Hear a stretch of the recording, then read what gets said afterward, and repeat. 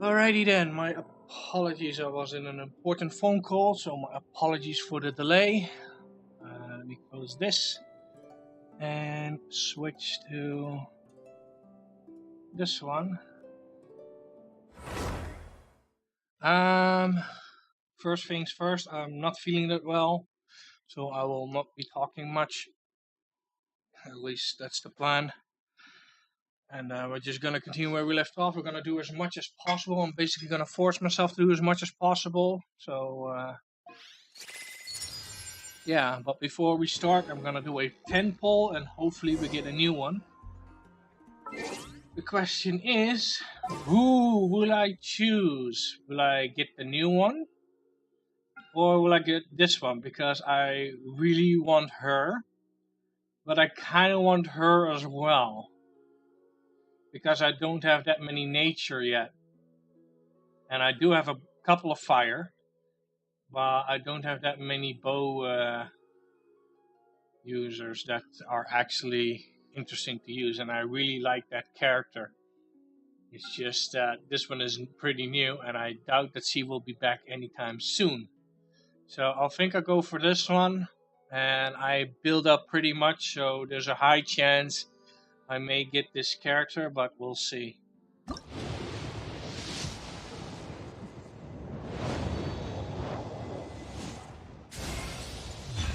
And there it is, first pull. Like I said, I already knew that I was gonna get like a gold one because I did 9 pulls before, or 10 pulls before. So that means that I have 90 pulls. So I will have like 100% pity pull, and this is the pity pull. So I knew that I was going to get like a golden character. And the rest is all gonna be weapons, I guess. Yeah, it's all gonna be weapons. So I that's why I saved the poll. So now the poll is reset. So now we need to do 100 polls before I can get a new one. But there's only 4 days left, so I really doubt that I will be able to get like 100 polls in unless I spend money. But since I'm a free player, yeah, there's not much going on. Like the only thing that I purchased myself was was this one. That's because I got that as a donation, or like kind of like a birthday present from a follower. So I can't really count that, to be honest. But if it comes to this, like as you can see, I never ever purchased these before, and I'd rather keep it that way. Unless I get like a donation that specifically says like, "Hey, use this to do that." So other than that, like I said, I'm a free player, and if it comes to that, it just takes longer to get like these things.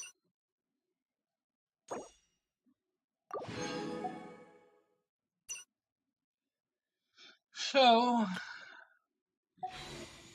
yeah, we've got new characters. Dodoko? Dodoko, Yeah, I forgot where? I had this one. That one I got also recently. Huh? Ta-da! No! Oh, fine. Ah, there she is.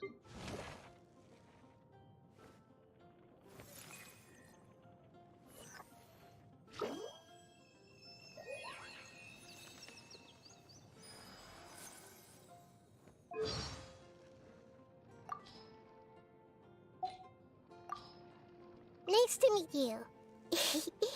I've actually been watching you for a long time already. My name's Nahida. I might look like a child, but don't be fooled. I understand this world much better than any grown-up. So, can we trade knowledge? I want to hear all about your travel stories. So, what would you like to know in return? If you're not sure what to do next, how about I take you on a walk? Something on your mind again? Let's work through it together. 2 heads are better than one. Or not. What they say is true. You have to see the world for yourself to appreciate how beautiful it is.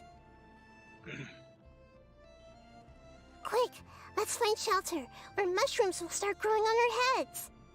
I doubt that. Unless you haven't taken showers in forever. Did you know that the sound of thunder is the prelude to new life? Soon, this land will be brimming with vitality. Can you hear that? The heavens are whispering to all living things. It's time for bed now. The weather is lovely and warm. Things are about to start getting lively again. I was thinking, your birthday celebration needs to be at least as grand as the Sub-Zero's festival, so... Too much? But everyone's already done preparing for it. Come on, let's go. Just this once. I'll make sure you love it.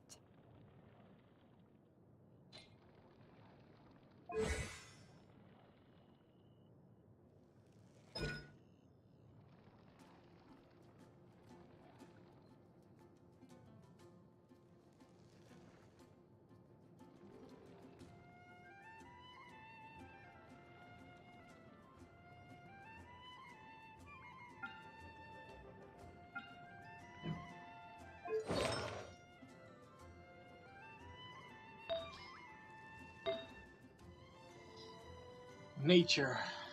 And the question is, I don't think I have much nature thingies. I got a couple, but I'm not sure if I have a set.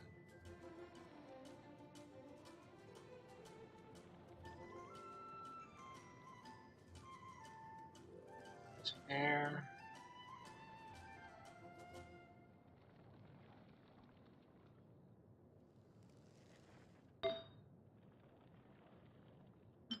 That's nature. See, this is defense, attack.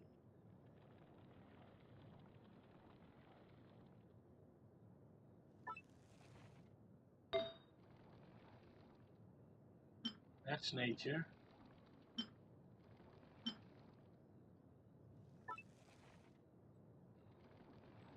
And this is nature as well.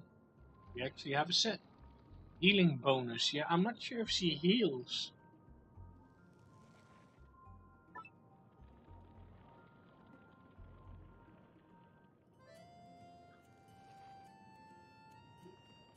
Wait. This is nature, right?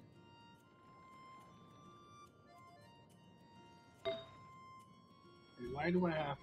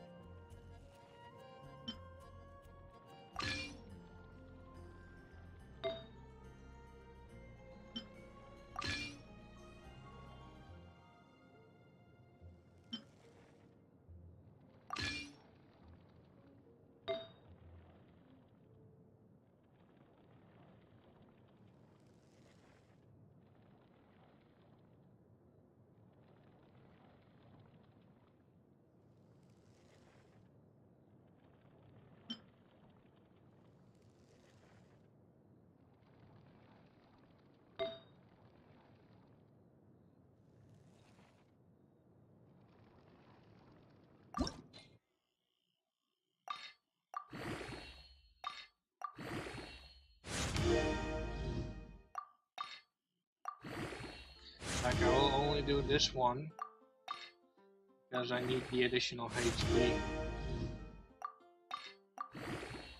Else I will die instantly.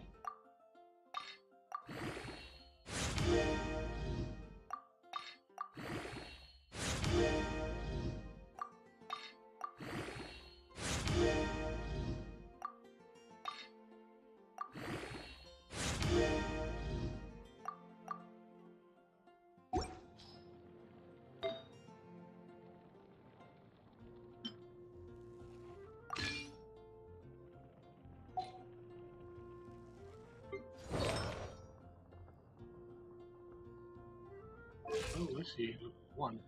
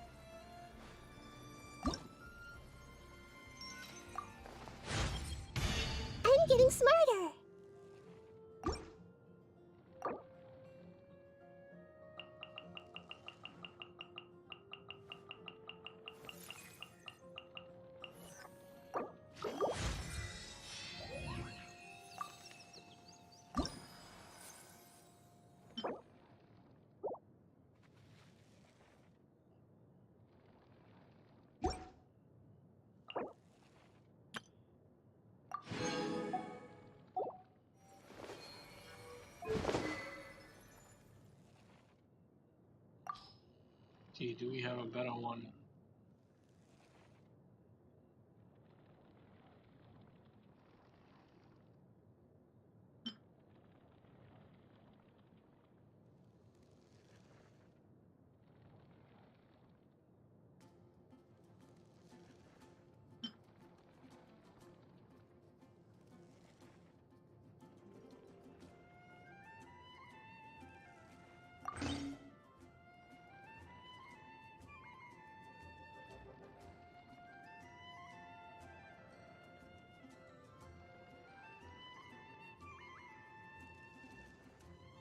Actually, pages in there.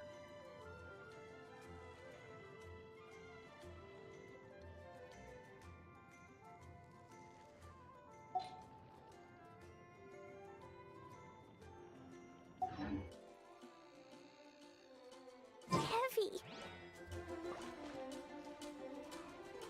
Alrighty then, let's start with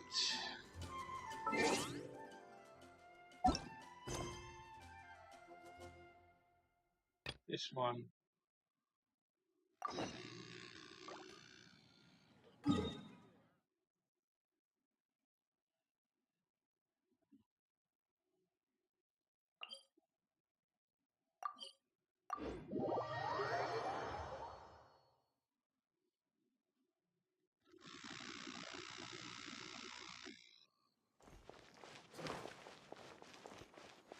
La la la.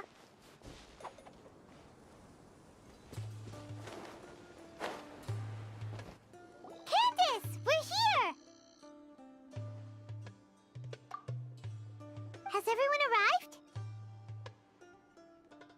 Everyone is already waiting inside. Well, what are we waiting for? Let's join them! Please, wait a moment.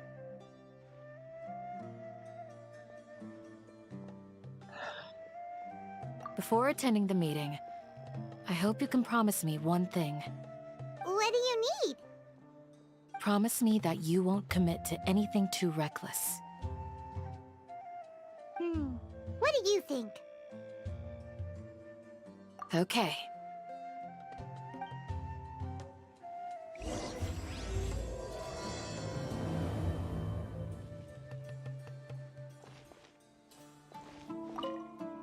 They're all waiting for you.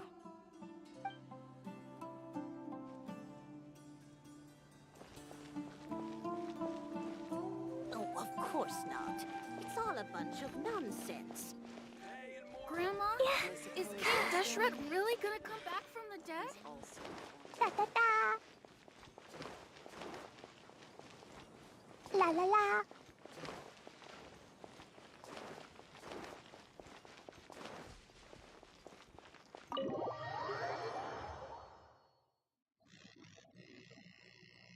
Everyone's here so early! But why isn't anybody talking? We already discussed things a bit. Hey, where have you been? I've missed you too. Are you ready? Very well.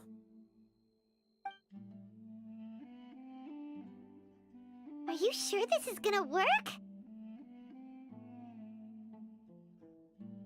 I gotta admit, it's bold. Color me impressed.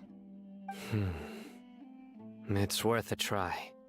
The point of discussion is to arrive at a solution. Let's cut the small talk and move to the next point. You're making Paimon nervous.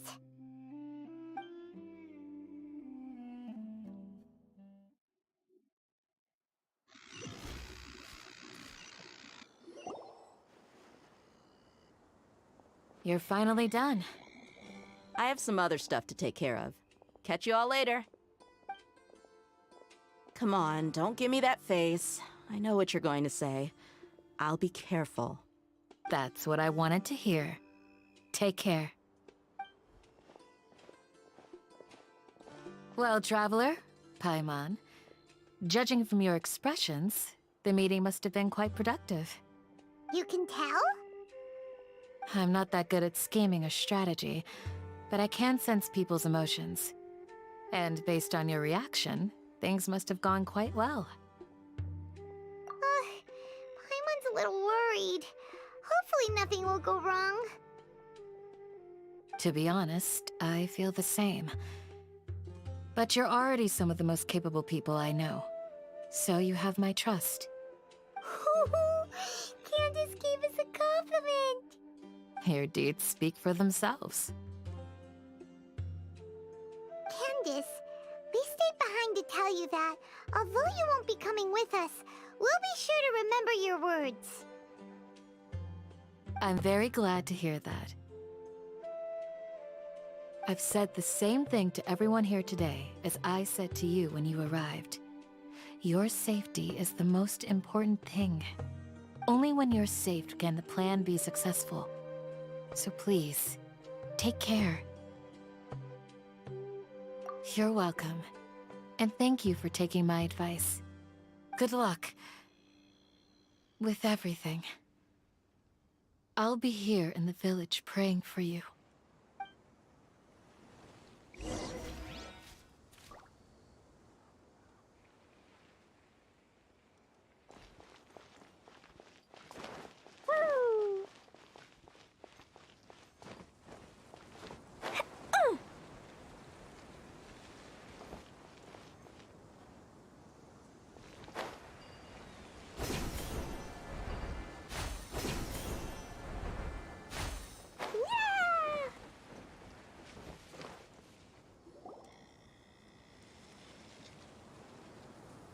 Sounds good. I'll go make some preparations. Okay. I'll hit them! Have you finished saying your goodbyes? Yeah! Also, Candace told everyone to be careful. Yes, she did. But I think my point also bears repeating. Our plan is not child's play. We won't be able to achieve anything if we're simply careful. We must go beyond that and fully commit ourselves to it. I hope this is clear to you. Huh? Shouldn't you be saying something more cheerful to boost our morale right now? Didn't we already do that during the meeting? You can never have enough words of encouragement. In that case, Candace can cuddle you to your heart's content while I continue to remind you of the seriousness of our situation. We all have our jobs to do, after all. It's like how some people can be put in charge of logistics while others will fight on the front lines. Speaking of the front lines, you don't look anything like a soldier. Of course. Compared to the mercenaries, I'm merely a feeble scholar. But the advantage of not being a mercenary is that I get to stay in a safer place and offer my strategic insight. Just think about that mercenary who lost his mind. Mercenary groups are facing constant danger every single day. Well, being a scholar is also a high-risk occupation, and you are a scholar. I'm not like the rest of them. Even among members of the same species, some will exhibit far more potential than others. This guy. Paimon still remembers when those mercenaries in Port Ormos called you a lunatic. All intellectuals are lunatics in the eyes of fools. I'll take that as a compliment. That reminds me. Do you remember the record we saw in the King Deshret ruins? It mentioned forbidden knowledge. Hold on a second.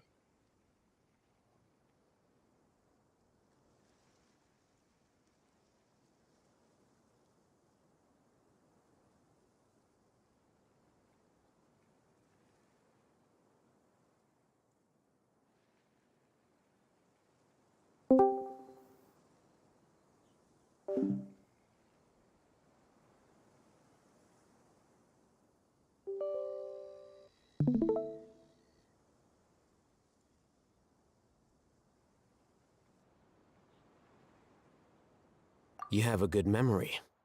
Forbidden knowledge has the power to drive people insane, but this fact has never been shared with the public.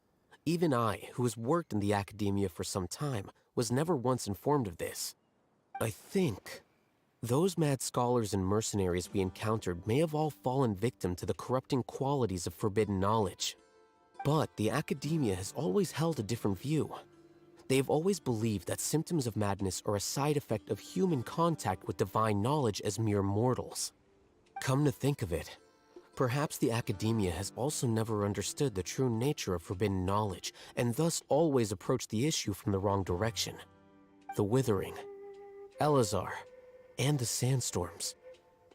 Don't you think what is happening right now across Sumeru is rather similar to the forbidden knowledge pollution that occurred in the desert thousands of years ago?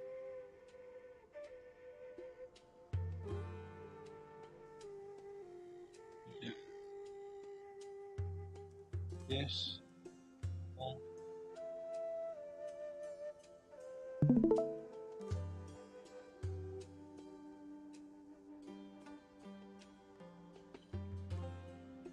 But Paimon thought that Irminsul's disease is what caused the withering in the sandstorms. At least, that's what Tainari told us. Wait a second. Could it be that... Ah, you've connected the dots. The cause of Irminsul's illness may precisely be the pollution from forbidden knowledge. But if that's the case, what should we do? This is huge!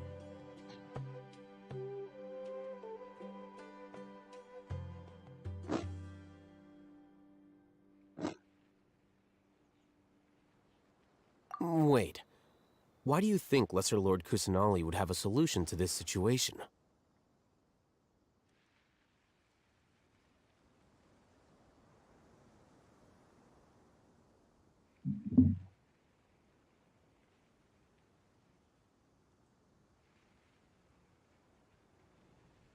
You mean, it's related to the scene you saw when you passed out in the Avidia forest? That whole... the world forget me thing? In that case, it's imperative that we rescue Lesser Lord Kusanali. Only by working with her to save Irminsul can we completely resolve the problems Sumeru currently faces. To make sure we're still on track, I would like to check on the state of some of our preparatory work. Where are we going? To an Eremite base.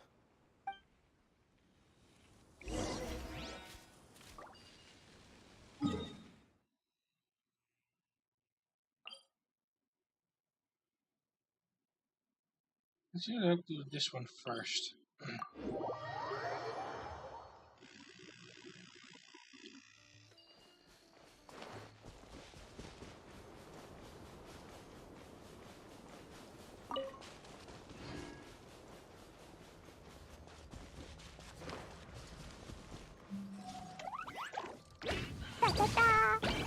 Oh yeah, wait. Woo! Dumpy Dumpty go! Aww! Gather! No touching!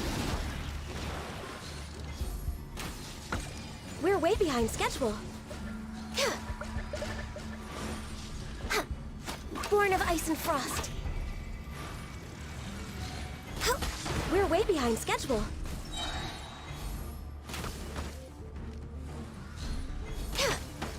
No touching.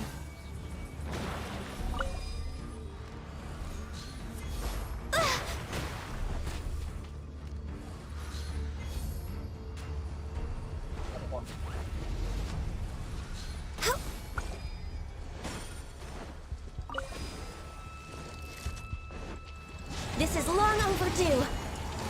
Come on, focus. I can fix this.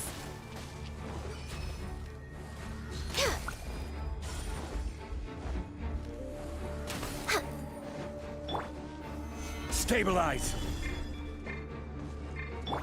I'll protect us.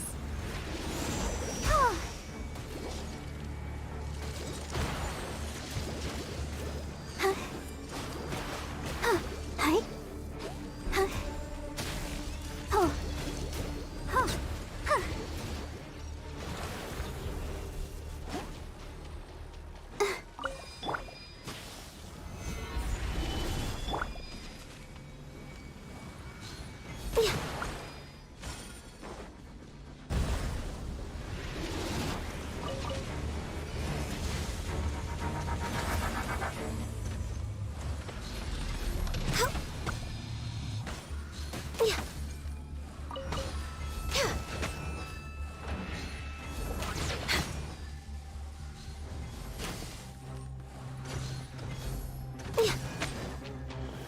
ice and frost.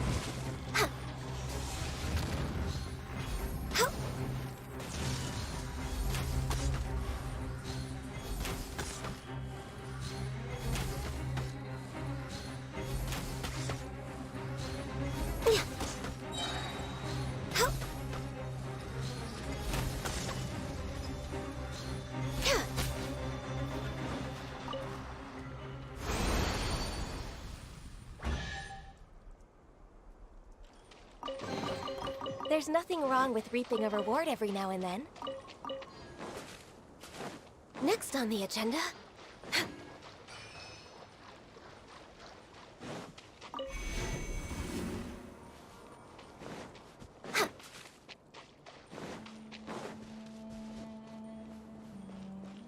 Oh no. We're way behind schedule. It's below.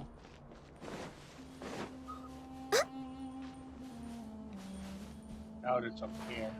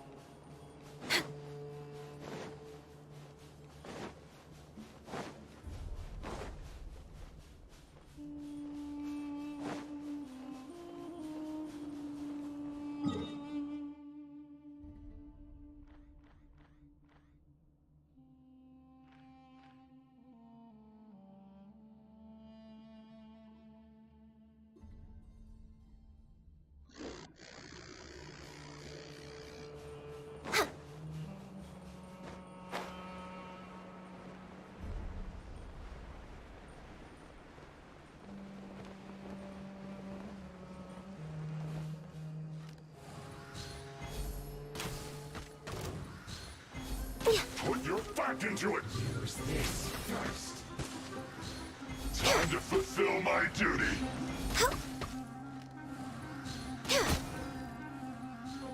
Leaving so soon! No touching! All hail! I will have order. Let the show be... Boing, boing, boom! Sparks and flash! Hi-ya! Boom! Rah! Hoo! Rah! Boom! Da-da-da! Can't run from death.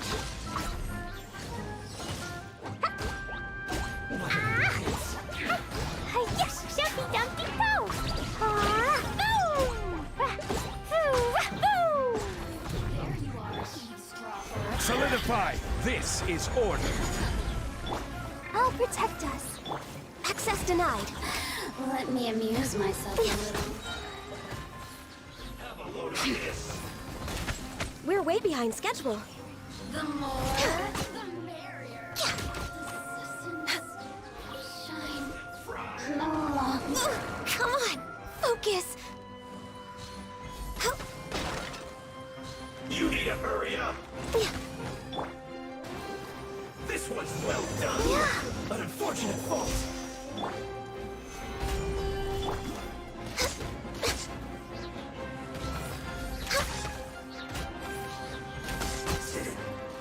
Cook this through.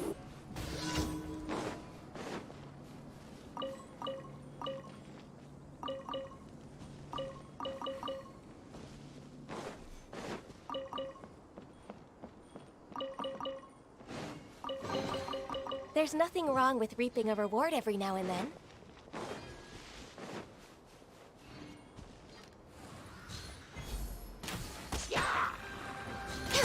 Born of ice and frost. This is long overdue. Gather. I will have order. Let's dance. Boing, boing, boom!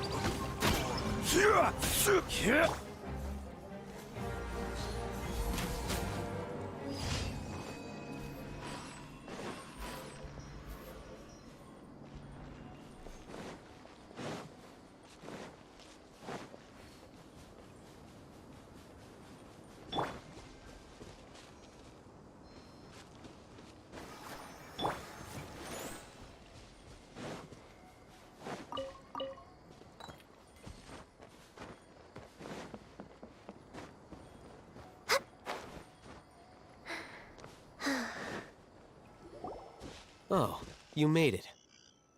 Huh? What are they doing here? I gave them some technical work to do. Ah, it's the scribe. And is that the traveler I see? How's the work going?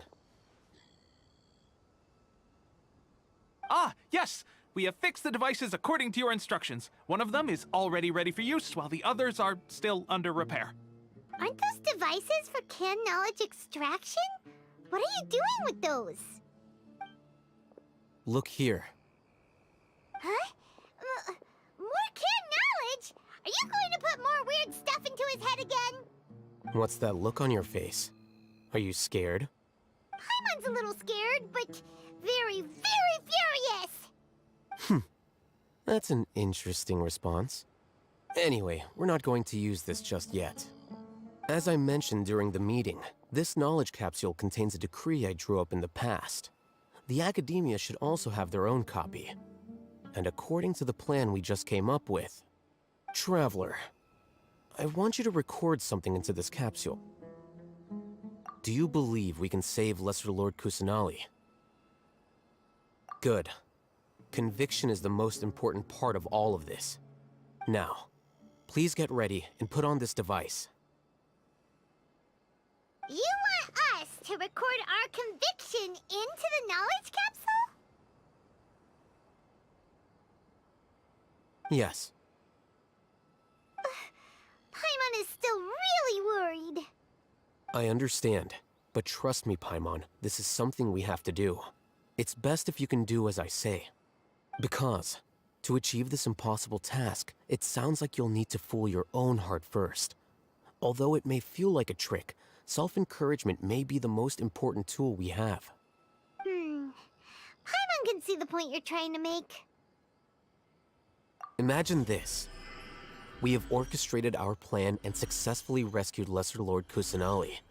As a result, we have changed Sumeru's entire political landscape.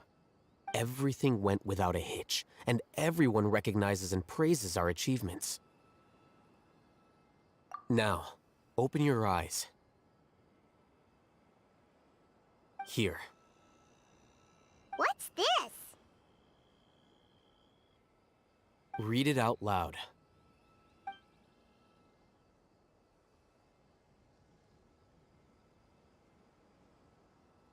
It's done. Is your head okay? Does anything hurt? It's just a recording. There should be no negative effects. But what was the point of doing this? Paimon doesn't get it. And that's perfectly fine. In any case, these capsules aren't meant to be used by you. Huh? What do you mean? Have you forgotten? Our plan needs to account for those who have long relied on the Akasha. You may find it hard to believe, but for those people, everything the Akasha transmits to them is nothing short of absolute truth. Imagine if you've been using a device like the Akasha since the day you were born, and this device has always supported you during times of need. After all that time, what do you think you'd become? A fool? A machine? A slave to orders. And that's why rules are so important.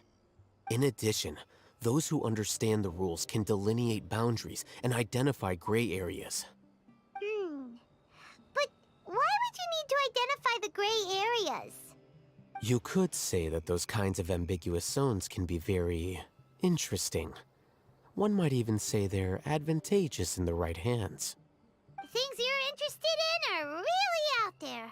Are all Sumeru scholars like this? Anyway, that's enough chit-chat. I'm going to take those two to work on some small projects. You can head to Caravan Rebot and start preparing for the next step.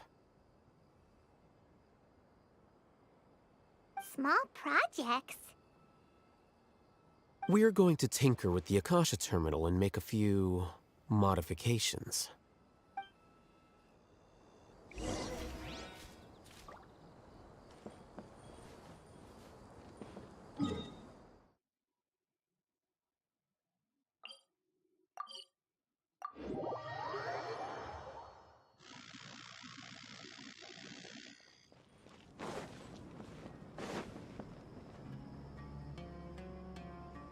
I thought we agreed on a plan. How can you go back on your word? The plan is too radical and carries a high risk for casualties. I've given it a lot of thought. And in the end, I still can't agree to it. But it's still the best plan we have. As a former Matra, you of all people should be able to see the bigger picture and recognize the innate advantages of our plan. I did. And that's how I saw the danger behind these so-called advantages. Alhaitham's plan is even more radical than I imagined. Huh? Why are you guys arguing? My friend, you're just in time. Why don't you help me persuade Sino? He's turned against our plan. We agreed to work out a plan at the meeting. As mercenaries, you're familiar with the local environment, so you'll take care of the specifics. But then, you went to Alhaitham for suggestions. Had I known Alhaitham would give you those kinds of suggestions, I would not have agreed to the plan. Look, you already know that we're all on the same side here, don't you? Mercenaries place a lot of importance on their bonds of friendship, but also will not hesitate to make sacrifices if they deem the situation to be sufficiently dire. I'm sorry, but as things stand, I can't accept your principles. Seems you really do understand the ways of the desert. Traveler, Paimon, this is also something you should know. Ramon's plan is to have me work with the Caravan Reebok guards in my capacity as a Matra. We will arrest the mercenaries and escort them into Sumeru City. Wait, how can we work with the guards? We can't get through that wall easily, remember? Caravan Reebok would never let so many unregistered members of the Eremites enter Sumeru City. My plan will clear us of any possible suspicion, and also let us enter the city as a big group. There is no better way. That also sounds like something Alhaitham told you. Am I right? Doesn't Alhaitham know how dangerous this plan is? Of course he does. He told me, there is no perfect plan, but this can get the job done. He also said that with the help of Sino and the Traveler, our chance of success would increase significantly.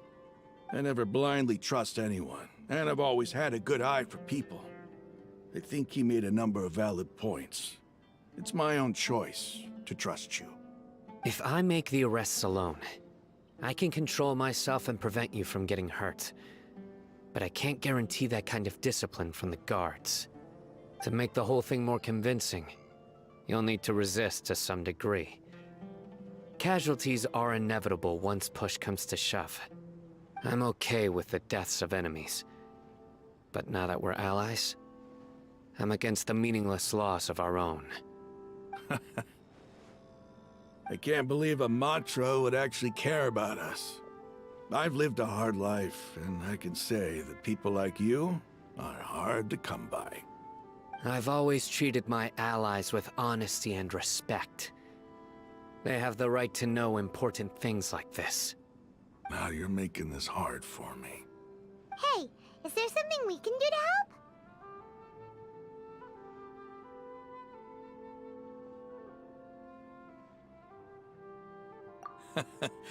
I knew you would say that. We can help fight some of the mercenaries, which should reduce the number of times you'll have to struggle directly with the guards. That should help at least a little bit. Sino, on behalf of my people, I thank you for your kindness. But this is a mission we cannot turn our backs on. We strongly value the lives of our friends, but the goal we are about to achieve is even more important. We have no fear of casualties, because we crave the spoils of victory. So please, lend us your support. We will show you the determination of us desert dwellers. Well, now that you've put it that way, I can no longer refuse. But remember, you need to follow the plan and not do anything reckless. Candace made it very clear that we can only achieve our goals if we can ensure our safety.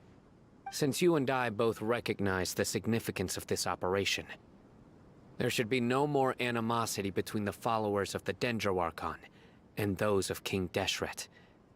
Everyone's life is equally important. Okay, you have a deal. Let's do this for our shared dream. The guards should be stationed in the courtyard nearby. You can find them there.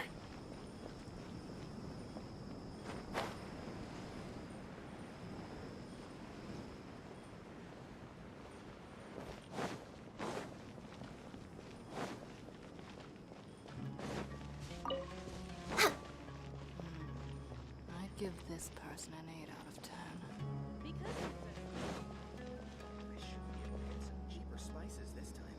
Guards! General Mahamatra! To what do we owe the honor? Keep your voice down. This is a secret operation.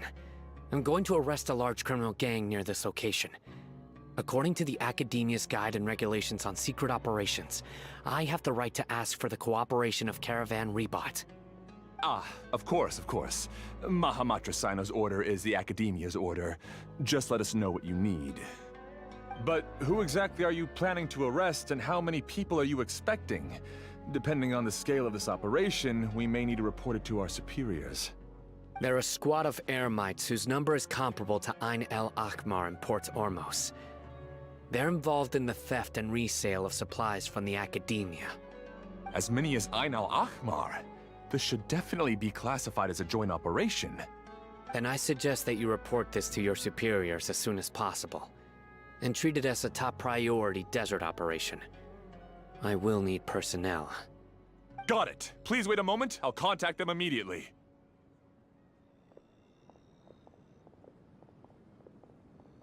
Because this is work. Because I trust you. Paimon can't believe you're still in the mood to chat. This whole thing has Paimon scared stiff. Aren't you even a little worried? What if these guards already know that you have betrayed the Academia and are no longer their General Mahamatra? Even if that guard doesn't know, their superiors might, right? We discussed this, remember? The Caravan Rebot operation is of great importance. But don't worry, the guards there shouldn't know that Sino has stepped down. How can you be so sure? First, the other Matra still don't know why Sino has left, which proves that the Academia has been covering up the matter. Second, this is a crucial moment for the Academia's God creation plan. If something were to happen to the General Mahamatra, it's bound to attract a lot of unwanted attention. No matter how you look at it, they don't seem interested in sharing the news of Sino's departure. A reasonable inference. I agree. Which brings us to our next issue. I'm sure some of you have been wondering if the prediction function of the Akasha will affect our operation. The Akasha is still in operation, so I must remain on high alert. Actually, considering the power of the Akasha, it's quite strange that it hasn't already tried to interfere with my actions. I've given that a lot of thought. For now, I don't think you'll need to worry.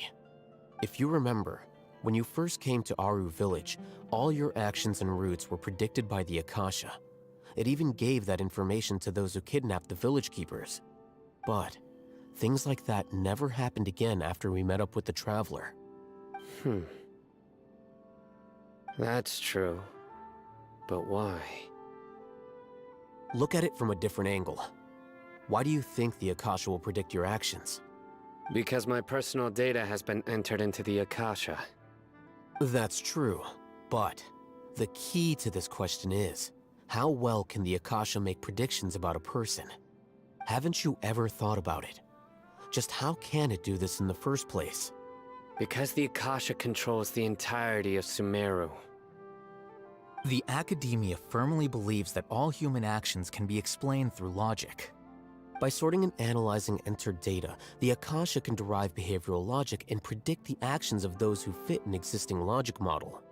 However, at the risk of sounding like an advocate for fallacies, can everyone truly be considered logical at all times? Emotions are part of our behavioral logic, but can you guarantee that every experience of the same joy or pain would be equally intense? How can our feelings and opinions be predictable down to the letter in every single instance? Sino, in the past, you've always worked alone. In the absence of another person who could sway you or your thoughts, the Akasha could produce predictions that were similar to your real-life behavioral principles. Decisive and principled, you were used to solving problems alone. That's why the Akasha could figure you out. But now, you've joined a team. And I believe the Akasha hasn't yet figured out the full composition of it. Our thoughts and logic have intermingled and weaved themselves together to become a complicated, chaotic mess. Any one of us could potentially disagree with another. The Akasha lacks data on these interactions, and it's impossible for it to predict your actions in the future based on your decisions in the past. After all, there's probably a limit to just how much we can be modeled or controlled by data. So, in my opinion, you're probably safe for now. Makes sense to me. I agree. The Akasha is not alive, and I don't think we can be completely controlled by something without a mind of its own. Is that so? I guess there are things that even the Akasha cannot calculate, and people will not be forever trapped by the past. Paimon's so glad that this is settled. Next time, pay attention during our meetings. Will do. Just remember to stay vigilant. Footsteps! General Mahamatra, we were not expecting your presence here. I'm the security officer of the Grand Deshret Desert District. My name is Luxembarbo. This is my assistant, the Traveler. He will be working with me. The construct next to him is for his work. Beep! Construct, beep! What a great honor to meet you. Your golden hair is as bright as the sun. And, is this the latest technology from the Academia? Have you made a decision regarding the matter I mentioned to your subordinate? It seems to be a dire situation, so of course you will have our full cooperation. To be perfectly honest, I've always longed to go on a mission with someone as well known as yourself. There's no need for flattery. Yes, sir. Take your most elite platoon and follow me to the eastern side of the district. We will carry out the operation there. Understood. Map. Hurry, bring the map!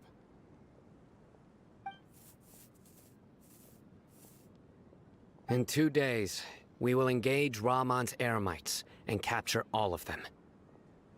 Any questions about the time or location? None at all, sir. Good. See you then. Yes, sir.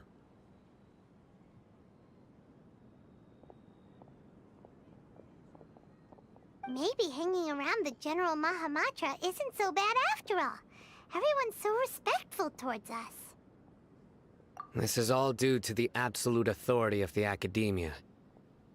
And now, we're going to strike back against that massive pillar of power. Get ready. We will move out in 2 days.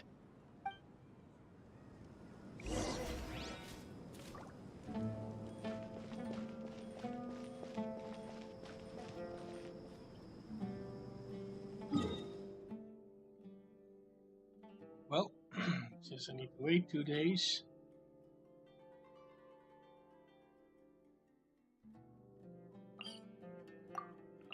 Might as well get these. We're way behind schedule.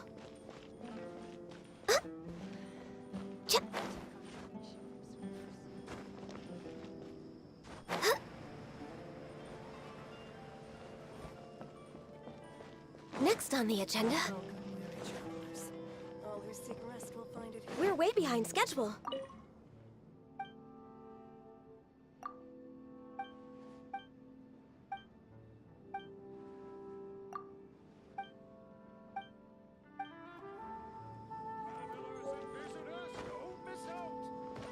Next on the agenda.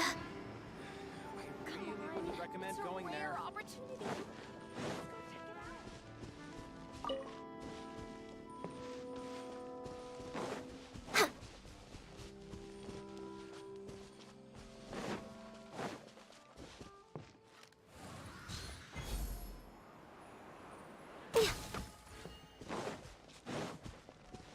Never saw it coming.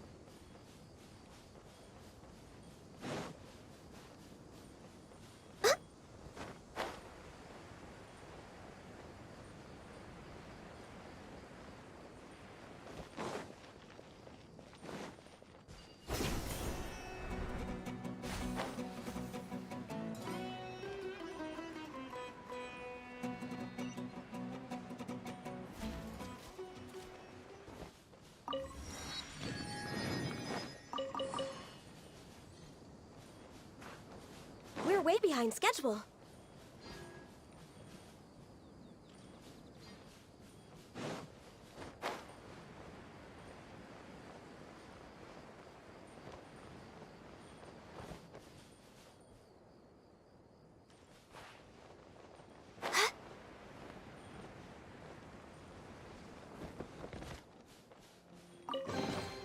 Beautiful treasures are a cause for great happiness.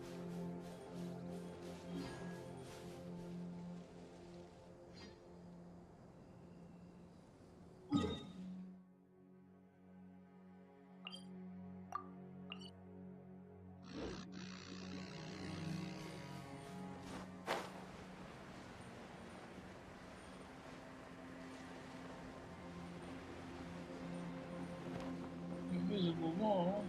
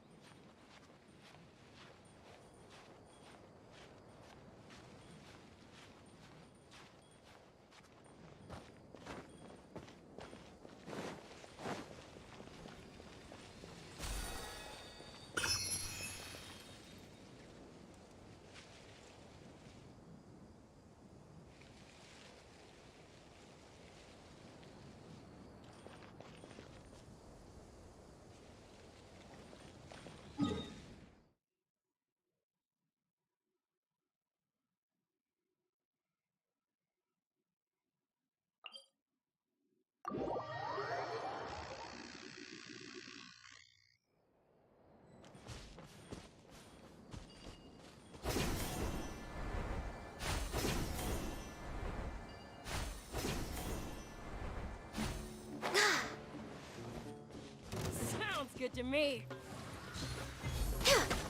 No touching.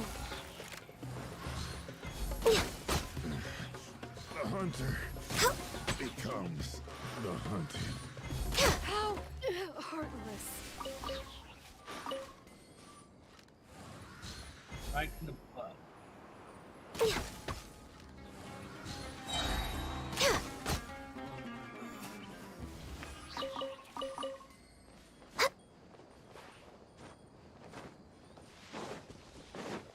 Next on the agenda... We're way behind schedule.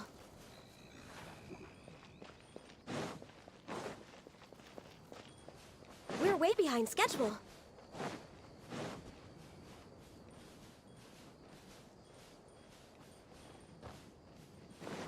Next on the agenda...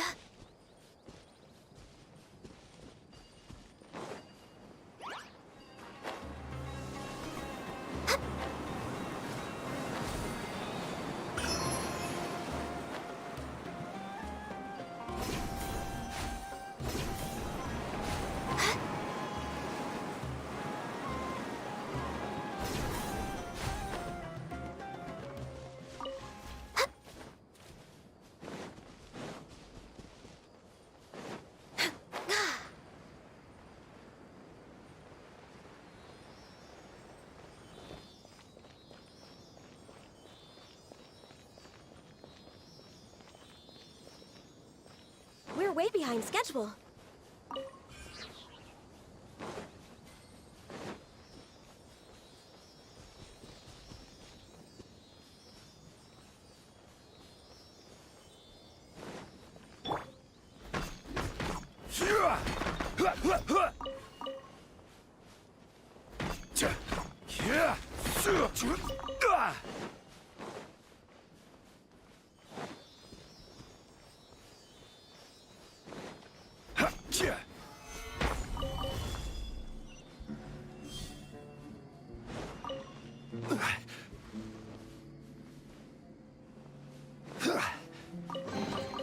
One man's stone is another man's gem.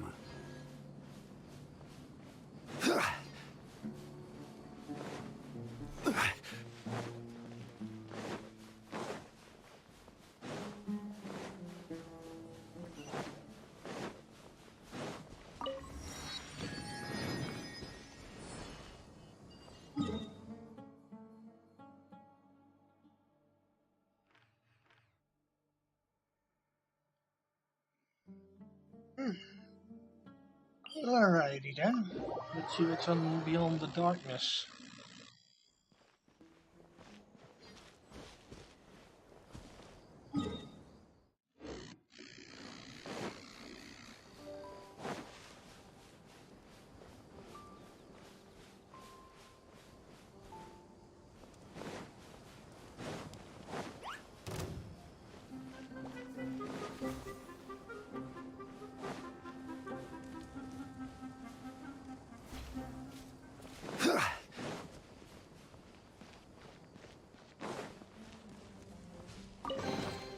Certainly worth the extra mile.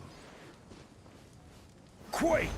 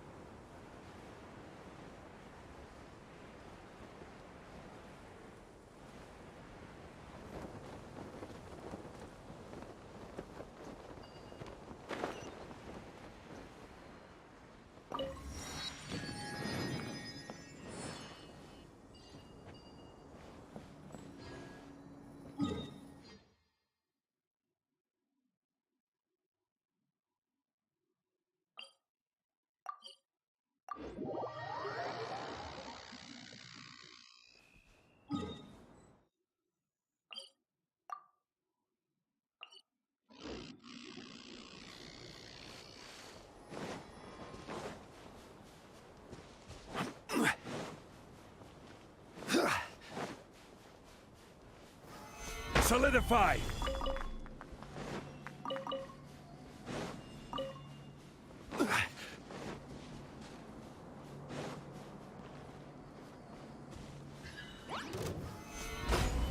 Order guide you.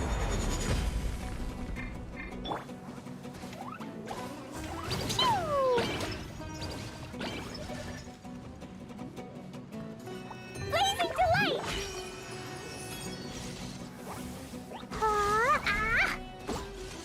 Yeah! Hi-ya!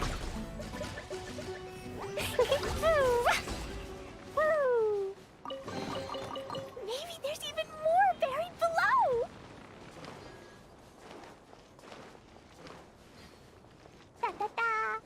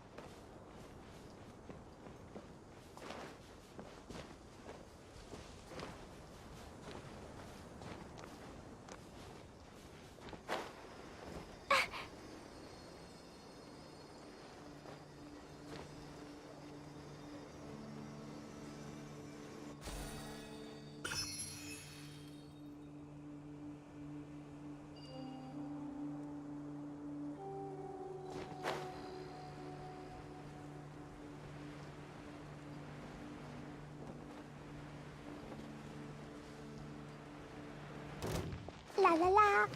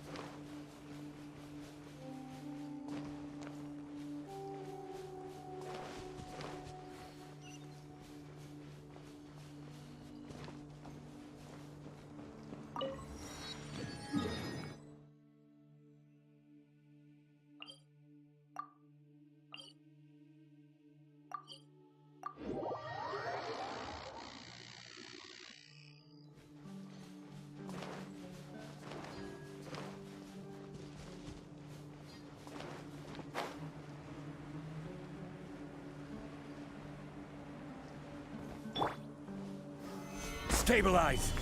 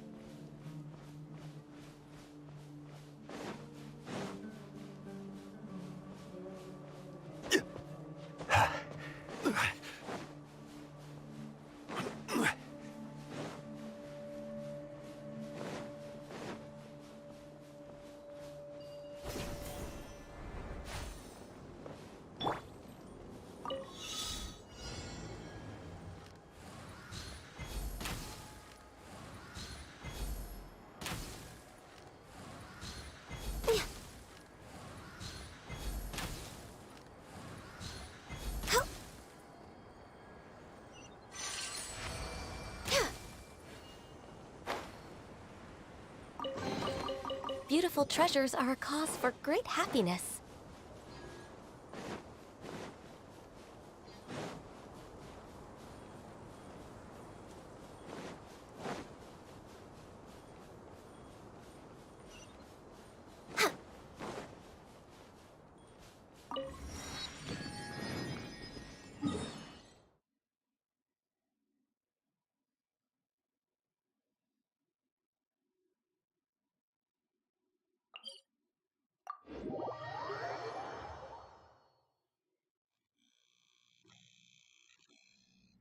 Ah, the air is just right.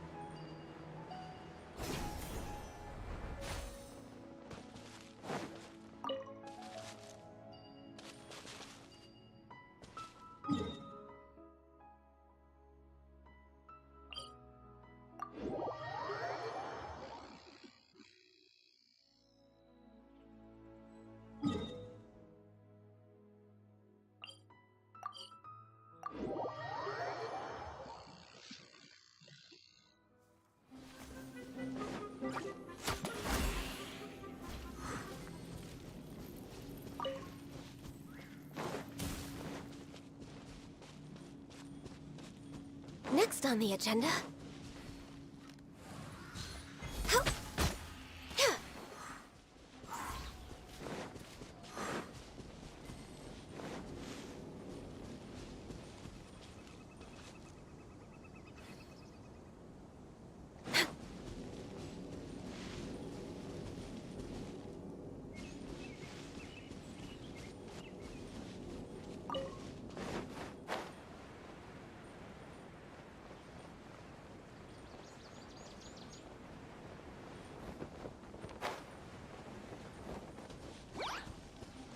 Born of ice and frost.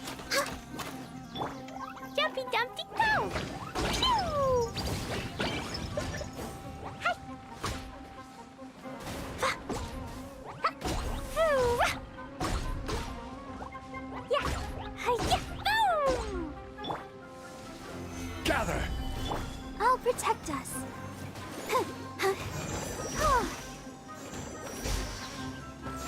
Yeah.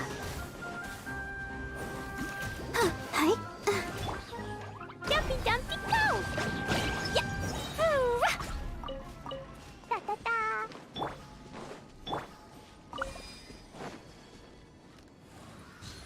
Yeah. Ho. Yeah.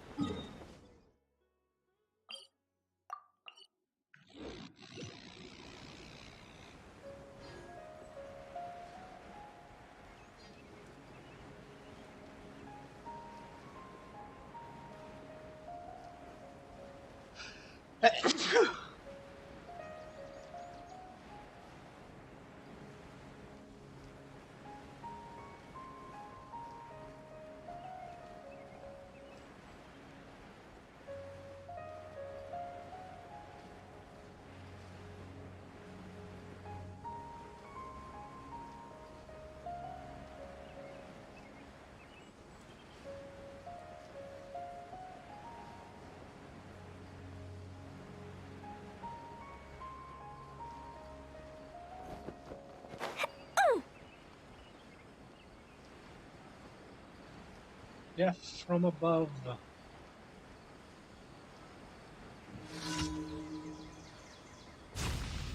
Bomb away. Time to go new hunting. Now you're testing my Solidify! I will have order.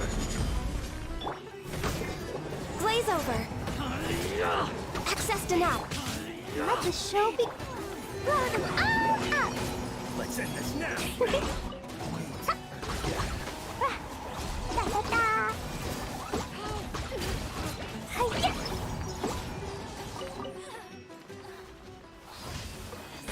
Da-da-da. La-la-la.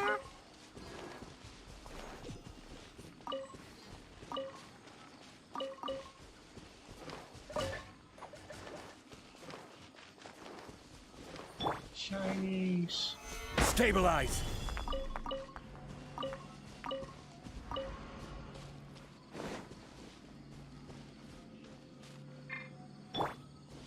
Jumpy Dumpty go!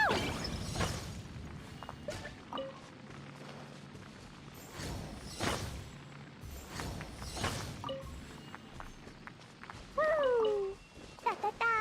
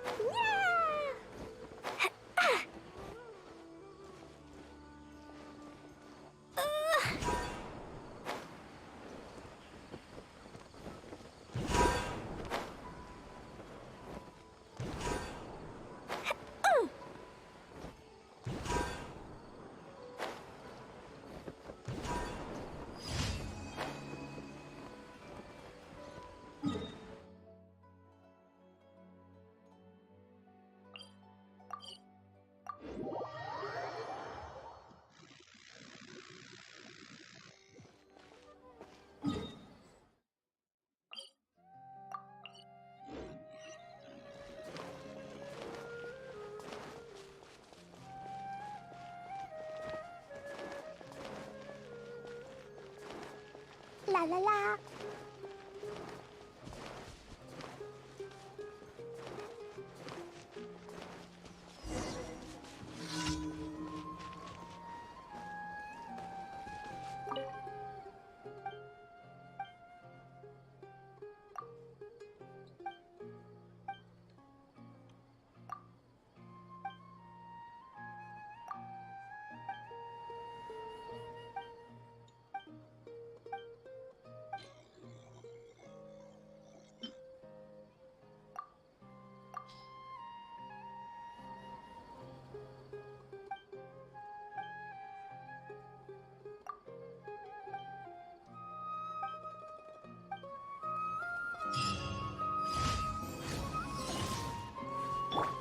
I'll protect us. Born of ice and frost.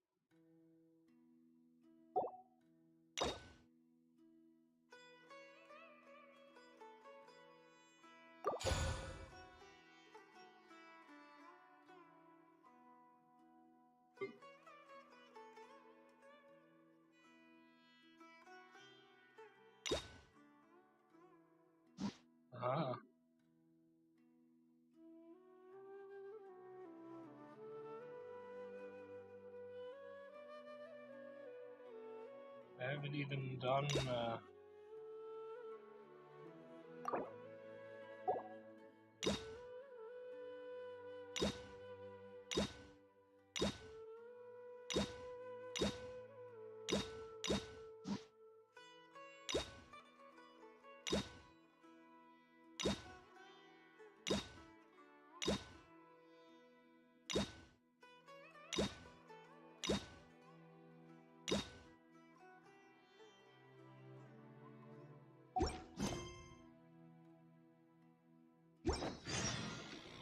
It's so nice to de-stress.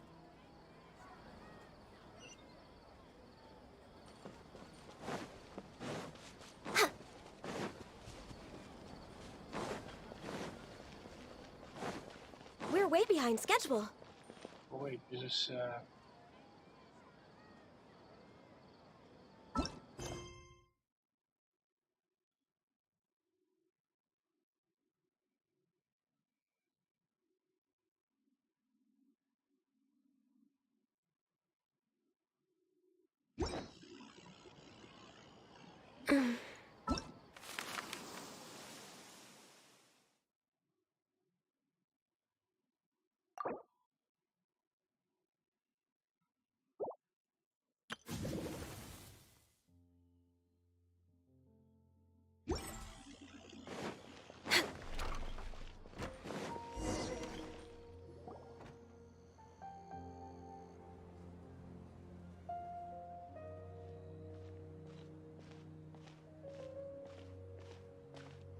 Nilu! It's nice to see you again! Oh, hey there, Traveler in Paimon. Are you here for some shopping too? That's right. Although there were a few hiccups here and there, the Sabzerus Festival turned out to be a grand success. And so, the theater wants to host a celebration event. Do you two want to come? It'll be a really fun time. It's something like a tradition of ours. Whenever we wrap an important performance, we'll get together and unwind. Rehearsals are exhausting. If you keep your nose to the grindstone, you're going to wipe yourself out sooner or later. Mr. Zubair, our manager, always says that celebrations aren't just for fun, but that they should also be occasions for reflection and review. But no one remembers that once the celebration starts. It's not like he can't also have some fun himself. We've been to a lot of festivals during our adventures. Will your celebration also have lots of yummy food and drinks? Of course. We always do lots of eating, toasting, and gift exchanging. We try really hard to show our appreciation for everyone. Ah, so we'll need to bring a present.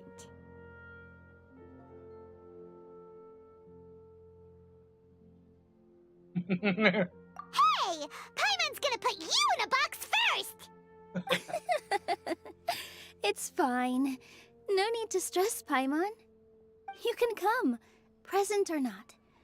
The gift exchange is just to make the celebration more entertaining.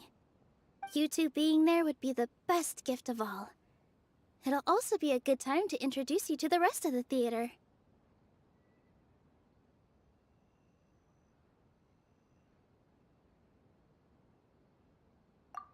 Is something up? Yeah, but for now, it's more important for her to rest and recover. I tried to visit her, but I got turned away at the door. The people there wouldn't listen to a single word I said. All I could do was to leave a letter encouraging her to get some rest and keep her spirits up. She'll be better soon. And then we can celebrate together at the theater. It's all thanks to you and Nilu that we managed to save Dunyarzad.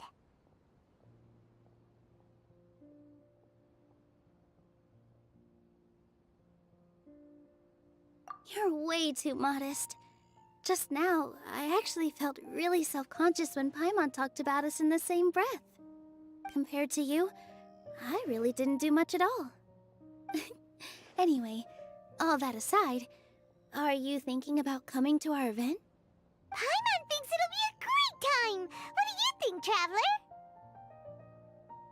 Alright, then let's head to the theater. Wait, I completely forgot about this pile of stuff. Whoa! Did you buy all of this, Nilu? Just one box.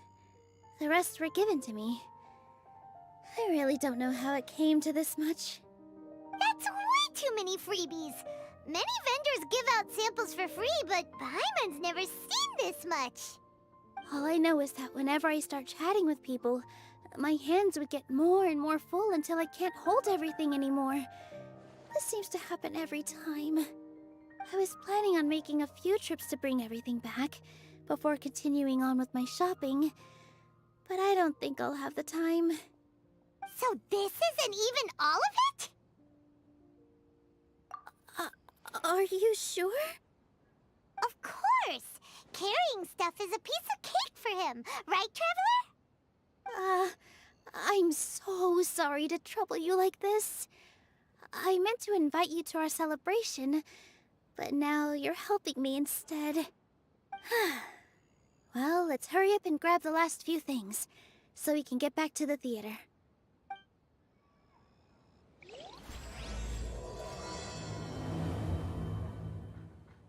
It's time for the operation! Let's go meet Sino in the desert! I cannot step the dog. Super awesome. How can you put animals in and not pet them?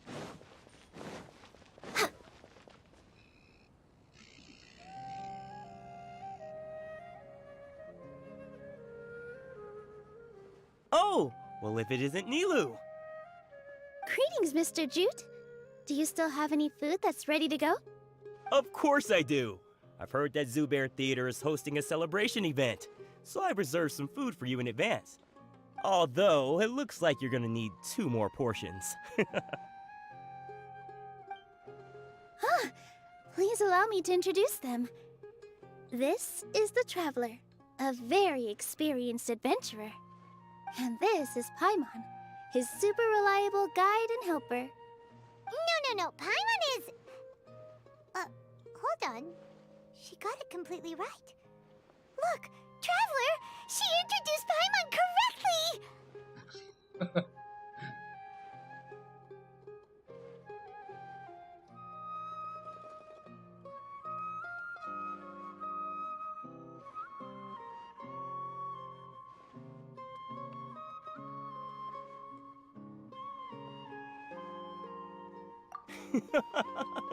Don't underestimate Nilu. She always remembers every last little detail about everyone, even if it sounds completely trivial. She's also very brave. Just a little while ago, she saved my precious spices from the jaws of a sumpter beast. Don't think anything of it. I just help out when I can because everyone else takes such good care of me. Anyway, sorry to get off topic. We're in a bit of a hurry. Mr. Jute, did you say you didn't reserve enough food? I was joking. Anyone who runs a business knows to keep some extra stock. After all, orders get changed all the time. Oh, that reminds me. It seems that these friends of yours aren't from here. Have they ever tried any delicious tachin? Ooh, what a fantastic idea! Mr. Jute, did you bake a batch recently? Tachin is a mixture of rice and meat that's baked into a cake-like shape. Mr. Jute adds special spices into his. Its aroma is just so wonderfully delicious. If you ever see kids crowding all around Mr. Jute's place, you know he's baking up a storm. But is it really just for the kids? Don't you often follow them in too? I just can't help myself. We're 2 peas in a pod! Who doesn't enjoy some good food? Wait here. I'll bring some over.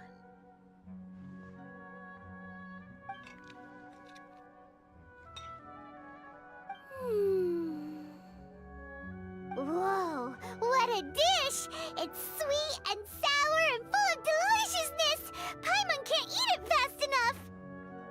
No matter how many times I eat it, it's still so delicious. I wouldn't have offered it as a treat if I wasn't confident in the taste. I baked a lot just now, and it's all packaged and ready for you to take back to the theater. You made so much. Is it really okay to take them all? It was nothing. Making 1 serving or 100 servings is all the same to me. If anything, I should be thanking you for helping me clear my inventory. Don't worry about it. What kind of person would I be if I made you pay for a treat? Make sure you got everything. Feel free to come back anytime.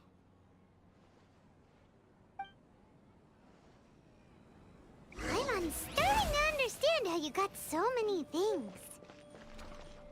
Yeah, everyone has their own way with words, and it's really hard to say no. Let's go to the next store.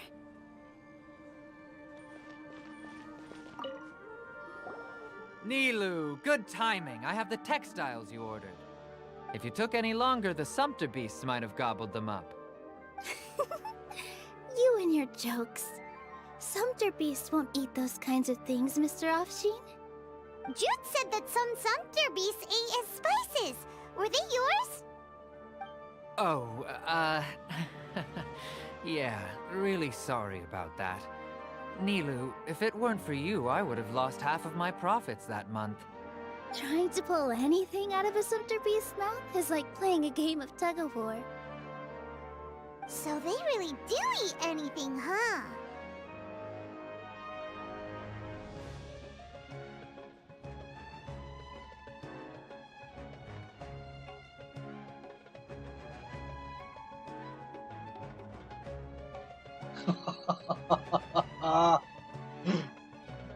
Both are pretty funny.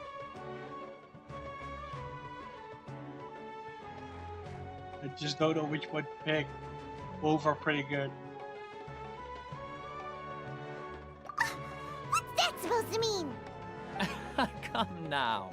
You know, Sumpter beasts sometimes eat not because they're hungry, but because they like gnawing on things.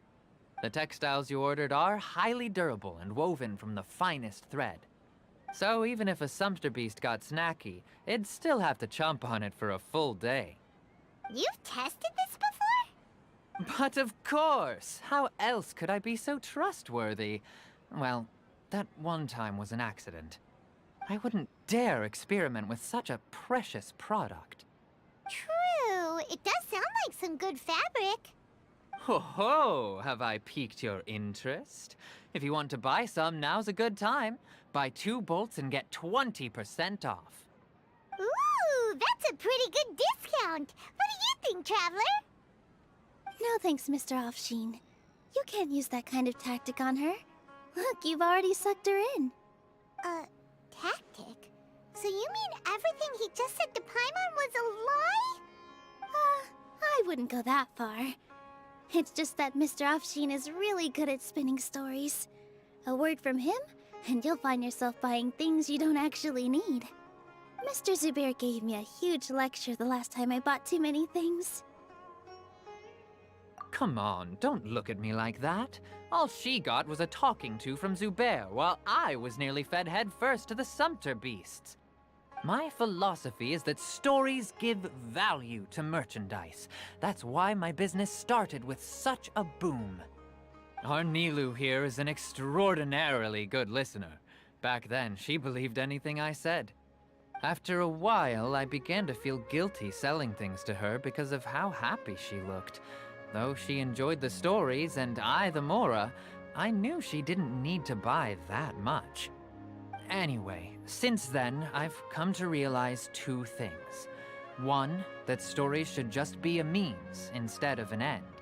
And 2, that there's more to business than just selling goods. It's okay. We're all friends now. There's no need to dig up the past. That reminds me. Some of the goods from my latest shipment aren't in the best condition. They're fine for general use, but my customers have high standards, and I don't have the time or resources to find new buyers right now. Nilu, why don't you take them? Huh? No, I can't do that. Just think of it as a favor for me, all right? The theater can use them for props and whatnot.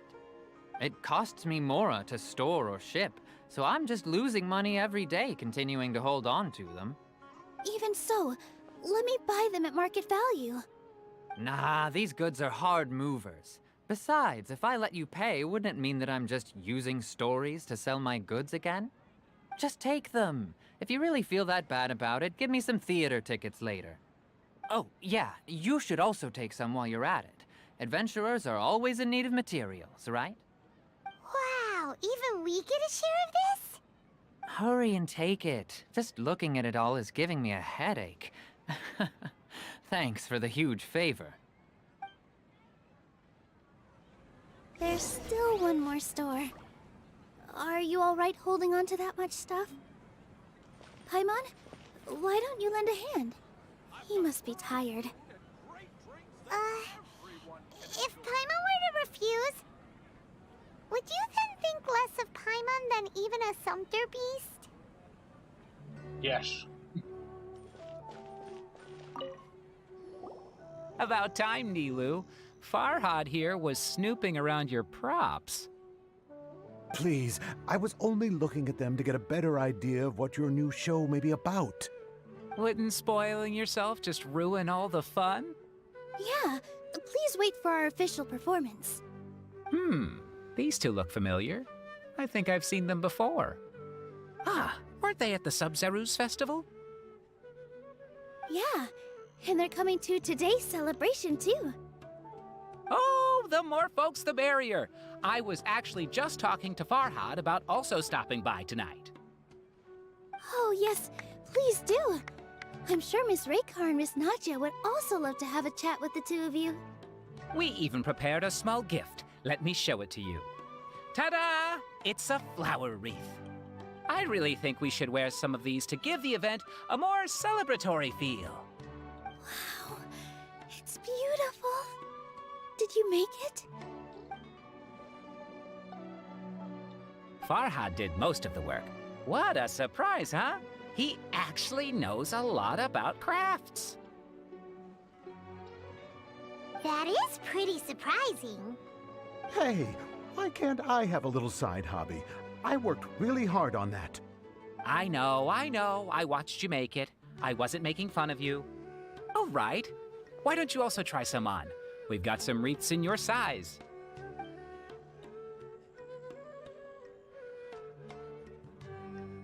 It fits perfectly.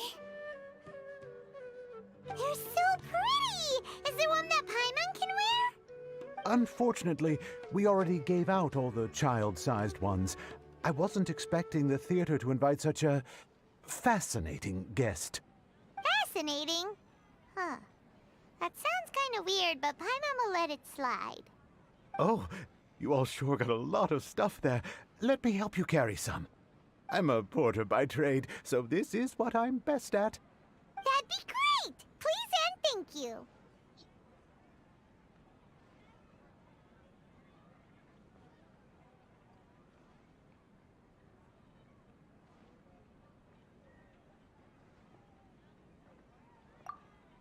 But we have a pro now! Thanks for the help, Mr. Farhad. But let me make one thing clear first. Don't try to ask about what's in the new show. Otherwise, I may not be able to hold back Mr. Zubair this time. You're so obvious that even Nilu saw right through you.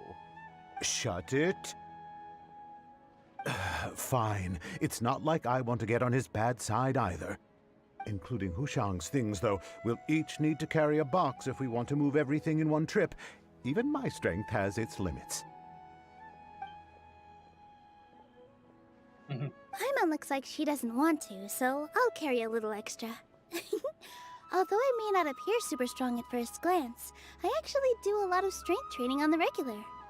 Strength and balance are both really important for a dancer. No, let Paimon. Paimon will help carry things.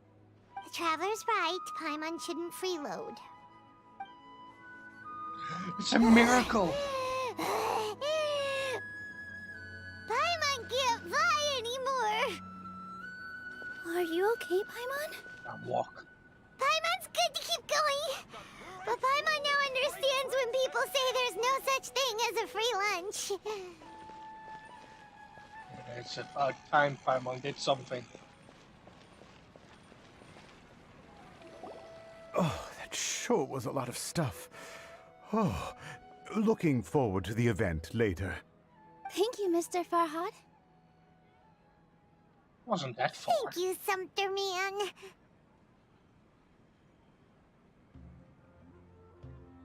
Whew. Paimon's definitely going to eat it all back later. All right, I'll leave you all to it.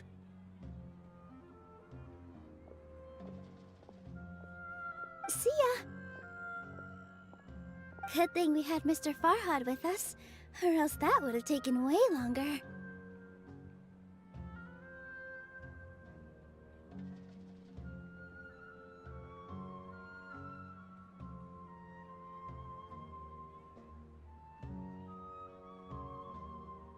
Of course! Because everyone's working here together. We're all like neighbors, so we're always helping each other out. It's easy to forget that everyone's running a business. With this many freebies being thrown at you, you probably don't need to work. I felt so guilty at first, like I always owed someone something. I was always thinking of ways to repay others. Later on, I realized that it's actually like what Mr. Afshin said. By taking the freebies, I was helping everyone out and saving them money. When you order the wrong item, or make too much of something, sometimes the best way to maximize the value of those goods is to give them away. That's why there's no need to stress over the freebies. All of us repay others by helping them when they need it. Oh, that actually makes a lot of sense. This has become our norm, and no one keeps track of the back and forth anymore. So really, don't worry about it. Alright, I have to bring all this to Mr. Zubair and do a little bit of prep. Feel free to hang out here for a bit. It'd be nice if you could also get to know some other people at the theater. Nope. Mr. Zubair's really on top of everything. You two are our guests, so please, just relax and look forward to the celebration. Wow, the atmosphere here is so nice. Let's take a break and immerse ourselves in this warmth.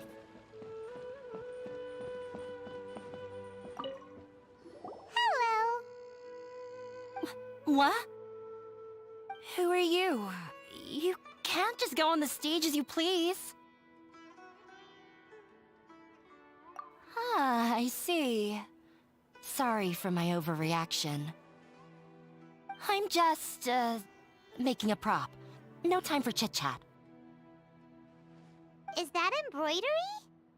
No. Well, yes, but not really. It's a prop. It's just, some fabric. An ordinary piece of fabric that we use in a show. Sorry. I really do need to focus and start working on it.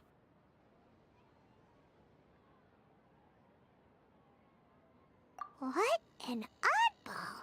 Is prop making something to be that jumpy about? Oh well, it's none of our business.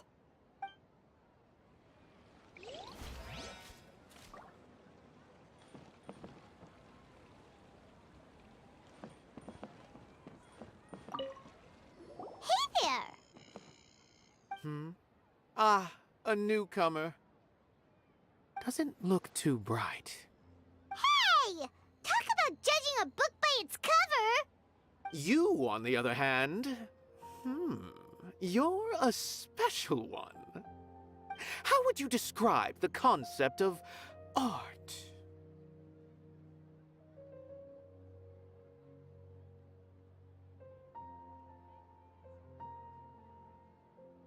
Mere curiosity is all.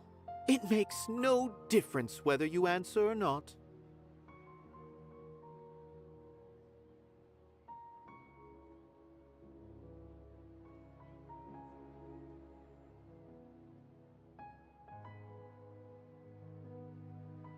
So that's what you think, unremarkable. Better than an average person's thoughts, but nothing exceptional. Is art a product that we create and bring forth, or is it a naturally existing resource? I, for one, believe it to be the latter. Paimon doesn't follow. I've been staying here for a long time. On occasion, I'd assist them in penning lines of dialogue, but most of my time I just stand back and watch. I prefer to abstain from writing as it spoils the viewing experience. The existence of the theater, of Nilu, and of humanity itself. All of these can be considered as forms of art. It is not some intangible construct beyond the horizon. How does that have anything to do with us? Let me ask you this. What do you think is the meaning of art?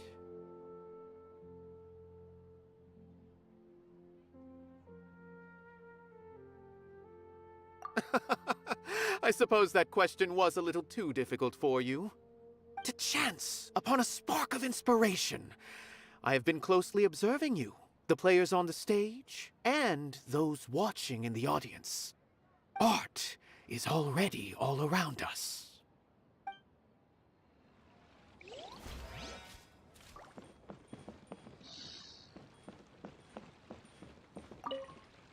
Hey there.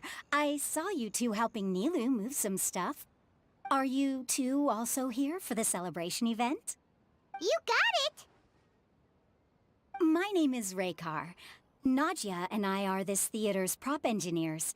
I also help out with some other tasks like housekeeping. The little ones causing a ruckus are my children, Soreen and Abi. I hope they aren't bothering you. They always get really excited every time we hold a celebration event.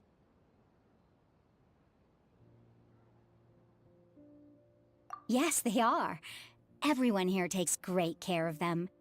There's good work here, the pay's always on time, and Nilu and the others will often volunteer to play with the kids.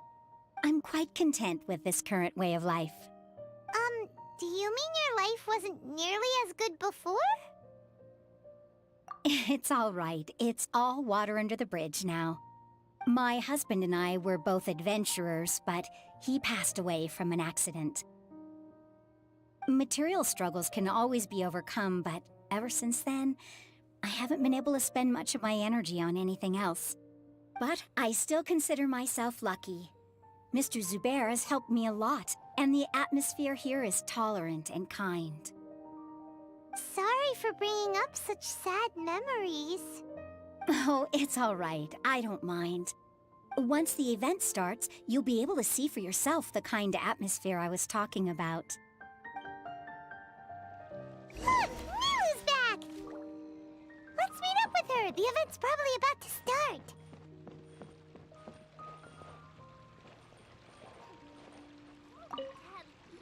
Sorry for the wait. Preparations for the celebration are finally done. I'll call everyone over, and then we can start. Let us give you a hand. Thank you.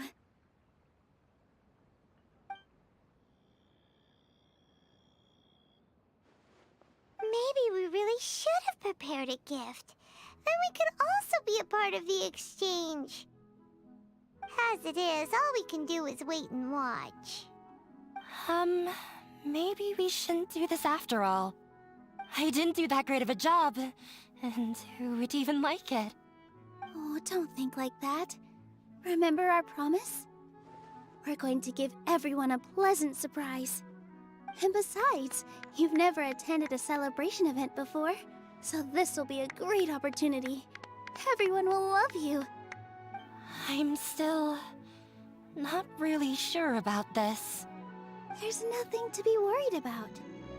Just take a step forward and give yourself a chance.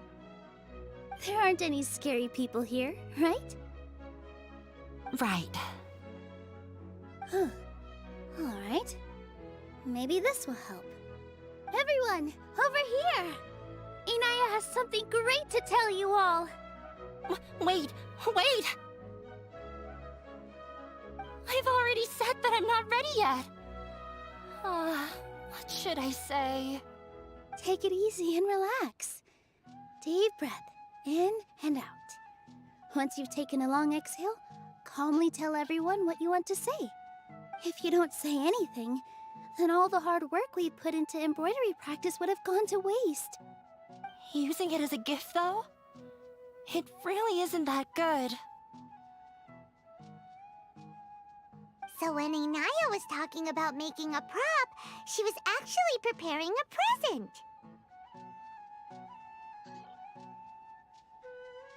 Yeah, it feels like she still doesn't really see herself as part of this community.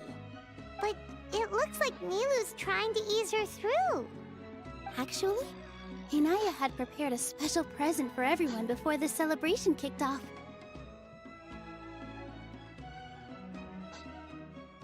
Woohoo! We're gonna get our first present from Miss Inaya! Pipe down! The louder you all are, the more nervous she'll become. You've worked on it for so long, so have some confidence. Don't be afraid. You've got this. Is Mr. Zubair here? Sheikh Zubair, this is an urgent notice from the Academia. This celebration, or whatever it is, must stop at once. What a condescending guy. What's his deal? Since Zubair Theater has long violated the Academia's policies and orders, we have decided to demolish it. As its manager, you must halt all operations and dismiss all staff members within 30 days, after which you will report to the Academia for further punishment. Why? Why force us to do this all of a sudden? Little girl, this is not the first time you've been issued a warning. I didn't hear anything about demolition the last time I asked, and now I suddenly only have 30 days? We have more shows planned, but it's impossible to do anything in just 30 days. How am I supposed to explain this to my customers and staff? That issue is of no concern to me, Mr. Zubair. You seem to understand the situation quite clearly. Perhaps you can reflect on the reasons why you have failed to prepare for the scenario in advance. Demolition? Why do they want to demolish this place? The Academia has never liked us, and they've never respected our work. To them, what we do is all a waste of time. This isn't the first time they've come by. They had asked us several times in the past to improve the quality of our performances by only putting on shows they consider to be sufficiently intellectual. But our audience isn't the Academia. It's the people of the Grand Bazaar. If our shows are too difficult to understand or too removed from everyday life, nobody would watch them anymore. Changing our content would not only mean turning our backs on our vision, it would also directly lead to the loss of our livelihoods.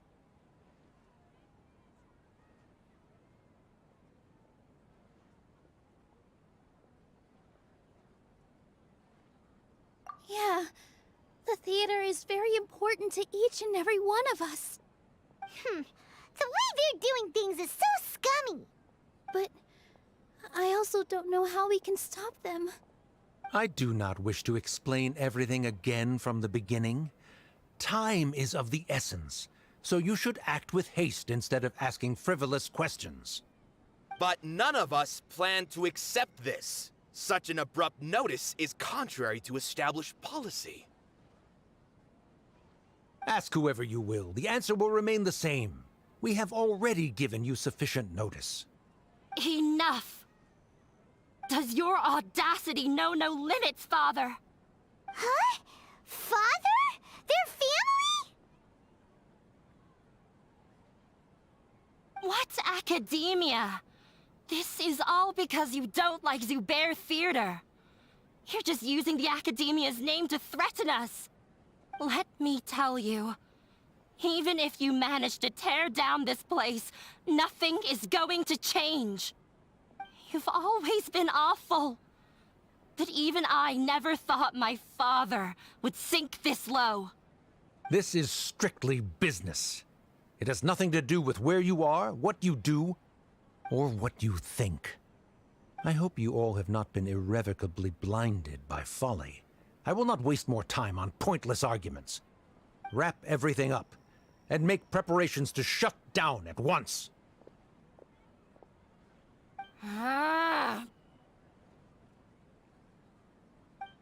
Why is he always like that? This is quite the misfortune, but there's nothing we can do. That's it for today, everyone. Let's clean up. I'll go talk to them again tomorrow.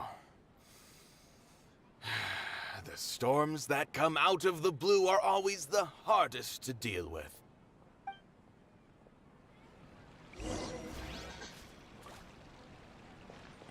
Again, the future We're way is in behind danger. schedule.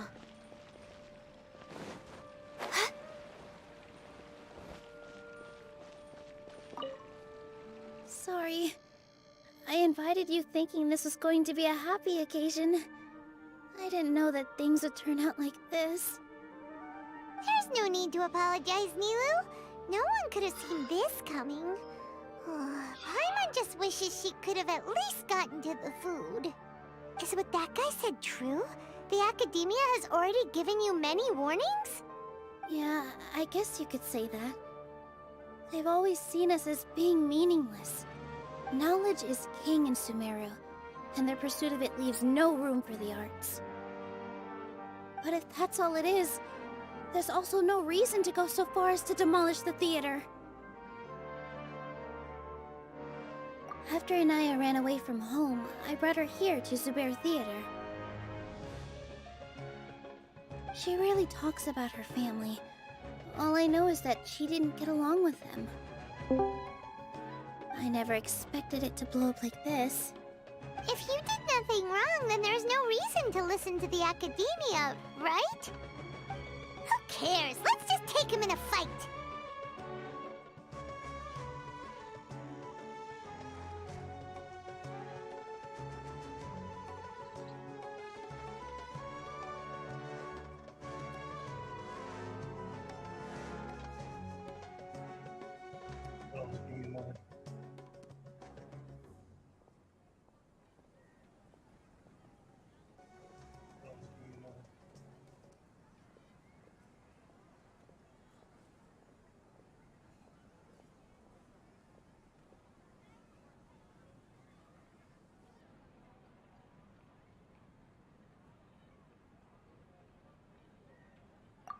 That's true. I'll try to think of something. We can't just let everyone suffer in a perpetual state of fear and uncertainty. What to do, what to do? Can you pretend to shut down, but secretly continue to hold your shows somewhere else? Or we could go through a list of customers and try to see if anyone in there might be willing to help out. That also doesn't sound like it'll work.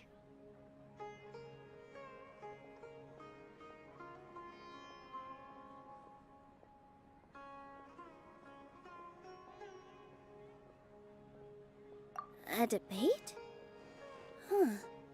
Well, scholars do love to use them to solve their problems, but how would that work in this case?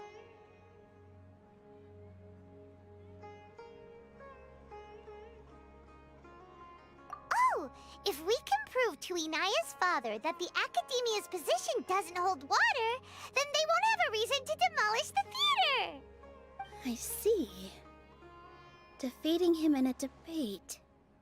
It's a good idea, but which one of us could hope to win against a researcher?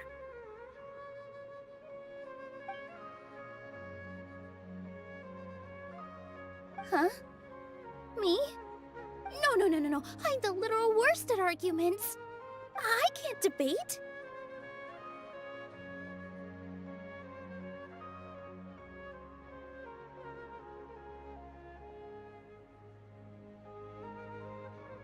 Nilu, you are only so stressed out right now because you care so much about protecting the theater. This theater holds a special meaning in all of our hearts. It's irreplaceable. But I just don't know. Can I really take on such a huge responsibility? Paimon will help too. You'll feel a lot more confident after doing some prep work. Believe in yourself. Thanks, you two. Alright, I've decided. Even though I may fail, I'll do my very best for everyone's sake. That's our Nilou. We're rooting for you.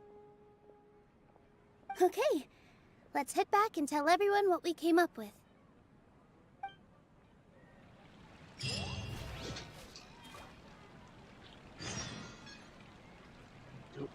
Make a quick phone call.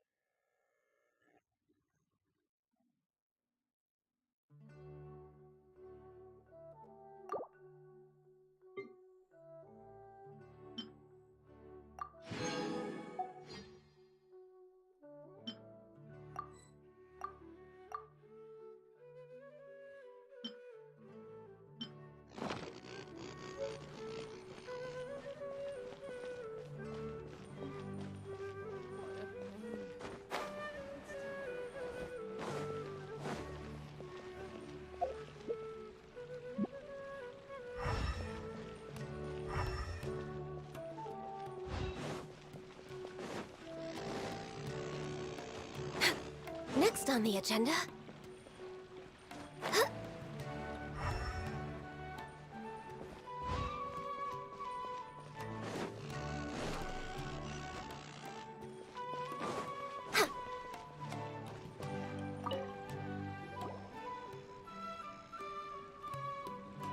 Trying to best the academia in a debate is attempting the impossible.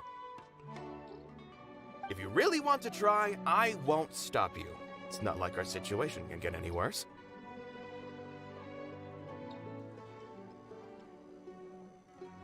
I don't think it's entirely hopeless. To Sharif, Nilou's approach will come off as naive, but that kind of frankness is exactly what they lack the most. Things might turn out differently from what you expect. I am in favor of such a romantic feat. No playwright will turn down a compelling underdog story. Sure, in fiction, but I'm not sure how well that will translate to reality. I'm not saying that I don't support you, Nilou.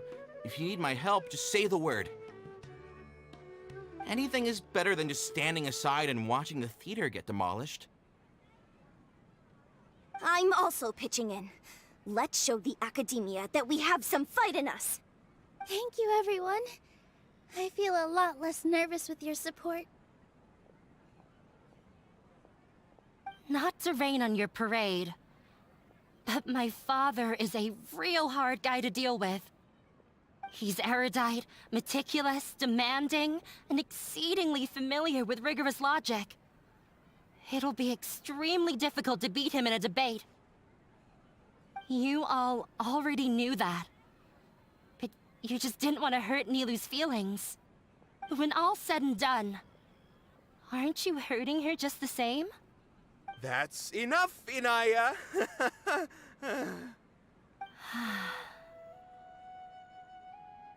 Sorry, I've ruined the mood. I just can't force myself to expect a positive outcome. Nilou shouldn't have to push herself for the sake of an impossible goal.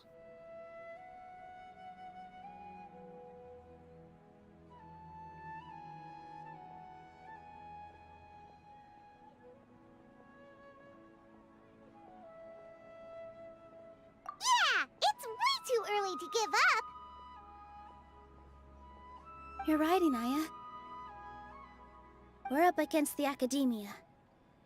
Everyone knows that they're very powerful. Being skeptical might actually be the more normal response. but I still want to try. I'm reluctant to just let Zubair Theater go. And it's not just me. I think everyone else here feels the same way. If we're unhappy, we should speak up and let our voices be heard. Say what's on your mind, and do what you think should be done. If we fail after that, then at least we won't have any regrets. I mean, after all, the only thing we can control right now is our choice at this very moment. I understand what you're trying to say. I also have my own intense feelings of anger and regret. Then, could I trouble you to tell your father about our plan for a debate? You can still get in touch with your family, right? Yes, I can. Then, please help us pass on my request. I've never participated in a debate, and truth be told, I'm still not really confident in myself. But since we've decided on a debate, I'll do my best to prepare for it. I'll gather everyone's thoughts and let them be known to all during the debate. I, by myself, definitely don't have enough wisdom to beat your father. But what about the entire theater combined? Then we should have a chance, right? Right. That's right, Miss Nilu! Beat the bad guy! Justice will prevail! Make him eat dirt! You two. We aren't getting into a fight. But thank you for your encouraging words. I'll do my best.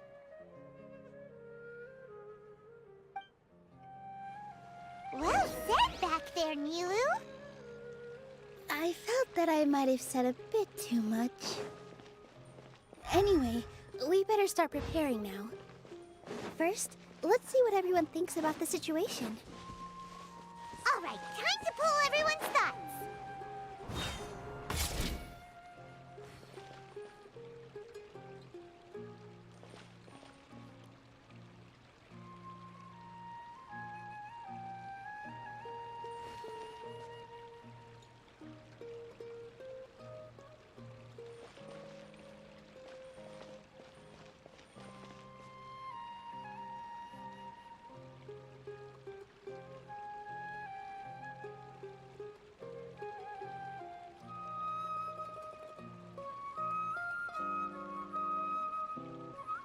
Should we really be off work this early? There is still a lot left to do.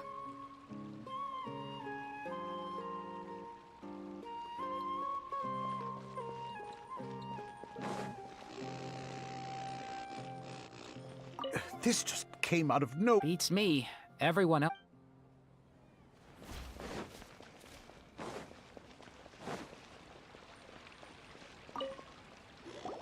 Mr. Zubair, we're trying to put together a list of arguments that might be useful. It won't be difficult to explain our position.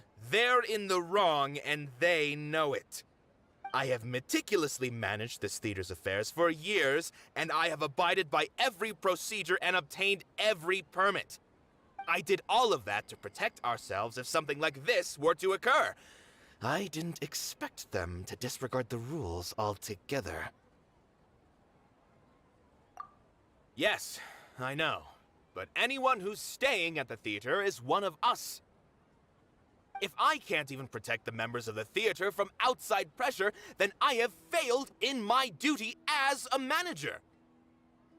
In summary, you need sufficient confidence and strict adherence to the rules. At least for now, they don't have the authority to demolish the theater. As long as you double down on that point and force them to concede it, you'll gain an advantage. All right, got it. I've seen many situations like this before. The academia sure likes to get its nose into everyone's business. While you prepare for the debate, I will also prepare the theater for the potential aftermath. It's best to prepare for the worst outcome. Once you're done chatting, do me a favor and tell our customers that we're canceling all of our shows. Do we really have to? Right now, no one's in the right frame of mind to perform. I have to consider both our staff and our customers. This is the only way. Nilu, you are incredible. With your talent and youth, you had the least to lose out of all of us. And yet you were still the first to take a stand. I've never thought about leaving your theater, Mr. Zubair. I truly love this place, and I want to keep dancing here. I also want to keep dancing with everyone else. You're becoming more and more like her. Do your best. We'll do all that we can, and leave the rest to fate. Her? My teacher. She was an excellent dancer, but she's retired now. If we have time later, I'd be happy to tell you more about her.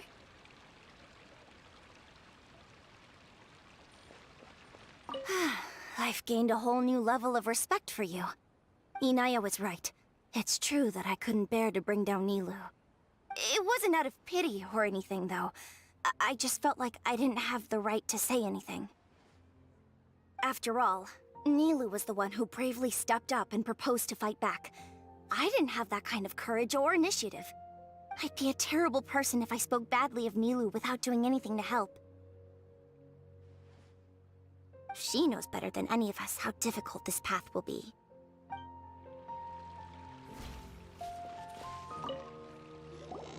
Paimon doesn't really want to talk to him. So, you've already developed some prejudices against me. And to think, I was just about to put forward a suggestion. Oh, Paimon will listen to that. Although, I know not if you have a new answer to my previous question. Now seems like an appropriate time to revisit it. What do you think is the meaning of art? Oh, this again? We probably do need to tackle this question if we want to prove the value of the arts. I don't know how to explain it, but all I know is that when my performance makes the audience happy, I also become very happy. Does that count as a meaning? You answered him so seriously. Careful, Nilou. This guy's ramblings never make any sense. No. Nilou's answer far surpasses yours, and it is close to my own. The meaning of art comes not from its creators, but from its audience.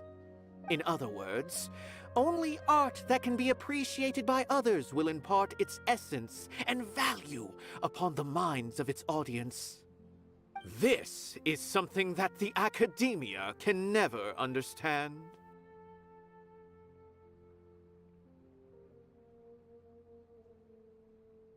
I once pursued the mastery of art, much like how a researcher would chase wisdom and knowledge. However, the more of a connoisseur I became, the less I felt I understood. I began to question what it truly meant for art to be understood at all. I found that I could comprehend even the most complex and sophisticated of works, and yet somehow that provided me with little solace.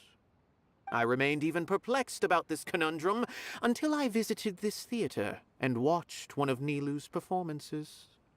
It was that life-changing? Everyone here had a joyous part in the overall experience. The actors upon the stage basked in the love of their audience, while those in the house immersed themselves in the wondrous ambiance. In all honesty, from a purely critical point of view, the performances here are exceedingly average. Hey, don't say something like that. But what bewildered me was how, despite the performance's middling quality, they captivated their whole audience. They captivated even me. I realized then that I had walked the wrong road. The mastery of art was never what I truly wanted. I left the so-called frontiers of artistic research and came to this theater, for this is where I can finally find what I seek. Art will no longer be a castle in the sky. Whether it be inspiring or entertaining, art must be appreciated by others to confer value.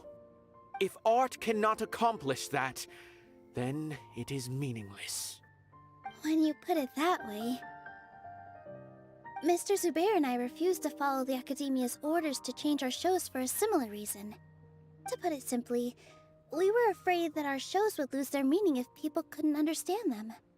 I once stood in the spotlight, but I relinquished fame and acclaim for the freedom I enjoy today. I care not for where my feet may take me next, but Nilou, you need to remember one thing. You already stand upon the finest stage there is, and that is a rare gift that should never be taken for granted. You cannot give it up, not even to the Academia. I understand. Thank you for your words of encouragement, Mr. Kasani. Dust the cobwebs away from the eyes of those scholars. He really seemed to care a lot about the theater. I didn't expect you all to challenge the Academia. That reminded me of my younger years. Back then, I feared nothing and no one, and I was always charging into the most dangerous of places.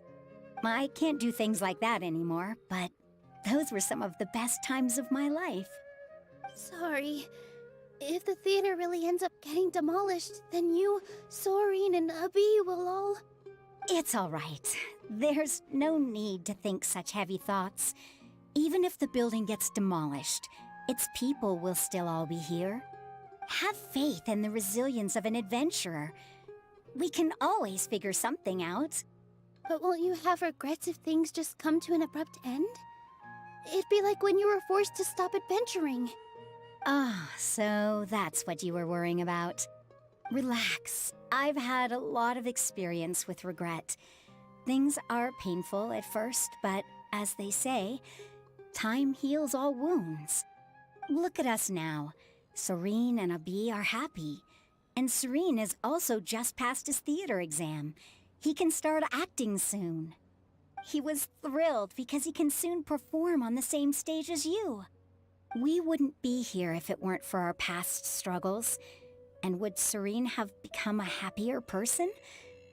That's hard to say. Are you trying to make us feel better? Yes, but I truly do mean what I say. Being here at the theater has taught me an important lesson. The most important thing about an experience is how you choose to interpret it. I can choose to believe that my life ended with my husband's death. Or I can choose to believe that it was a blessing in disguise for Serene and Abi. Similarly, even if this theater disappears, a new beginning might just be around the corner. Good and bad are all human-made concepts. It all depends on how we choose to see things. You have a point. Nilou, I know how important Zubair Theater is to you. But you don't have to be so nervous. We're all here with you. The theater won't go down so easily. Thank you, Miss Raykar. No need to thank me. If anything, you inspired me with your bravery. You might have what it takes to become an excellent adventurer.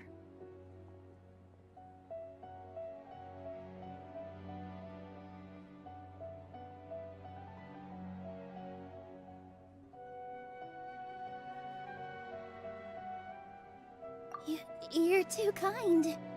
All right, I gotta cheer up. I can't waste everyone's words of encouragement. I feel a lot better. Good. My children and I will be cheering you on at the debate.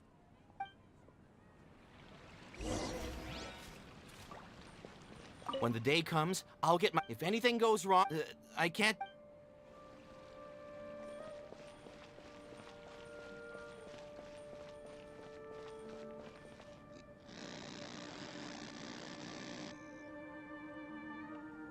You're here. Is the theater actually closing? He's been worried sick for a while now. He wouldn't stop talking the whole way back. Hey, you two. What exactly happened? Did someone come down from the Academia? Yes. He told us that we have to shut down the theater within 30 days, and that it's going to be demolished. What the heck? That came with no warning.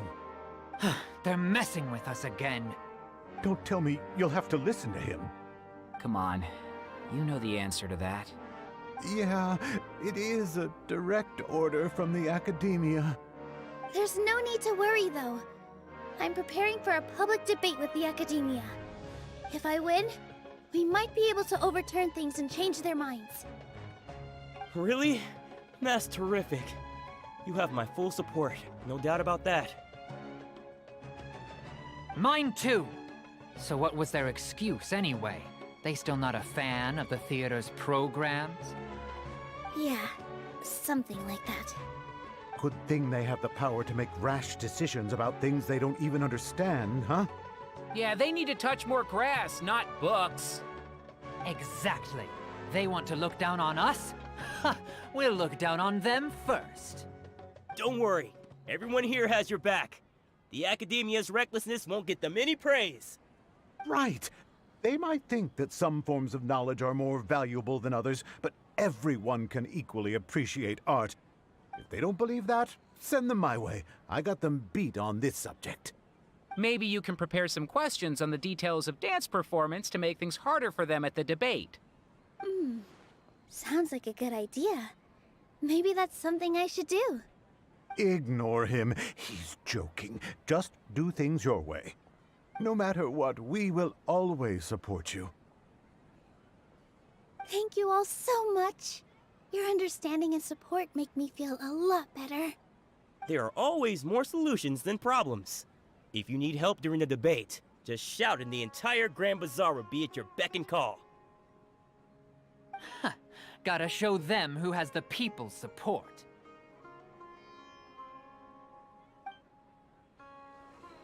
I feel like the pieces are starting to fall into place. Let's head back to the theater and organize our thoughts. Sounds good. Inaya Abi, have you seen Miss Inaya? No, Miss Nilo. Miss Inaya isn't back yet. Wasn't she just passing on a message? Does she really need this much?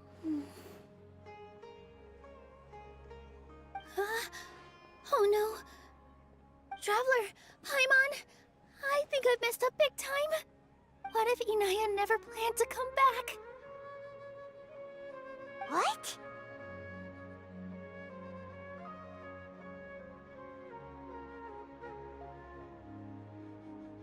It's just a gut feeling, but knowing her, she probably feels like she's completely responsible for what happened. She probably thinks that all of this happened because she was staying here. Oh, right. As soon as her father showed up, she said that her father was targeting her. So she's felt like that this whole time. She has a long-standing conflict with her father. That's why she ran away from home. She doesn't think that we can win the debate, and she doesn't want to implicate us, so she thought leaving was the best thing to do.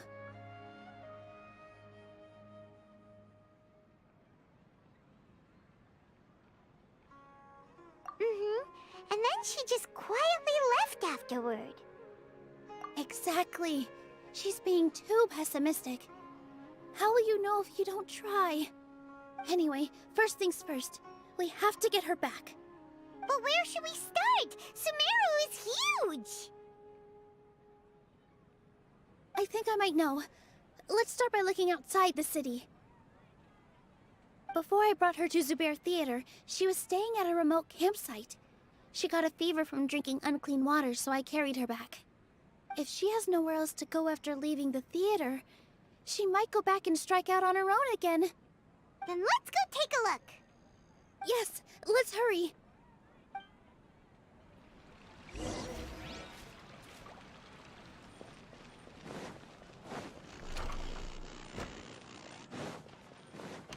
We're way behind schedule. Next on the agenda...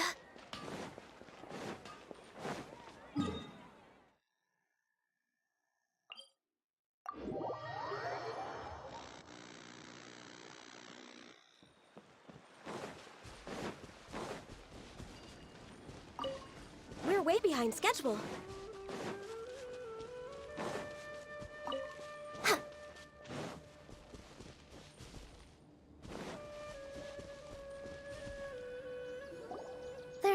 that someone had stayed here very recently. But we can't confirm if it was Inaya or not. Let's take a look around first.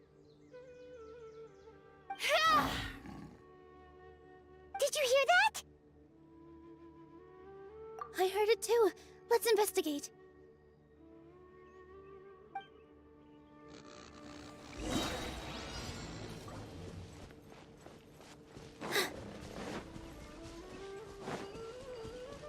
It sounds like we're getting closer. The voice is coming from over there.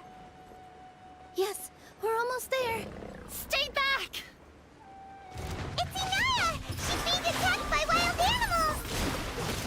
Inaya, don't be scared! We're coming to help!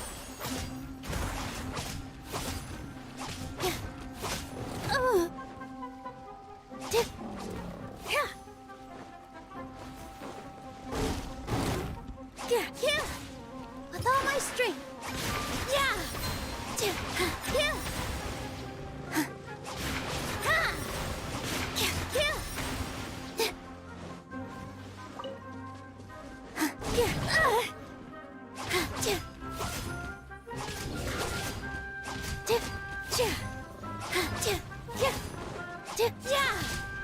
Positions! Yeah!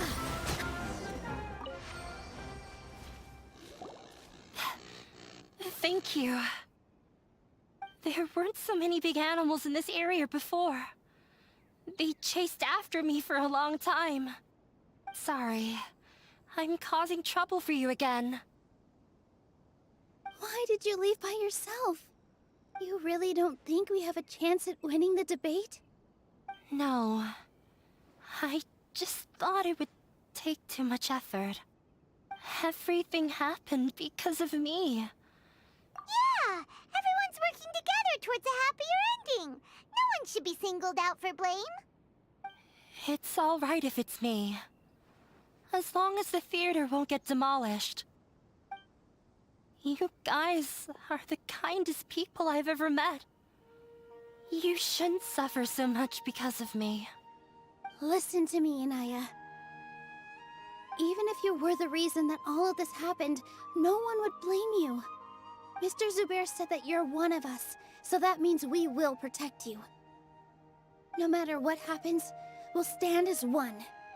Nilou, there will always be a victim. Whether it's me or the theater. You can't eat your cake and have it too. You can't win a debate against the academia. Especially since your opponent will be my father is an extremely demanding man. He's always wanted me to become an exceptional researcher and his academic successor. I tried my best to meet his expectations and did everything I could. But he still wasn't satisfied. Or rather, he had just never been satisfied with me. I'm no genius. But whenever he berated me, it was always as if he was asking me, "Why aren't you a genius?" Yeah, like I'd know. So that's why you ran away from home? At first, I thought the father would slowly come to terms with reality. But he just wouldn't stop berating me. For one exam, I earned the 3rd highest score. I thought that all my hard work had finally paid off, and that I could finally make father feel some modicum of joy.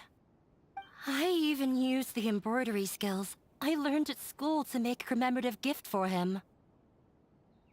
I thought, even this daughter can make her father happy sometimes. Right? I see. When we were embroidering your gift before, I didn't feel like you were new at it. Yeah. Sorry for not bringing it up.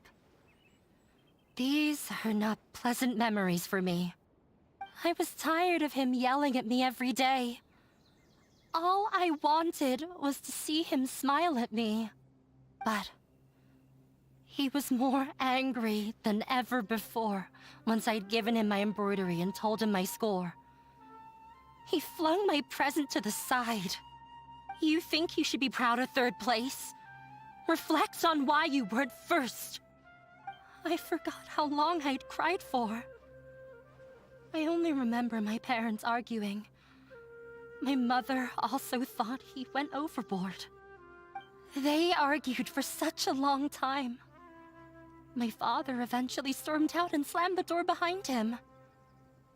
I didn't get a single sentence of apology or any words of comfort. I've completely given up. We're destined to never understand each other. How horrible! I don't think you can beat him in a debate. Because he doesn't even understand what kind of place a theater is. He can never understand the relationship performers have with their audience. His life is devoid of camaraderie or friendship. He just wants everything to happen according to his wishes, as if the world revolves around him. What we cherish, our little place in this world, means nothing to him. It sounds like your past has had a huge impact on you. I understand now, Inaya. But when we were preparing for the debate, I heard something quite wise. Maybe it'll help you.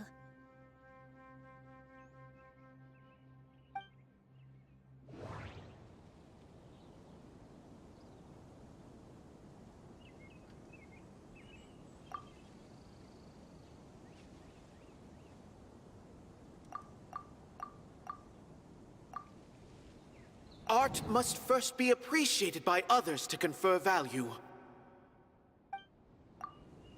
The most important thing about an experience is how you choose to... Mr. Zubair has been meticulously managing the theater. Everyone is free to appreciate art. No form of art is inherently superior.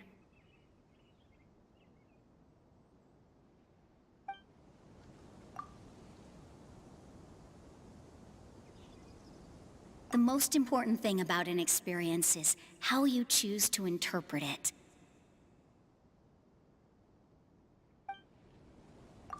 Miss Raykar has gone through a lot in her life, but she told us that she's very happy to live at the theater now.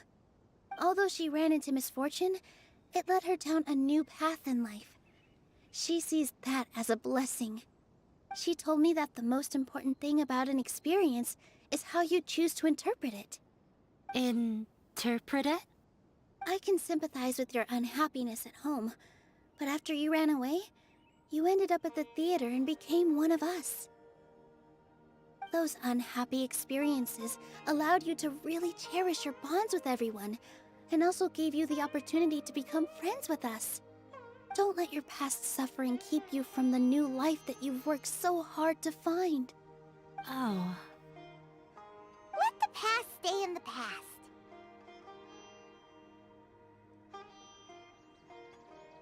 When I ran away from home, I swore that I would leave my family conflicts behind. But you're right. All I'm doing now is falling right back into it. Maybe you'll disappoint him, but that doesn't matter. You have a new future waiting for you. Don't let go of the answer you've worked so hard to find. That's right. If we put our heads together, there's bound to be a way. You're right. There's nothing to be afraid of. I'm not trying to meet his expectations. So why should I give up because of him? I can't afford to lose anything more. We have to win. The debate will not only protect Zubair Theater, but also allow me to settle things with Father. That's the spirit! Let's go. I'll tell my father about the debate. I know him very well. Even if he looks down on us, I know how to make him accept. All right, let's go.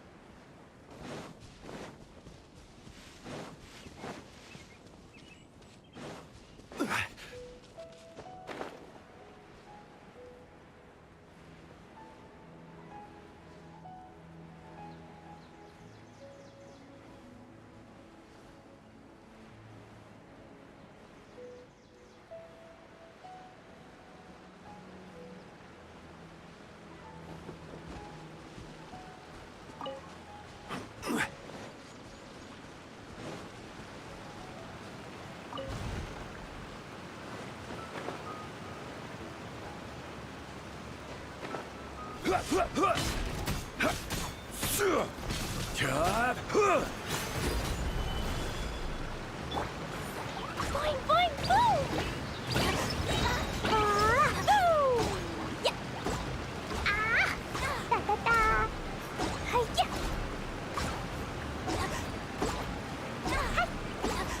Boom!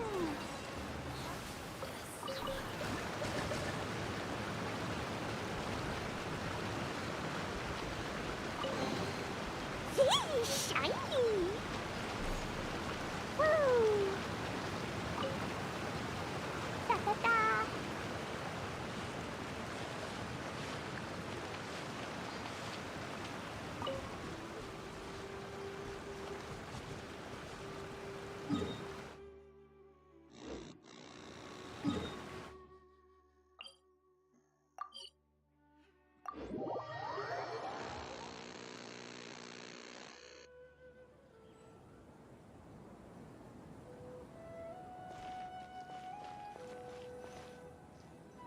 Well, I'm off to meet with him. Please wait here for me. Okay. Looking forward to your good news. That should be everything. The only thing left to do now is to wait until the debate. I'm not sure why, but I'm getting nervous again. You were great, Nilou! Your words won over Inaya! Talk like that during the debate, and you... Thanks for that, Paimon. But I still feel like it'll be an uphill battle.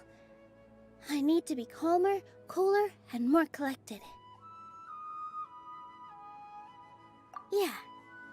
I'm acting as everyone's representative, so I'll need to act brave, even if I won't feel like it. Huh? What's left? Huh? What a strange question. Isn't a theater just a theater? Why would it need to be anything else? Wait. You're not asking what the theater does, but what it is. Let me think. How can I put this?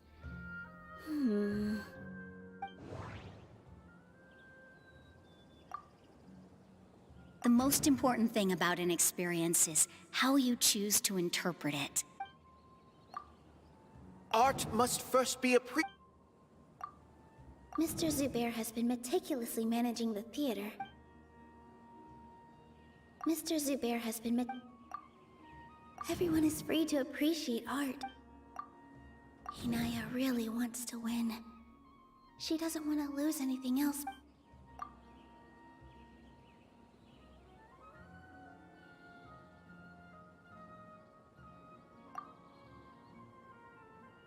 The most important thing about an experience is how you choose.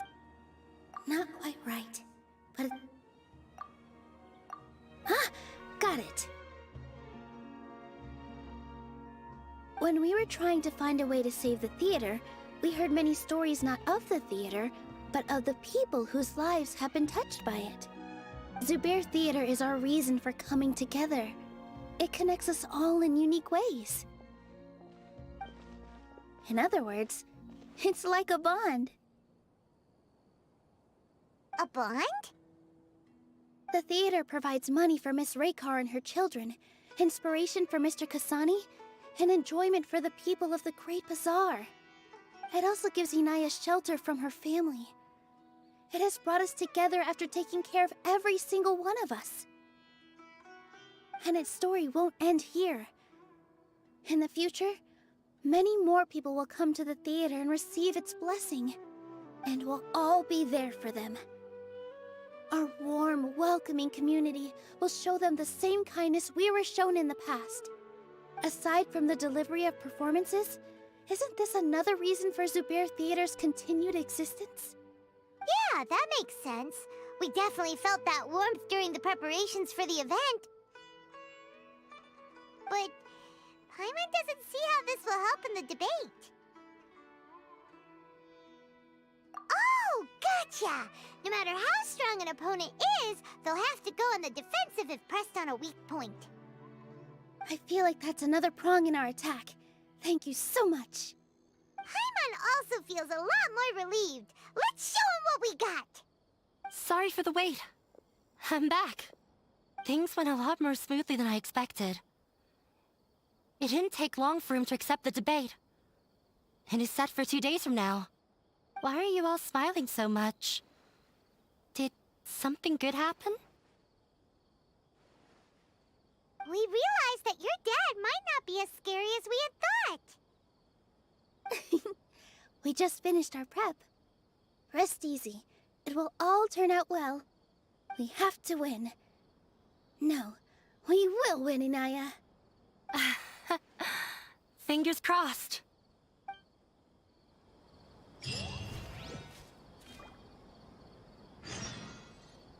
Huh? What are you talking about?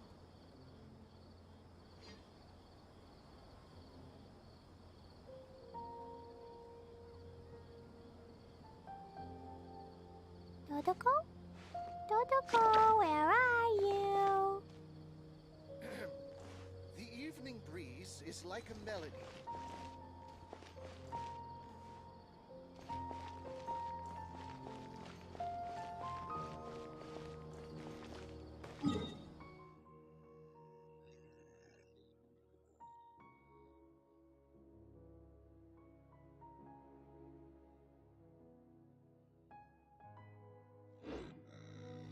Huh? What are you talking about? Woo!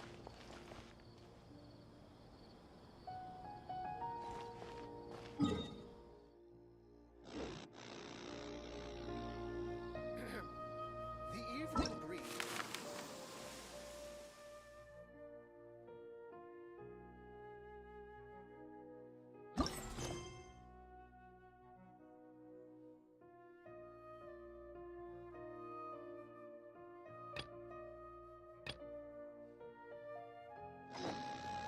These bombs, so heavy.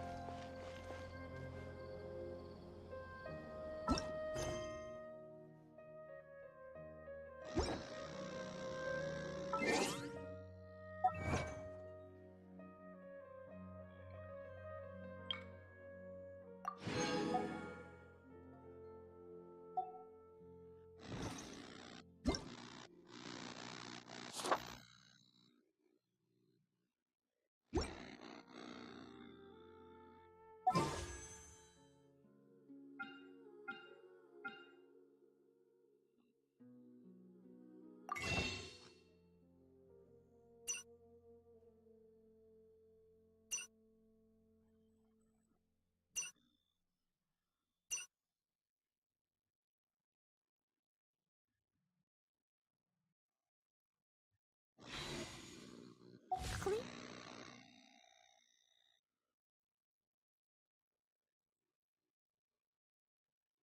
It's a friend.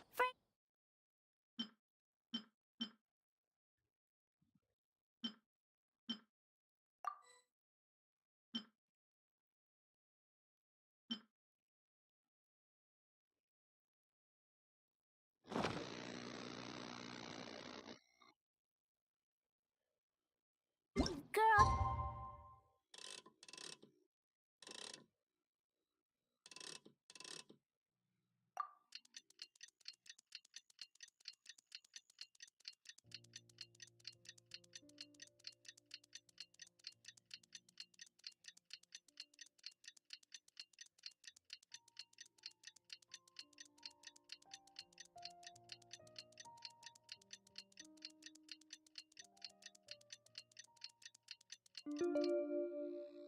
Day.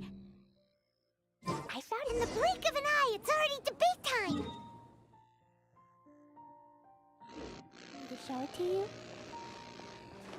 We did a lot of preparations with Nilu. Hopefully they were helpful.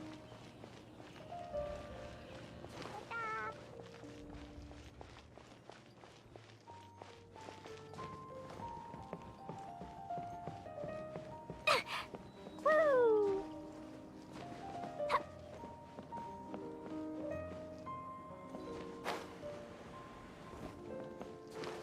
Da da da!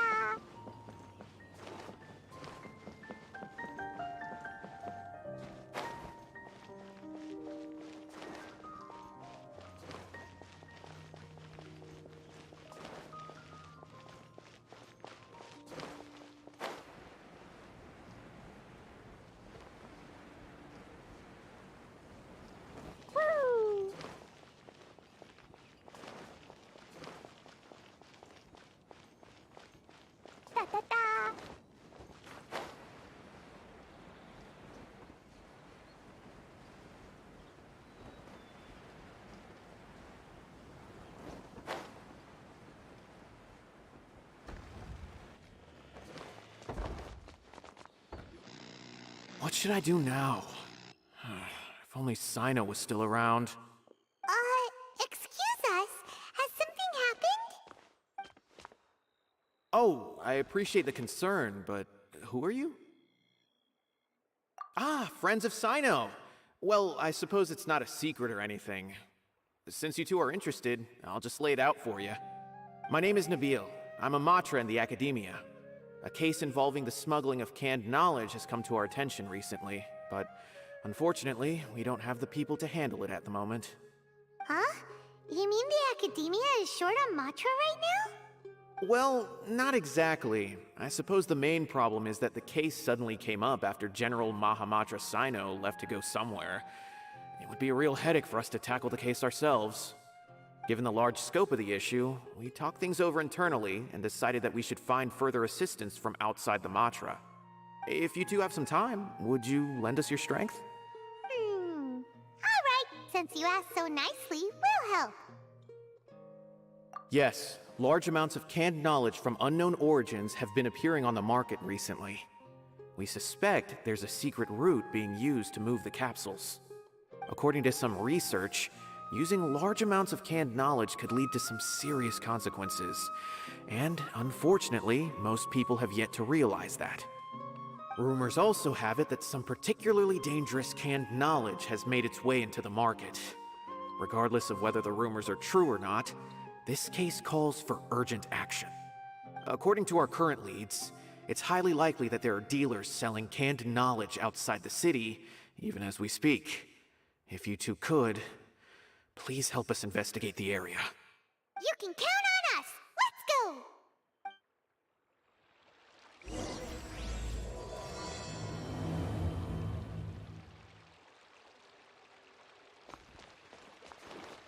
La la la.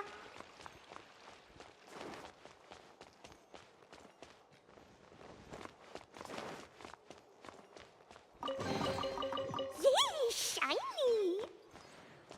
Da da da.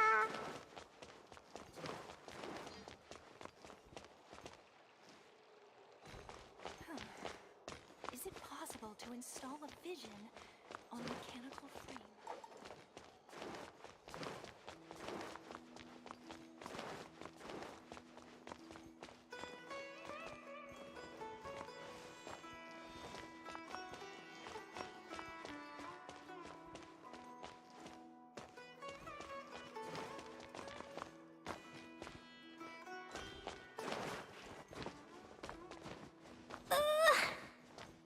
La la la. To install a vision on a mechanical frame.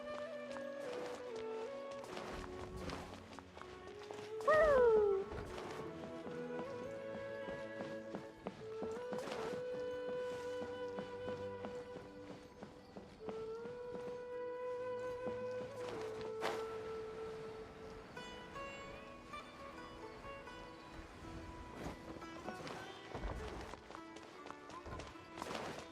Da da da.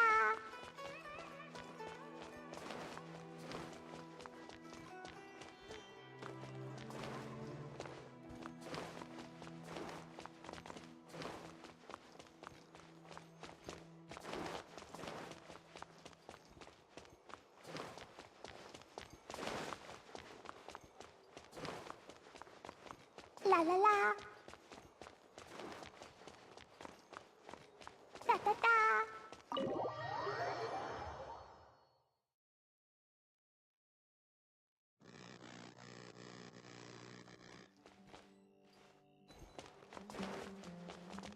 La la la.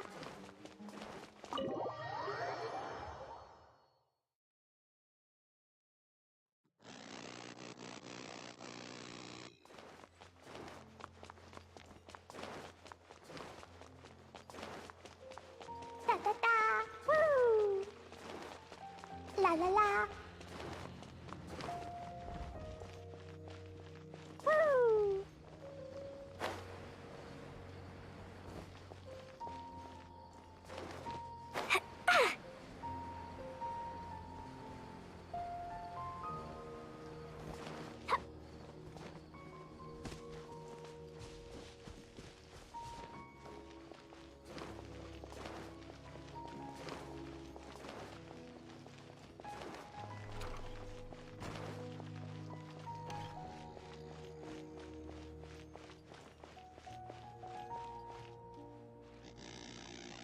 Hello and welcome, everyone. I am Safwan, a scholar from the Academia, and I will serve as this debate's adjudicator.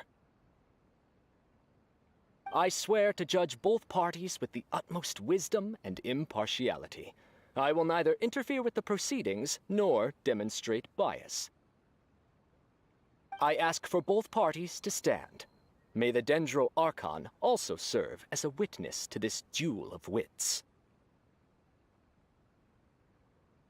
Since you so desperately demand an explanation, I will expound on the Academia's stance. You may have misunderstood us from the outset and believe that the Academia is prejudiced against you.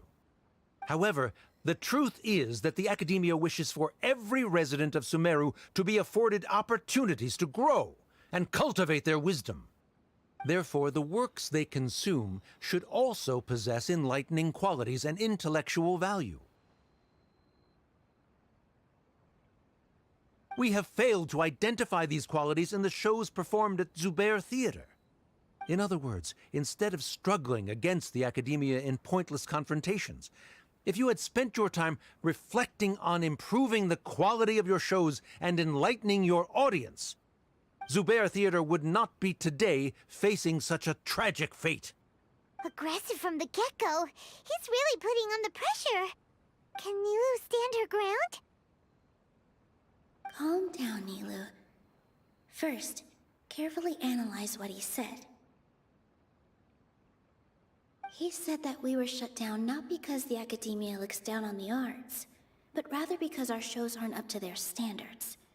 However,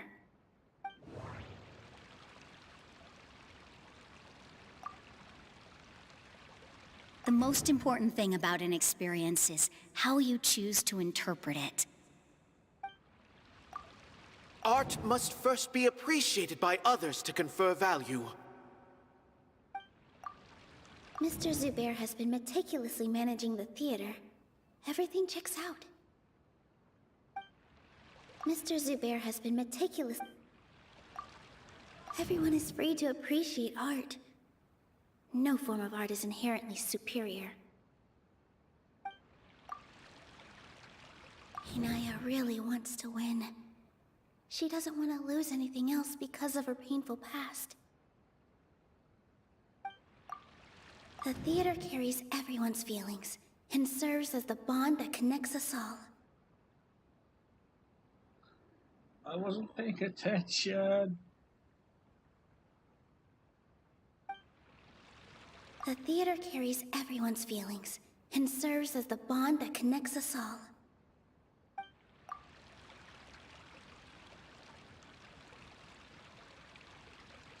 Inaya really wants to win. She doesn't want to lose anything else because of her painful past. Everyone is free to appreciate art. No form of art is inherently superior. Mr. Zubair has been meticulously managing the theater. Everything checks out. Art must first be appreciated by others to confer value. The most important thing about an experience is how you choose to interpret it.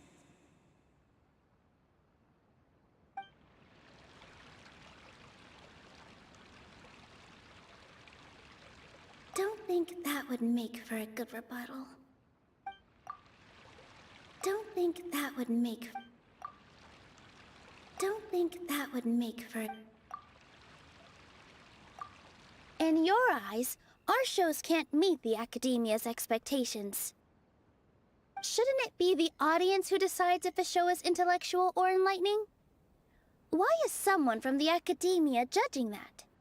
Also, I believe that there is no such thing as a wiser or more enlightening performance. Art doesn't discriminate, and it appeals to all. Everyone has the right to appreciate art. Appreciation is but a primitive form of satisfaction. Guidance and enlightenment are necessary if we are to induce growth in the performers as well as the audience. This stance holds performers to a higher standard and encourages the development of the arts. If all performances are simple-minded, require little effort to comprehend, and lack any impetus for the betterment of society, then the people will not be able to develop a greater level of artistic understanding.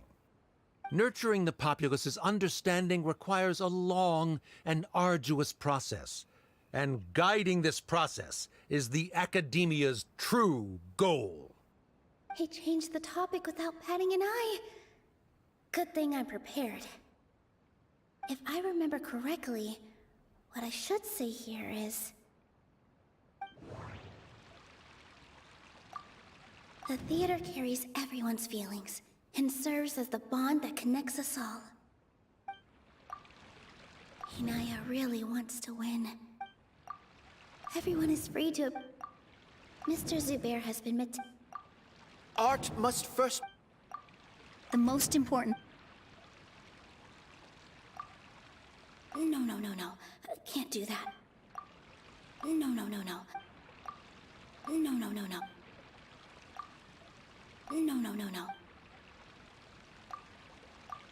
Someone at our theater has tried that before. He was a famed artist, but he recognized that very few people could connect with his works. I agree that art should be enlightening, but we can't pursue that goal by creating complicated works. If a work can't tap into an audience's personal experiences or feelings, then its contents may as well be a castle in the sky. What's the point of performing a show that its audience can't even follow? That would only be forcing people to watch something they don't like. You can only reach that conclusion from a place of ignorance. In that case, before passing judgment, you should first become a better dancer than me. You tell them, Nilou. Looks like he's backed himself into a corner. As the party holding the burden of proof, Sharif has failed to provide sufficient support for his judgment of the quality of Zubair Theater's programs. Likewise, the definition that Nilou put forth is but her personal opinion. Neither party is the victor for this particular point of contention. Additionally, I must request that both parties exercise greater control on their emotions. Keep it up, Nilou! You're doing great! In that case, I shall speak of more concrete matters. The essence of this issue is that you have violated the law, so you must now pay the price for your transgression. This course of action is also completely procedurally sound. We have already contacted Zubair Theater multiple times regarding the theater's repertoire. However, you have consciously ignored our warnings, or perhaps your compliance was purely superficial. Regardless, that failure has indirectly led to the present day's proceedings. That is indeed so, according to the laws decreed by the Academia. He started talking about procedural stuff, so I need to focus on... The most important thing about an experience is how you choose to interpret it. Art must first be appreciated. Mr. Zubair has been meticulously managing the theater. Everything checks out. Mr. Zubair has already provided signed copies of all documentation related to our operations. Everything is perfectly filled out and valid. Although the theater's performances don't align with the Academia's requests, the law doesn't say that Zubair Theater can be demolished only because of that reason. Demolition notices need to be provided in writing and made available to the public. Otherwise, the theater can continue to operate as long as its license is valid. Failing to follow these rules makes your stance procedurally unsound. Yeah! That's right! There are different ways to apply the rules. There is precedent for this. So long as this matter is discussed within the Academia, this course of action will come to pass. Looking at the past 27 cases of similar nature, 90% of them support Sharif's claim and position. However, the demolition process in those cases was only started after discussion at the Academia. In other words, premature notice of demolition is indeed a rash act. That's more than enough. We've proven that the order is unreasonable as it currently stands. Cease your futile resistance. Nilou's definitely won this point, right?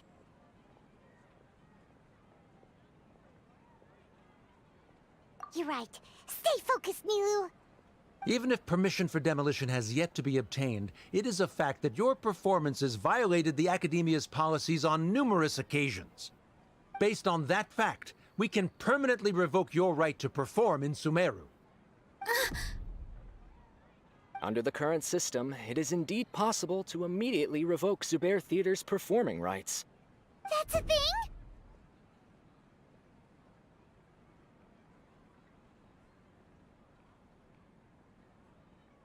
Rather than protecting Zubair Theater, I surmise that your true intention is to maintain your hold over your audience and their patronage as your source of income. Without them, Zubair Theater is nothing more than an empty building. And without its performances, the theater has nothing else of value.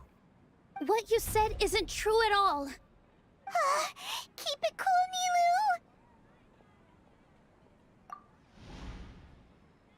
Nilu! Right. I need to keep calm, but he... Just a little more. Zubair Theater isn't just a performance venue to us. Inaya really wants to win. The theater carries everyone's feelings. Zubair Theater isn't simply a performance venue to us. It means more than that. It's been our home for a long time. Miss Raykar can't go on adventures anymore, but she has found a stable career and a new life at the theater. Her son, Soren, has already passed his theater exam, and he'll soon be our newest member.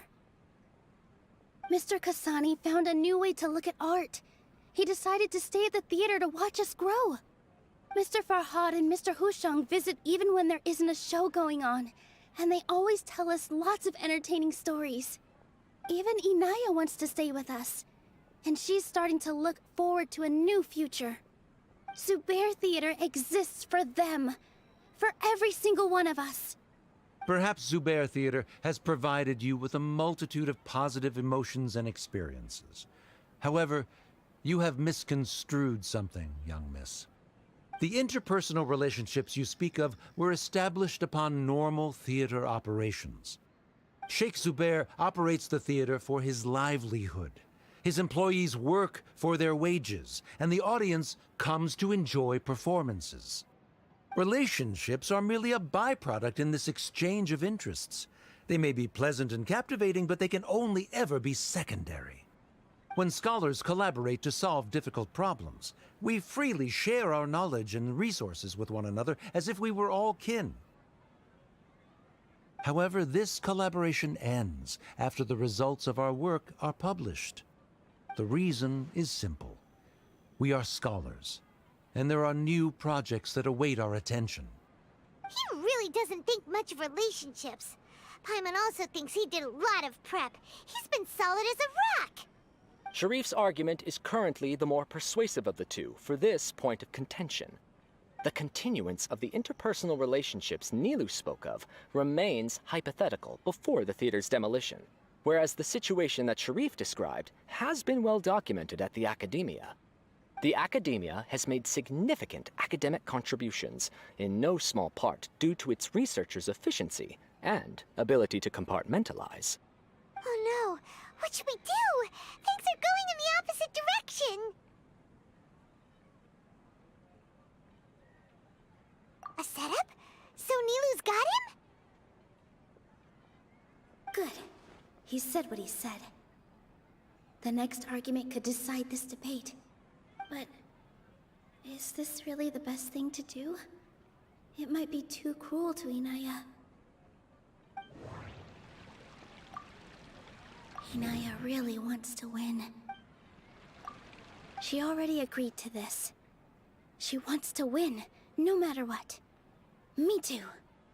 Mr. Sharif believes that interpersonal relationships are a byproduct of working towards a goal. Once that goal is achieved or abandoned, those relationships would have no more reason to continue. Then, if someone has failed to live up to his expectations... If someone has failed to live up to your expectations and ran away from home, then she shouldn't be your daughter anymore. Right? Inaya... Sorry, Nilu. As expected, I should be the one to say it. You don't need to shoulder this responsibility for me. If in your eyes, the purpose of my existence is to become your academic successor, then that goal has ended in complete failure. By your logic, that means there is no more reason to sustain our relationship as father and daughter. Members of the audience who do not belong to either debate party, please speak with caution. Let her speak. What she does not say, Nilou will. No matter how many disagreements we've had, the truth is that you are still my father. You're so immersed in your own world, you can't understand why we come together for the sake of relationships. Yeah, don't look down on us. You can watch a dance anywhere, but there's only one Zubair Theater.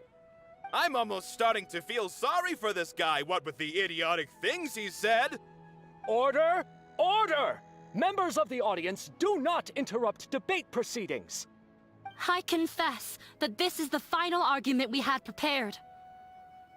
Disown me, and you will win the debate. But before that, Father, I have some final words to say. I've been doing some soul-searching.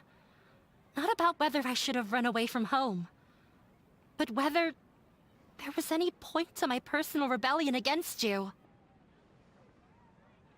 I kept trying to earn your approval, but I only disappointed you over and over. The truth is, I ran away from home as a means to vent my recurring frustrations. That is to say, I was exerting pressure on you, and hoping you'd give up on your lofty expectations. But by doing that, wasn't I just doing the same thing as you? I'm in a phone call, that's why I'm not really paying I attention. won't force my expectations upon you anymore. At Zubair Theater, I have found the life I've always wanted. I will move on from my family troubles and strive towards my new goal. But if you dare to harm this place, then I will stand with my friends here and fight against you. This is not the time to space out, Sharif. The debate is still underway. You already consider them to be your friends. You should be asking us that question. Of course we are! Miss Inaya is a really good friend. It was a bit of a process, but we won her over. Make no mistake. All those who come to Zubair Theater become one of us. We will always be with her. Such puerile simplicity. However,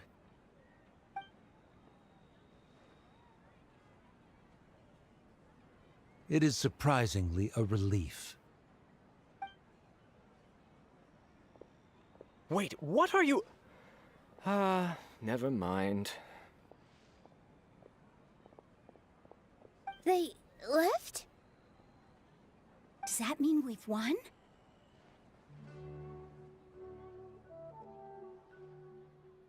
We won? Nilou, you're amazing!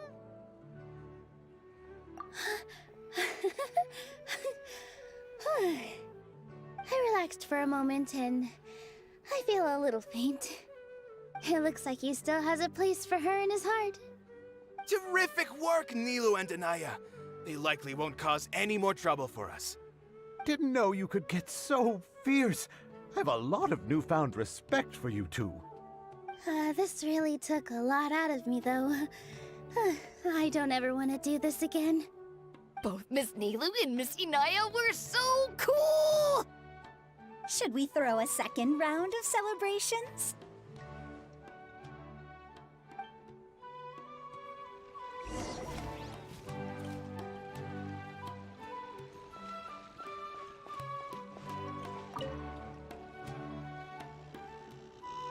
Oh, it's you. Yes, I feel a lot better. The more I think back on everything, the more surreal it all feels. I don't think I could repeat what I did a second time. Yes, and it's all thanks to you.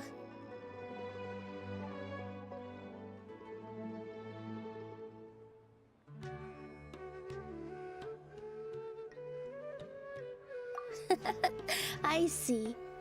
You mean how fate brought me to the theater, right? Then I'll have to tell you about my teacher who Mr. Zubair had mentioned. Mr. Zubair opened his theater when I was still a child. There was a beautiful dancer, and from the moment I saw her, I couldn't look away. I thought to myself, the gods must have blessed her with such talent.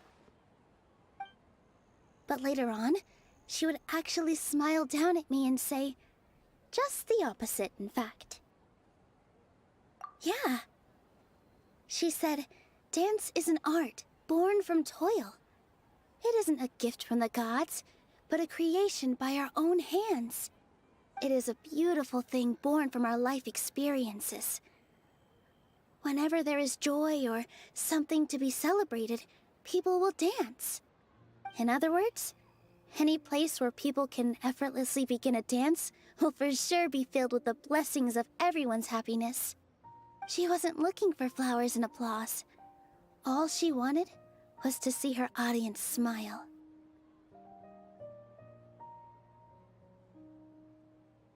Right. The same as what Mr. Kasani believes. I was completely moved by what she had said, so I started taking dance lessons from her. And later on, I began to dance here in her stead.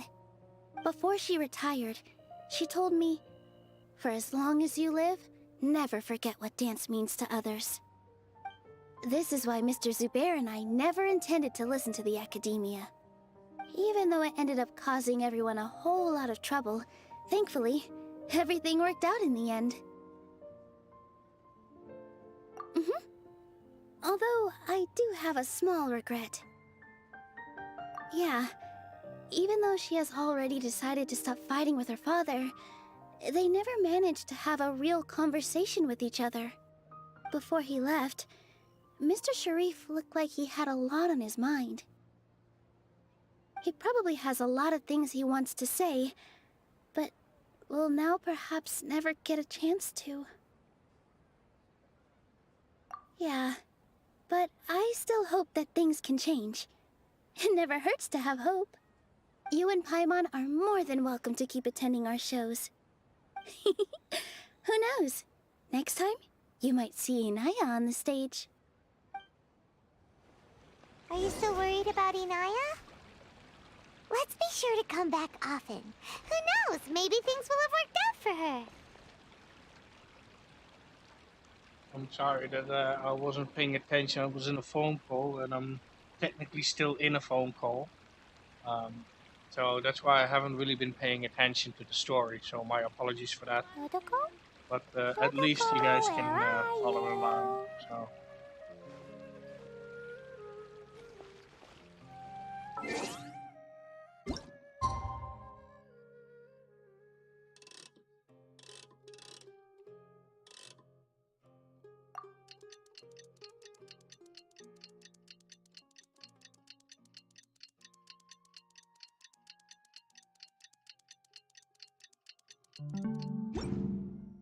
Do you want to come fish blasting with me? I'll get grounded for a whole day, but it's way worth it because the fish...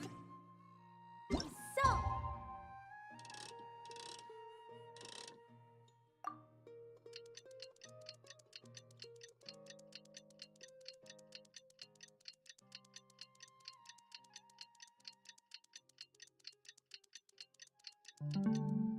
Good.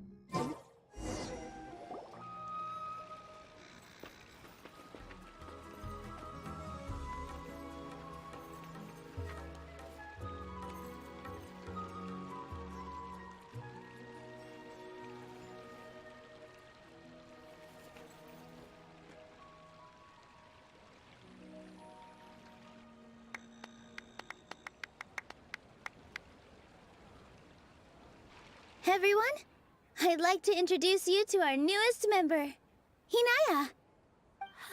Hello, everyone. She'll be dancing for us from now on, so please give her your support.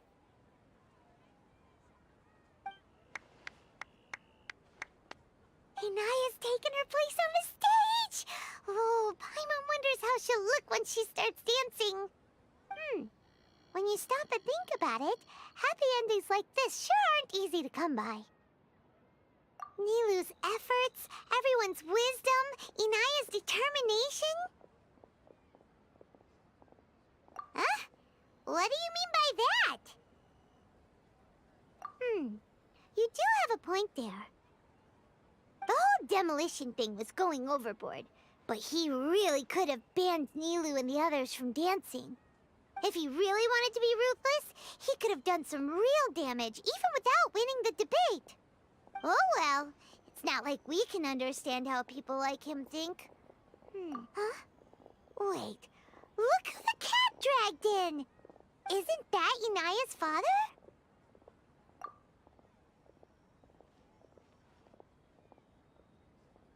Oh, it's you two. I don't have much to do today, so I just came to look around this place. Are you looking for Inaya? No, I am simply here to watch a performance. There is no need to trouble her. Well, I was for a time. My loss at the debate caused quite the loss of face for the academia, so there was a period of unrest. I used this opportunity to suggest that my superiors temporarily suspend me from duty. Otherwise, the rumors would probably persist for even longer. Suspended from duty? Yes, I am temporarily unemployed. However, I now have an abundance of time, so I can afford to come here and watch a show. I admit that I do not understand the magic that this theater possesses, but my curiosity has been piqued. I still cannot forget that young lady's perseverance. Inaya would almost certainly mature in the presence of such a person.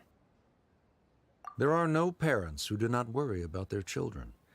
I suppose she managed to hit a weak spot of mine. Never mind. I do not have the right to say that. You're already here, so you might as well go see her. No, that is not necessary. I will take my leave after the show concludes. Do not tell her that I was here. Come on. Who knows if you'll get a chance like this again? But... Huh? You said you were going to make peace with your past. Show your father how much you've grown. Don't be nervous. Everyone at Zubair Theater has your back.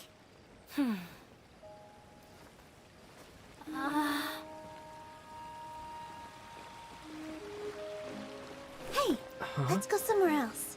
We should give them some space. You sure they'll be okay? I don't know, but I think we should have faith in them.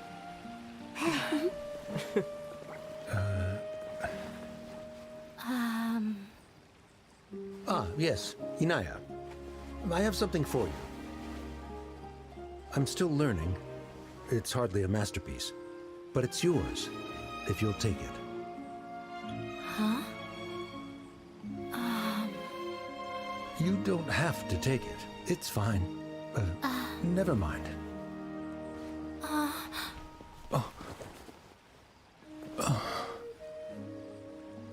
Let's have a heart-to-heart, Father. Like father, like daughter. They're both so awkward with their feelings. Yeah, she probably would have snuck away as well if I didn't drag her back. Do you think they'll be able to reconcile? I'm not sure. A complete reconciliation may also not be the best thing for them right now. All those years of arguments and misunderstandings can't be settled overnight. It might be best if they continue to keep some distance for now. But no matter where their hearts and bodies may be, they will always be family. All I wish for them is to be able to one day tap into the warmth of that bond. Oh, by the way, everyone's really thankful to you for helping out with the debate. So, we made you a little something. Hope you'll like it.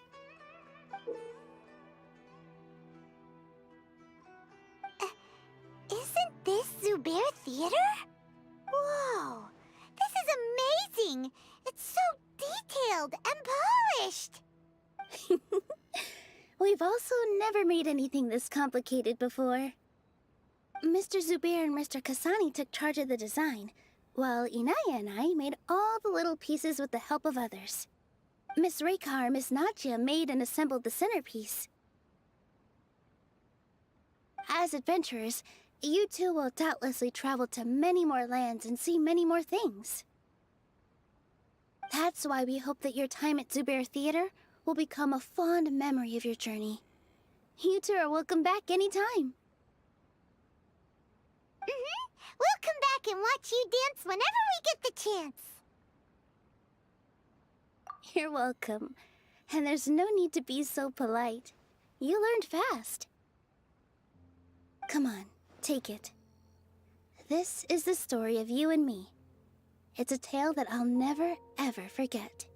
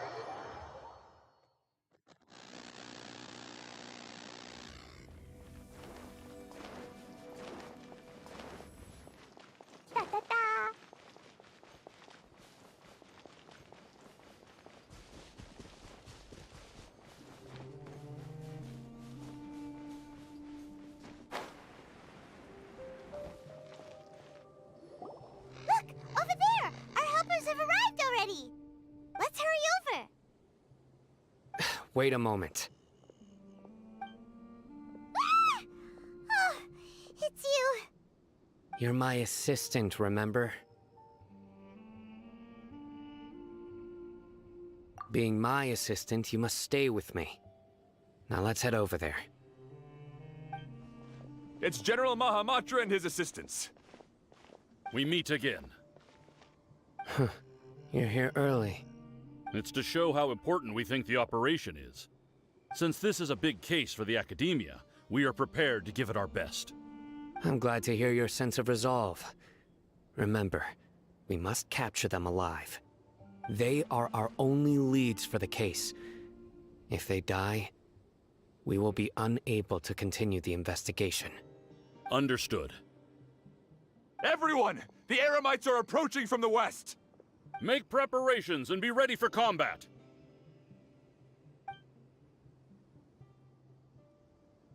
Halt! Oh? What a warm welcome! What do you want? Judging from those shiny weapons in your hands, it seems like you're not interested in a deal. Rahman, the Academia has caught wind of your smuggling and illicit sales. If you value your life, I advise you to surrender. Who are you supposed to be? A Matra from the Academia? I can't believe you came all this way just to catch us. I'm not here to talk. Oh. Nobody's given me this much time of day since I became a mercenary. Brothers! For that slight, let's wash our blades with their blood. Let's show them we Eremites are not to be messed with.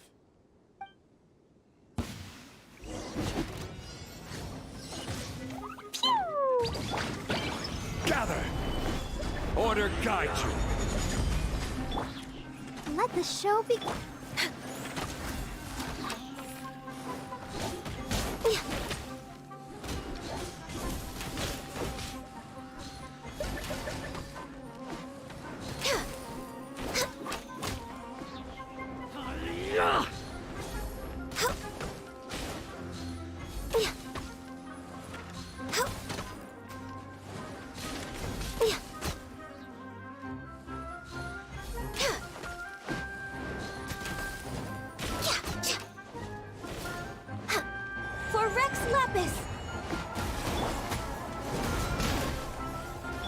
Let's dance! Boing, boing, boom! Blazing delight! Jumpy, dumpy, go! Woo! Yeah! Yeah! La la la! Stabilize! Born of ice and frost.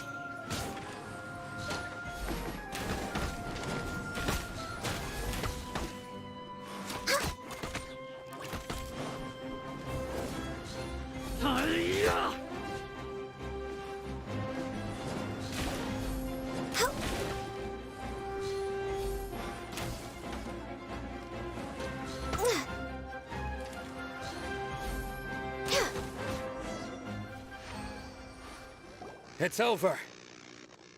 Ah! We have subdued them. The operation is now over. All Eremite mercenaries and related personnel in the area have been arrested. Ah, you pitiful Dendro Archon dogs! You'll regret this! I'm afraid you'll regret it first. King Jeshred will curse you, and you will all! Silence! Oh, Restrain them and take them back to Caravan Rebot. Count their numbers and send them to the Academia as instructed by the General Mahamatra. Yes, sir!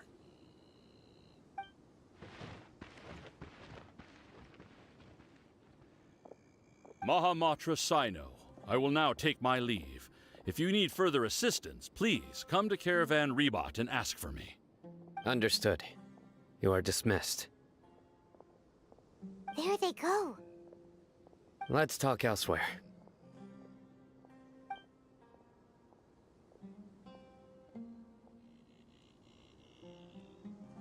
This part of the plan went really well. Yes, things went perfectly. That's fantastic! And that punch you gave Ramon there sure looked convincing enough. Once we're done here, I'll return to Caravan Rebot and oversee the group's transport. I promise. I'll get everyone into Sumeru City safely. Yeah, you're the reason why everything went so well. It's not the time to celebrate yet. I believe Dia should already be waiting for you. Go join up with her. She will need you to introduce her to Tainari. Speaking of which, is it really okay for us not to share the full plan with Tainari? What if he'll feel miffed about it and refuse to work with us? I have a very close relationship with Tainari. Given how well we know each other, I believe my message alone should be enough to bring him to our side. He knows I won't make jokes about things like this. If we need help, Tainari is the best option. Get ready for the next phase of the plan. Don't keep them waiting.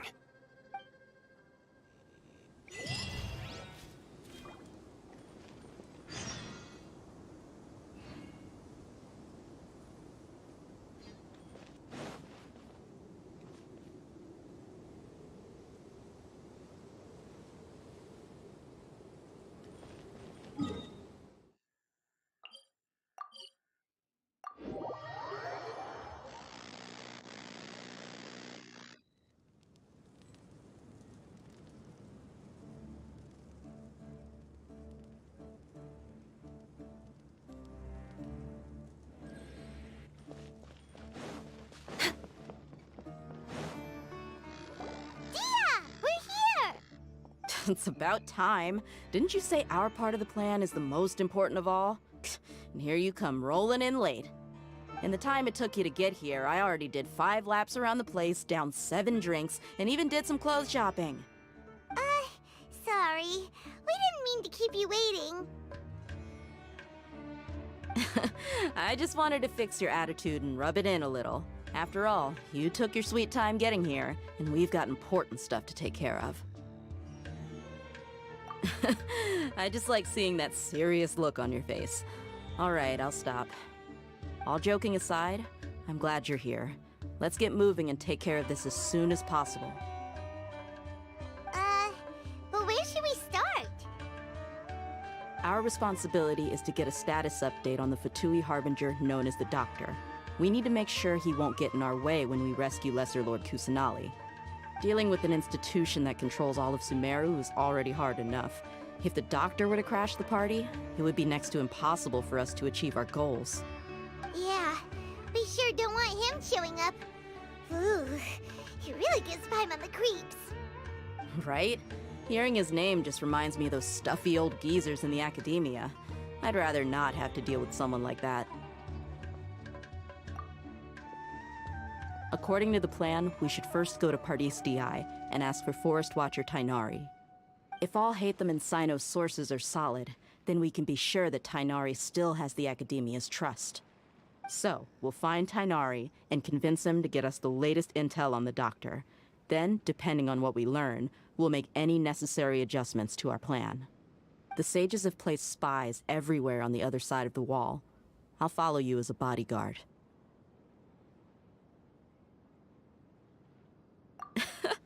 You should be honored. I don't offer my services to just anyone you know. But Paimon thought mercenaries would do anything for Mora. That's certainly true. But when multiple employers are vying for your services, you should always go with the best offer. Let's see. If I were to charge you a bill, I guess I can apply a discount. How much more do you want? Paimon's not sure we can afford it. How much do I want? Hey, how about paying me with a smile? What do you say? I haven't seen you smiling much recently. If you ask me, someone like you must look lovely when they smile. Come on, give me a smile so that I can be less worried. Looking good! I hope this pretty smile will become our lucky charm. There are many kinds of smiles, but only a truly joyous one can bring blessings to others. Let's consider this smile a down payment for our future victory. Let's go. It's time to pay a visit to Pardis DI.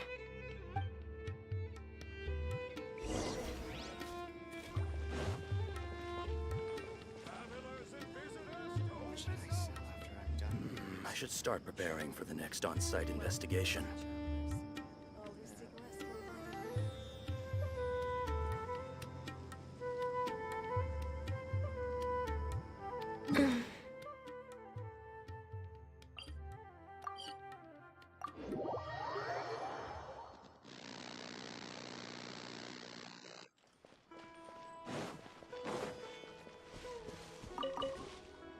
Next on the agenda... He's over there! Let's go say hi!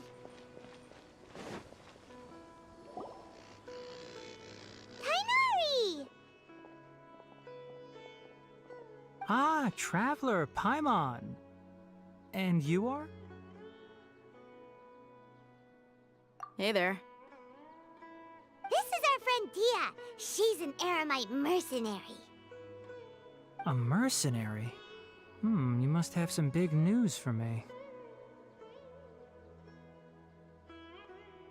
It's something really important. Please help us out. All right, then follow me.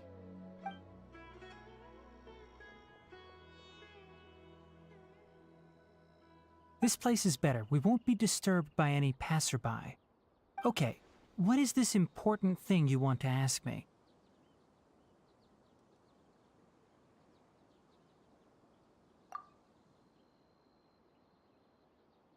The doctor, huh?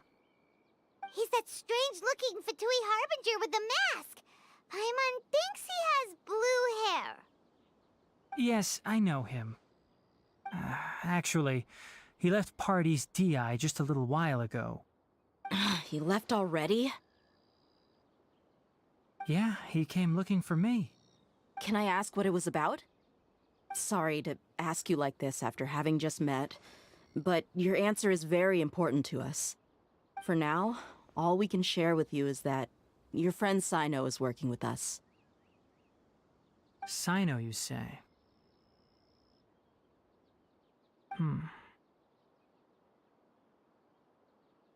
I see. So that's why he hasn't been at the academia. Okay. I will answer your questions and will assist you any way I can. You don't have to tell me everything that's happened. Sino's name really does work wonders. You're not even a little worried that we might have made it all up? Despite having just met you, I can sense that you're the serious type. Between you, the Traveler, and Sino, none of you strike me as the type that would conspire to deceive me.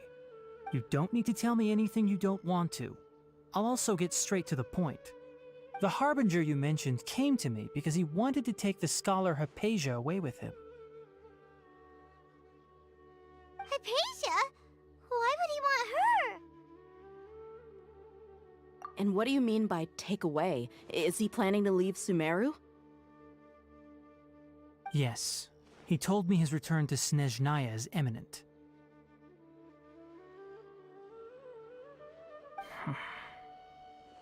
So you mean... you're leaving this place soon? Indeed. Otherwise, we could have perhaps talked a little more. I was just about to set out when I remembered something important. To that end, I made a final trip to Pardis Di. Let me ask, have you been taking care of a scholar by the name of Hypatia? Your sources are accurate. No doubt because you recruited many informants. But you're right. Hypatia has indeed been receiving treatment from me. Forgive me for asking, but how's the treatment coming along? Given the way you're asking, I assume you have something to say. Since you asked, I'll be frank. I would like to take Hypatia to Snezhnaya. It's incredibly difficult to transfer a patient. As a scholar yourself, shouldn't you at least be aware of this? Oh? I can't believe your utter lack of faith in me, to the point of even questioning my general level of knowledge. How unbefitting. Well, you're the only one who's ever made such a request. I have my ways of keeping her safe during the journey. In addition, I can also promise that under my care, Hypatia will receive the most advanced and effective treatment. I will personally supervise her treatment and see to her recovery. Would that be agreeable to you? Hypatia was born in Sumeru and remains a scholar of the Academia. Her situation has not become dire enough to necessitate her transfer to another nation. Transporting her to Snezhnaya is risky, and the potential benefits are unknown. As the person currently responsible for her treatment, I cannot possibly sign off on this transfer. Your suggestion is rude and reckless. I'll pass. I don't know much about the doctor, but after talking with him, I realized that, just like many other scholars, he possesses an aura of arrogance that I've come to detest. It's not so much that he's looking down on others, but more that he's so confident in himself and his abilities, to a point of near insanity. I would never refer a patient to someone like him. I prepared myself for a protracted battle of wits, and was really surprised to see him just give up on the topic. Still, his reaction really concerned me.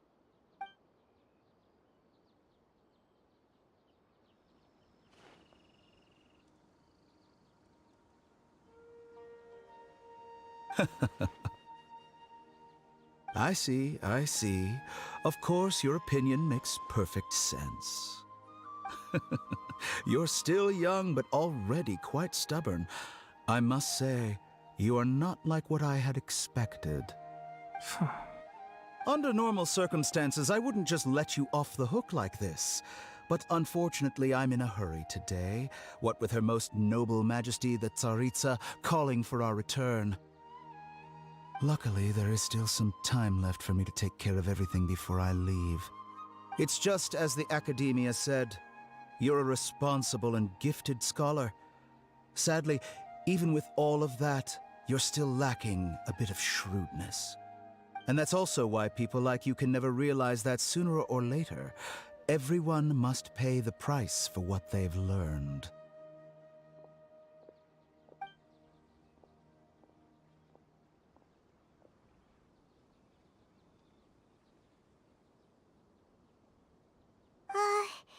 Paimon can't help but feel like he's hinting at something unpleasant.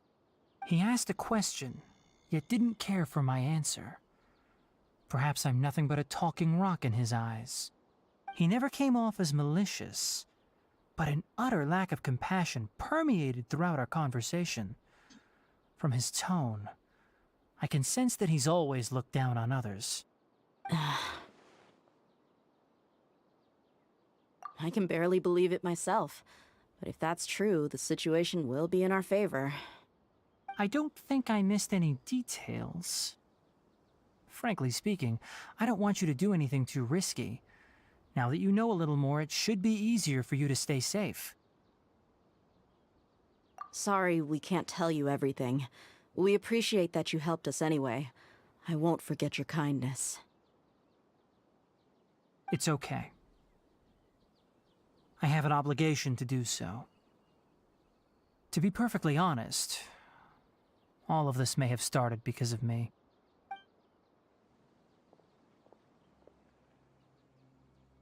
Recently, my master wrote several letters to me, asking me to return to the academia and assist him with his research. Hasn't he already asked you several times before? Yes, but there's something off about this most recent batch of letters. The handwriting and tone are both familiar, but some details have been omitted. My master will occasionally leave a few dots on the back of the letter. 1 dot means that he wrote the letter on a sunny day, and 3 dots stand for a rainy day. This has been a habit of his for many years, but I didn't find any dots in his recent letters. I believe something may have happened to him. I get it. Since you are always at Gandharvaville, you would like me, someone already working at the academia, to investigate this matter, right? I'd like to ask you to do that for me. If you can keep yourself safe, please withdraw immediately at the first hint of danger.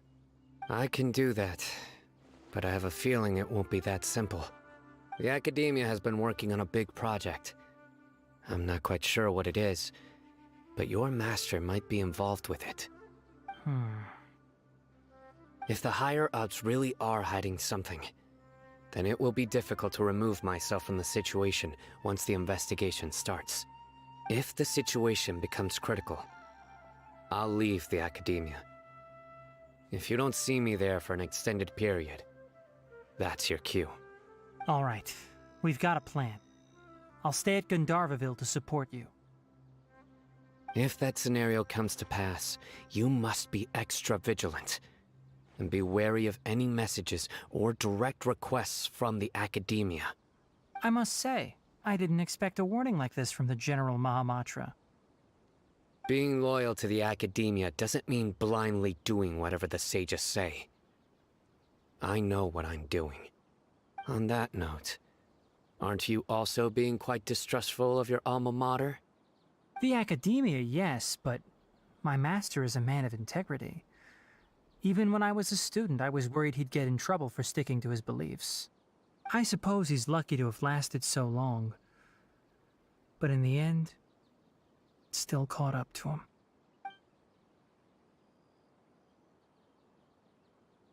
I see. So you noticed something was up with the academia from the very beginning. This may well be how Sino became involved in all this. In that case, I must keep my promise and help you however I can.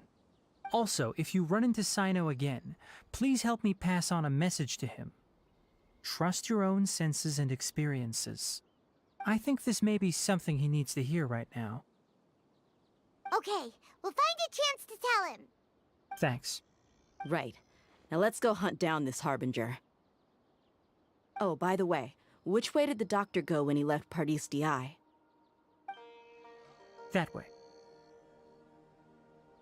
Gotcha. Thanks so much. We'll be on our way.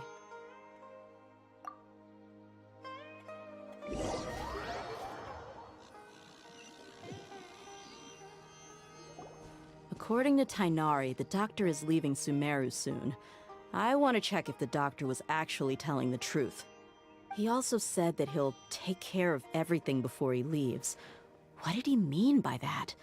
We need to be extra careful when dealing with a person like him. Just to be safe, let's chase him and see what we find. But we have no idea where he went! How can we start chasing We'll do it the mercenary way. I'll find leads as we go. All you have to do is just follow me. That Harbinger may have tried to cover his trail, but he still left some traces. Or perhaps he never even thought about concealing his whereabouts. Maybe that's just how arrogant he really is. Yep, we're headed in the right direction. The traces are still fresh, but there's no sign of his entourage. Clearly they're in a hurry. It's just as I thought.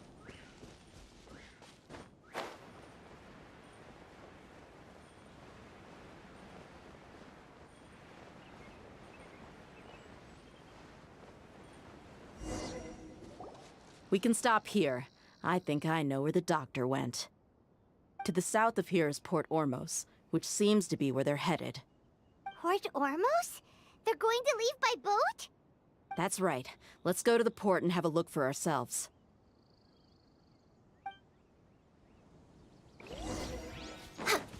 Next on the agenda...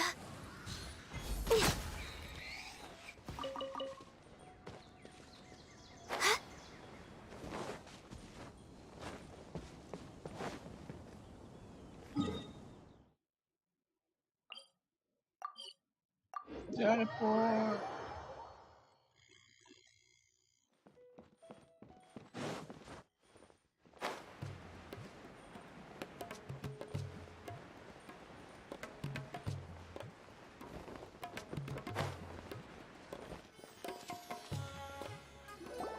Look! Fatui soldiers!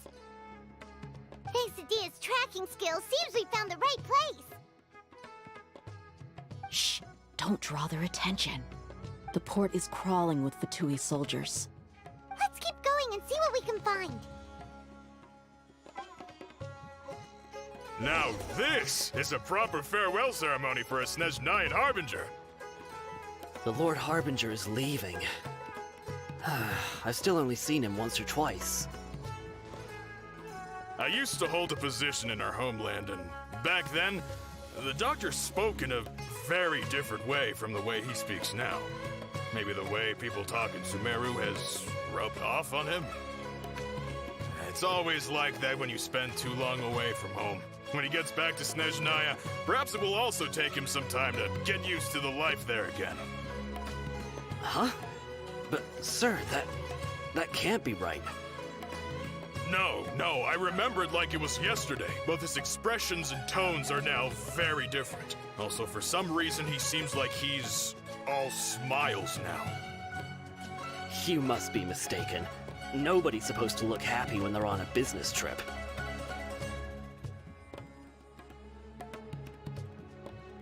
The doctor is on that boat. So he told the truth after all. He is actually leaving Sumeru. Let's get closer and find a place to hide so we can observe him. Easier said than done.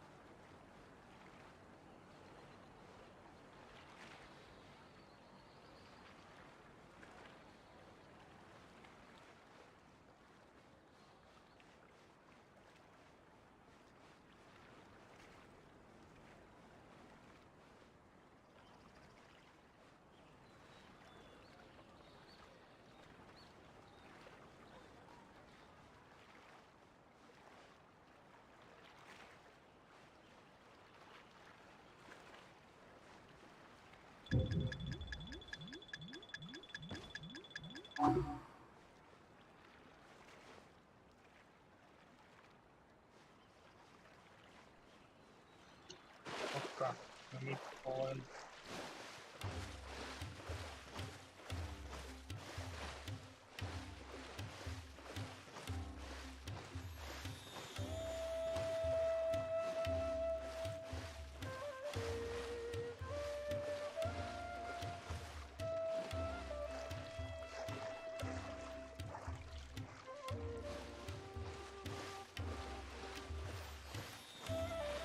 Oh no.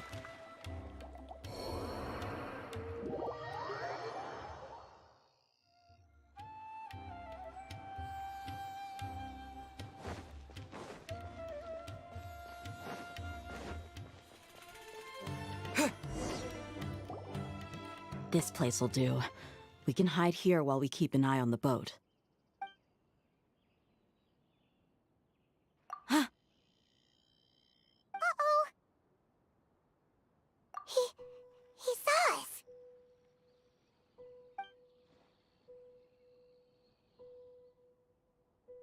Huh? Is he waving at us? It's time to say goodbye. Wait, is he the only person on the boat? You mean there's nobody with him? And where are all the soldiers we saw in the port just now? They were all here just a few minutes ago, but now they've vanished. So this was a trap. Wait, don't tell me that. Luckily, there is still some time left for me to take care of everything before I leave. Oh no. They might be after Hypatia. Let's get back to Party's DI. Huh? What do you mean? I'm afraid that she's seen something that she wasn't supposed to see. If I were the Fatui, I would also try to take her away. And if I couldn't... Oh no! Are you saying they're going to kill her? Let's go!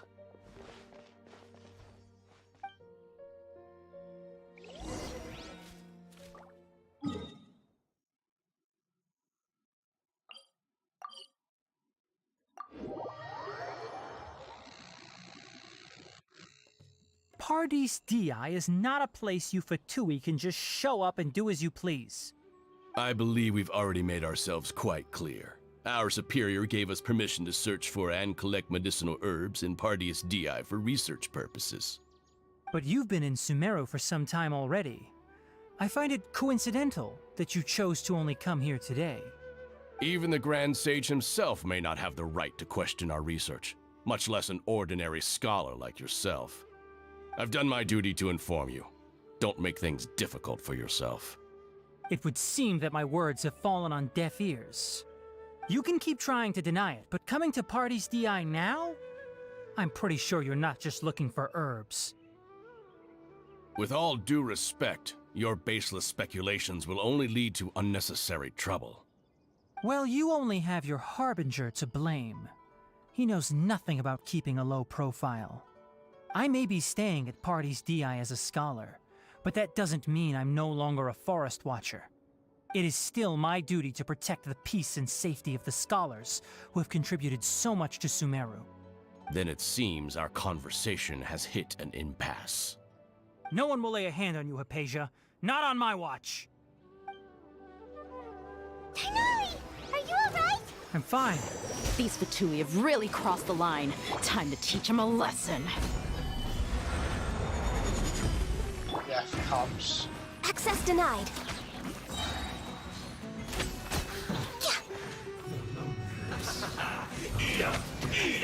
This is long overdue. This one's well done.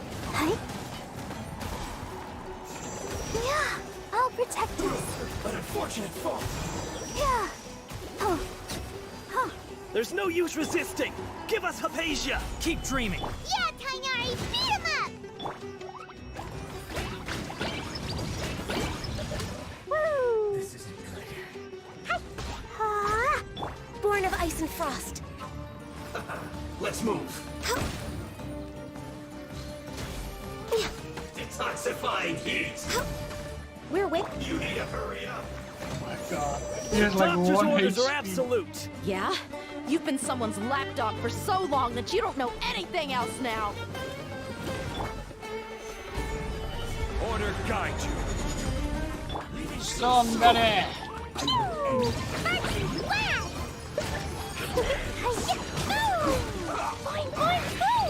Yes.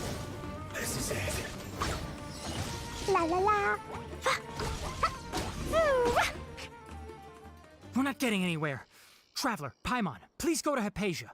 We need to make sure they don't try to sneak around and attack from behind. Got it.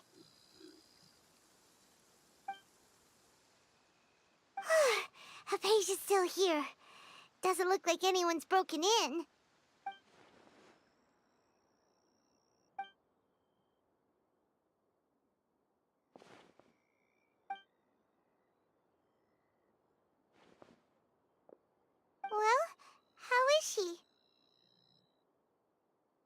Oh, that's good.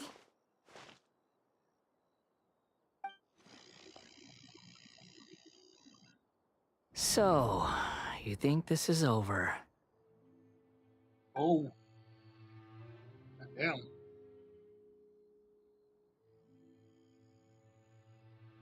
What?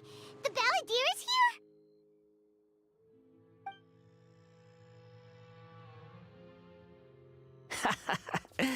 I've missed that look of abject horror.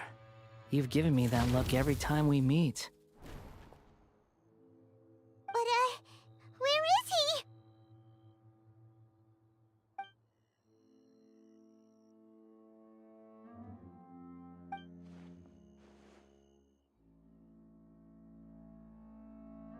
I can hear all of your thoughts, you know.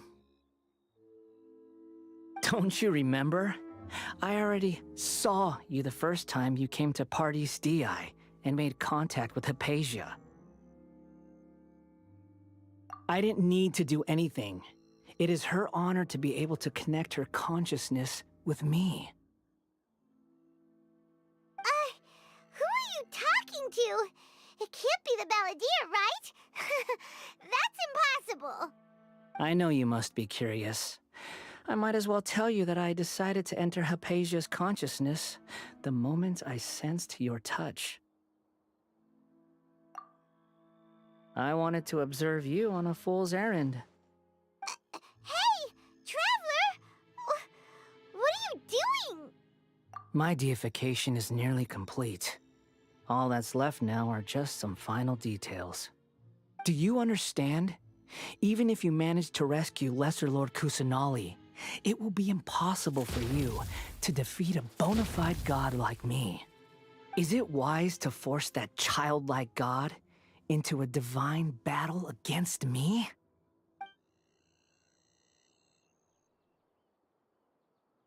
Scholars consider the God of Wisdom to be the sum total of their faith. It's how they can justify reverence for a god as they construct it. But this also shows that humanity's worship of gods is a combination of blasphemy and exaltation. It's truly laughable.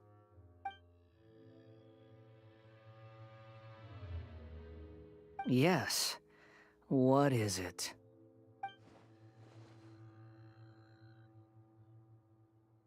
Yeah, I'm in a good mood, which is why I'm talking to you like this.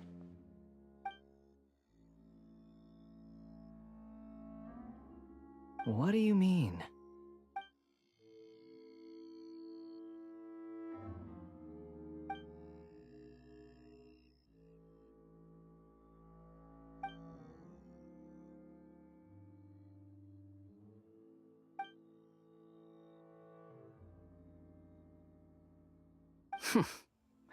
Those words almost make you sound like a friend who actually cares. But you're wrong. I'm different from all of you. I was born to become a god. My entire life up until this point has just been a meaningless routine. Just think about a sheet of paper. By itself, it holds no meaning. The content recorded on it is what gives it value. All I had recorded down before were some painful memories and boring human feelings. Such senseless drivel should have been erased a long time ago. Indeed, to me, the sight of you fools in your futile struggles is far more amusing. Tell me, just what has this world done for you to protect it with such zest and conviction? I'm connected to your consciousness, so I can hear what you're thinking and sense the depth of your determination. This is a good conversation we're having. So here's a word of advice. Let go of your misguided guardian complex. You know nothing about the truth. It'll be for your own good, as well as everyone else's. Humans are a species that can only find bliss in ignorance.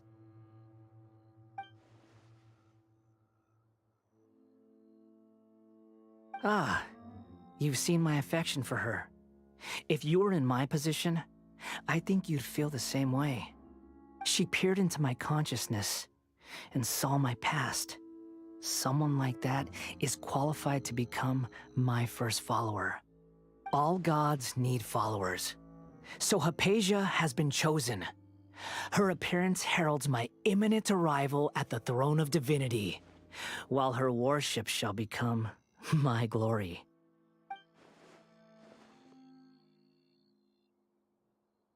You're doubting me again? No matter.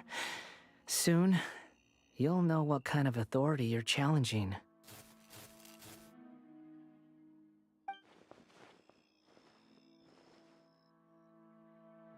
Who wants to hurt my devout follower?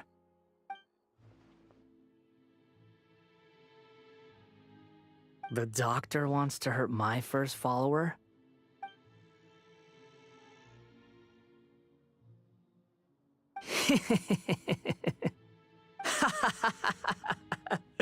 How very amusing.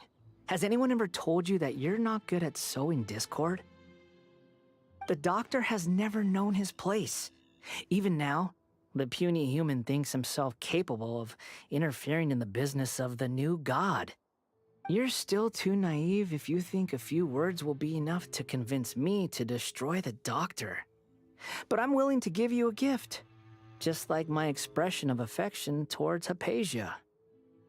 It is an honor for you to be able to stand here and speak with me.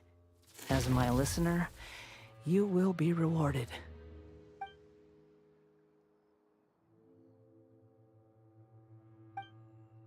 Both good things and bad things can be called gifts.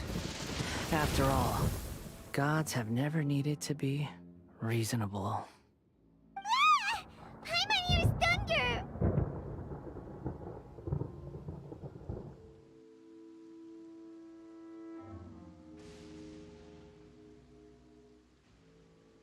That person Paimon couldn't see was the Palantir? Oh, he sure chatted with you for a while.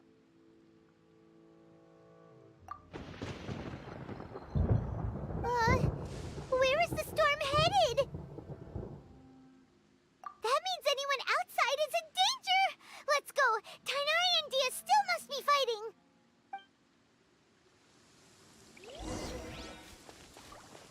Woo!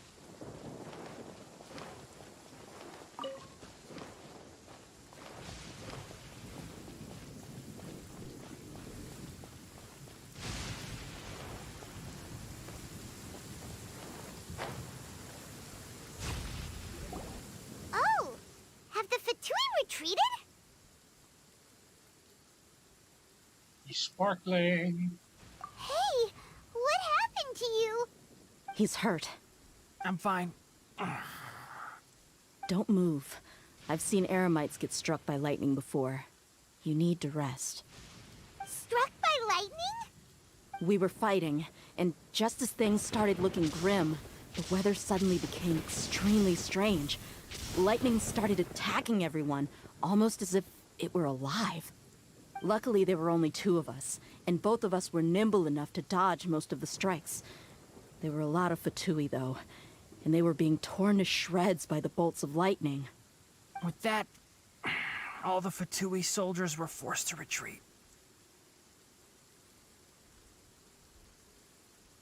Why are you sorry? It's all right. I'm sure you also never expected this to happen. Don't blame yourself. My wound aside, you look like you've seen something unpleasant. Is Hypatia all right? Hey, didn't I tell you not to move? Just in case.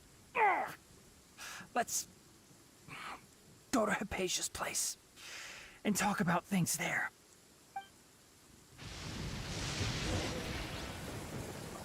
La la la. Woo!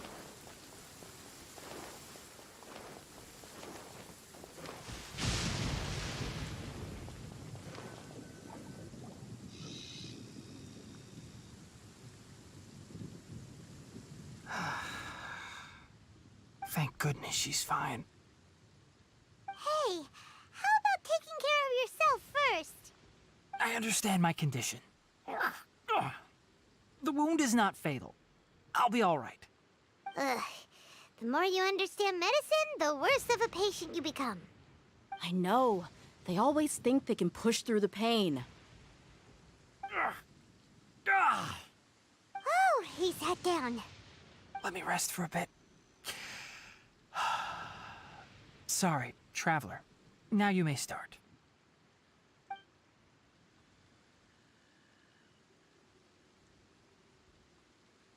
So that's what you were talking to the balladeer about?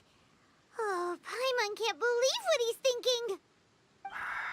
The Academia's God creation plan. How ridiculous. That sounds, ambitious, I guess? Anyway, this is all way beyond me. As long as I can enjoy every day with a drink in my hand, tasty food in my stomach, and a good night's rest, that's enough. I'll only work when I have to. I must be the least ambitious person who's ever set foot in Party's DI. Don't say that. I haven't even thanked you for your help back there. Don't mention it.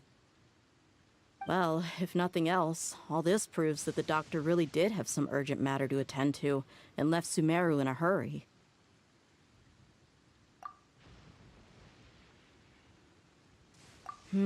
Maybe the Fatui want to cover up some secret of the balladeer. Is that why they tried to seize Hypatia?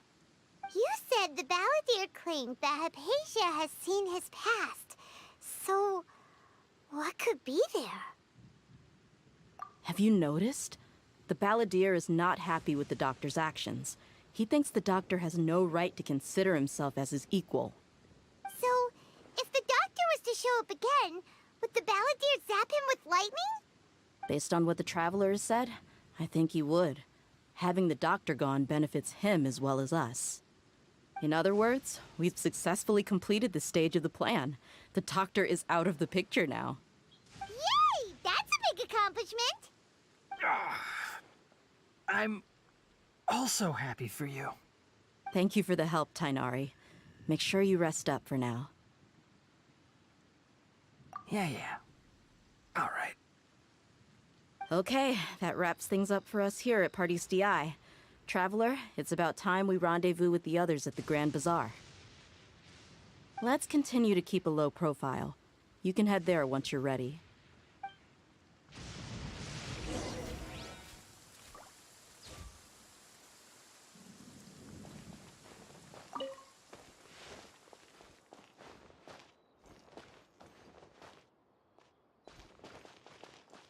You can just focus on your plan. Leave Hypatia to me. My wound isn't going to get in the way. Oh. Okay. Guess I'll sit still for a little while longer.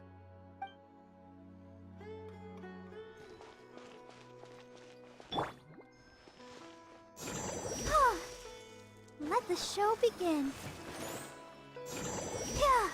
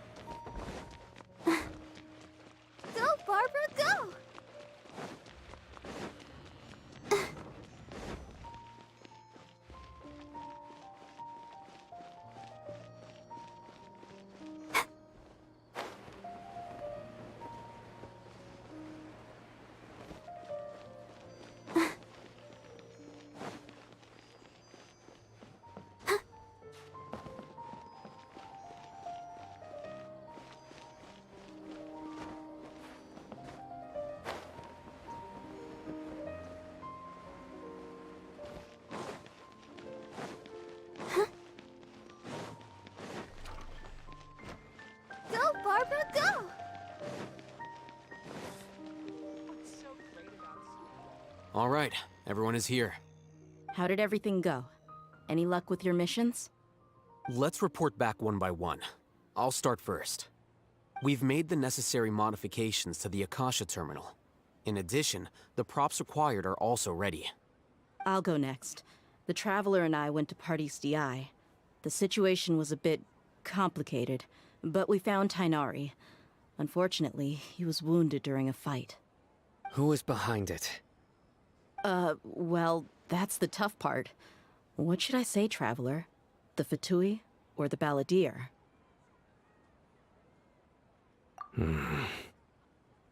After some back and forth, we confirmed that the doctor has left Sumeru by boat. He has something urgent to attend to back in Snezhnaya. So, we've successfully removed the doctor from the picture. Also, Tainari's already resting, so he'll be okay. Good. Oh, Tainari also asked us to tell you this message. Trust your own senses and experiences. All right. I'll remember that. Everything also went smoothly on my side. The Eremites should have arrived at their destination by now. To avoid alerting the quarry, they will stay there for now. I can't believe you actually got so many Eremites into Sumeru City. It's all thanks to Rahman and his brave team, as well as their bold strategy. It appears to have been very effective. I'm glad to hear it. Well, is that everything? Okay, this meeting is adjourned. Huh? Wait, you mean that's it? Well, what else is there to discuss? Shouldn't you end with some words of encouragement? You know, to fire us up now? Personally, I'd rather we all go home and get some rest. I'll hate them, Ugh. Oh, and if you wanted someone to say something to that effect, then I must reiterate that I'm here to strategize and not to lead. So you should find someone more suitable to do that. But I thought all of you Academia big shots were great speakers. Then I should remind you that I'm the scribe. I know that. So what? A scribe is responsible for recording meetings, not speaking. Fine, whatever. Well, Cyno doesn't seem to be much of a talker either. I guess that leaves it to my employer. Employer? Yep, the Traveler hired me.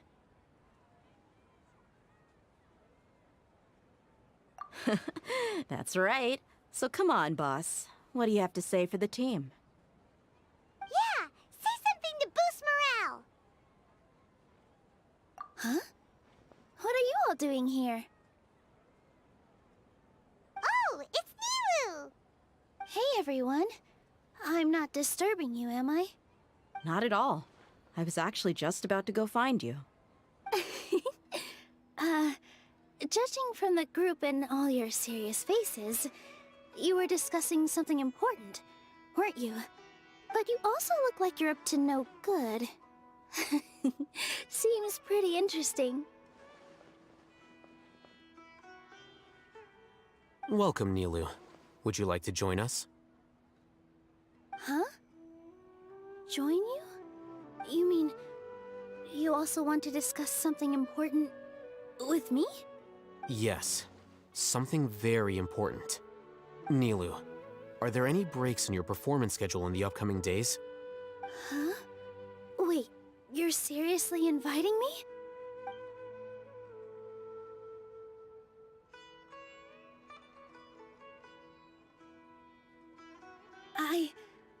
I can't believe my ears. You are truly the bravest and most passionate people of Sumeru, well, that I've ever met. Ahem. Oh, right.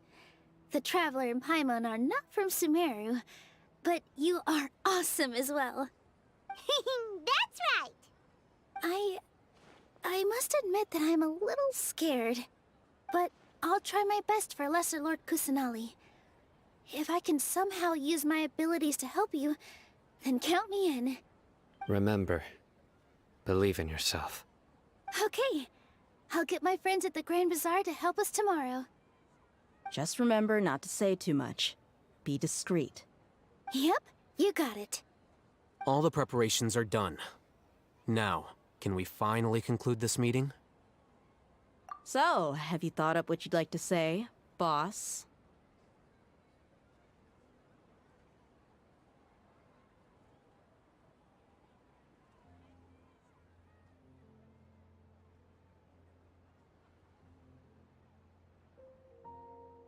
Yep, it's a grand plan and we're all super awesome!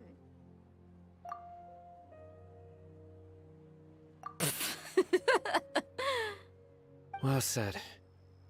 A good night's rest before an operation can be the difference between success and failure. Thankfully, I've had my place to myself recently. It's been nice and quiet. Huh? Oh, nothing. Alright, let's all go home and get a good night's sleep so we can be up early tomorrow! Okay. So I guess that means it's time to say goodnight now. Yep! Good night, everyone!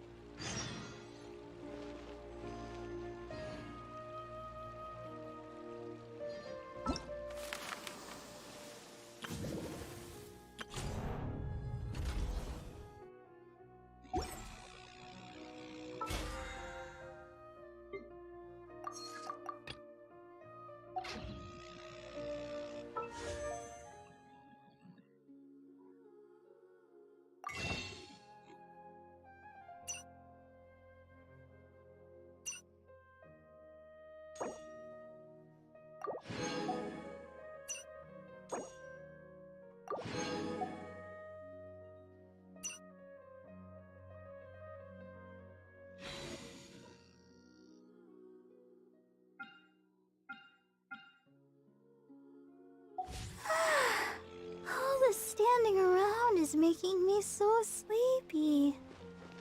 In my opinion, Jutes is the best stall in the whole forward to the new plan. Life was so dull here. Dad, let me The animation is very fluid.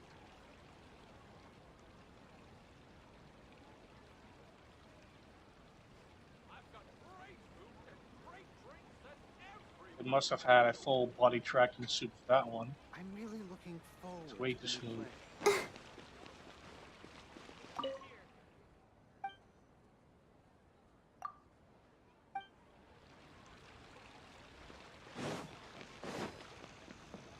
there no future for me? Let's dance.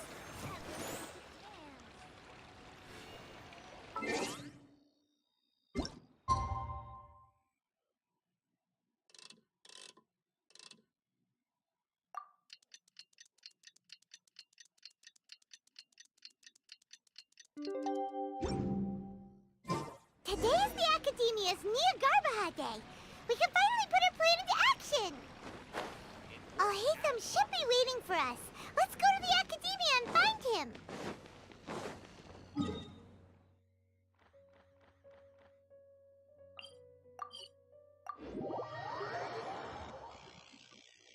Hello, you two. Sleep well? Not really. Paimon got too nervous thinking about today and didn't fall asleep until the sun was almost up. What about you, Alhaitham? Naturally, I slept just fine. After all, a good rest should be considered part of the plan, since energy is an important resource. You just want to show off how calm you are. It's crucial to dissipate any tension before we execute our plan. The only thing you're doing is being annoying. Anyway, do you need me to go over the game plan again?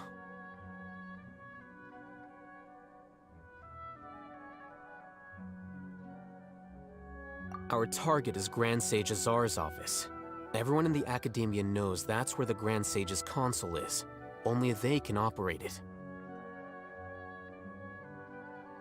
Many restricted commands and operations are executed via that console. I'm sure that console has a way to free Lesser Lord Kusanali. You know, Paimon's been thinking, what kind of technology technology could let the sages imprison even a god. That isn't something they could have accomplished with their scholarly talents alone. In the sanctuary of Surasthana, there's a device of Greater Lord Rukkhadevata's that she once used to isolate herself while meditating. 500 years ago, the Grand Sage at the time modified the device so that it could no longer be controlled from the inside. They were effectively trapping one god with the power of another. So, how are we gonna get to the Grand Sage's office? Don't forget, today is Nyagarbha Day, arguably the most important day to the Academia. The sages and core Academia personnel are busy loading the latest batch of research developments and legal decrees into knowledge capsules so that they can be entered into the Akasha. All the Darshan's researchers have their noses to the grindstone, and the Academia's grounds are flowing with all sorts of people. It's the perfect time for an infiltration. When the Grand Sage leaves his office to supervise the entering process, that's our cue to access the console and free the Dendro Archon. Well, yes. That's just the visible side of our plan, after all. If precedence holds, the Academia should have already started preparing for Nyagarbha Day. Everyone should be in position. All that's left is for us to lead the charge. Let's go. So are we just gonna walk in through the front door, or...? Yes. Were you expecting a stealthier approach? Paimon can't think of a good comeback. Alright, it's all on Alhaitham if things go south.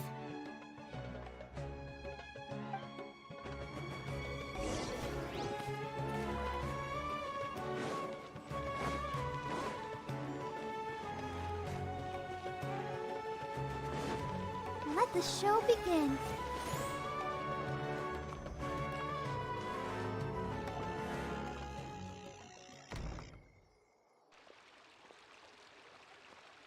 Scribe? Please, wait. Are you Scribe Alhaitham?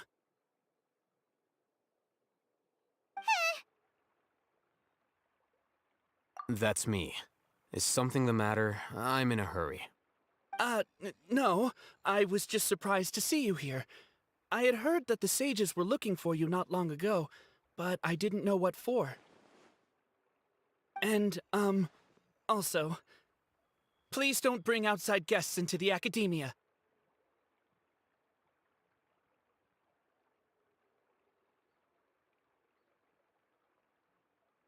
Outside guests? How did you arrive at such a conclusion? Your groundless inference shames the Haravatat Darshan.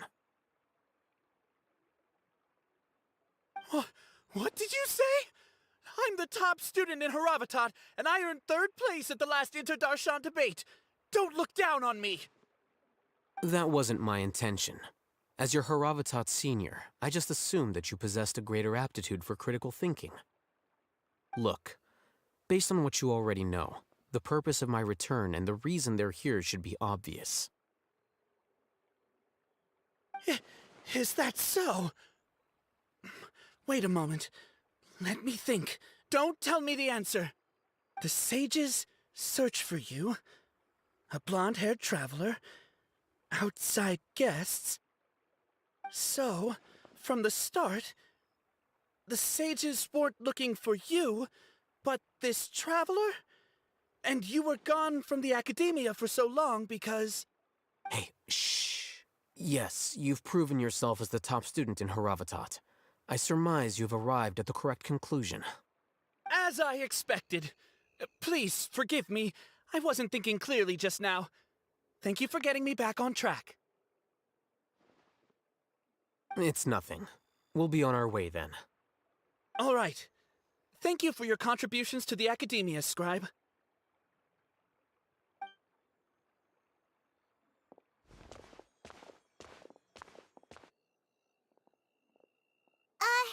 What the heck just happened now? What did he just guess? I'm afraid I don't know either. You have no idea? Mm-hmm. He convinced himself of whatever truth he came up with. That is the so-called pride of a scholar. If someone questions their academic facility, They will instantly feign understanding to keep up appearances. Nowadays, the academia is rampant with this type of scholar. Their obvious farces of intellect only serve to highlight themselves as fools. Wow, so there are special ways to deal with smart people. We don't even need to make up our own excuses. We shouldn't waste any more time. It would be problematic if we missed our window of opportunity. Let's go.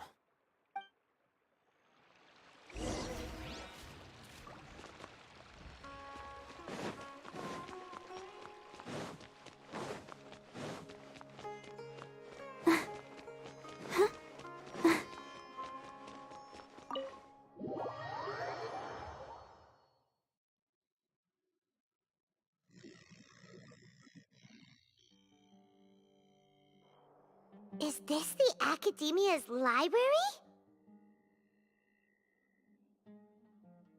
Indeed.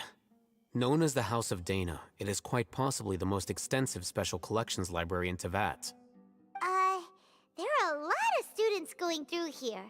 Is it really okay just to waltz right in? The Academia marches to a fast beat, especially since it's Nyargarbaha Day. They're all occupied with their own matters. Just act natural. Now, hurry along.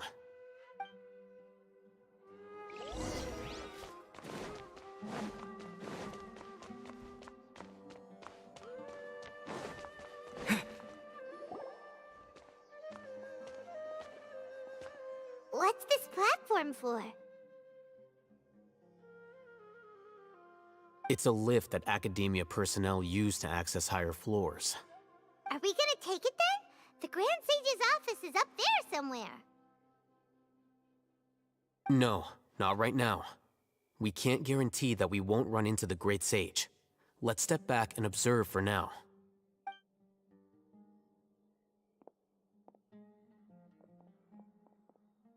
You think the Grand Sage will exit from there? And after he does, we'd sneak past him? Oh, Paimon thinks that's really dangerous. Who knows? However, if we can confirm Azar's current location, our operation will be much safer if we... Allow me to offer you a hint. If you wish to know his location, look behind you.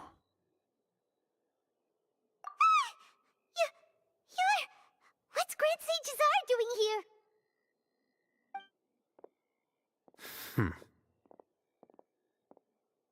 Do not tell me you believed the Academia would not grow suspicious of you after such a prolonged absence, scribe. An eyewitness had informed me of your whereabouts, so I came to personally welcome you. Great Sage, I didn't expect you to care so much about me. I'm truly flattered. I'm sure, but compared to you, I am far more interested in these two unexpected guests. You are the Traveler and Paimon, correct? It's a pity that only now have I been afforded the opportunity to formally meet two of Sumeru's most esteemed guests. I do apologize for my lack of decorum. Excellent. You immediately initiated discussion instead of attempting to prepare some perfunctory excuse. You clearly understand the situation at hand, and have no intention of making a reckless stand. The foot traffic here renders this place unsuitable for discussion. Please, follow me to my office.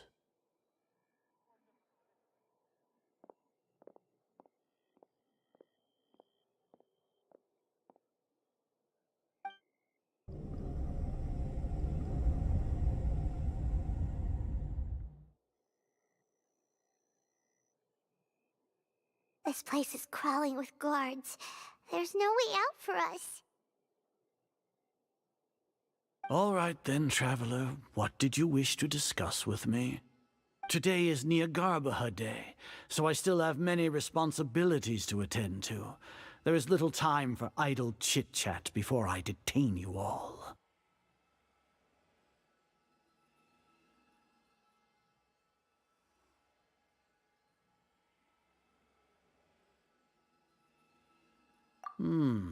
You seem to know quite a bit about our endeavors. If that is so, then you should be praising our great work, rather than using your trivial misgivings in a futile attempt to sway me. Trivial? Then tell me, what do the Fatui want from me?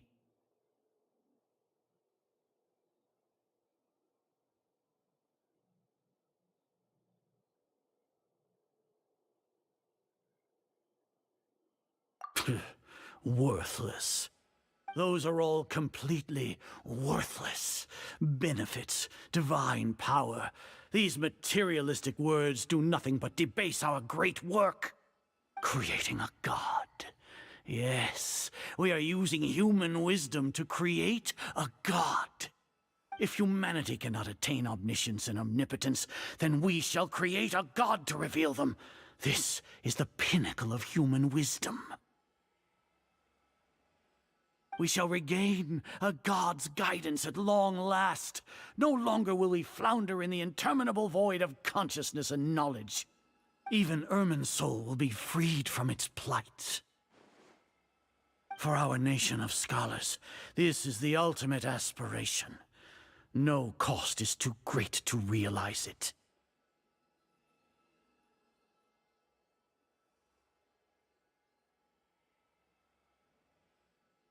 You will never understand the rapture of having a god be born within your very hands.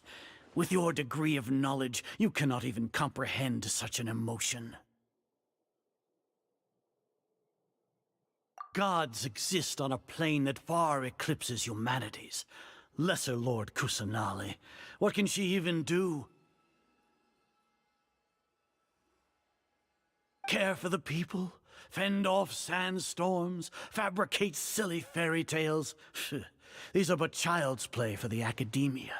Does that make us equal to the gods? We are a people favored by Greater Lord Rukkhadevata. Though I may have personally not seen it, our forefathers bore witness to true wisdom. The ascension of the Lesser Lord has brought nothing but bewilderment to the scholars. They all ask, is that truly what true wisdom is supposed to look like? With that in mind, it is better to keep her isolated in the sanctuary of Suristhana, so our academy will not become embroiled in turmoil. What a pathetic justification! Do you really think that only the super smart or powerful should be able to call themselves gods? As per your judgment, Grand Sage, they are indeed dangerous individuals. Not only are they acting against the academia, but their ideologies have the potential to lead scholars astray. Looks like there really was merit in my assignment.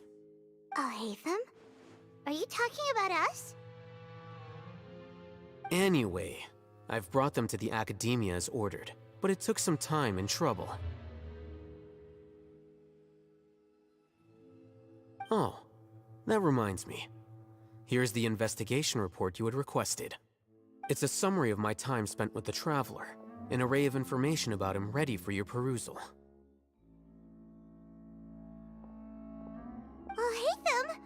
So you're still on the academia side! We finally started to trust you!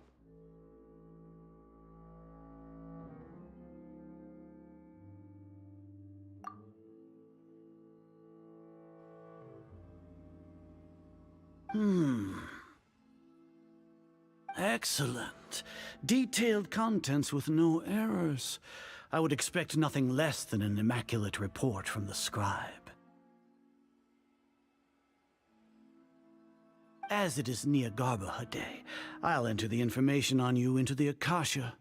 Surely you know what that means. We'll be monitored, just like Sino. With the Akasha's calculation prowess, all of your actions will be predicted with an accuracy of at least 98%. Furthermore, your data will be updated in real time whenever new information presents itself. To put it into words you can understand, wherever you go, you will be walking under an invisible leash. This is Sumeru's greatest penalty for dishonest persons.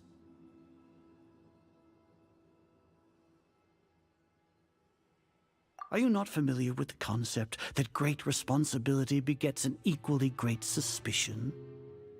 In any case, you are Sumeru's most concerning external variable.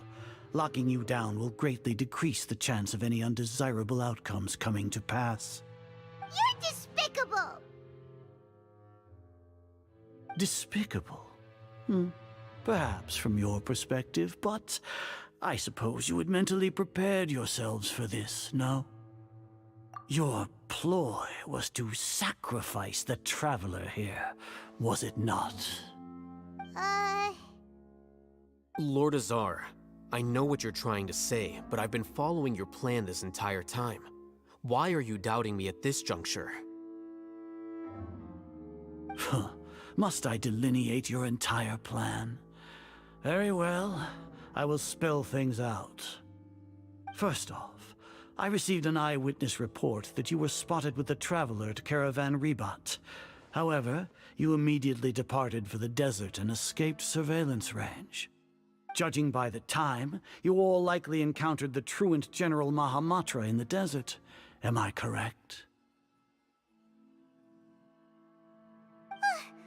Maybe Paimon shouldn't have mentioned Sino just now. The Academia had not received correspondence from its scribe for a prolonged time.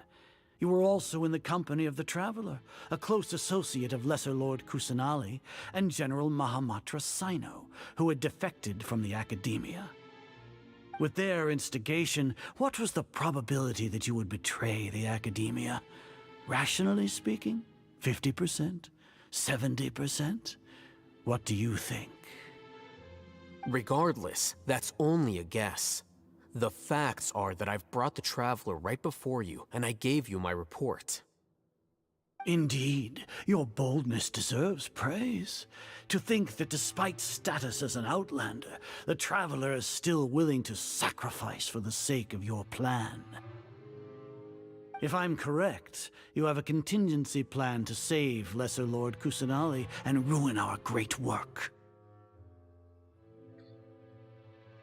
Sneak into the Academia on Niagarbaha Day, using Alhaitham's status as the scribe, for there is a good chance that an opportunity to save the Lesser Lord will arise. Should your intentions be discovered, Alhaitham will turn traitor and sacrifice the Traveler, thus proving his innocence.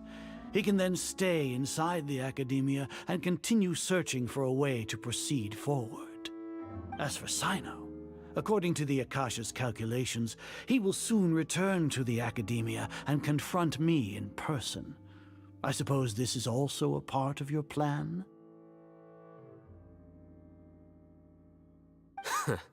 You'll see me as a traitor regardless of what I say, no? Even if you impugn me, it would have little effect on you all. You misunderstand. Losing our scribe would irreparably damage the Academia's regular operations and the development of Sumeru's future academic systems.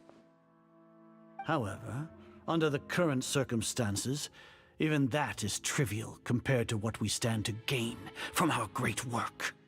You said that I betrayed the Academia, but you, Azar, you've betrayed all of Sumeru, betrayed its Archon. So flight has turned to fight at long last. Guards!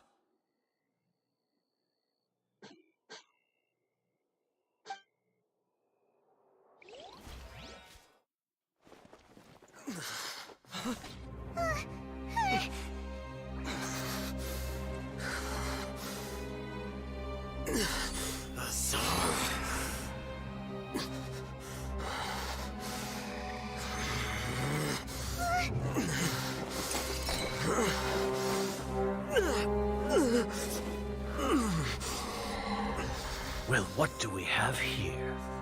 So you stole that divine knowledge capsule. Traitor! You traitor! Even the most rational scholar will yearn for the power of a god in a moment of desperation. Aren't you doing the exact same thing as me, Alhaitham?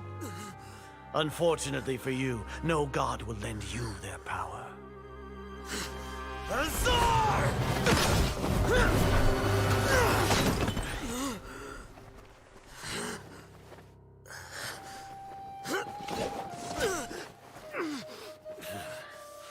He has gone completely insane.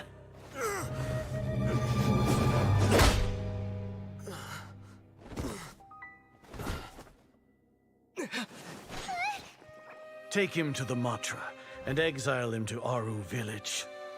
Then find someone to take these two to the confinement room. I'll deal with them later. Grand Sage, we've finished all required preparations for Nyagarbha Day. We may begin to enter the capsules now.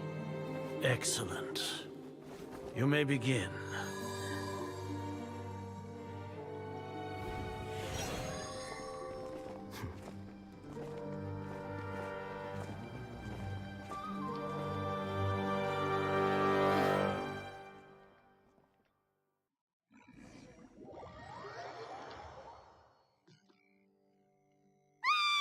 Don't lock us up! Let us out! Wah!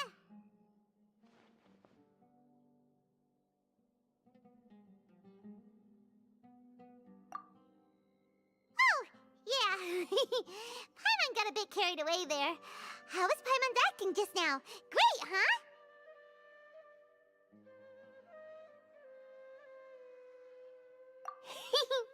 Everything's going according to plan so far.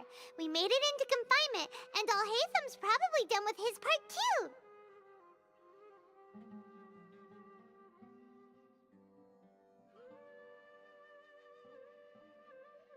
We even managed to trick Grand Sage Azar.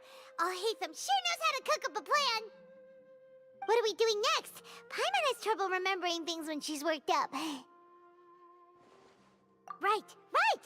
Paimon thinks it went something like this. Apart from that, we still have yet another goal in the first stage of our operation, which is to send the Traveler to the confinement room. What? Why do we want to get him locked up on purpose? He's always been the person the sages are most afraid of, as well as the greatest obstacle to their successful implementation of their plan. They are very aware of the risk he poses to them. Once the Traveler is imprisoned, the sages will likely think that everything is under control. And with their guard down, the next phase of our plan will have a much higher chance of success. I can already see the pompous looks on their faces. Oh, that's a super tricky plan. But Paimon still thinks it's not really worth it. That isn't the only reason, of course. He has a more important task once he's in confinement. According to the Academia scholars in Ramon's custody, Lesser Lord Kusanali has sealed off her consciousness in the Akasha ever since she was captured by the Doctor. That way, they can't pry any more information from her. Even if we break into the sanctuary of Suristhana, it will take time to awaken Lesser Lord Kusanali's consciousness. We need to do that in advance. So our job is to wake up Nahida! Okay, totally worth getting thrown in jail for. The confinement room is inside the Academia, close to the sanctuary of Suristhana. It's a completely enclosed space, and you won't be receiving any visitors.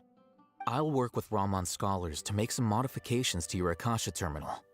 Once you're in, get as close as you can to Lesser Lord Kusanali and try to connect to her consciousness.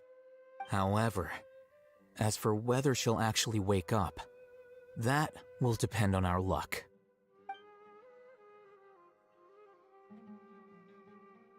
Oh, no wonder you've been wearing your Akasha terminal today. It's the one that Alhaitham modified.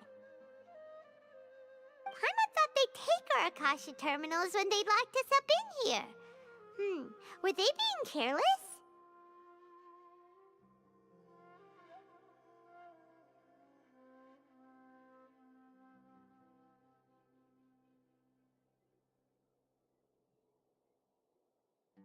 Alright, so what now? Sounds easy enough. We can finally talk with Nahida after all this time. Let's do it.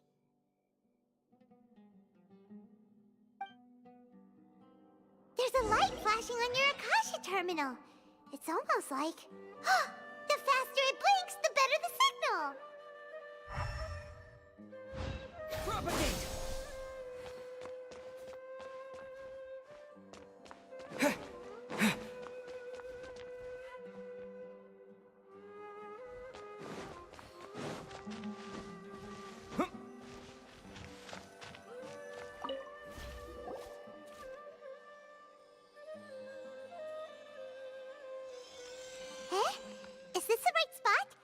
getting anything?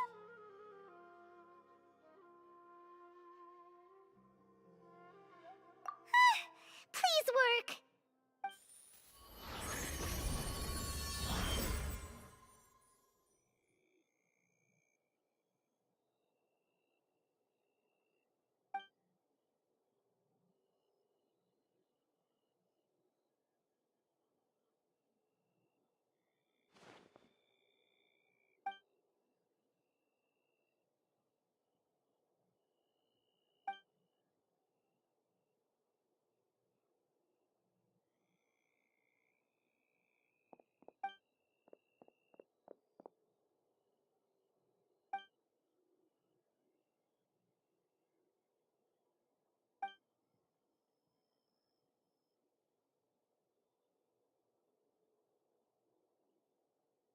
Nahida!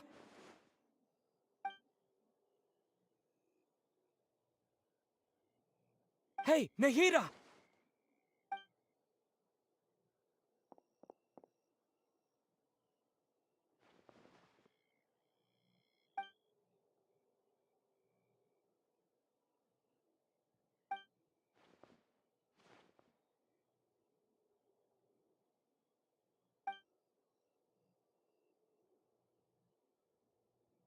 When did it first start? Oh, right. It started from the moment I was born.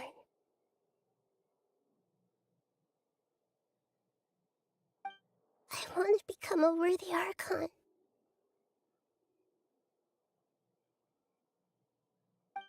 So I've kept studying.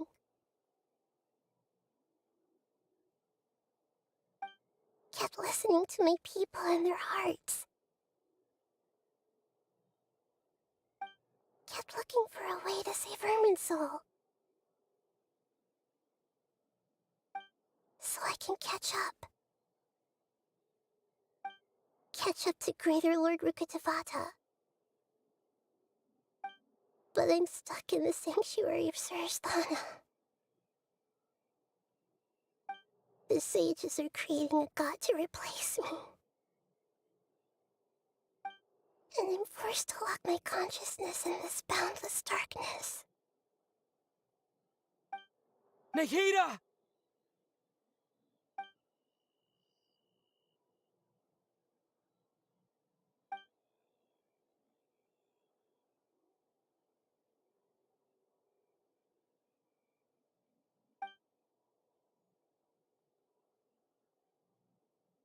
Nahida!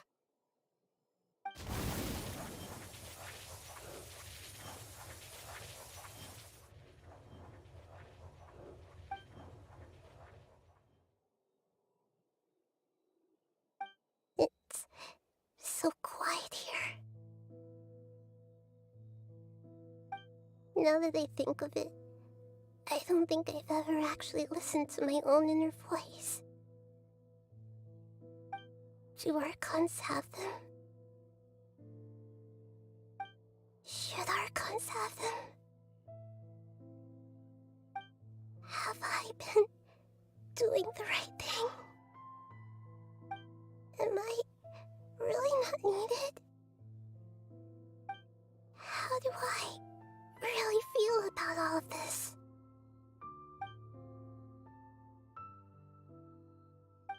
It's so quiet here.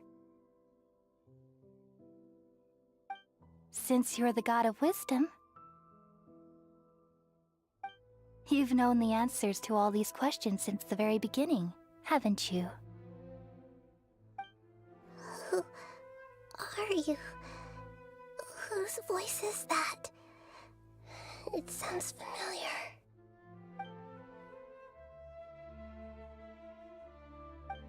You're right, though.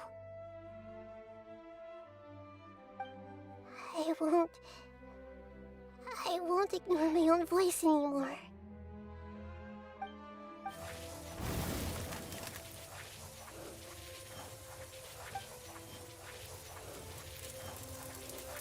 Nahida!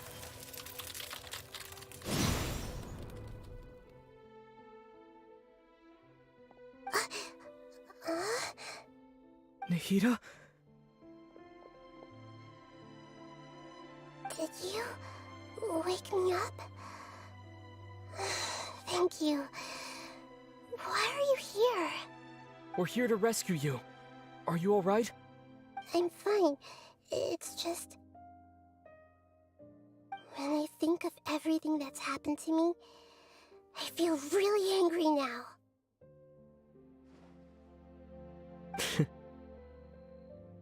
You should have been angry ages ago.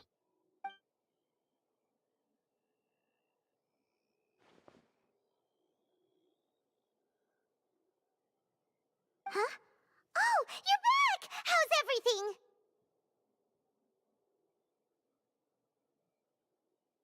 That's wonderful news! Great! We weren't locked up for nothing! When you went to wake up Nahida, Paimon was listening for any sounds outside. You were out for a long time. There are fewer and fewer scholars going about now.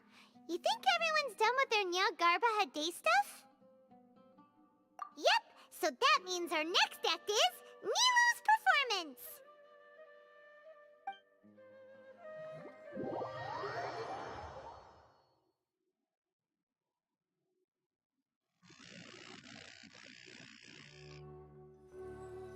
Nilou, are you sure about this? You're taking such a great risk for them. I'm sure, and I'm going. You know that I don't like to pass up any opportunity to dance, and this one is especially important. All right. You seem to have a lot of trust in them, so I won't say more on the subject. But if anything happens, the few of us here may not be able to help you. Don't worry. They've been through worse. Everything's going to be fine. All right. You know, if you really do get arrested, we'll do everything we can to get you back. Be careful, even if it's only for our sakes. Thanks, Mr. Zubair. You're so very kind.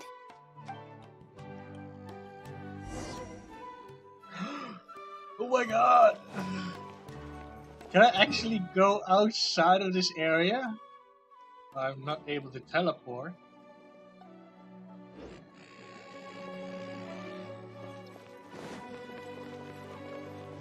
But I think I can go anywhere I want. This isn't the way to the academia. Better Oh, I get teleported back. Alright, alright.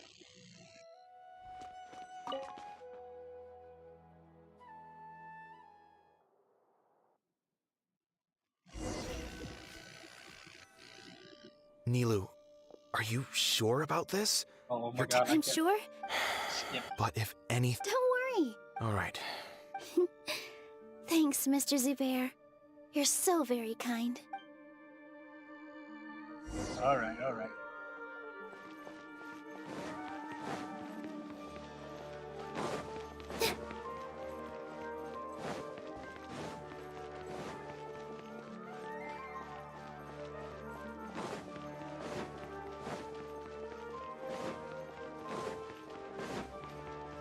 Here! Nilou, how's it going? Nervous? Definitely more than usual. But it's because I'm worried I won't dance well enough. It's okay. Just focus on your performance. We'll take care of everything else. You sure know how to talk. Taking all the credit, even though we came here together to help out. Well, thank you both. I'll have to treat you to a meal after all this ends. I really, really appreciate all of your help. Ooh, that sounds great. Huh. How can we say no to that? All right, let's get back to business. Nilou, we'll be here to keep people from going to the academia so they don't interrupt your performance. I was planning on telling them something like, the Academia's been conducting a weird experiment, and some of their test subjects escaped. It's really dangerous there, so stay away. Oh, you couldn't think of anything better? Oh, Oh well, I guess it does sound like something the Academia would do. I think it sounds great. I'm counting on you guys. Don't worry, it'll be a piece of cake.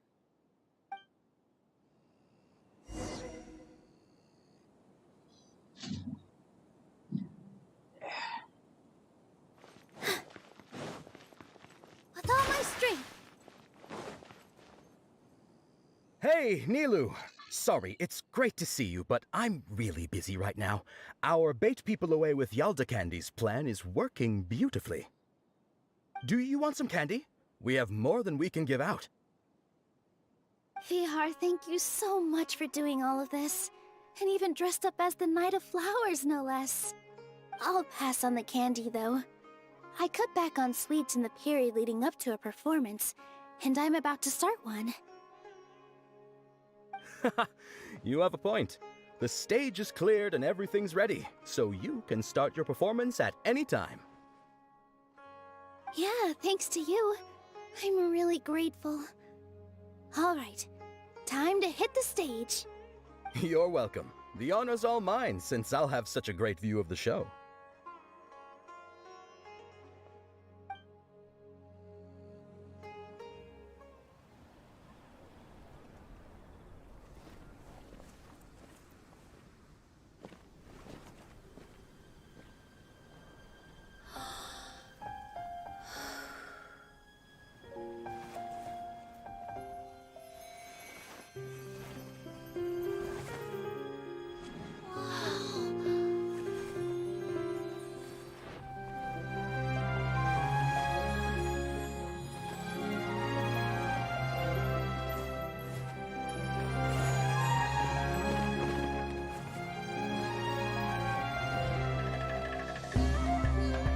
I've never seen a performance like this.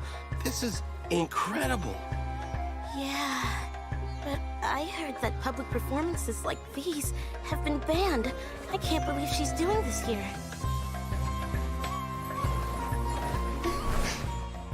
Grand Sage, there's some commotion outside.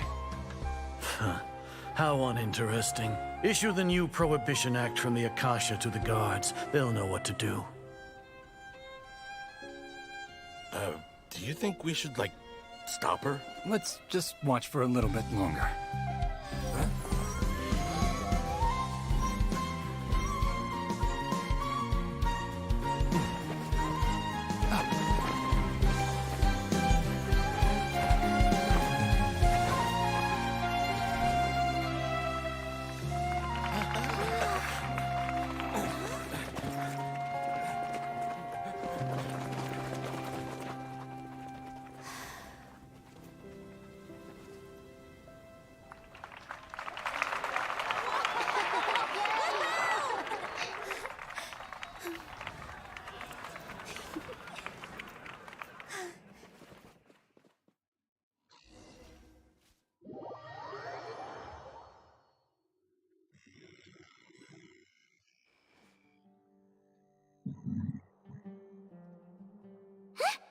Did you hear that? It sounds like a lot of guards just ran by. Does this mean the plan has moved on to the next stage? Yep. It's great that everything seems to be going well. Come to think of it, when did Alhaitham replace the knowledge capsule that was about to be entered into the Akasha?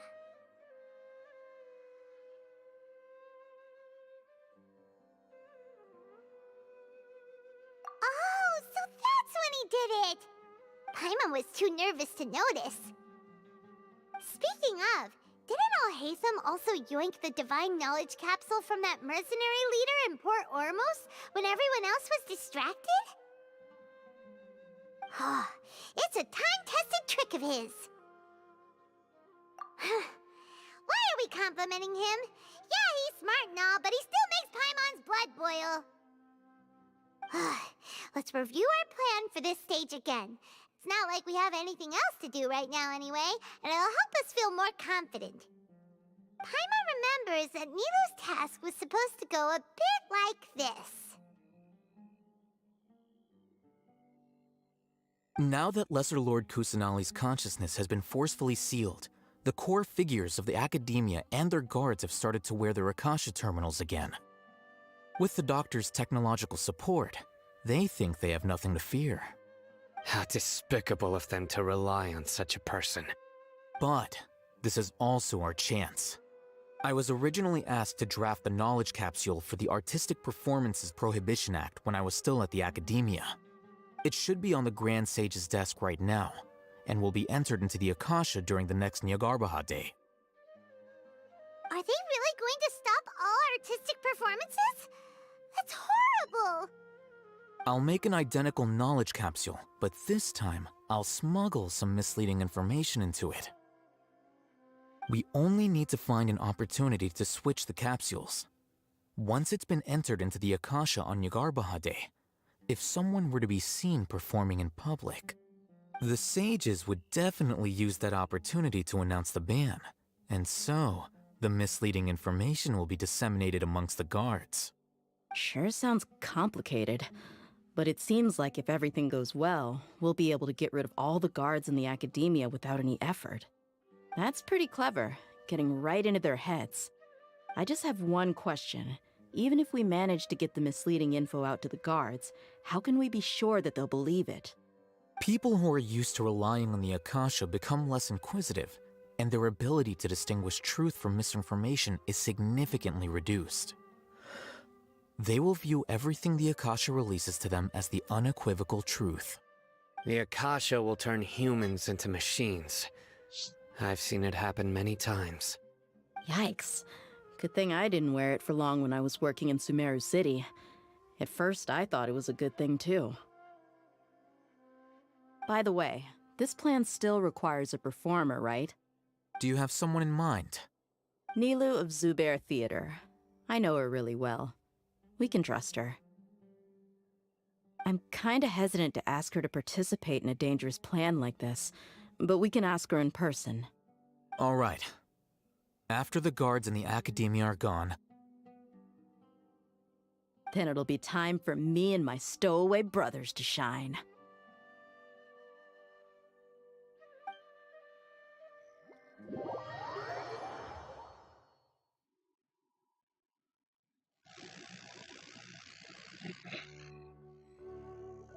Here they come. Did you see that, Raman? They came out from the academia in droves.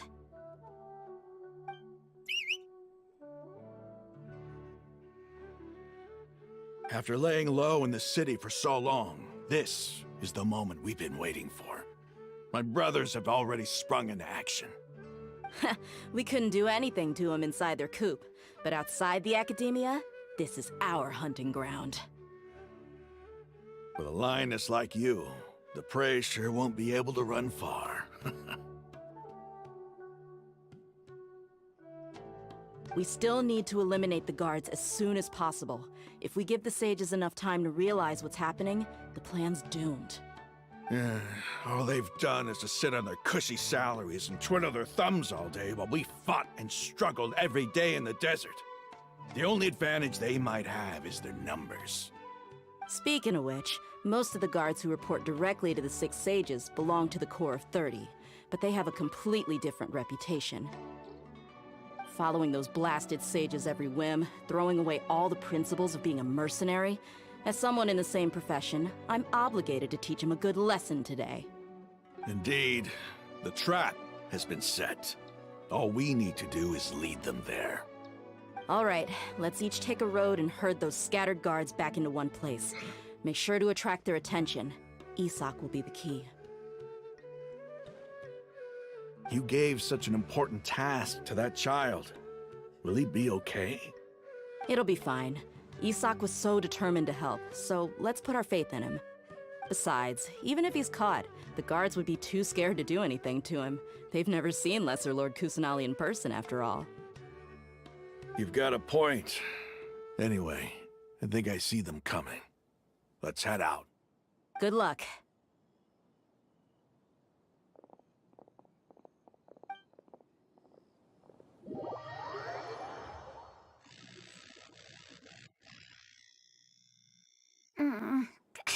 This outfit. Hey, Do you remember what you need to do, Isak? When the guards get here, you'll pretend to be Lesser Lord Kusanali and run away from them. Oh, yeah, I remember. Of course I do. I'm just a little nervous. Relax. Don't think about getting caught. Even if that happens, we won't leave you behind. You only need to think about getting the guards' attention and leading them to the Grand Bazaar. Leave the rest to us. Okay, got it. I'm here to pay back Lesser Lord Kusanali for helping Grandpa.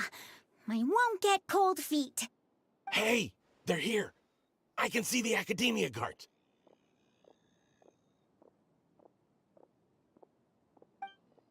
All right, it's time, Isak.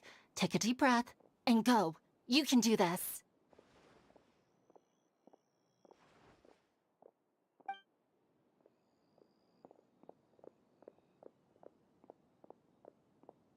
Right, am I gonna play as... Oh my god. Why is there a guard over there? Did he already run ahead of me? This is different from our plan. But there's no time. I need to make a choice.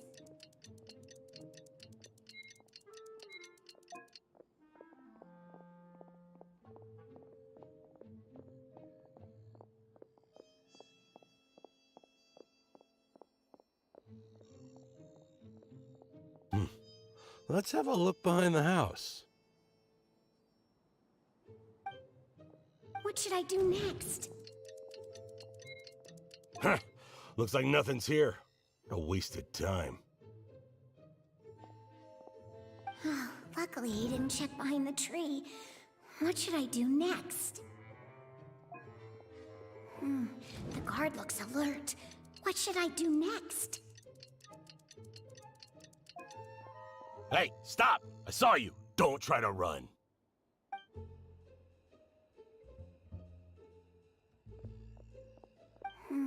The guard looks alert. What should I do next? Doesn't seem like anything unusual's around here. Looks like the guard finally left. I need to go.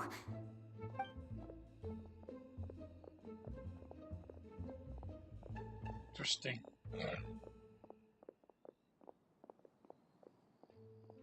Hey!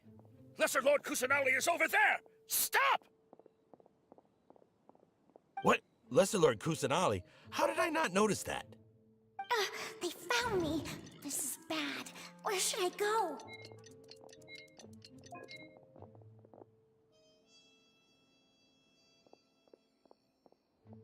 Hey! Lesser Lord Kusanali is over there! Stop! What? Lesser Lord Kusanali? How did I not notice that? They found me. This is bad. Where should I go?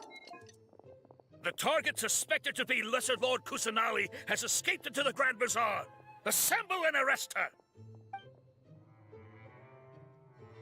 Interesting.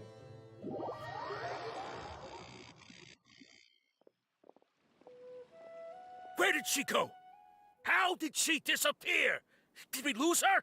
Hurry up and find her! Hey, why is your team here? Didn't we say to split up our search? Hurry! Hurry! This place is... Why are you all here? Yeah, isn't it one heck of a coincidence? Everybody's here. What on earth is going on?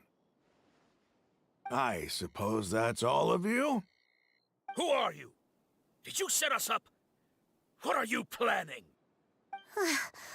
Phew, that was rough. I almost got caught. Little brat! So you're not actually Lesser Lord Kusanali. Who exactly are you all? Eremites from the desert? Just some colleagues. Think of this as a business competition, or a personal grudge. After stepping into our traps, stop thinking of yourselves as hunters. Behave like the prey you are.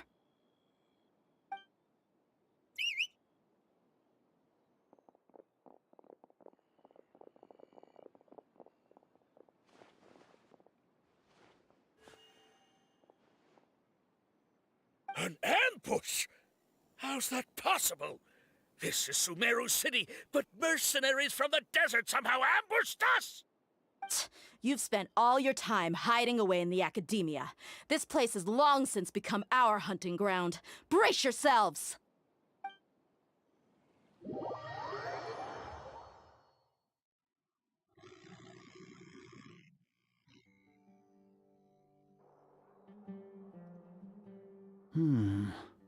This is odd.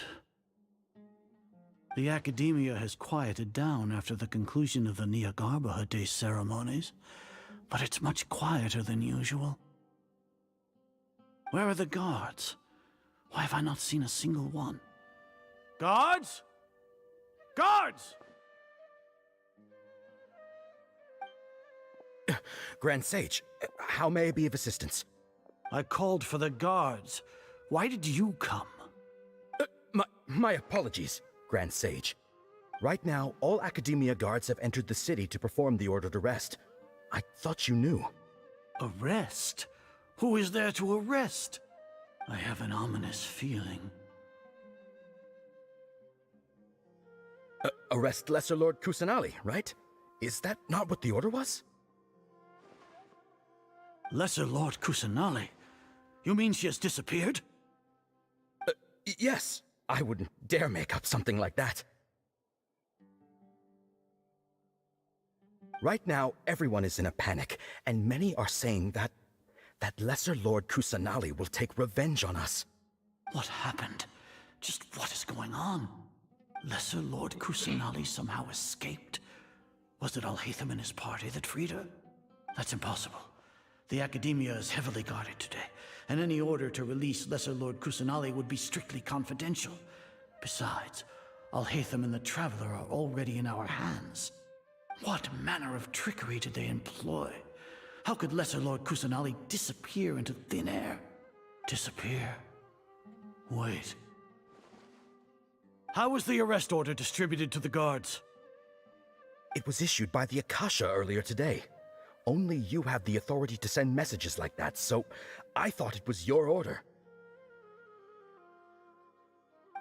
Let me check.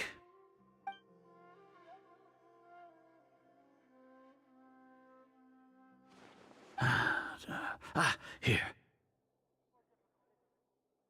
Lesser Lord Kusanali has escaped from the sanctuary of Surasthana. Go to the city and arrest the escapee immediately. The Akasha indeed contains this information, and it clearly appeared in my mind. How did they bypass my permissions to issue this kind of message? Was it the report about the Traveler that Alhaitham submitted? No. I specifically checked that knowledge capsule before entering it into the Akasha. Could that have been a red herring?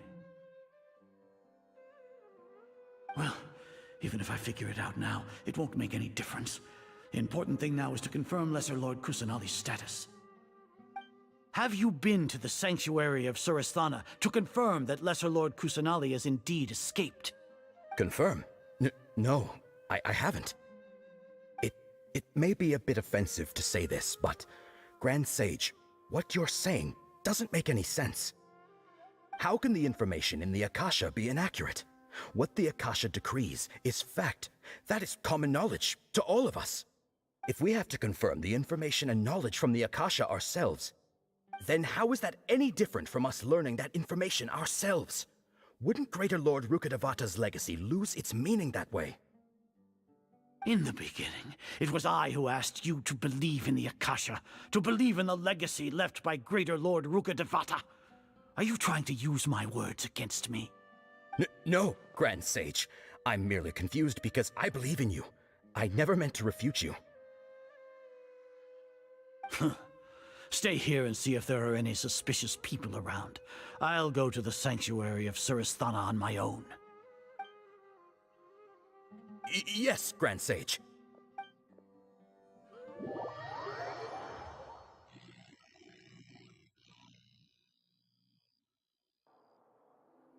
Lesser Lord Kusanali has escaped from the sanctuary of Surasthana. Go to the city and arrest the escapee immediately. How can that be? Stop thinking about it. Stop. It must be a trick of theirs. As long as I personally confirm it. Ah! Impossible. That's impossible. There must be something wrong with my eyes.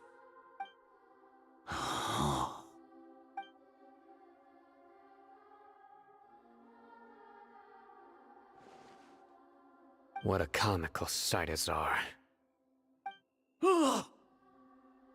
Once the Akasha has put certain thoughts into your head, even the Grand Sage can no longer see what's right in front of him. You all can only see the world in your mind, the one you think you know. And precisely because of this, you disregarded Lesser Lord Kusanali's existence. She has been a wise and worthy Archon. Sino, have you been waiting for a chance like this? The Akasha predicted that you would return to the Academia to confront me, but I didn't expect it to turn out like this. I was careless. No, you were blinded. Your faults stem from your reliance on the Akasha. You're still the same as always. I truly did not expect a proud person like you to cooperate with Alhaitham and the Traveler. People change, Azar. Admit it. The Akasha can't predict my actions anymore. Then tell me, what have you found during your investigation? You want to buy time? This is the sanctuary of Surasthana. Under your own regulations, even Academia staff are forbidden to come here. No one will come to save you. As for the investigation, I've at least confirmed that you are guilty of insurgency against the Archon. A serious crime. So what? Did you do all of this so I would plead guilty in front of you, General Mahamatra? No.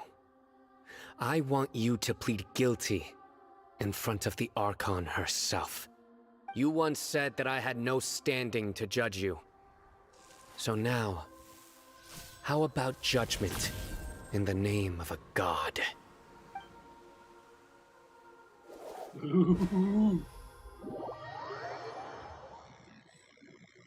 Fighting time. How long do we have to wait? Paimon wants to know how things are going out there. Paimon hasn't heard any sounds outside for a while. Hopefully something bad didn't happen. Yeah, but aren't you scared that we might be locked up in here for the rest of our lives? Thinking about it, at least Paimon has you. We could still chat like this. When Paimon thinks of Nahida being imprisoned alone in the sanctuary of Surasthana, Paimon can't help but feel sorry for her.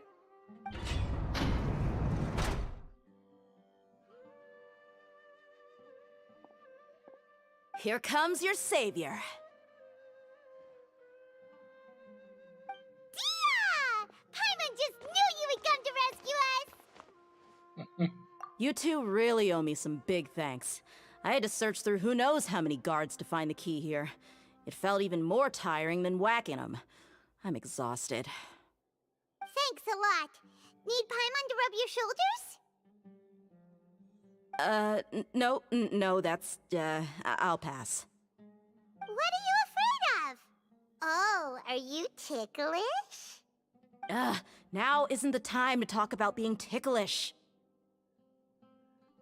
Things in the city and on Sino's side are both going well.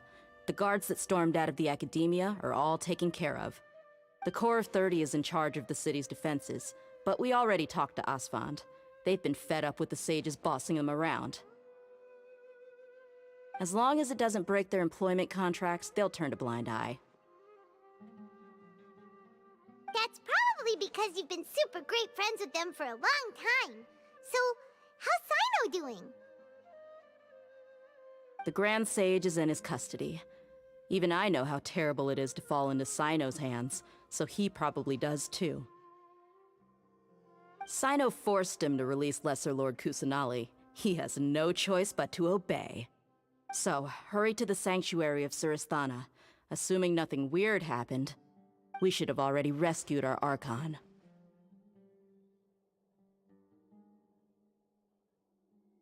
Honestly, I didn't expect our ragtag bunch to do this well. We just came together last minute to save the Archon, you know? Alright, you two better go. I still have to clean up some messes in the city. See you around.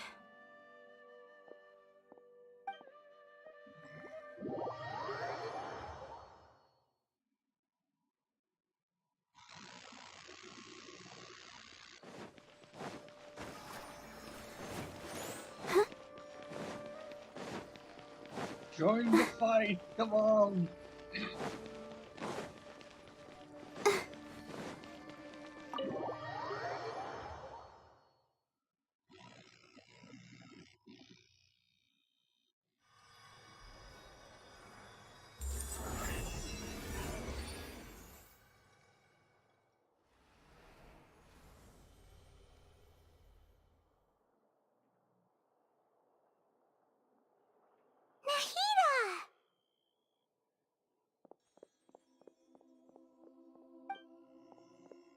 Should I say it's nice to meet you?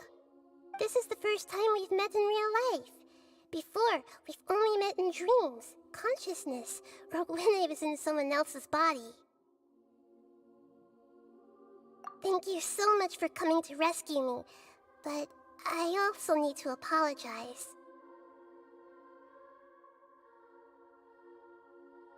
During this time, I did some self-reflection.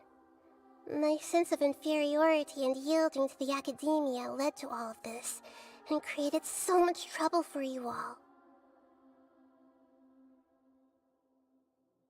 Exactly! We're here because you're a good Archon and one of our friends! Thanks, you two. Amazing. So this is how it feels to walk out of that cage with my own body.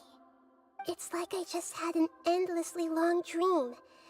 I can't even tell if I just woke up or was only now born into this world. My concept of self has become so clear. But now doesn't seem to be the time to indulge in this feeling.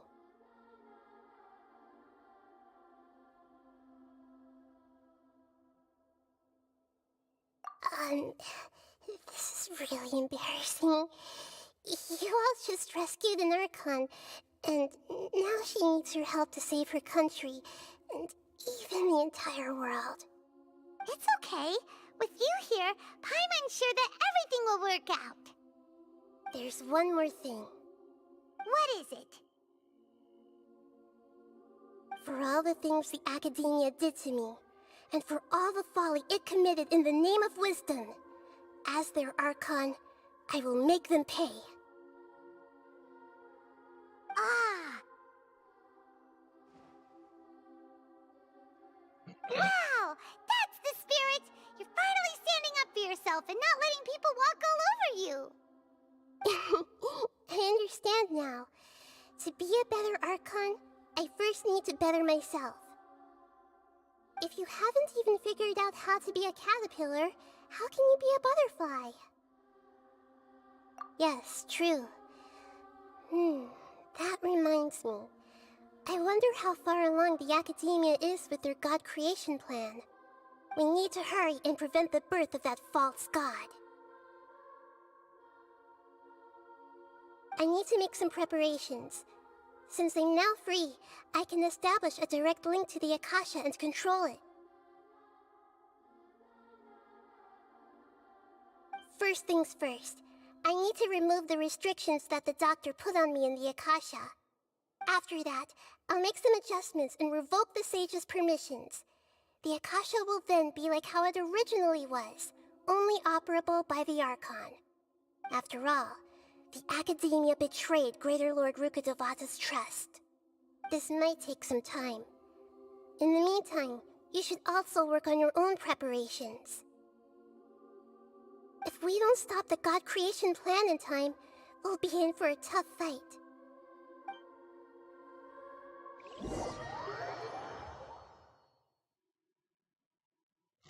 as well prepare for a fight. When we're done, we can take a walk around. After all, we missed out on a lot of stuff when we were locked up.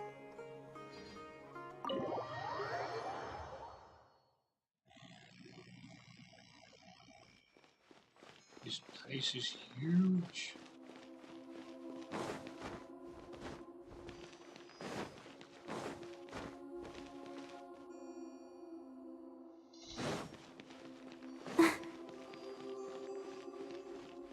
I wonder.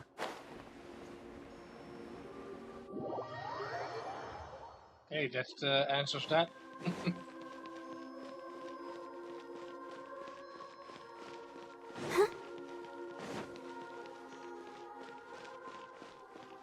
Not even a map of this place.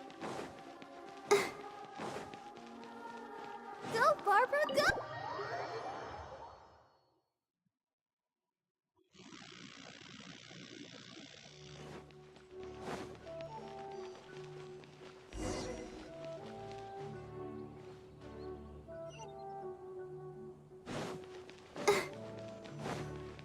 Alrighty then, I just came from there.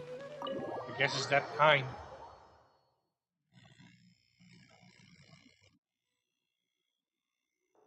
How's it going, Nahida? I'm done with the parts that needed my involvement to complete.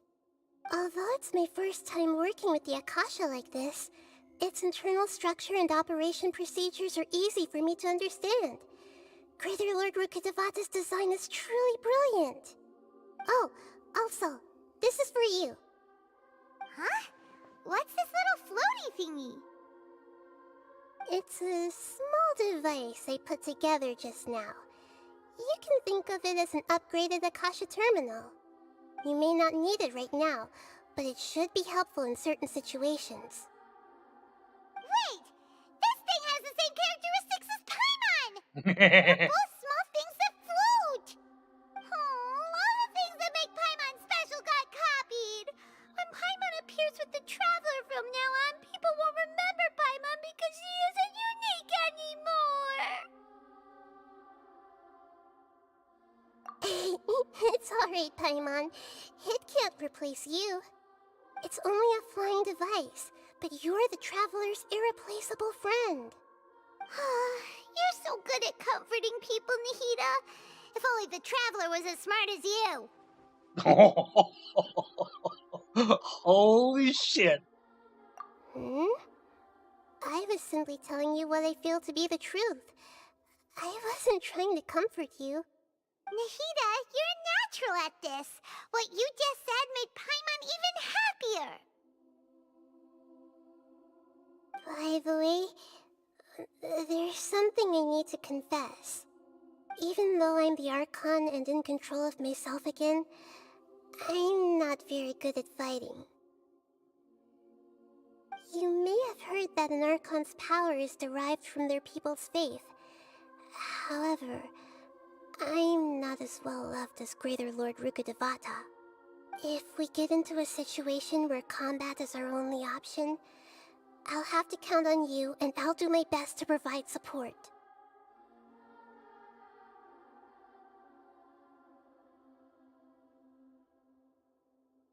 I'm glad I can rely on you. So the God of Wisdom isn't good at fighting? That actually sounds about right. I've located where the false god is. Time is of the essence, so let's skip to it.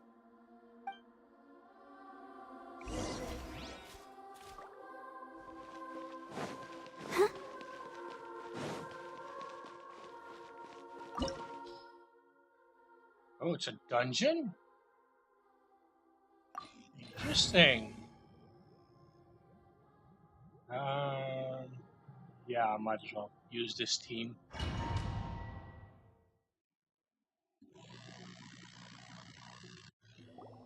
What is this place?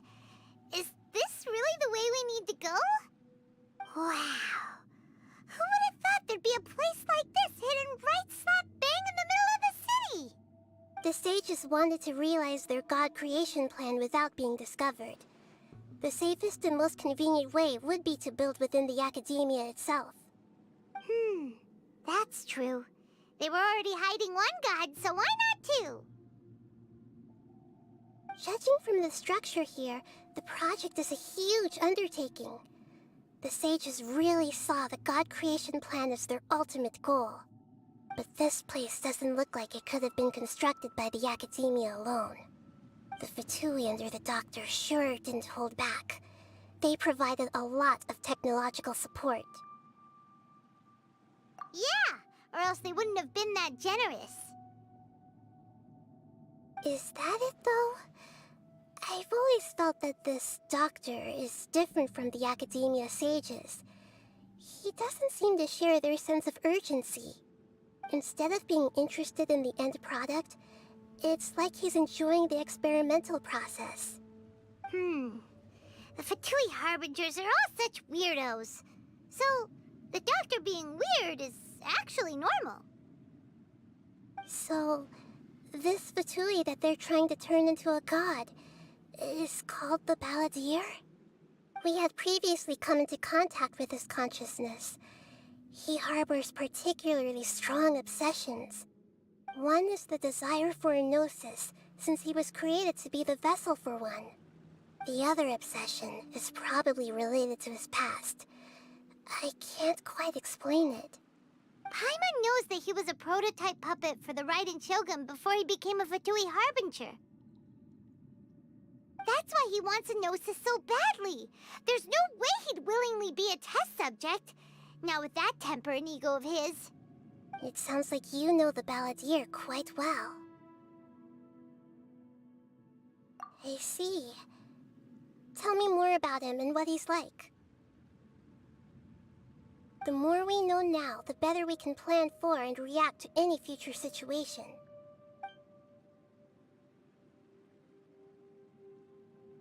I see. How fascinating. Alright, time to go. Let's get through here and meet him in person.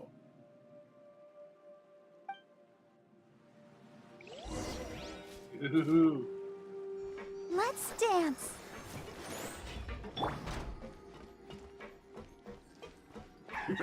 Work time! Let's go! No excuse! Solidify! Stay right there. Let's end this quickly! Back into it! Time to fulfill my duty! This should be fun. Access denied. It isn't time for a break yet! My work. Finish. Let's not waste time. I slipped up. No touching.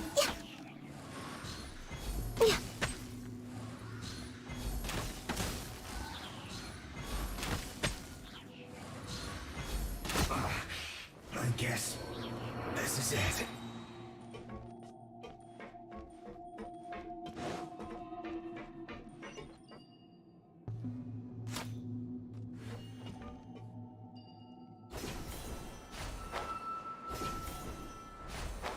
It looks like we can climb up these pipes.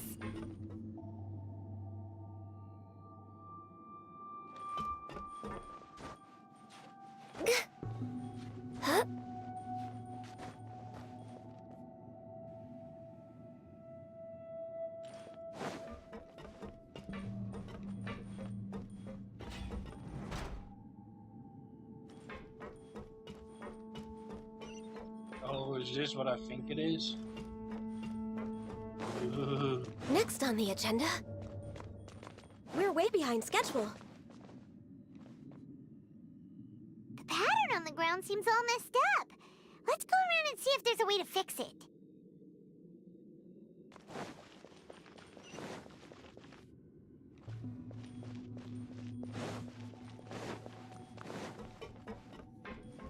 Next on the agenda, It seems to have stopped. Let's continue.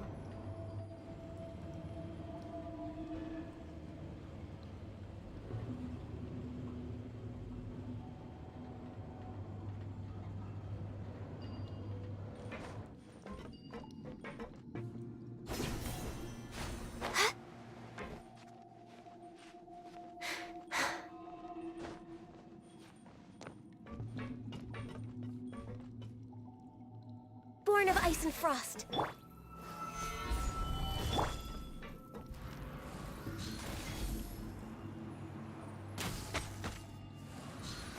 No more words. Stay Unfortunate. right there.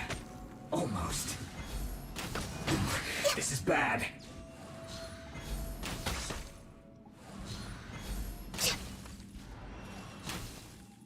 What? Oh my god, you're cheat. You're an absolute cheat. For Rex Lapis. Fine boom. Stabilize. I will end you. I think it's the other way around. And you. This isn't good.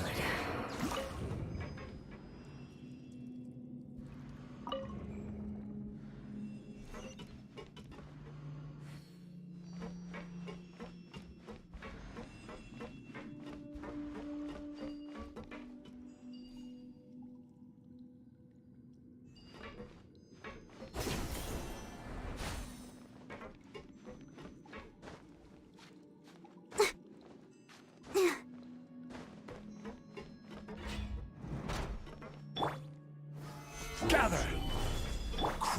No touching! Frostbite, eh? Oh. This is order. Jumpy Dumpty Go! For a flash freeze. Disgusting. Access denied. No escape.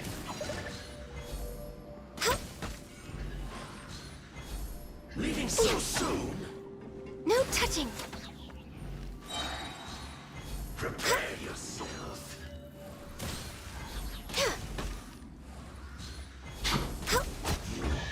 Can't run from death.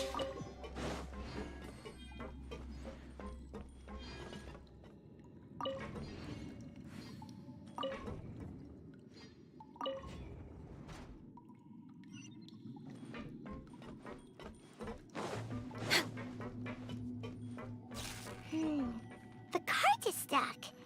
Maybe there's something wrong with the tracks. Let's try adjusting the direction of the device to clear the tracks.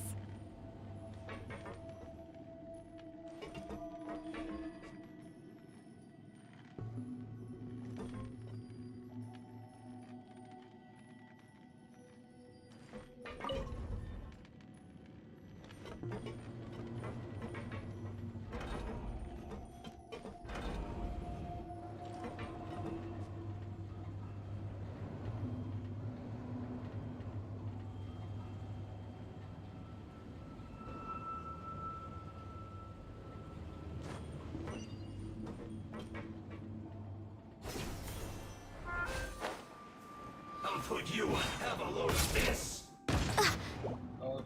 Born of ice and frost. Shouldn't get careless. Oh, there's a kind of message. Let's move. We're way behind schedule.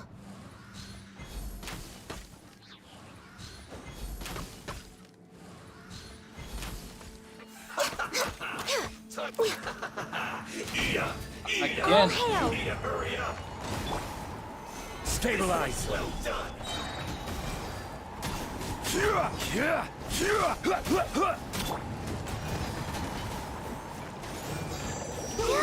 Feels close.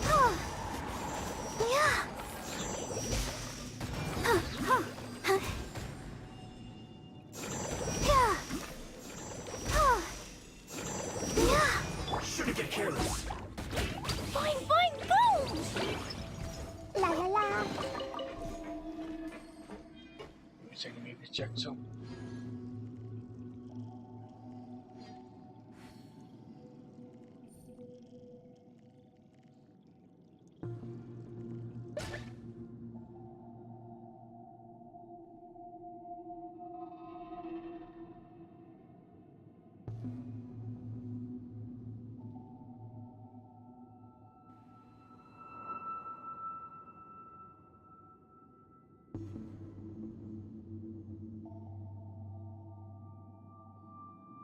bombs. So heavy.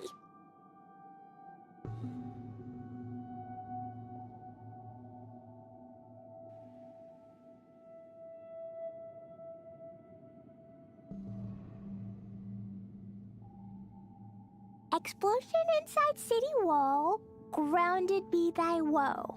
Explosions can hurt people. Jin can be dreadful. Mondstadt be bombed. Klee be doomed. Those are the survival rules that the Knights of Favonius gave me.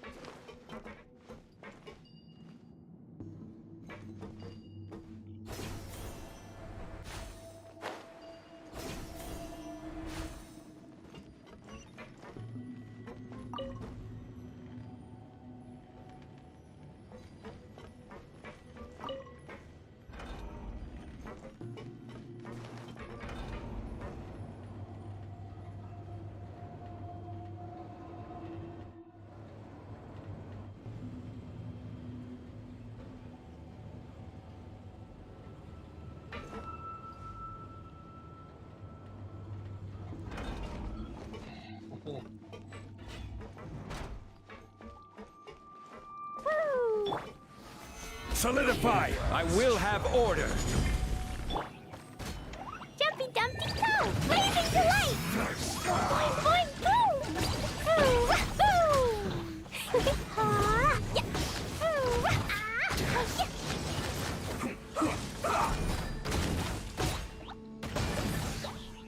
Ooh, wahoo! Access denied. Let's end this quickly! This isn't good. Come at me! Born of ice and frost. You can't run! Stabilize! Order guide you! Let's move. Let the show begin. Access denied. For Rex Lapis. Hi.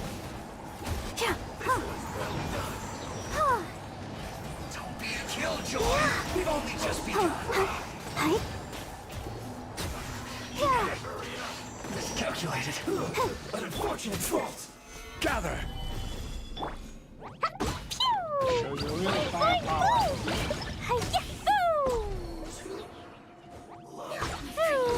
Sparks and flash! Yeah. This could hurt. Boom! Solidify! This is order! No touching. Next up, let's dance. Yeah. One after another. Yeah.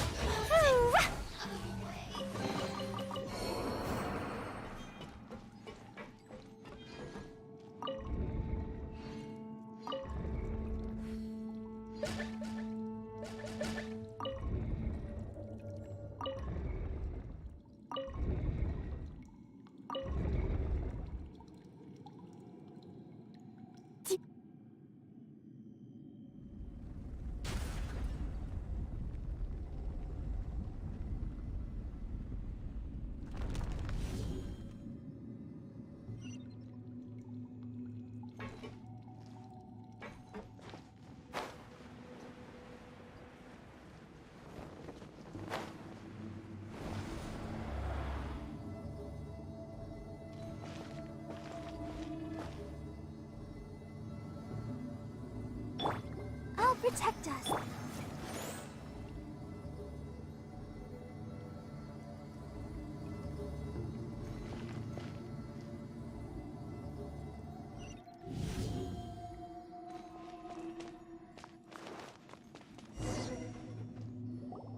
Looking at its operational status, we must prepare for the worst. The god they wanted to create is likely close to completion or already completed.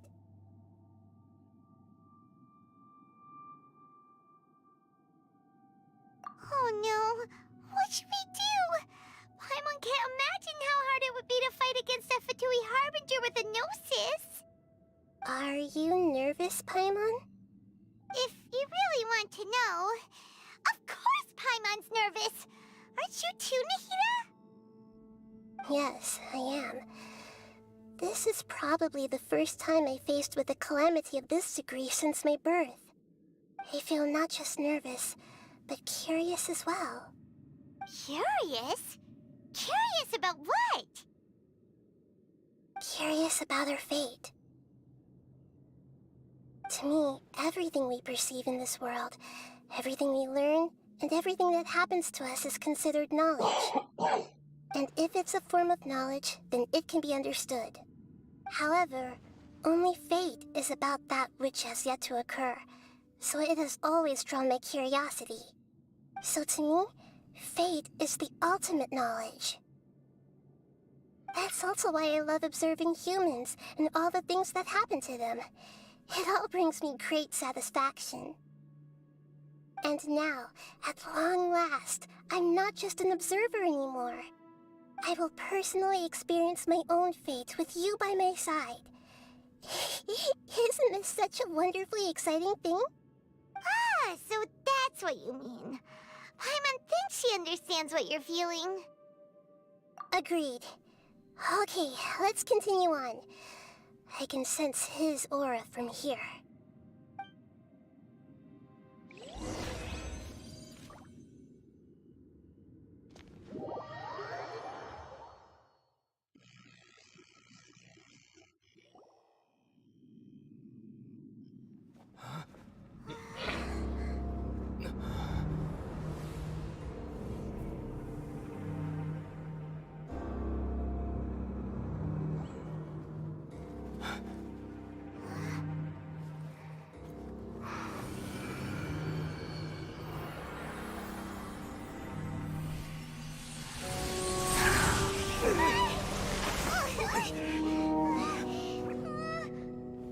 Who would have thought the world would be so eager for my birth? I remember you, Booer, the god of wisdom, and standing beside you, the traveler. Is he all-knowing and powerful now like Greater Lord Rukkhadevata? No, I can't feel the same kind of divinity I felt from the Greater Lord. It seems that the sages didn't get the chance to infuse the divine knowledge capsules into him. But even still, he has undoubtedly become a true god now. So we're too late? The Balladeer has already become a god? The Balladeer. A long bygone title. When my spirit ascended to divinity, I felt as if I had existed for the same number of epochs as heaven and earth. Looking back, the existence of what once called itself Kunikazushi appears infinitely small and ugly.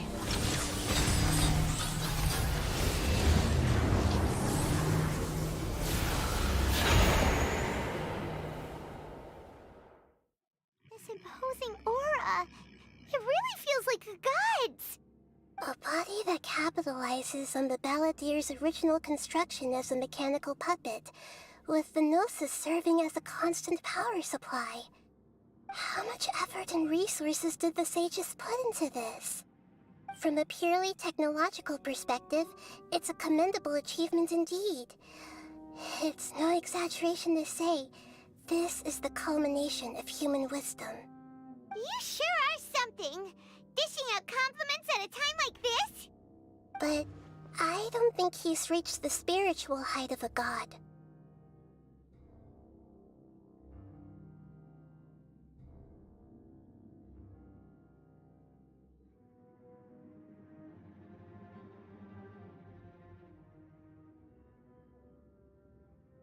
Strife is engraved upon every god and every gnosis brought forth into this world. Can you feel it? The exhilaration of such power, and the thrill of anticipation for our contention. Nahida wouldn't feel the same things as you! Do you not realize that you are interrupting a conversation between gods? Lowly creature, know your place!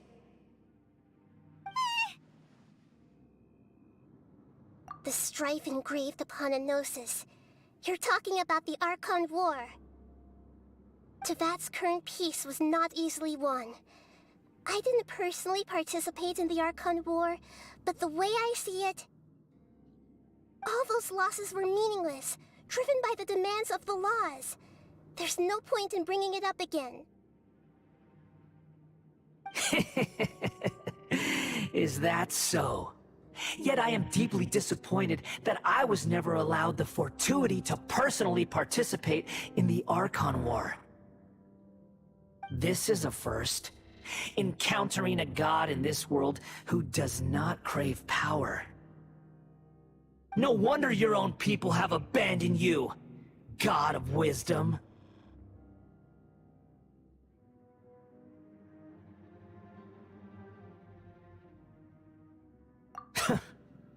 Your judgment is as your existence, unsubstantial. This is where everything ends, Booer, the God of Wisdom. You should know that wisdom cannot solve every problem. Like now, where your only option is to face me in combat.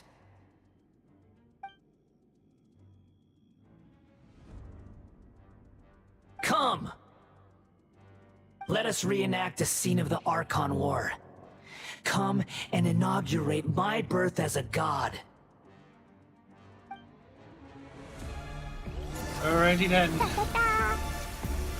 Perish! Gather!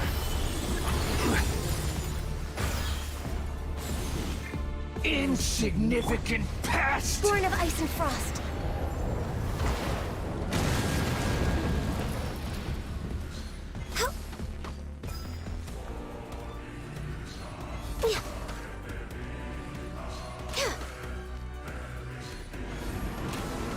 Churn! We're way behind schedule. Ah.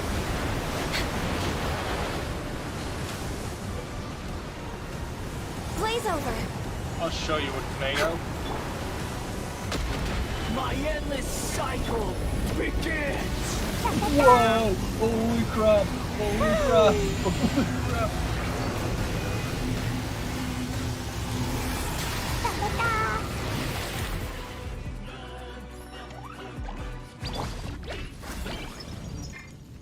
Feeble human! Solidified!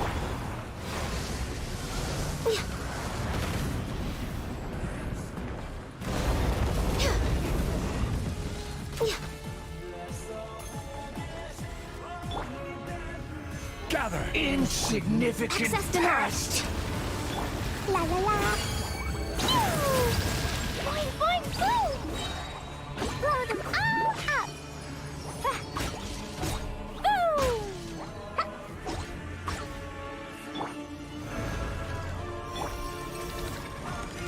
At my command, you shall fall! Whoa! Solidified! Yeah.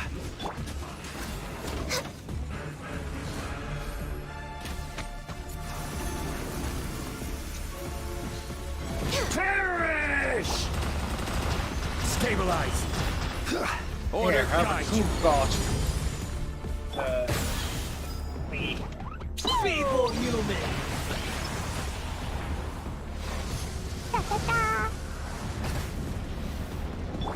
Can't hurt me.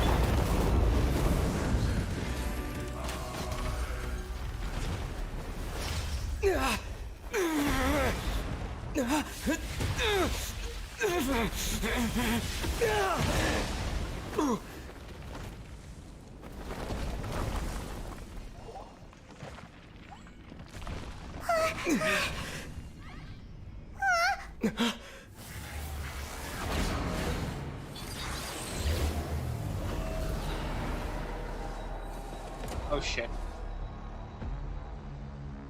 He has legs now. Oh my god, this arena is huge! Solidify! Tremble! Let's dance.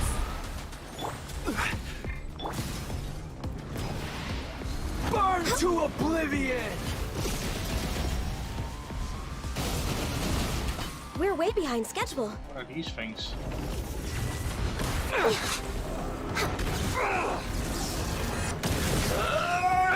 can fix this.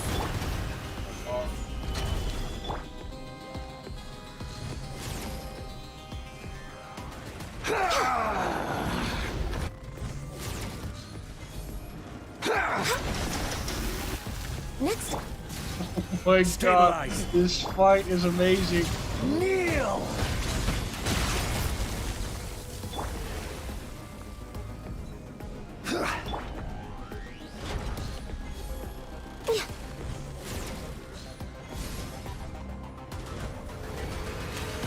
Reality is pain!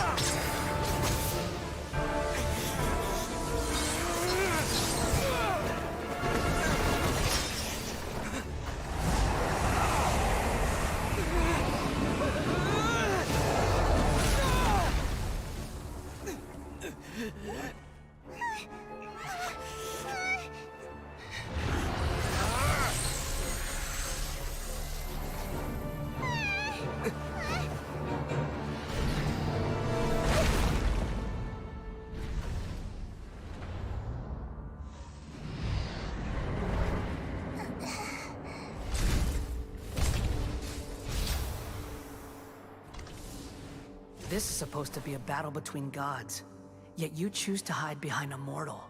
And now, you're acting like you'd sacrifice yourself for a human. Are you having fun proving a false sense of heroism to yourself, Booer?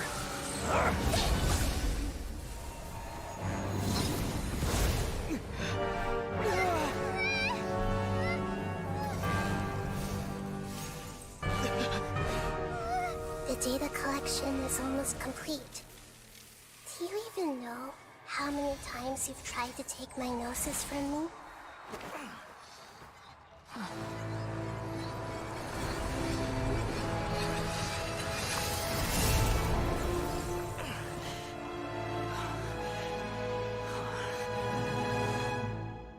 We just concluded the 168th loop. Did you know that in the effort to create you, the people of Sumeru were forced to live through the exact same number of Sabzerus festivals and Samsara cycles? The power of dreams. When did you use it on me?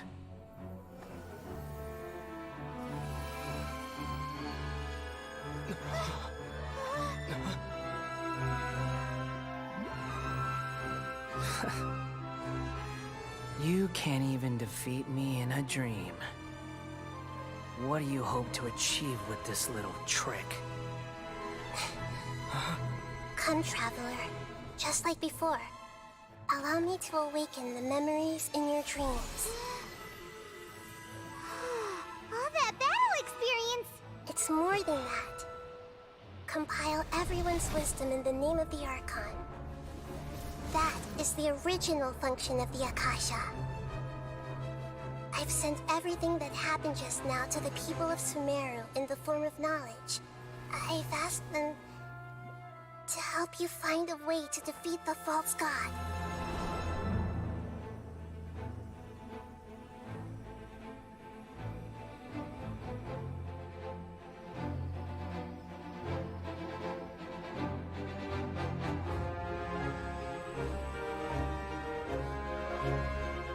Now, all of Sumeru's wisdom is at your disposal.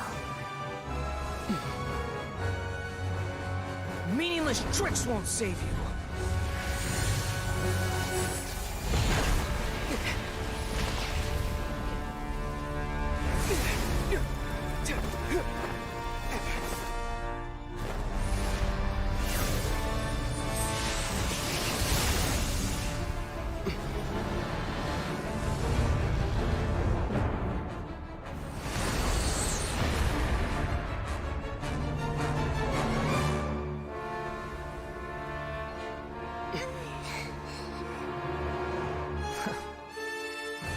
Are you done with your tricks?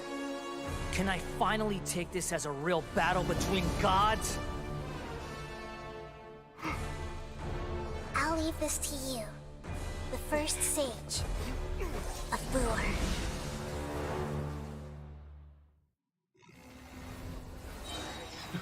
I am the all-knowing god. Okay, Nahida, go. Full of wisdom. Burn to oblivion.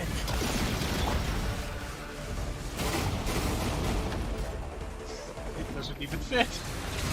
Kneel. It doesn't even fit. Solidify!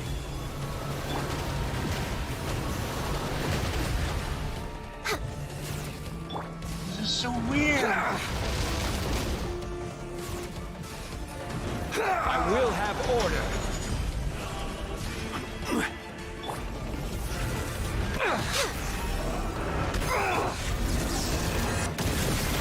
Keep pushing the wrong button.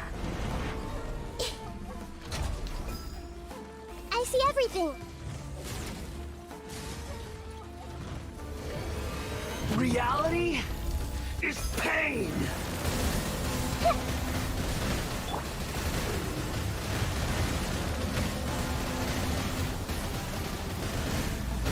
Oh crap. I used something.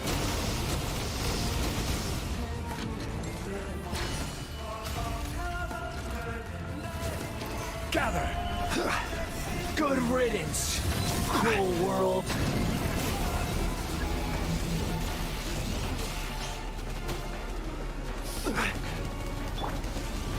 We're way behind schedule. This is All hail. awesome. Next on the agenda.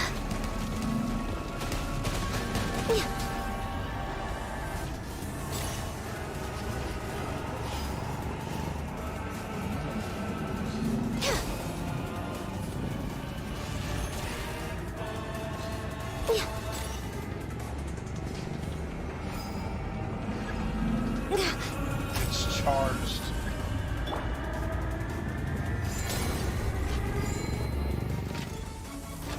Your new god awakens! Now, your eyes have been opened.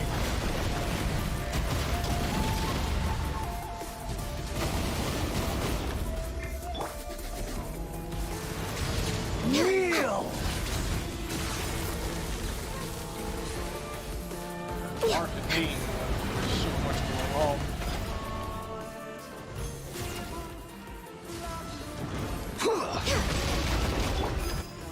Stabilize!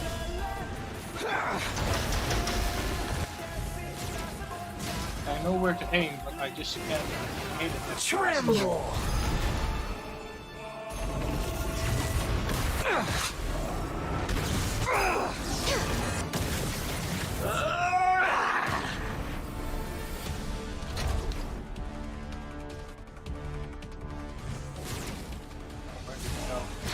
Oh crap, I released. We're way behind schedule. Reality is pain! Next on the Solidify!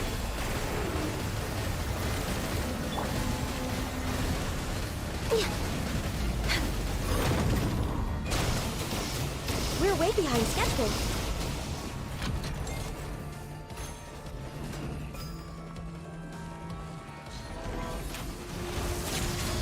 Kneel!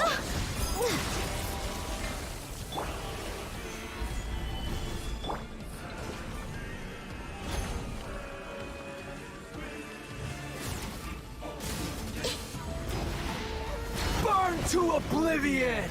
Oh damn.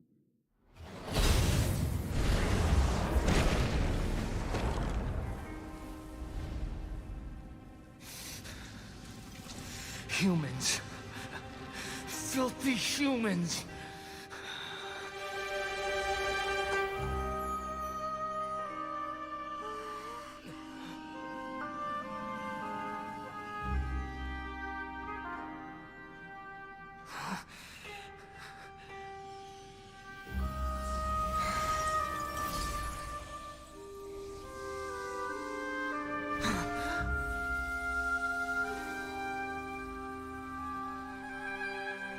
No! it! Please! Anything but the Gnosis!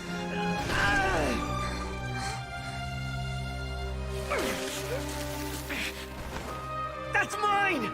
Don't even try! I'll never go back!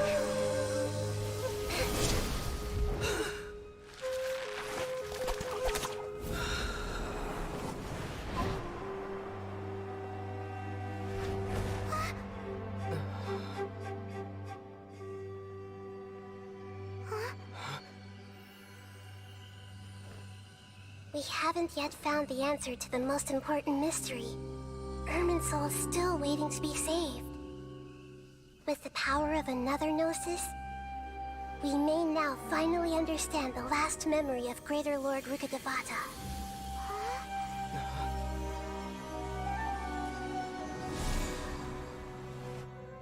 This is...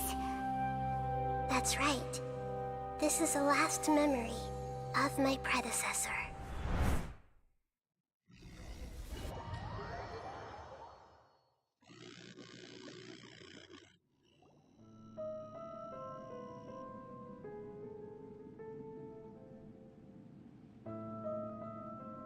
Huh. This sure seems very different from what Paimon imagined. Shouldn't Irminsul be in this realm of consciousness?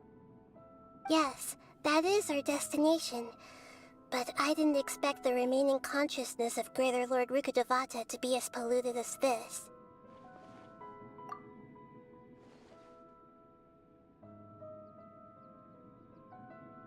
Forbidden knowledge?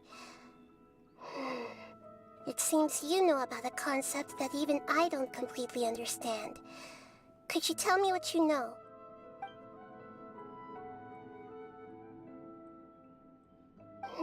Your inference seems logical enough.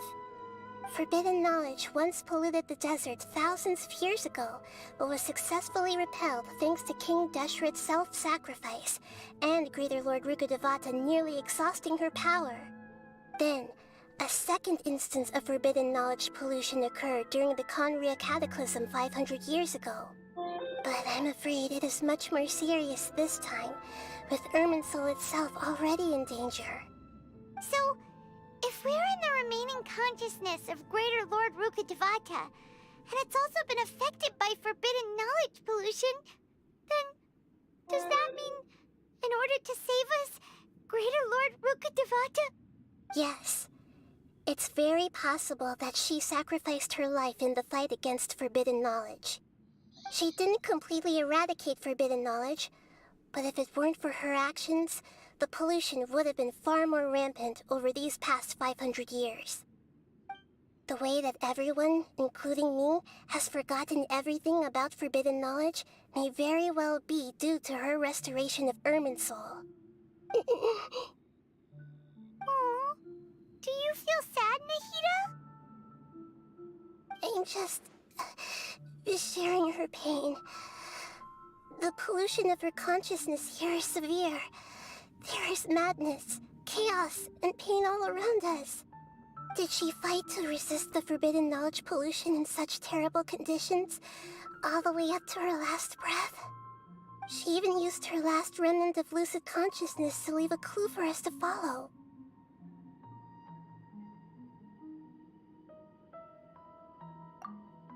Yes, her words were distorted by forbidden knowledge, so that's all we could hear.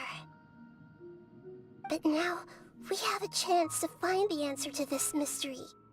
We can cross the polluted consciousness until we found the right path to meet with her lucid consciousness. And then, we'll let Greater Lord Rukkhadevata tell us the truth in person. Each of us need to be mindful of the state of our own consciousness while we are here. Even with the Gnosis's protection, we must always keep a clear mind. Otherwise, we could go mad at any moment. That's so scary. Don't worry, it should be easy enough for you to keep that mind of yours clear, Paimon. Let's go.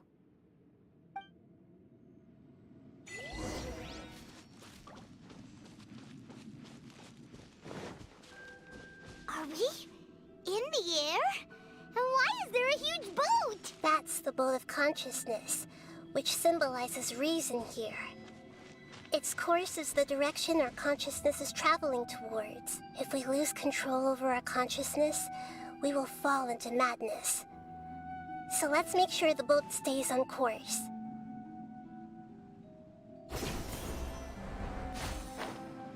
Wow! What are these? The monsters seem to have been affected by them. Gather! Born of ice and frost.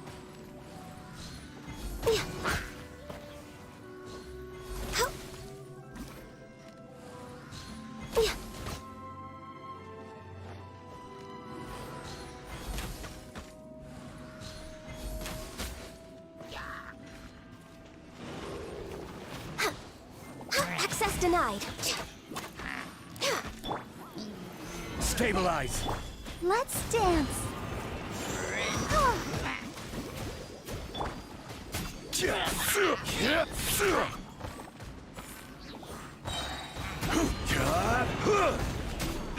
Order guide you.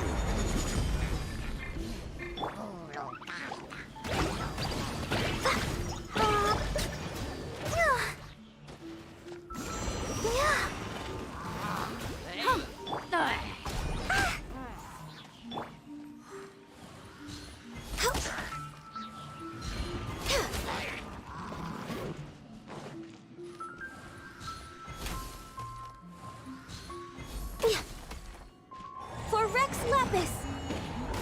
I'll protect us. Yeah. Yeah.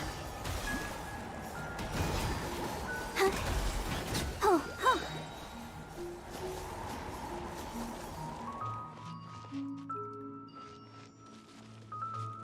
Go, Barbara, go!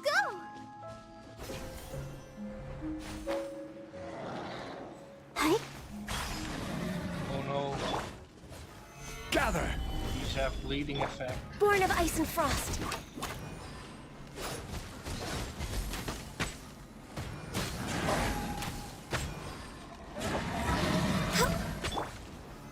Solidify!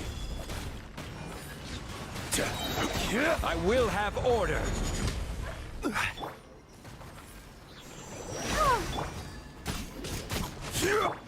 Access denied.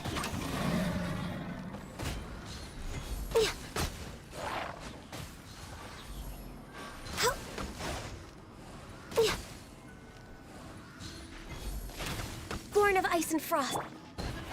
Stabilize! Boing, boing, boom! Jumpy, jumpy, go!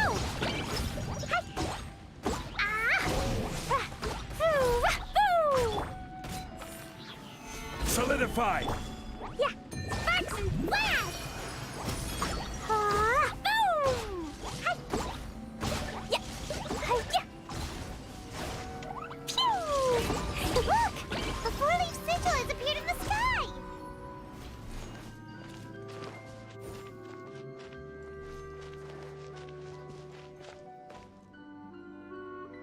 Woo!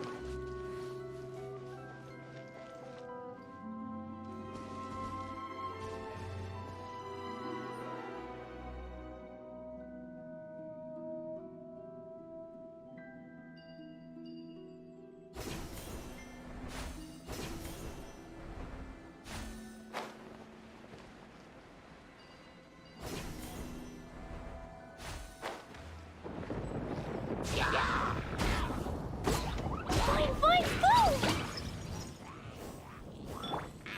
We're Pressing the wrong buttons. No touching. Blaze over.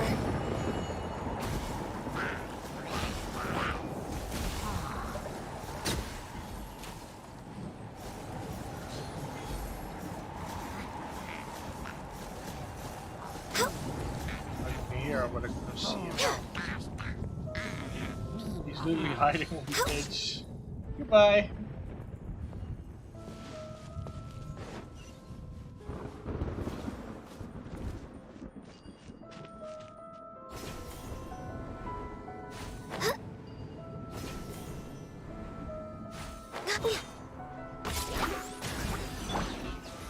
Stabilize! This is order!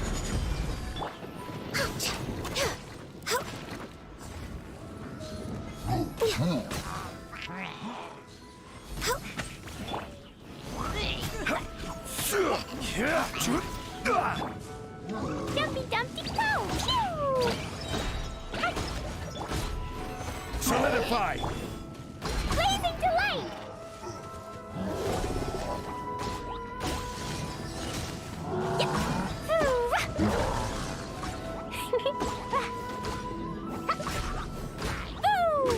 Jumpy Dumpty Go! Blow them all up! Hi-ya!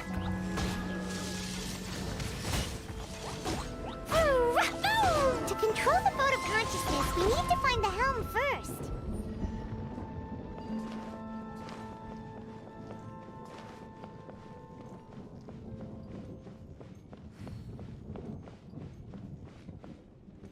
La la la.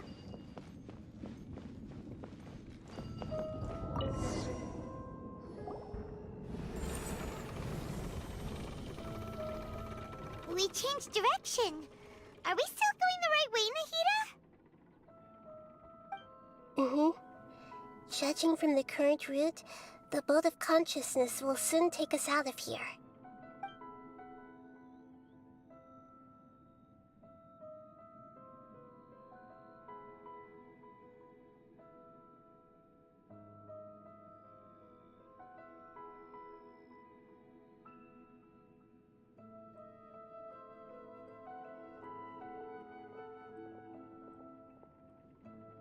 We'll be arriving at our destination soon. How are you feeling? Are your minds still intact?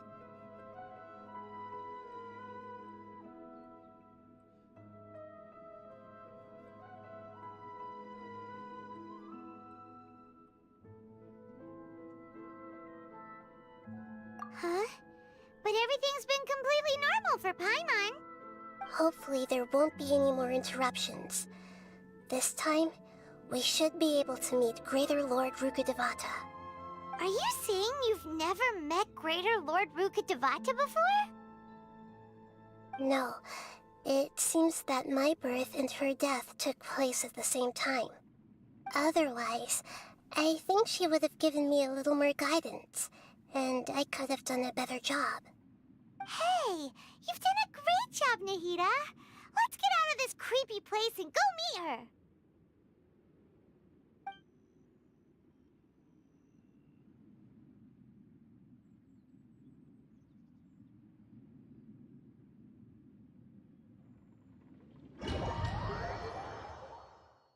So, is this the place you were talking about?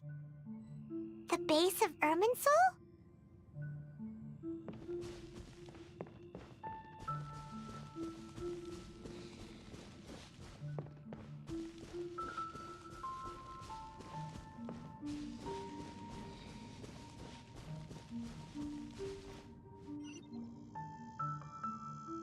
Well, this is the place.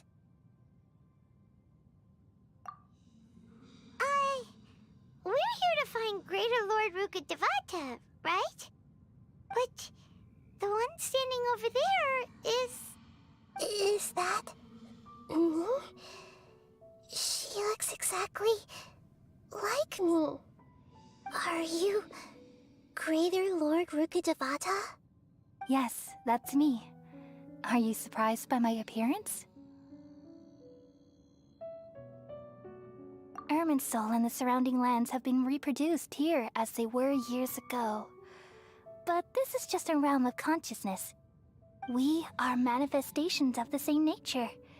Hence why we would appear exactly the same. We're of the same nature? Why? Because you are me, and I am you. You are me in the new samsara. The new samsara? As Greater Lord Rukkhadevata, I'm the avatar of Irminsul. And you are the purest branch snapped from Irminsul. Imagine it this way. Even if a tree dies, its branches will eventually take root and grow, continuing the tree's life in another form. I'm merely the remaining consciousness of Greater Lord Rukkhadevata. The real me has presumably died a long time ago.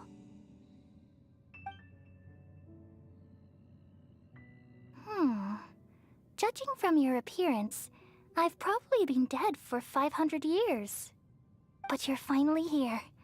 My new self in the samsara.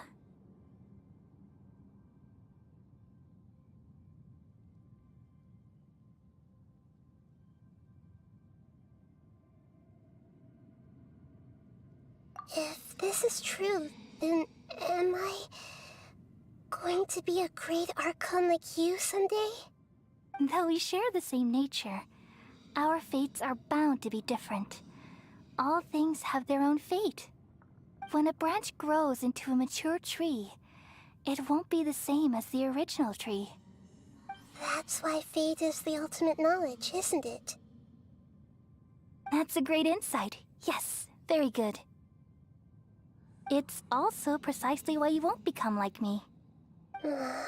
Really? But perhaps you may become an even greater Archon than I. I already see a determination in you that I didn't possess in my time, and the future that it leads you to will be yours alone. Along with the blessings from your past experiences. Don't worry. The growth of wisdom is like that of a plant. You only need to wait quietly for the flower to bloom. Come to think of it, the sages never had the faintest inkling of the meaning of wisdom. Thank you. Nothing makes me happier than discovering that the Archon I always admired was in fact myself in another fate. It's so nice to speak with you, Greater Lord Rukkhadevata. I've always wanted to meet you. The feeling is mutual. From the moment I snapped the branch off Irminsul and created you, I've also looked forward to talking with you. Could you tell me why you wanted to create me? And what exactly happened when you died? Ah, I see.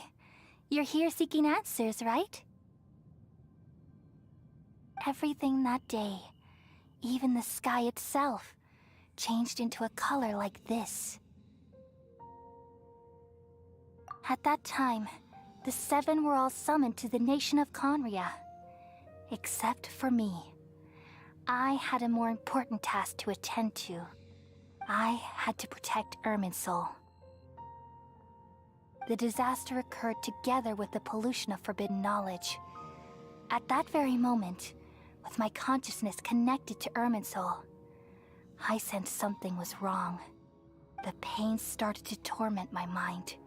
By the time I reached Irminsul, it was already displaying signs of corruption.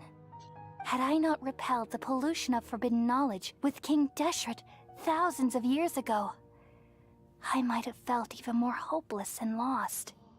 So what exactly is forbidden knowledge?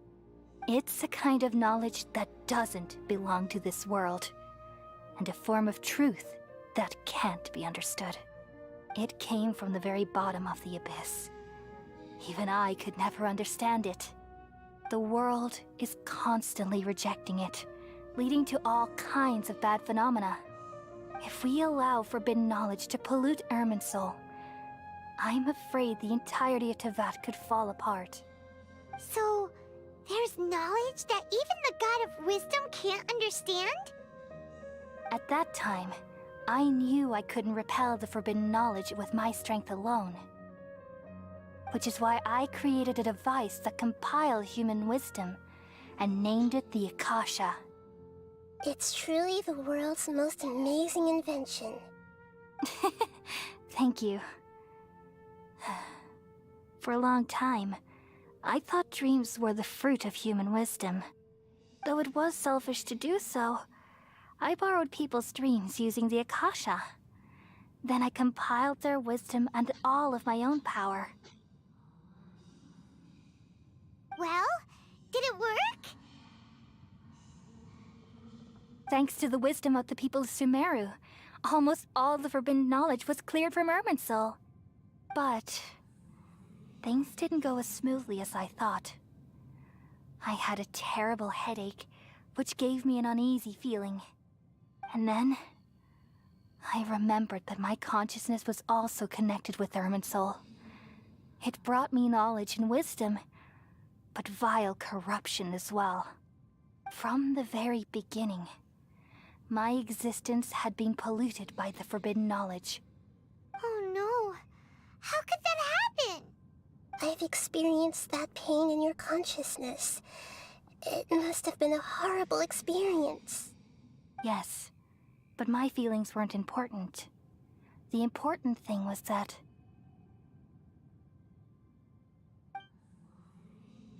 even if I died, my existence and everything related to me would continue to exist in Irminsul as memories and knowledge, meaning that the forbidden knowledge couldn't ever be permanently eradicated. And there's no way for me to eliminate myself. It would be a sort of paradox. So, I took the purest branch of Irminsul as my incarnation in the next samsara, and left a trail of clues, all in hopes that you would come here and remove me and my pollution from Irminsul forever. Wait, no, I can't. So you realize what that implies? You are very smart indeed. Irminsul has all the knowledge and memories of this world. And as you've realized just now, removing me from Irminsul means I essentially will never have existed in this world. But this is the only way to save Irminsul. People love you so much, and they've missed you so much over the past 500 years. I am exactly the same. So how can we just forget you like this? Is there really no other way? There must be something else I can do. You're the god of wisdom, Booer. You should know that there is no other way. But this is so cruel. I don't want to forget you. No need to feel so sad, Booer. As someone who delights in wisdom, you should feel joy at finally finding the answer. These are the words in their entirety. The answer you've been seeking all along. Let the world completely forget me. We all nestle under the great tree of wisdom, peering out to perceive the world. From the earth and from the rain, we perceive its wonders, until we become a white bird to perch atop a branch, and finally snap off the most important leaf. Once upon a time, I alone dreamed in this world. In my dreams, everybody would also dream after they fell asleep. Wild and wonderful thoughts would emerge from their minds. Some tumbled to the ground, and others floated to the sky, connecting all things in the world into one dazzling net. Among a plethora of worlds were numerous smaller worlds, all of fate, finding within the tapestry their brilliant glow. I gradually understood that these indescribable and constantly changing things are the most profound things in the world. Only they can completely repel the madness. Only dreams can awaken consciousness from the deepest darkness.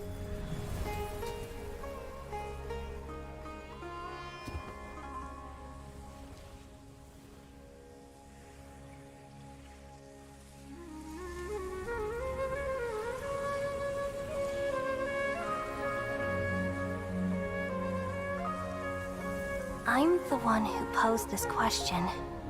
yet also the one who sought a solution. Saving the world with the dreams of the people used to be my answer. And now, you've also found your own answer, and I shall return all the dreams to the people.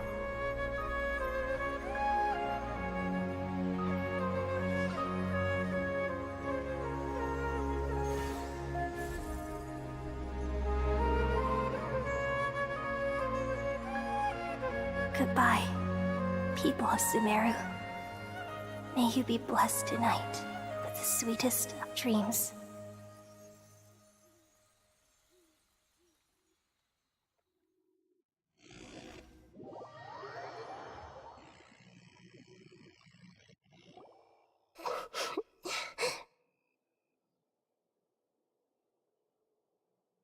I'm alright. I'm just a little confused. We've just saved the world, right? So why am I crying?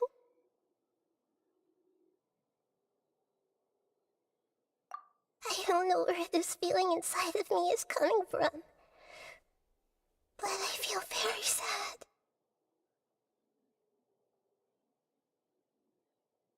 Just now, we used the power of two gnosis to successfully connect with the Ermin soul consciousness from 500 years ago.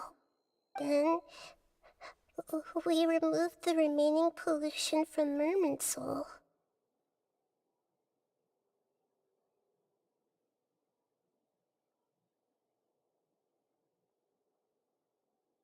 Yeah, what's wrong? Weren't you there just now?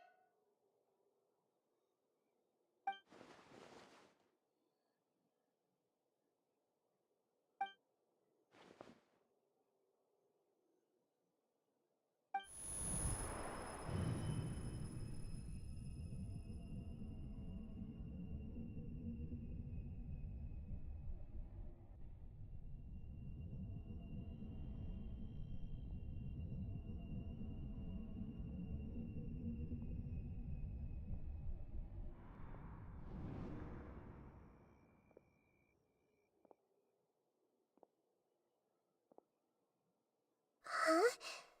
That sound. Traveler! Paimon! I've been waiting here far too long. But finally I have the chance to be alone with you.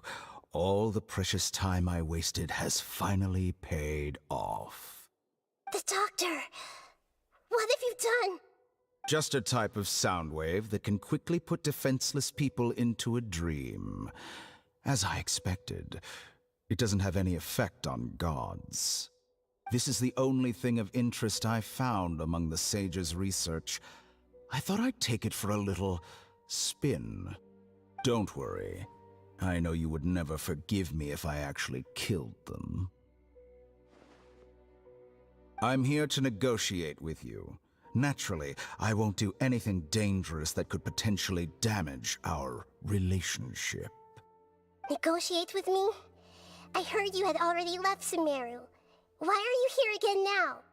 I left Sumeru, but I also stayed in Sumeru. Even the God of Wisdom is restricted by the habits of cognition. How disappointing. You mean there are many different versions of you in this world? An astute guess. Even the same individual will have different cognitions at different ages. A long time ago, I made a major decision in hopes of preserving all my perspectives of how I observed the world. Observation is the first step of any experiment, but observing the current world doesn't satisfy me. It lacks an important dimension, that of time. So I saved segments of all my ages and made them into independent individuals. That's all there is to it. Indulge me. How does the God of Wisdom find my method of seeking knowledge? It's an insult to the very concept of life. Life inherently has many rules and restrictions, each with its own significance and reason to exist. They can't be broken on a whim. Good. Amazing, even. Indeed, it's difficult for humans to make peace with themselves, not to mention oneself from a different period. Since you're in the academia, why wait until now to show up? You could very well have stopped us and helped that fake god. Simple. Let me ask you this. Would any staff member ever help the subject in the middle of an experiment? It was my experiment. So why should I interfere with the results? The academia saw the plan to create a god as their ultimate goal, yet you only saw it as an ordinary experiment. You really are crazy. If the experiment succeeded, you would have had a new god on your hands. How would you have faced your own god then? Would you still take the same stance? Would you still hold the same view of yourself? I'm first and foremost a scholar. These results should be left to the judgment of the hypothetical me confronted with that outcome. But you're right. And that's exactly why I'm disappointed with the conclusion of this experiment. As an individual, you don't have any sense of belonging. You seem to have even fewer convictions than a typical scholar. Oh no, I certainly have my own convictions. They just don't fit your standards, that's all. All right, that's enough conversation for today. The experiment is over, and it's time to tidy up the equipment and reclaim any useful materials. For example, the Gnosis. Lesser Lord Kusanali, you're an intelligent Archon. I'm sure you understand the disparity in our combat abilities at this time. Besides, you have no way to use that Electro-Gnosis in battle. Didn't you say you were here to negotiate with me? Somehow, it's starting to seem like you intend to take it by force now. I'm merely stating a fact. After all, I'm also a scholar. Naturally, I hope to show proper respect and dignity to the God of Wisdom. Your hypocrisy is built on absolute confidence. I understand your scheme, but... what if I were to destroy the Gnosis now and awaken the heavenly principles? Awaken the heavenly principles? Do you think that's really possible? The heavenly principles have been silent for many years, but the Gnosis are symbols of their control over Teyvat and all the laws. Will the destruction of a Gnosis attract the attention of the heavenly principles? And if so, how do the Fatui plan to deal with the consequences? Do you dare to gamble such a possibility with me? Gamble? How surprising. I thought you would show evidence or use rigorous reasoning to prove your point. The word gamble is the last thing I expected to hear from the God of Wisdom. But this is a clever move. You must have seen through me when I first captured your consciousness. As a scholar, I respect all possibilities. This has always been my principle and is an essential trait as an experimenter. Indeed, I can't ignore this possibility. So tell me then, what are your conditions? This foreign Gnosis will only lead to disaster if it stays in Sumeru. But this Electro-Gnosis is the prize I obtained after defeating one of your fellow Harbingers. Now, as the one who initiated this cascade of events, shouldn't you pay the corresponding price? Price? Interesting.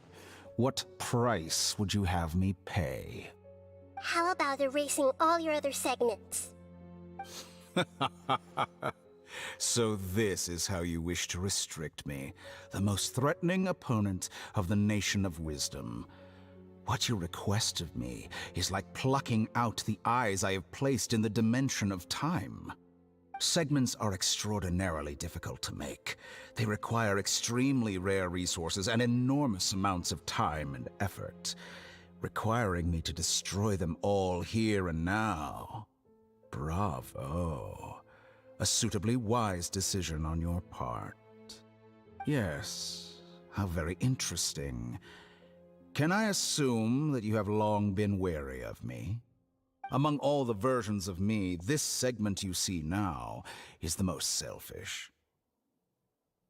If it weren't me, your idea wouldn't have worked. What did you see when you were imprisoned? You were observing me, and that's how you know I've long grown tired of their doubts and endless arguments. Like you said, it's difficult to make peace with yourself. Being as smart as you are, have you managed to do that? I see. If you think all those versions of me are worth a gnosis, then deal. You sure didn't hesitate much. Is the relationship between all the versions of you really that bad? I don't think there's any need to dwell on that. The surplus versions of me can be exchanged for a gnosis. Do you think anyone can offer themselves at a higher price? Besides, with my abilities, it's only a matter of time until I find better perspectives. Perhaps it's best to say, you're just temporarily ahead. But what I'd like to know is, how can you be sure that I've really erased them? I can see your remaining honesty.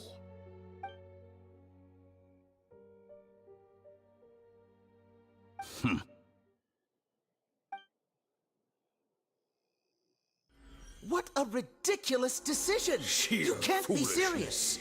How could I have been so short-sighted? You think this is the end? Wait, I'll have revenge! You'll make this moment count. You will regret this! Well, have you confirmed that it's complete? Here, take it. The future of Sumeru City will be in my hands alone.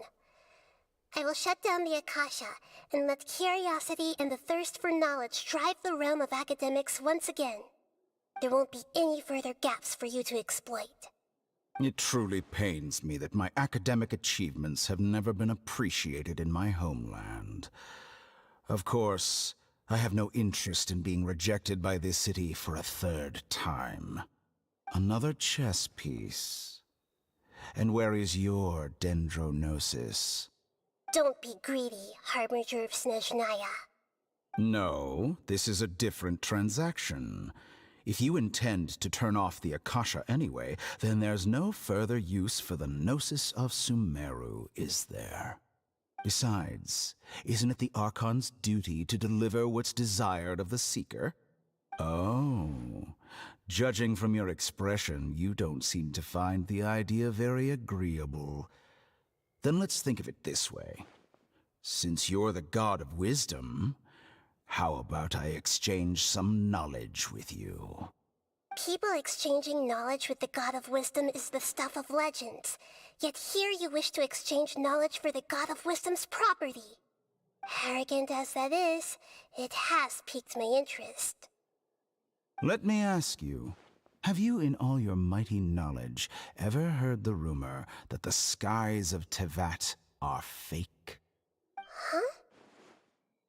That's the secret hidden by Irminsul concerning the truth of this world.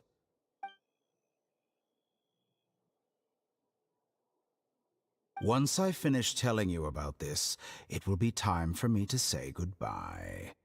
With negotiations, we've all gotten what we wanted. I'm very glad I got to meet you like this. Your arrogance may know no bounds, and convictions may mean nothing to you. But I'll still listen to what you have to say. No. I need to know. I need to know.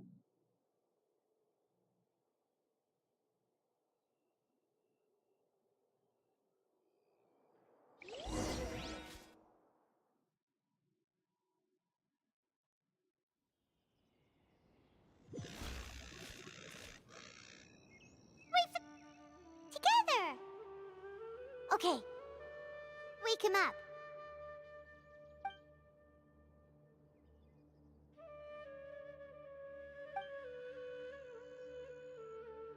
Are you awake? Kale says it's time for breakfast. Come on, get up!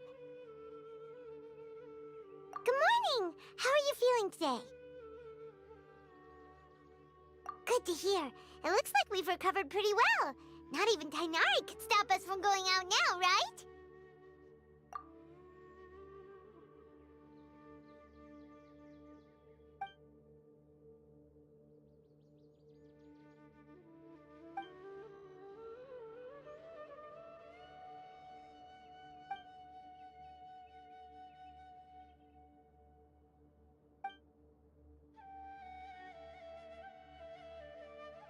Come on, Traveler, let's go!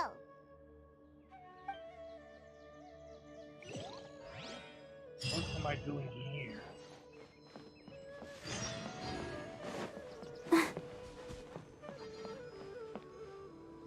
Good morning. Looks like you're awake. Yep, yep. I prepared some breakfast today. Please have a taste. I hope you'll like it. It's nice to have you here so we can eat something yummy. Well, now that I've recovered from Elazar, I'm feeling better than ever. I can even prepare 4 or 5 meals a day now. And Paimon bets they're all delicious. Oh, by the way, someone brought a letter for you after you went to sleep last night. Nope, Paimon wanted to read the letter with you after you woke up, so Paimon didn't open it. Alright, let's read it now. Oh, it's from Nilu! Ahem. We're going to hold a feast at the Grand Bazaar and celebrate Cyano's reinstatement as the General Mahamatra. As heroes of Sumeru, please be sure to attend. I'll wait for you. The date of the banquet is written on the back. It's in 2 days. Oh, I've also heard that you've become heroes here as well. That's amazing. Everyone's aware of your abilities. There's no need to be modest. Anyway, let's go to the Grand Bazaar to have a look. Oh, before you leave, be sure to inform Master Tainari. What happened? We put me to sleep, and now I wake up here, and like the little goddess is not here. I mean, what? Tainari!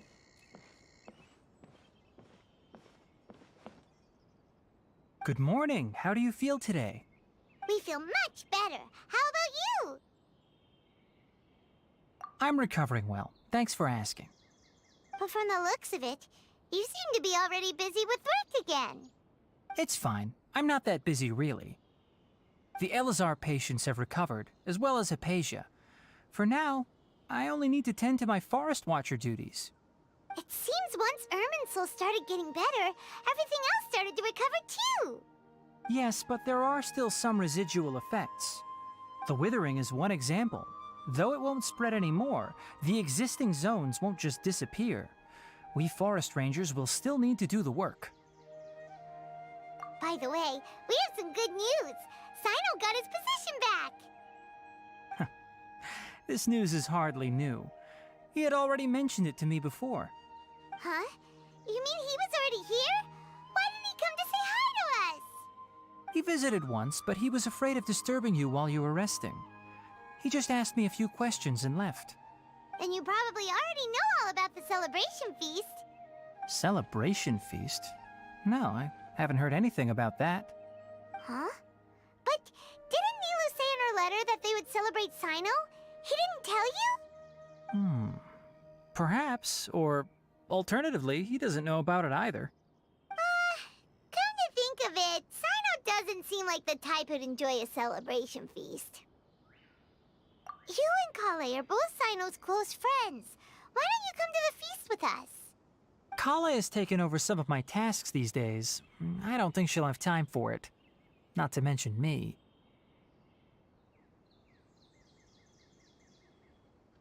You see, some VIPs have come to the forest recently. Huh?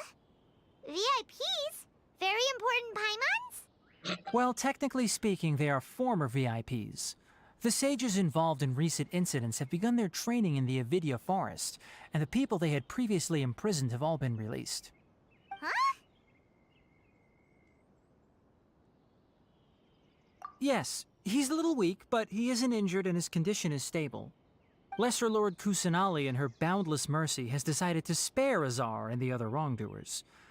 Supposedly, they were ashamed of their shallow ideologies and have decided to dedicate the rest of their lives to cultivating wisdom in the Avidya forest. When they learned that Lesser Lord Kusanali had defeated the Balladeer and saved Irminsul, they were shocked at first, but also became happy, feeling that the sacred light guiding them on the path of discovering wisdom had begun to shine once again. As a result, work has increased for the forest rangers. That sounds really exhausting. There's nothing we can do, really. But that's another topic. Back to the matter at hand. Are you two planning to head out? Ah, right! We're here to request permission to head out. Would that be okay? You've recovered well. You may go, but be careful. Yay! Will do! I guess Lesser Lord Kusanali lost her noses as well. That's why she's a favorable character again, I guess.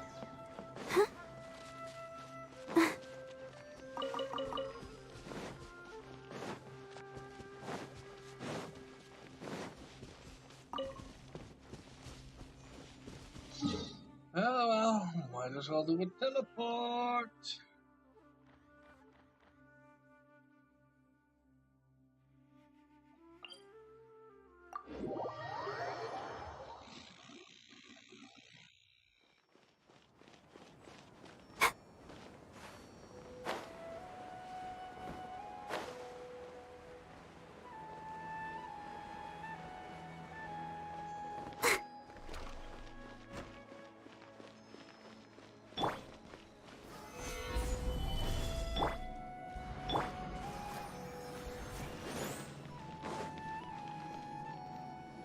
Well, there won't be any problems if the feast starts at that time. Everything has already been prepared. Mr. Zubair, I finished tallying things up here. Well, except for the guests. Is a simple reply really that much to ask of our guests? It's affecting our arrangements. Oh, it'll be fine. Besides, it never hurts to get things ready in advance.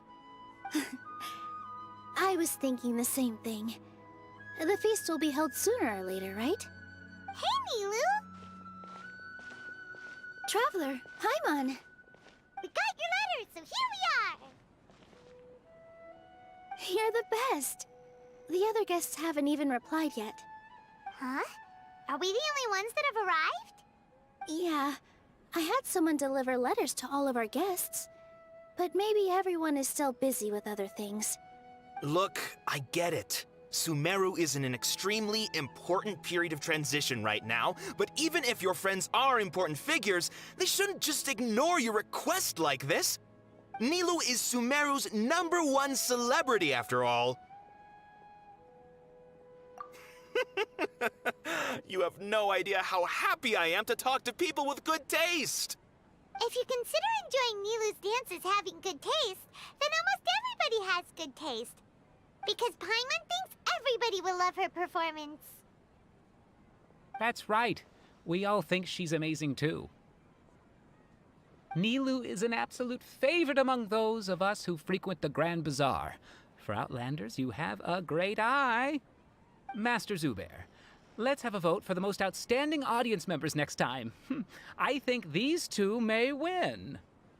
Nonsense! It is not for us to determine the value of an audience. But indeed, we could try giving gifts to people with particularly good taste.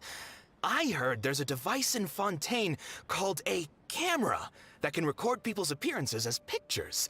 Such pictures would make superb gifts. Ooh, good idea. I wonder where we can find one. I don't want you giving pictures of me to everyone. I'm satisfied just being able to perform here. Here's how always a lot going on at the Grand Bazaar. Yeah, and that's why I love it here. Traveler and Paimon, could you help confirm if the letters were actually delivered? If for some reason they didn't receive the letters, then please tell everyone that there will be a feast here. Yeah, we can also check out how everything in Sumeru is going now. When I wrote the letters, I heard that Dia was in Port Ormos, and Alhaitham was at the Academia. As for Sino, we've only heard that he appears at the Academia from time to time. I'm not too sure about Ramon's whereabouts. My guess is that he's with Dia. As for Dunyarzad, I just hope she's feeling better. I sent her a letter, but I was afraid of disturbing her. If you have time, please ask about her for me. Okay, got it. Let's go, Traveler.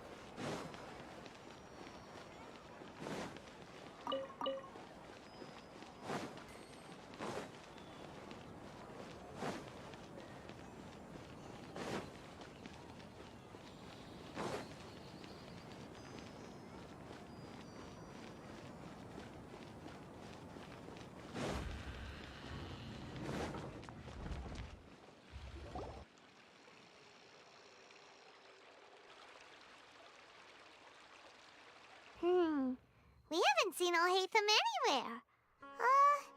Let's ask that person over there.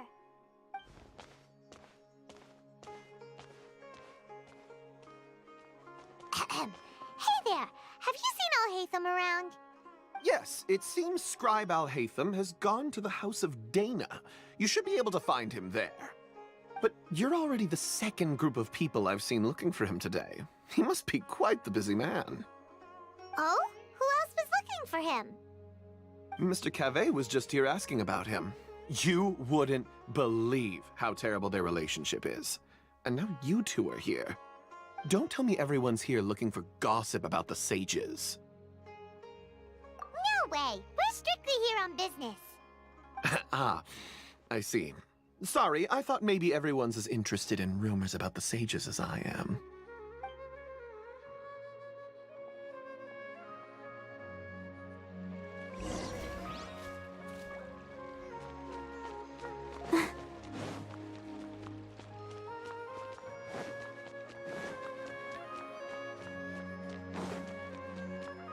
Let's dance.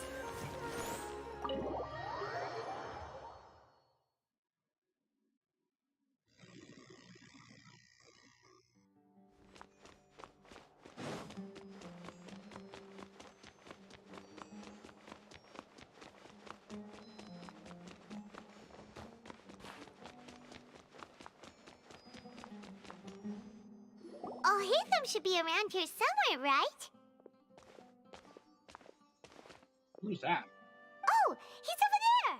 But it looks like he might not have time for us. Just put down that worthless book and tell me what happened in the Academia. This is not just some worthless book. Do you have any idea how difficult it is to find a physical book like this in Sumeru? It doesn't matter. It's probably just another thing that you used your authority to get your hands on anyway.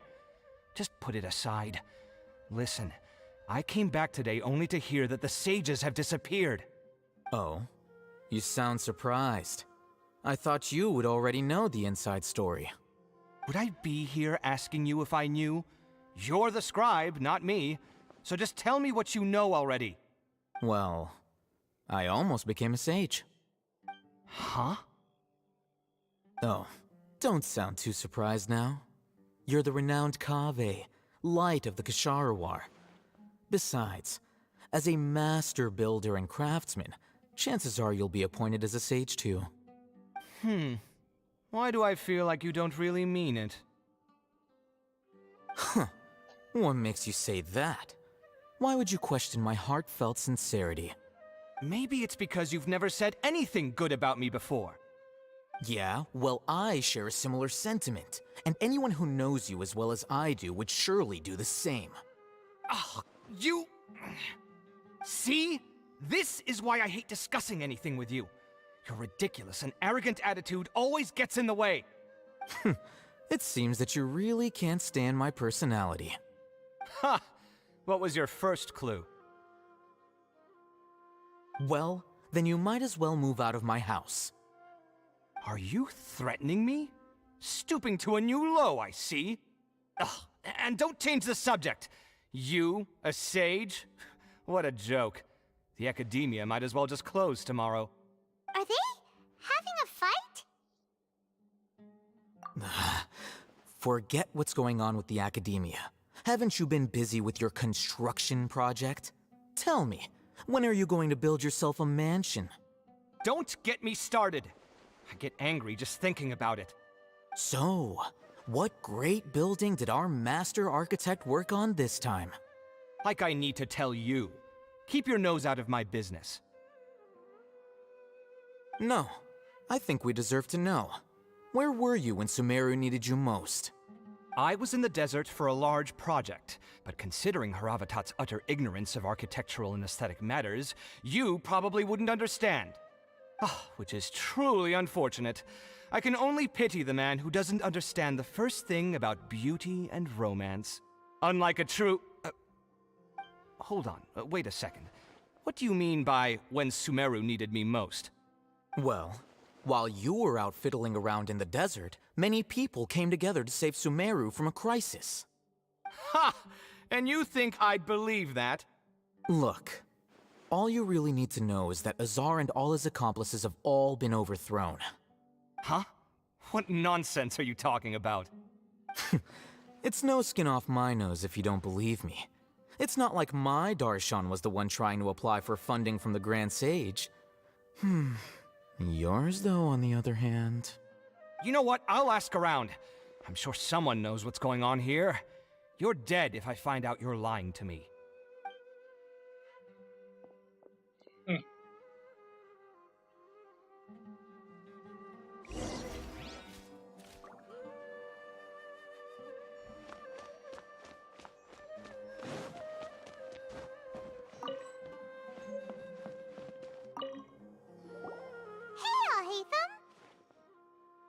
Oh, it's you two. What's the matter? We're running some errands for Nilu. Have you received her letter? Letter? Nilu said she sent out a letter inviting everyone to a celebration feast in 2 days at the Grand Bazaar. We'll also be celebrating Zaino's reinstatement as General Mahamatra. If she addressed the letter to all Hatham of the Academia, then the letter should have gone to my office. I've been busy these days, so I haven't had time to check for any new mail at my office. I only now have some free time to attend to personal matters. Have you always been so busy with your work? Of course not. I'm only busy these days because several sages have been dismissed recently and the whole academia was practically turned upside down. Kainari told us they all went to train in the Avidia Forest. Apparently they will spend the rest of their lives there. That is already the best possible ending for the likes of them.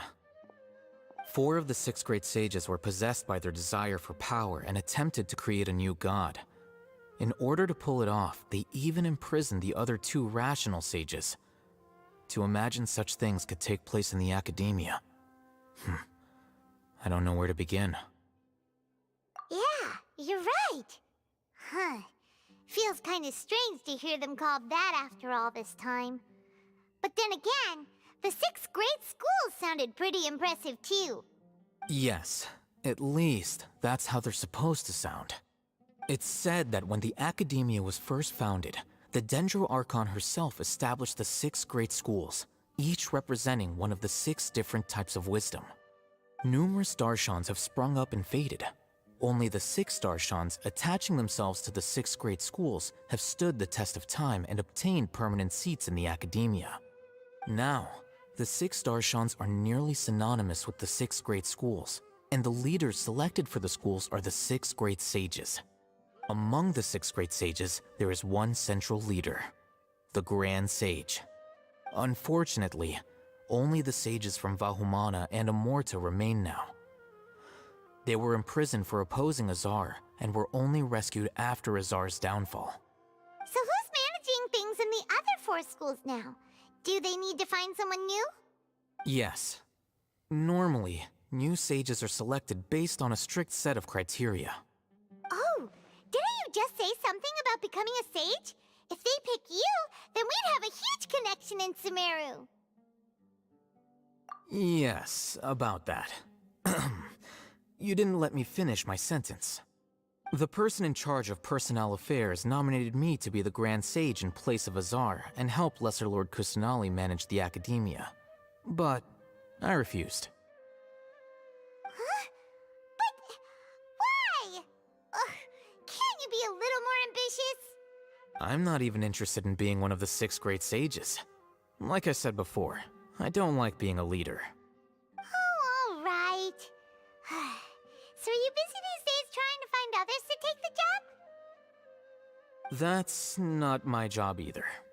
I'm only responsible for handling important affairs within the academia before the new sages take office.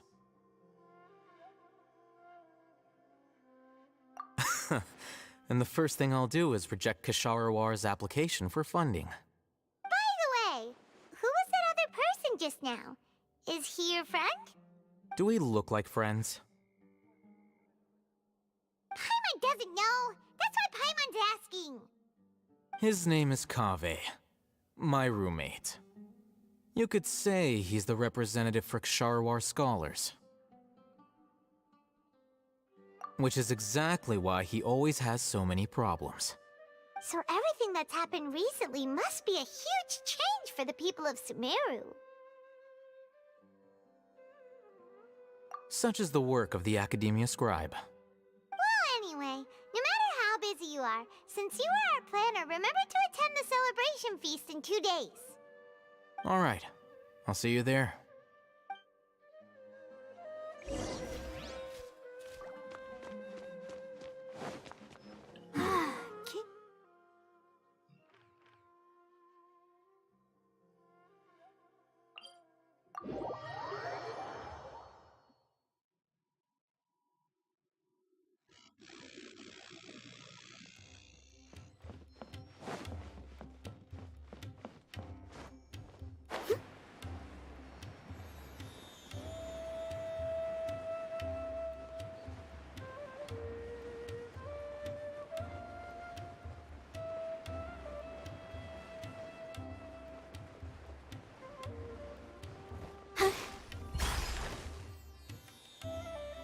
Well, since I'm just running around, I might as well run around with Nahida.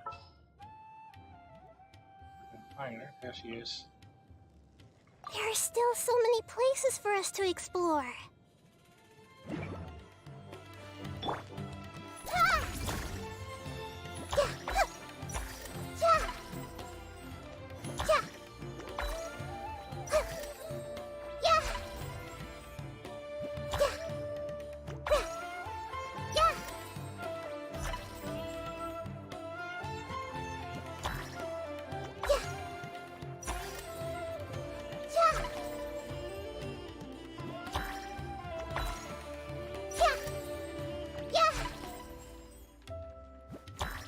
Cute.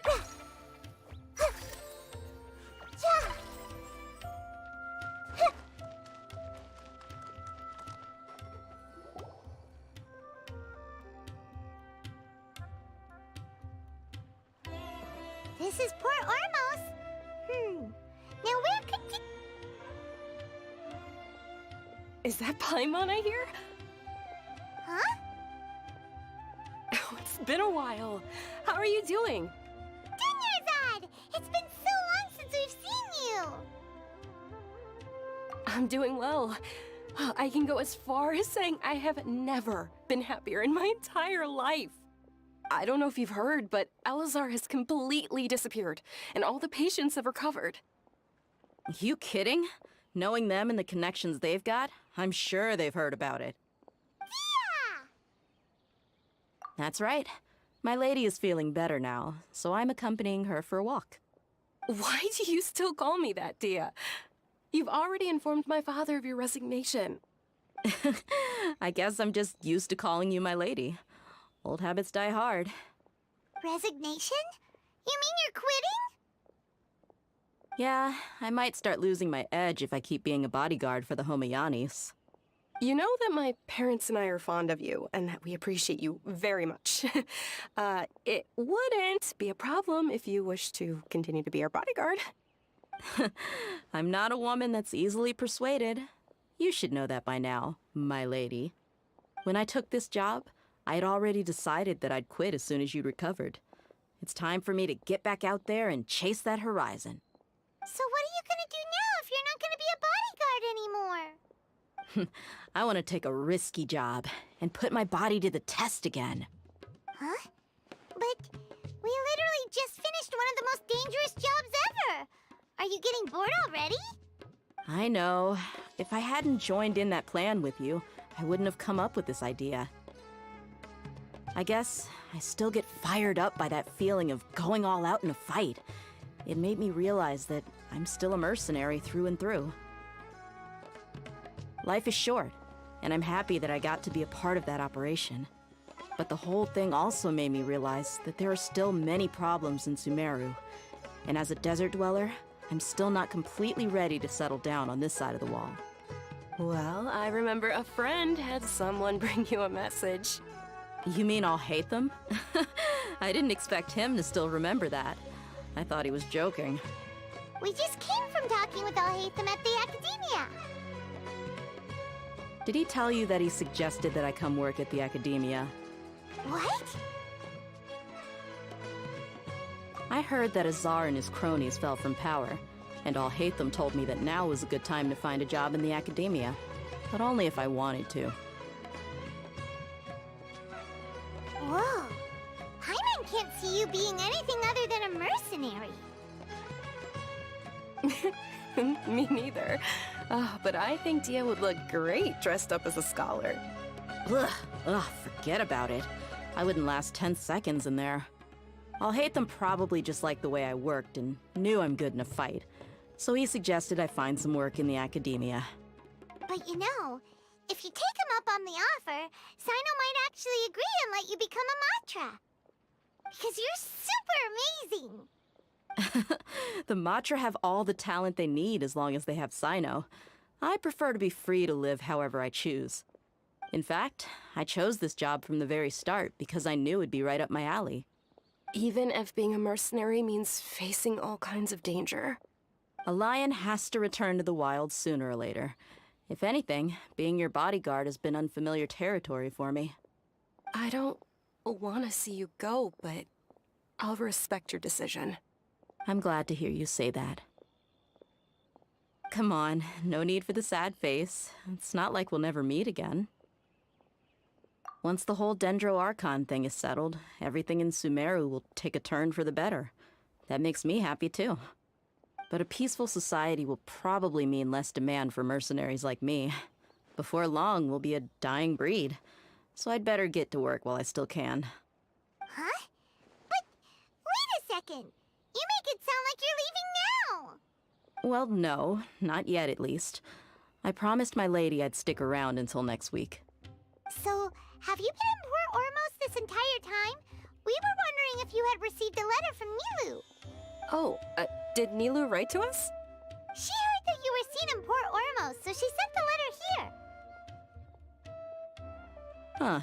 It was probably sent to the inn that we're staying at. My lady has been very energetic lately, and keeps taking me on hikes, staying out even into the night. By the time we get back, the receptionist is usually off napping on the job.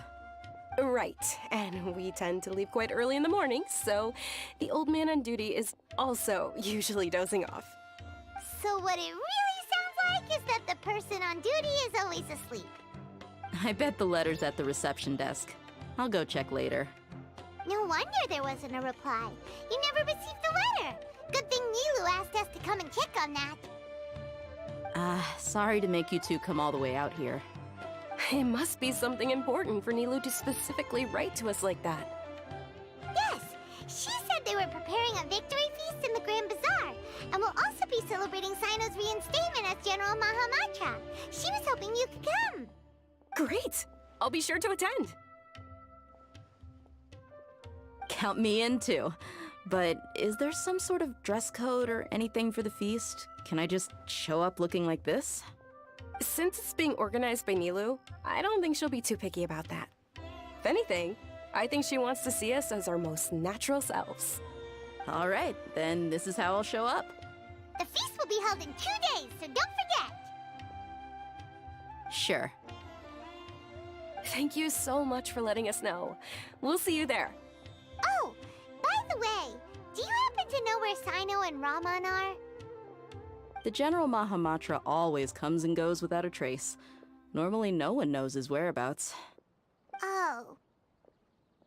But last time we met, he mentioned that he had something to do in our village. You can try your luck there. As for Raman, your guess is as good as mine. I only remember he said that he had something to discuss with Sino. You can ask Sino when you meet him.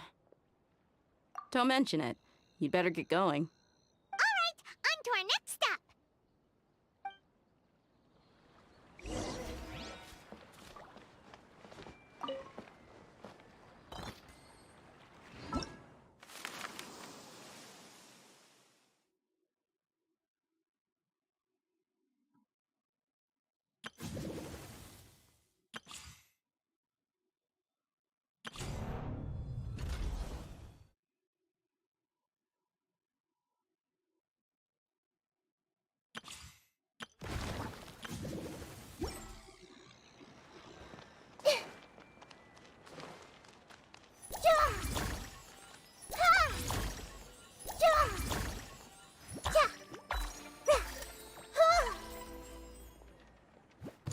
If you want to eat like a king, you've got to work like a mule. Everyone hold hands.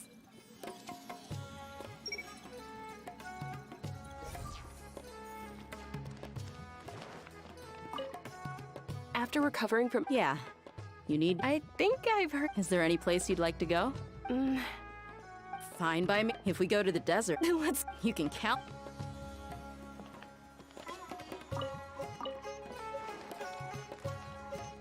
Hey!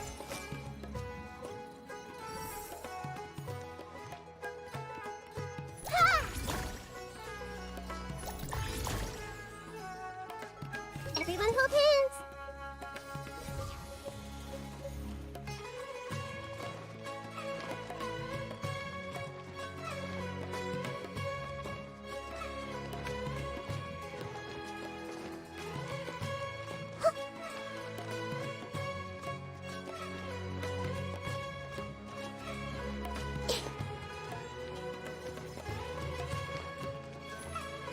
Hey!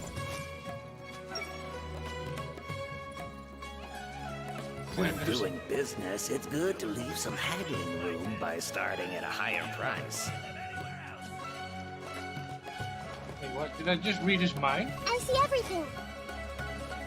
When doing business, it's good to leave some haggling room by starting at a higher price. I can!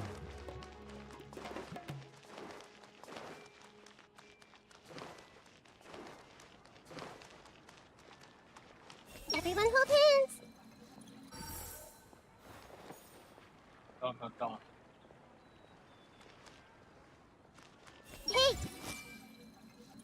Can't these idle people find something If you want to eat useful like to a do? king, you've got to work like a mule.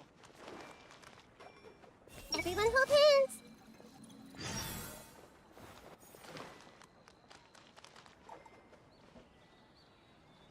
I see everything.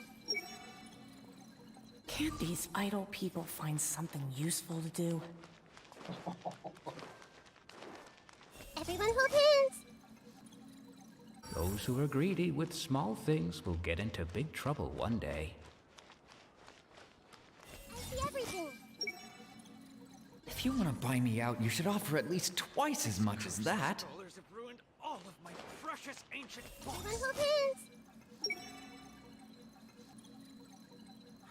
If you want to buy me out, you should offer at least twice as much as that. Interesting.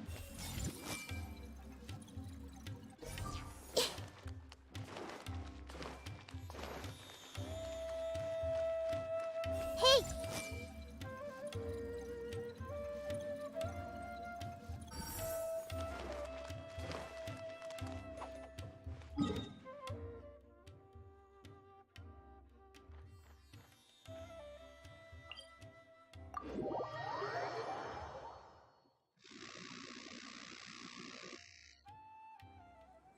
I see everything! So, I look like Isak's grandfather. Maybe this was meant to be. Weather in the desert is always so unpredictable. Everyone hold hands! I really want to meet an Aranara. Bring me some new picture books? That's a little fun little thing that they added. I can actually read their minds. I see everything! This prescription can be used for any small ailment.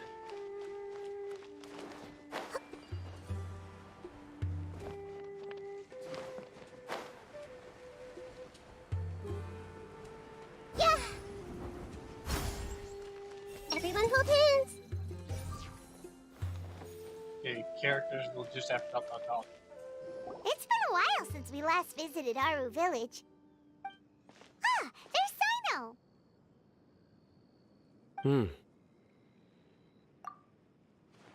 What brings you here? We recovered well, and Tanari agreed to let us leave, so now we're out and about again. It seems Gandharvaville's medical treatment is still as good as ever. And Tanari is recovering well, too. That's good to hear. Yeah, you're the one who brought us to him when we lost consciousness, right? Thanks for that. You're welcome. Tainari has excellent medical skills, and Kale is quite attentive. It was the best place for you. But why are you just standing here like a dead tree? I'm meeting some people. Oh, you mean Candace? I've already talked with Candace and the village chief. They're still at the usual place. You can go there if you'd like to see them. But you know one of the people I'm meeting as well.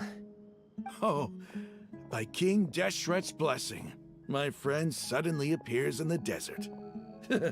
Don't tell me you've run into trouble and need us to help now. Roman! And... huh? Sataria? Oh, you know me? Oh, well, you're pretty famous in the academia. Don't worry, these are our friends. No need to be so guarded. I see. I'm doing well. Many good things have happened recently.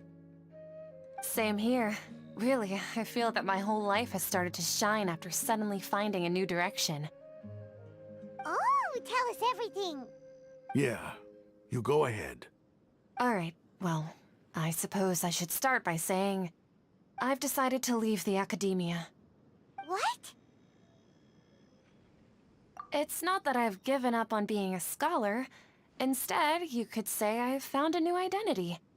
I will no longer pursue research like a typical scholar, but I have not completely given up on my relationship to knowledge either. I can see what you're saying now. What do you mean? I plan to leave the academia and return to teach here in the desert. Wow, so you want to become a teacher? Sataria will return to support education here and teach people from the desert. She can't teach everyone on her own, but there are many of us Eremites all over Sumeru. She came to discuss a collaboration with me and hoped that I could bring her ideas to the Eremites. Yes, it's my hope that the Eremites can help me select a group of smart people with the best aptitude for teaching. I'll teach them, and after they've finished learning from me, they can go educate more people. That is the true meaning of education and the spreading of knowledge.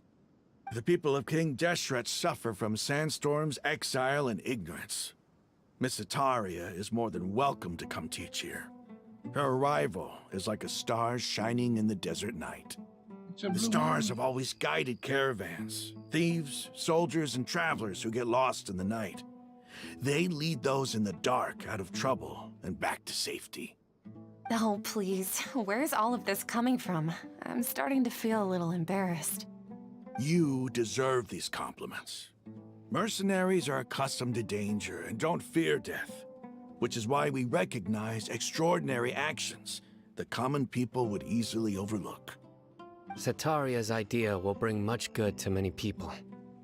At first, I feared it was destined to fail. Everyone knows that the Academia doesn't allow scholars to teach in the desert without permission. As you know, all knowledge is under their surveillance and control, and very few desert dwellers are as lucky as me. But what I heard at that time has been haunting my heart, as if there were lightning bolts constantly bombarding my soul. Sataria, you tread a treacherous path, and the longer you ignore it, the tighter the Academia's grasp on you will become. Sataria, why haven't you gone home? Never forget that the desert that belongs to you lies elsewhere. Miss. These words sparked something in me, and I knew that I had to bring something back to my people after going home. I gathered up the courage to approach the Grand Sage, only to find that he was no longer at the Academia. Lord Sino told me that Azar didn't belong there anymore. Azar has received much-needed punishment. Though, if you ask me, it may have been too light. You probably have already heard. Lord Sino helped me obtain permission to leave the Academia for the desert, and accompanied me here to discuss collaboration with members of the Eremites. My plan was able to go smoothly thanks to him and Rahman. You're all doing so much for the desert. Aside from that, I also have some other business to discuss with Sino. Lesser Lord Kusanali has allocated many resources to support and develop the desert. I've done some business for her, and part of it required the assistance of the Eremites. I applied for a few batches of educational materials from the Academia, and sent them to several groups in the desert, as instructed by Lesser Lord Kusanali. I believe the people will make good use of them. That's exactly what the people here need. Physical books and other related items. If it weren't for Sino and Lesser Lord Kusanali, I'm afraid we'd never be able to get our hands on them. Apart from this, the Academia is also recruiting scholars that are willing to teach in the desert. I'll let you and Sataria know as soon as I have any more news. We must be persistent about this, and maintain these resources to ensure long-term effectiveness. This is the first time in hundreds of years we've had a glimmer of hope. I think this may be the turning point for the desert. Remember these words. Here lies our faithful priest, Kasala. His wisdom is a miracle among the people, deserving of high praise and admiration. I hope people with wisdom like that priest will rise again among the desert dwellers. Then we'll once again see the wisdom and glory that once shook the world. Enough about us. Are you here to discuss some business too? No, not at all. We're actually here on behalf of Nilu. Nilu wanted to write to everyone, but she wasn't sure where the letters should be sent, so she asked us to come find everyone personally. A celebration feast will be held in 2 days at the Grand Bazaar. She hopes that all of you will be able to attend. At the feast, we'll also be celebrating Sino's reinstatement as General Mahamatra. Although, judging from your appearance, it seems you've already been reinstated. Paimon thought you would only start working for the Academia after the feast. Celebration? Feast? It's the first I've heard of it. Tighnari was right. He really didn't know. This feast is for you, Sino. Sounds to me like you'll have to be there. It's rare to see that kind of expression from Lord Sino. You must not like feasts very much. No, not really. But I'll go. Well, I still have a lot to handle here. Besides, I need to look after Miss Sataria in the desert, so I'll have to pass. I'm afraid I won't be able to join you.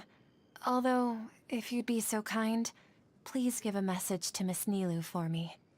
The message is, I'm sorry for how I treated you before, but now I understand the beauty of your dance. It's like a light shining in the sky.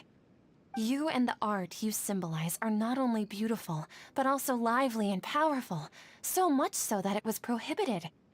Please keep dancing, and someday, I'll be able to appreciate your art in person. Okay, we've got all that down. Our job here is complete as well. Oh, Sino, remember, party's in 2 days. Make sure you're there. Got it.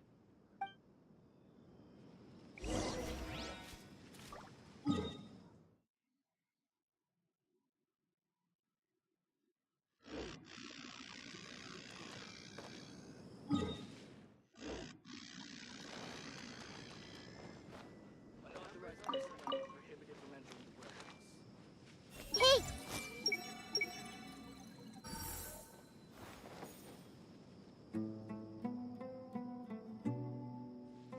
Everyone hold hands!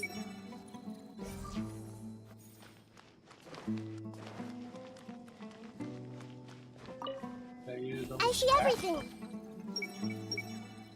It's about time to conduct maintenance on the weapons in the warehouse.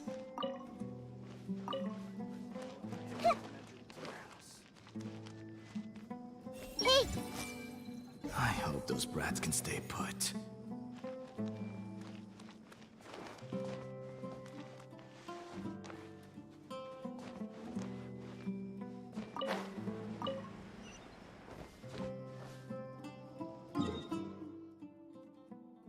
I still wonder where that one is.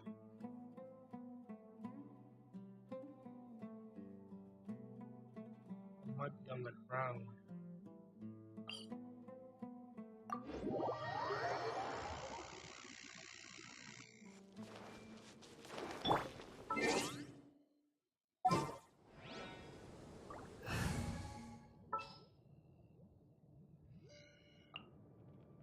Yeah, let's go on a big adventure.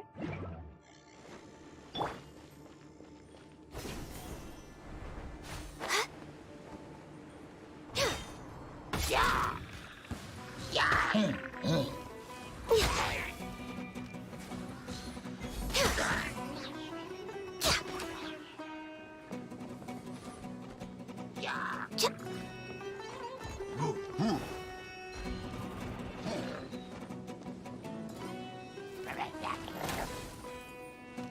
Come on!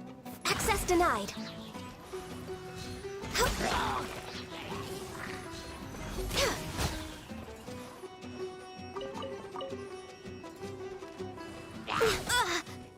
Born of ice and frost.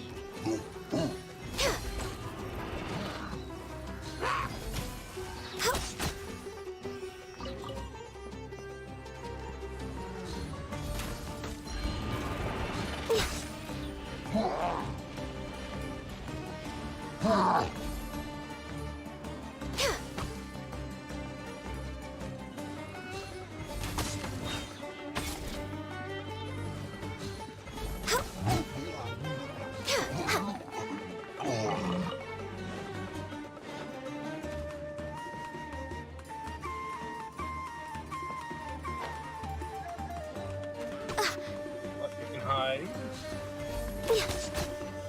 Again.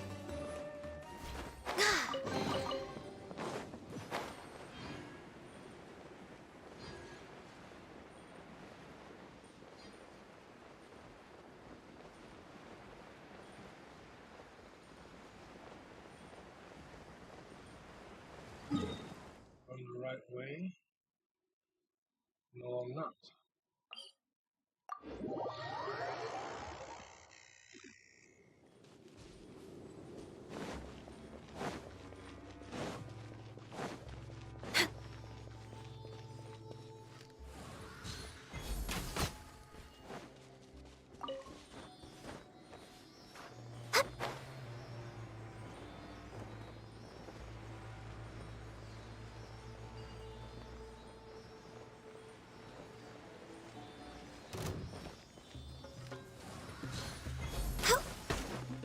Touching! Let the show begin. Yeah.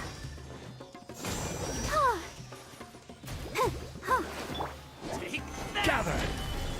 I will have order!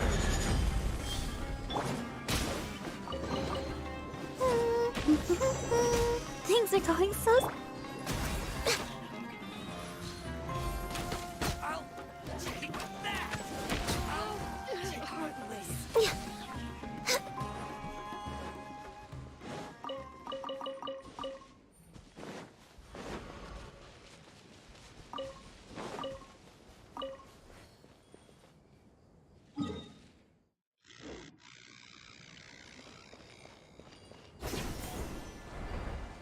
That's close enough!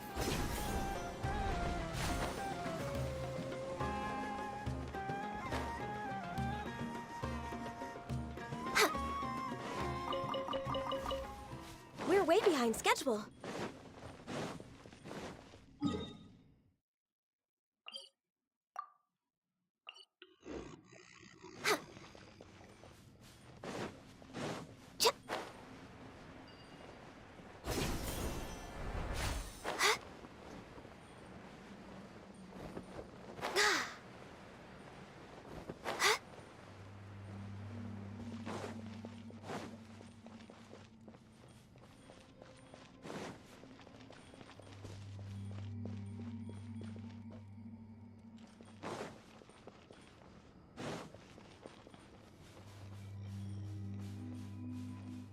Next on the agenda...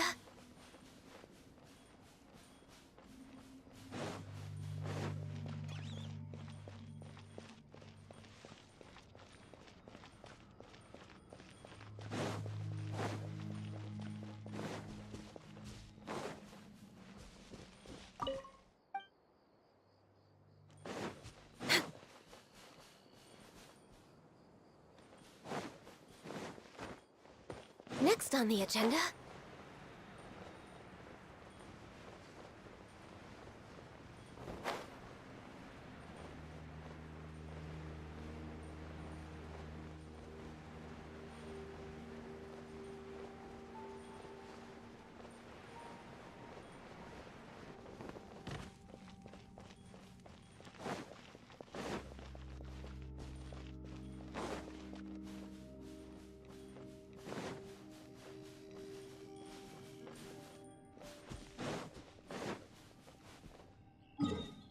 I don't know how to get there.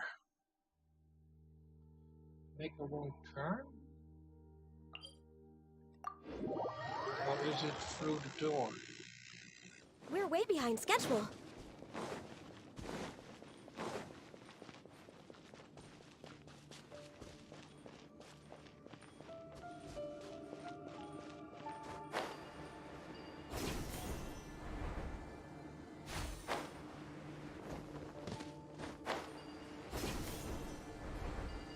Like a lamb to this...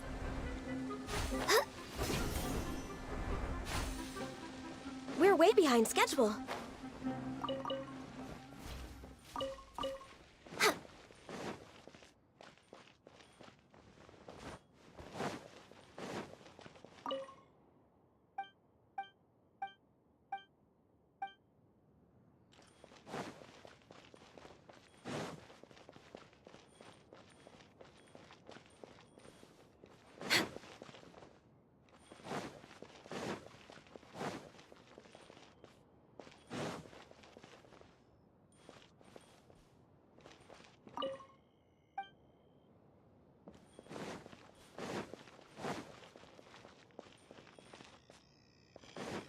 We're way behind schedule.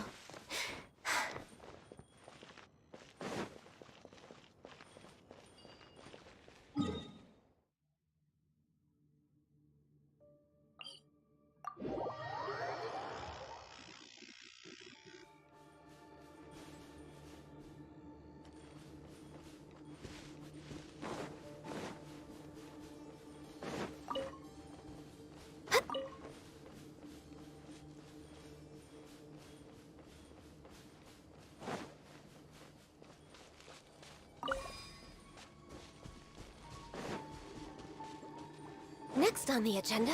This guy? Really? Is it this one?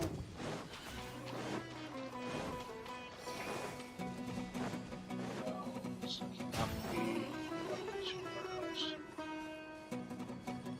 It's not those guys here. Oh, top. It must be below, but entrance.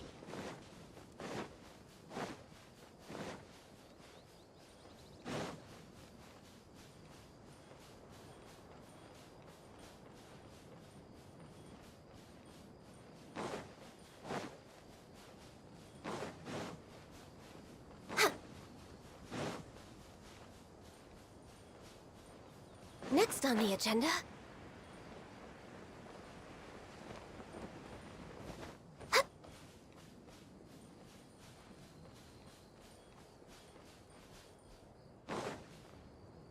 This is the closest point of entry, and yet it's not going there.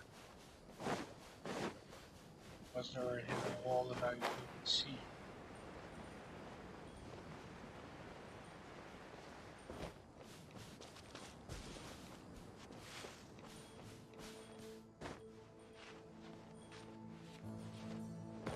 We're way behind schedule.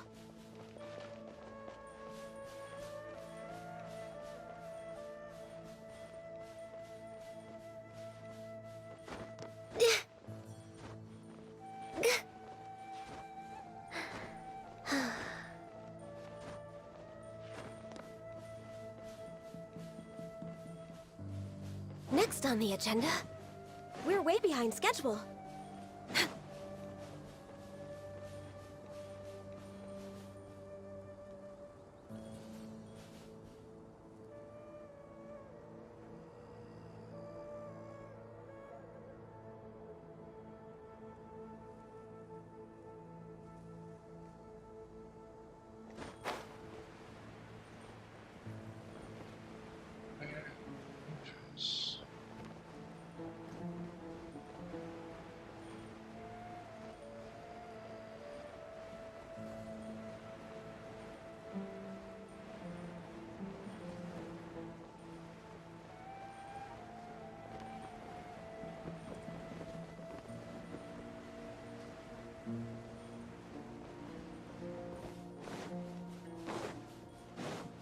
Next on the agenda...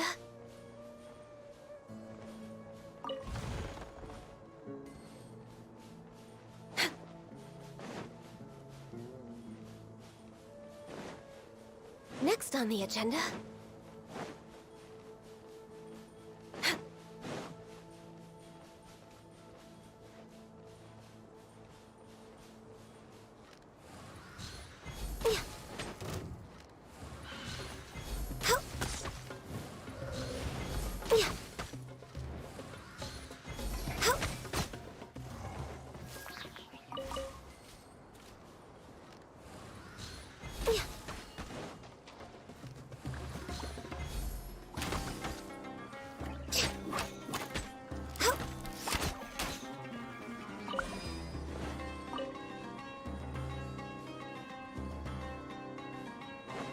We're way behind schedule.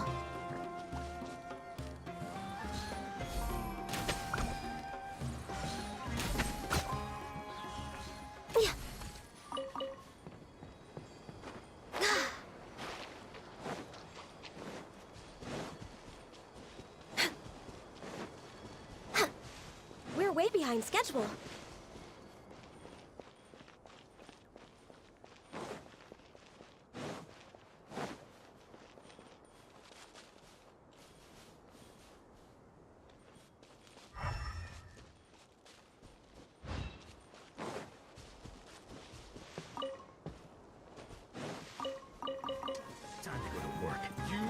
Next on the agenda... We're way behind schedule. Is that all you've got?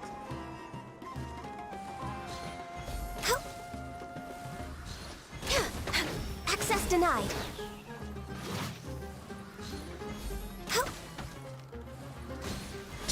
Now you're testing my patience.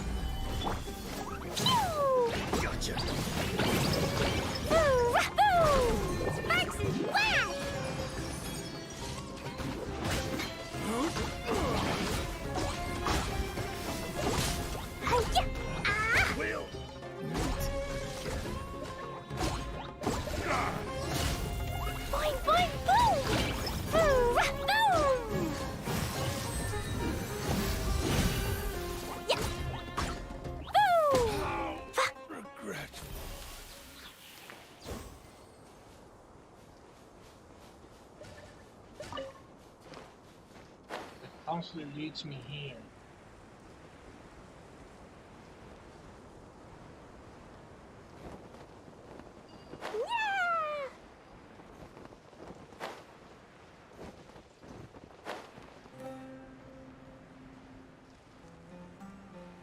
Must be a hidden passage somewhere. Jumpy Dumpty go!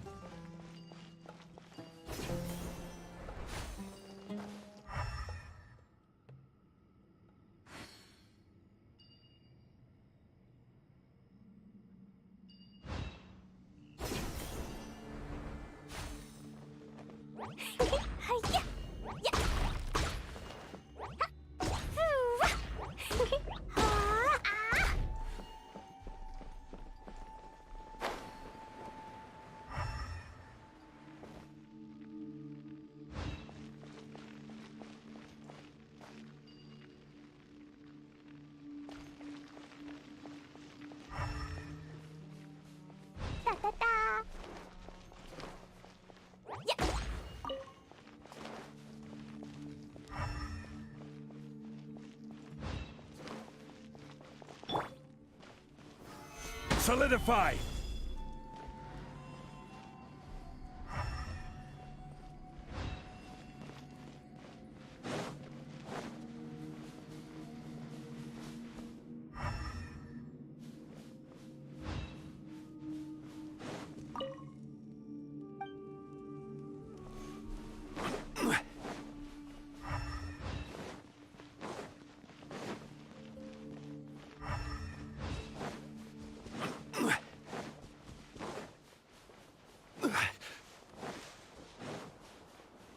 Where the hell is it?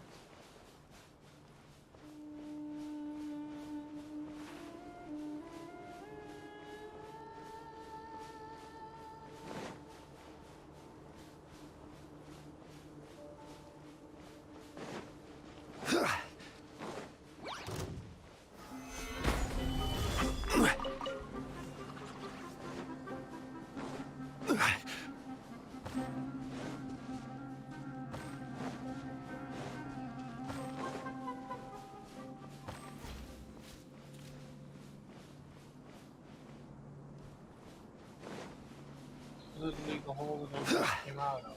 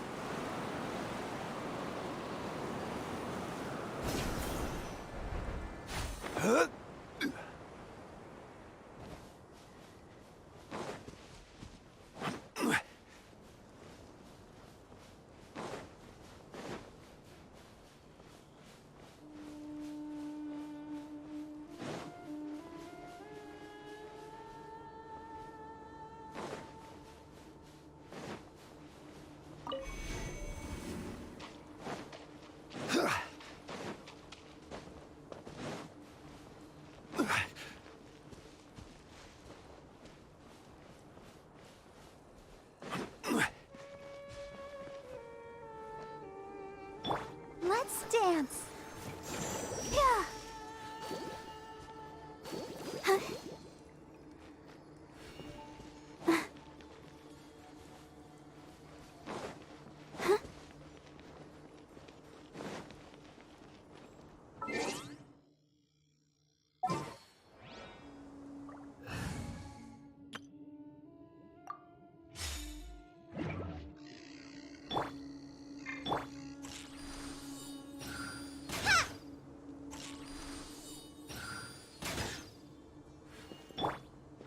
Illusion shattered! Ha! Ha! Ha!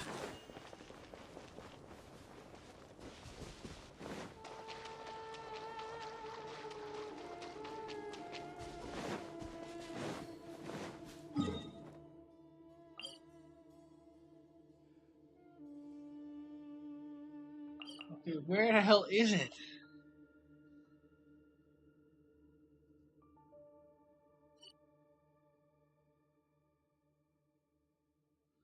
cannot reach it through there. It's not up, it's down.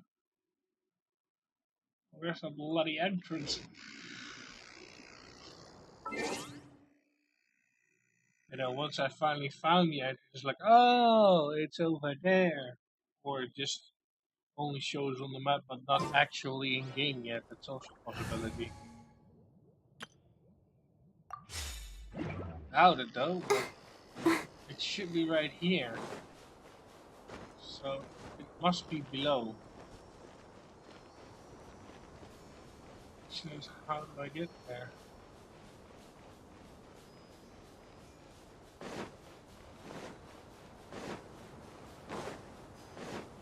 Go, Barbara, go!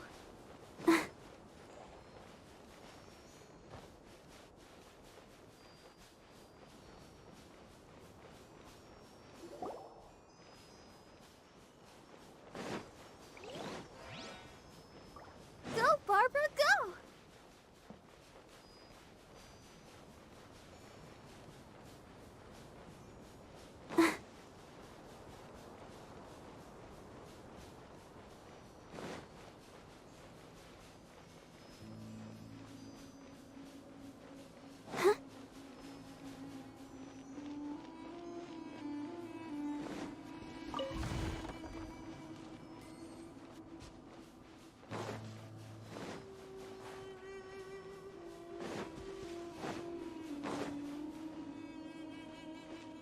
Keeps pulling me back to this area.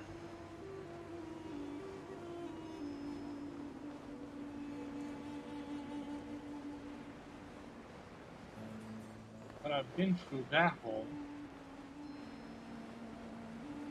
We could go there.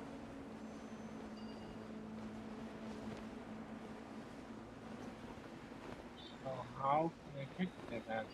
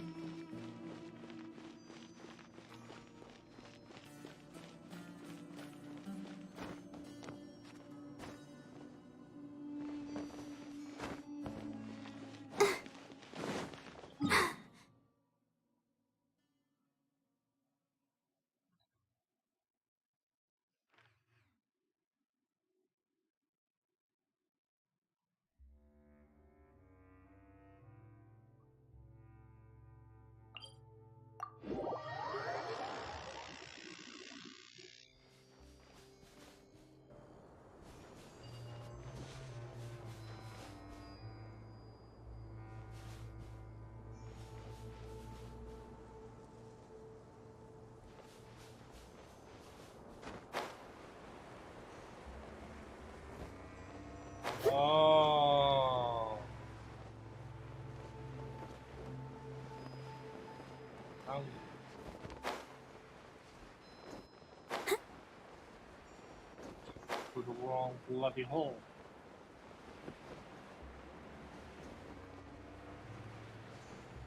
There it is.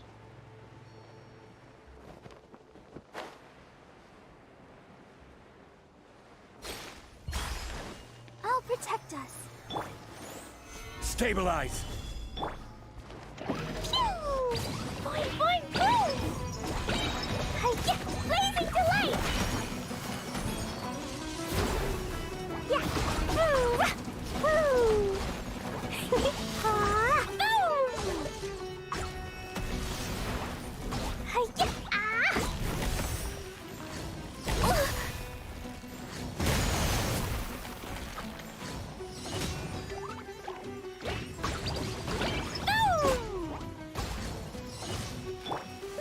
Solidify! Order guide you!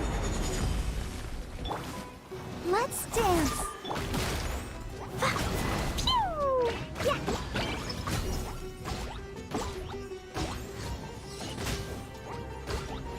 Ah! Yeah! Stabilize!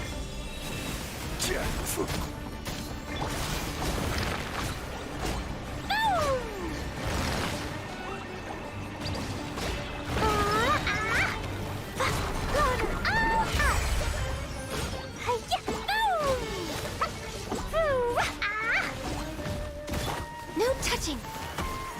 All hail.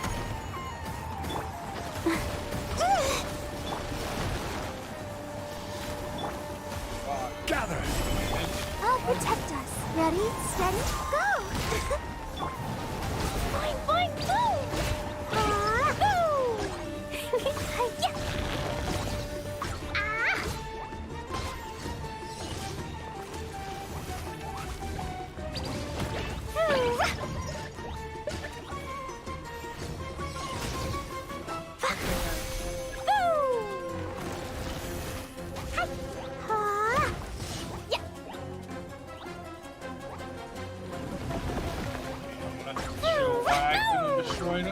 Dumpy Dumpty Toe! Stabilize! Let the show begin. I will have order! Yeah! Hi-ya!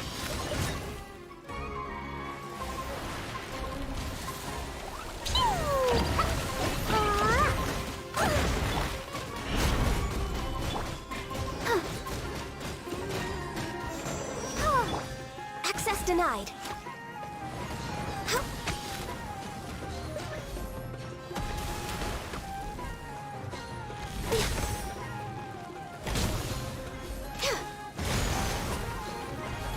Wiggling too much. Boing, boing, boom! Boom! A blazing delight! Dumpy Dumpty Toe!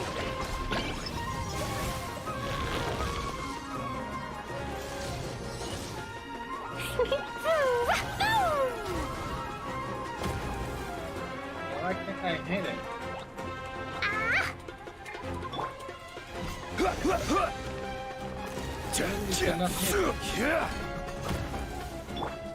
Boing, boing, boom! Boom! I'll protect us. Yeah.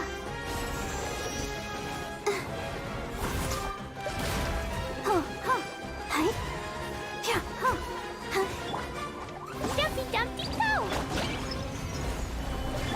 Woo! Boom!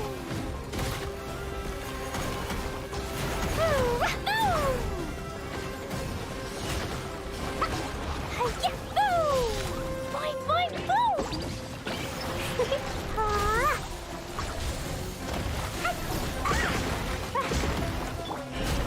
Gather!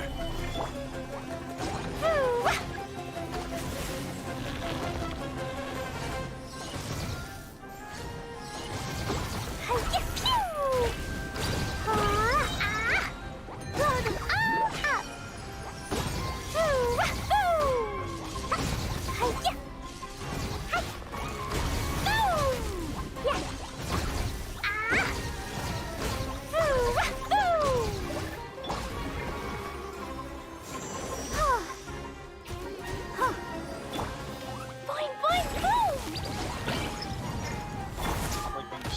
Solidify!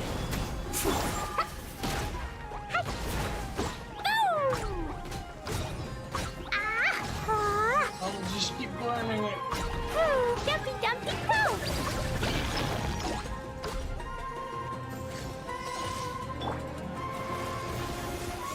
Yeah. Yeah. And it just disappears. Not sure if that's a bug or Crumble! what am I supposed to do here?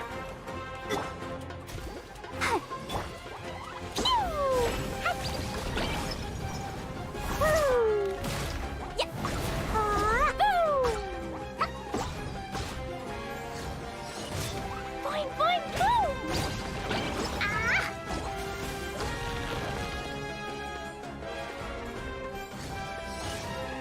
Yeah.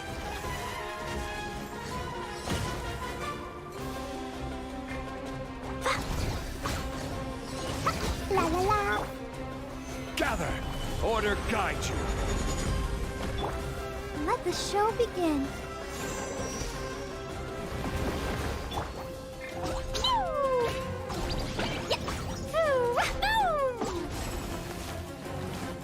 I think that might be a bug. Boing, boing, boom!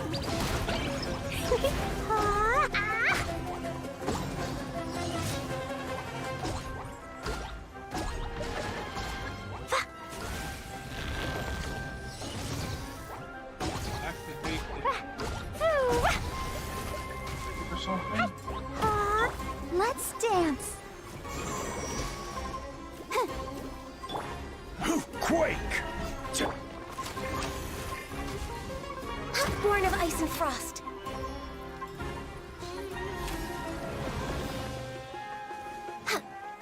Like the text goes too fast for me to read.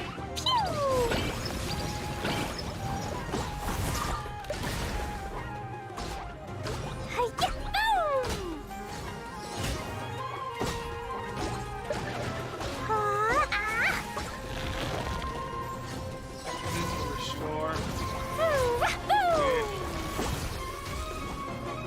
Dumpty Dumpty Go! Yeah. Boom! Hi-ya! Boom! I'll protect us. Boing, boing, boom! Boom!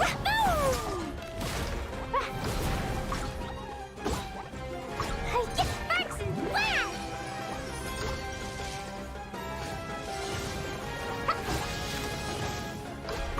Pew!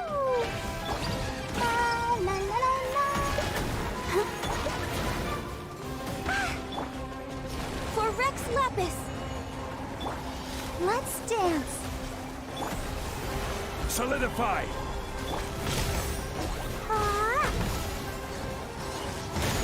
Boing, boing, boom!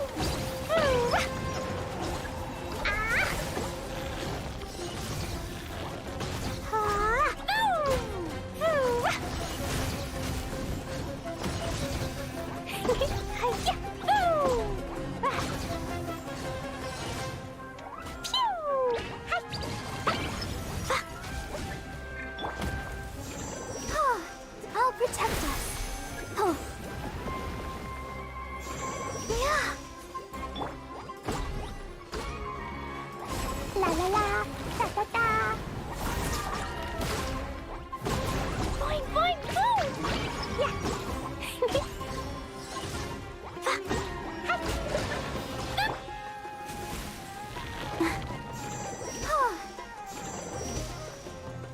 Let the show begin. Yeah.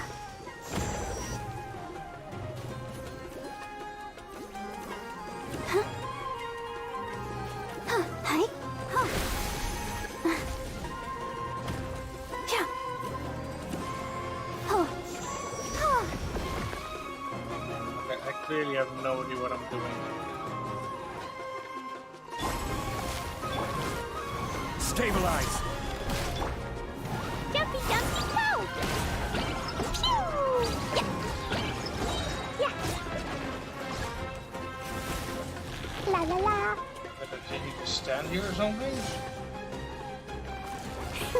Ooh, ah. Woo. Ah.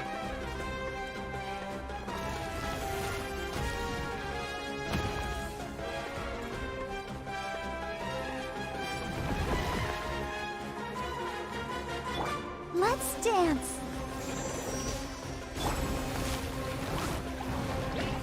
Jumpy, jumpy, go! Hi-ya, boom! Hi. Ah.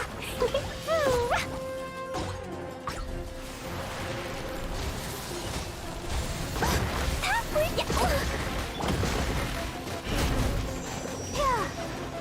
Hi. Yeah. Pew! Yeah.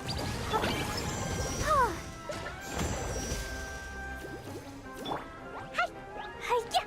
Really that I need to like stand in front of it or something.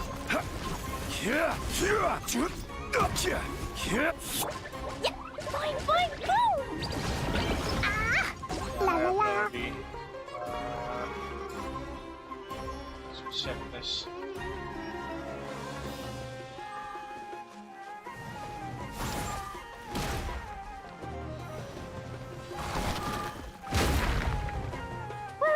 Looking up how to do this. Because I honestly do not know.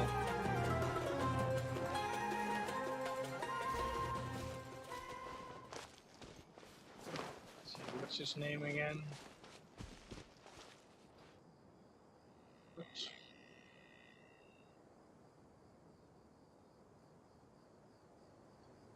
No, I keep clicking the wrong thing. Dodoko? Dodoko. His name is Dendro Ivar.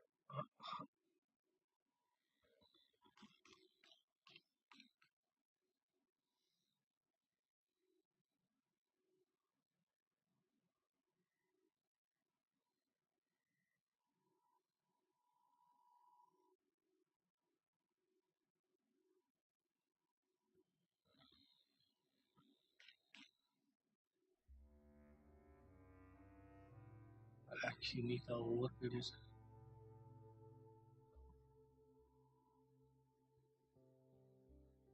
Fight. Pretty much, if you just look at her gear, 25%. The new easiest boss in the game. This thing right here, you can just stay out of the way. It will only activate when you're in melee range, and we're using Amber, so we don't need to be in melee range.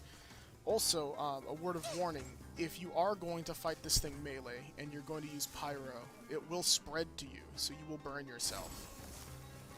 So that's just...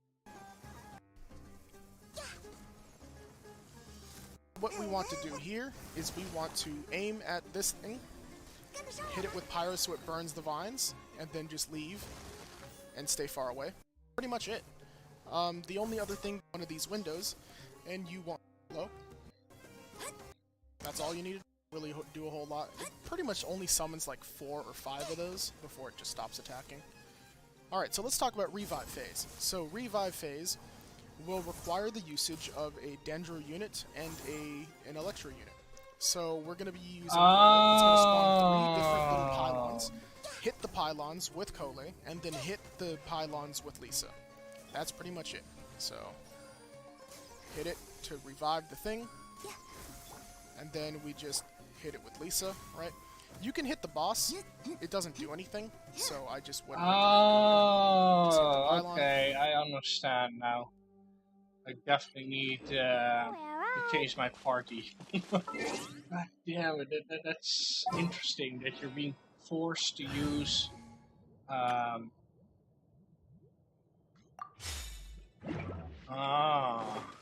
okay, I understand now.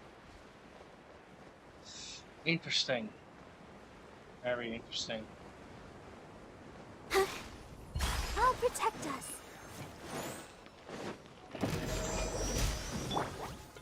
Jumpy dumpty go!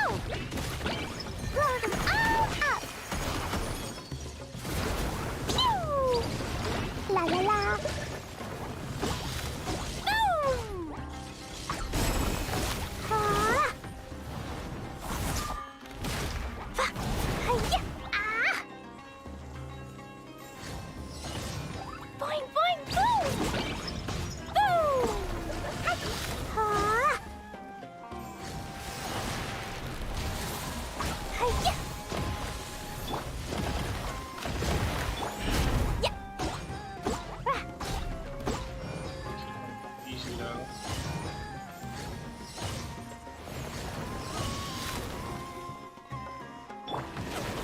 Inazuma shines eternal! There is no escape! Jumpy dumpty go! Boing boing ah! It was an accident.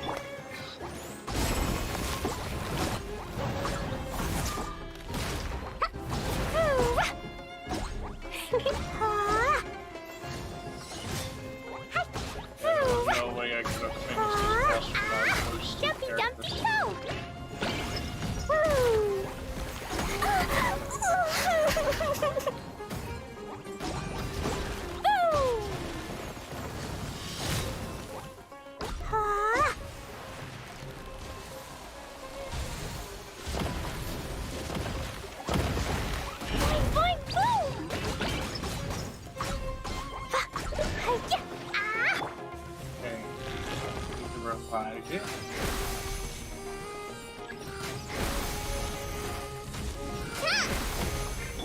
Illusion shattered! Power. There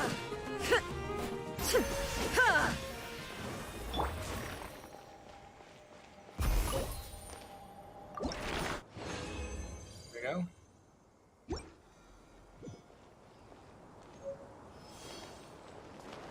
It is easy if you know what.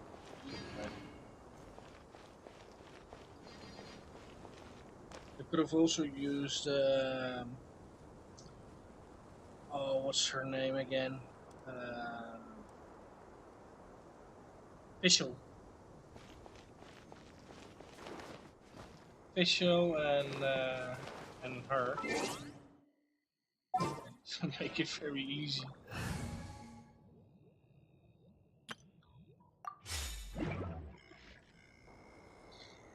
Alrighty then. Should be able to level I wonder when I'll be as tall as my big sister.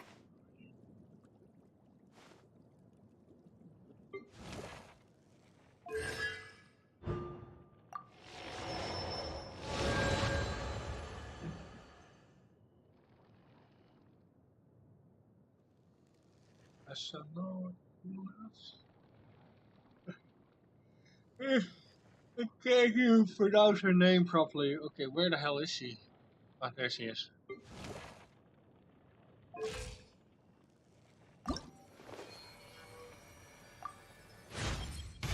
My mind is growing even bigger. It feels like it could fit the entire sky and ocean inside it.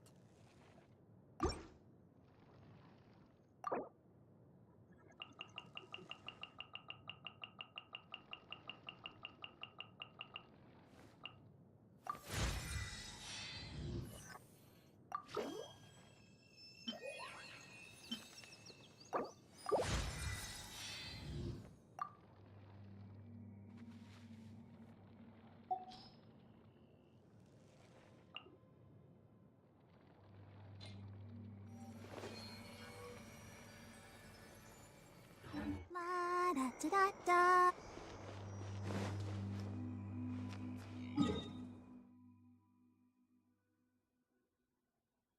Alrighty then. Get that out of the way. Speaking of stuff.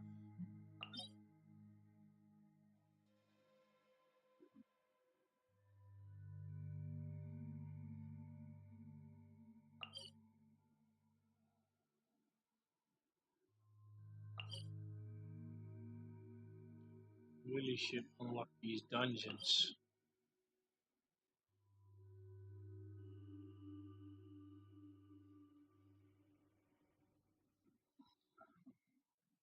Should be more.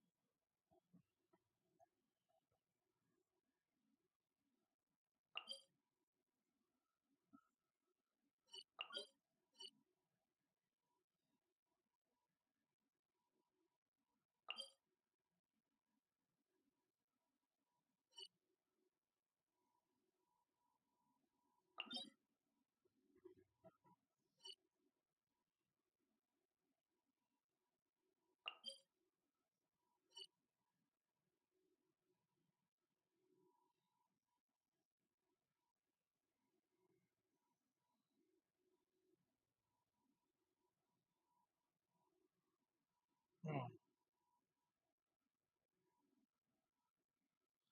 I'm missing a dungeon.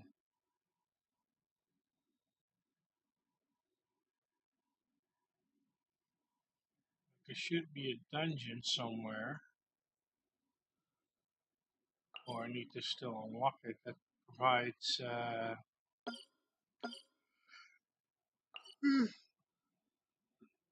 that provides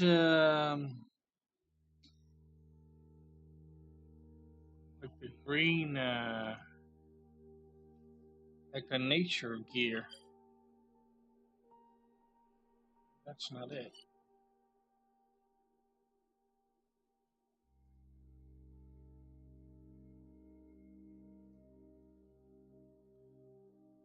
I still need to unlock it.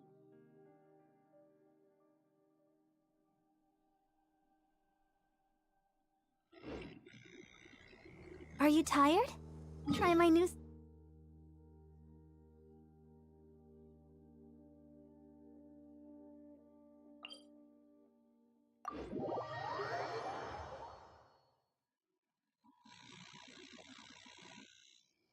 This weather is so amazing.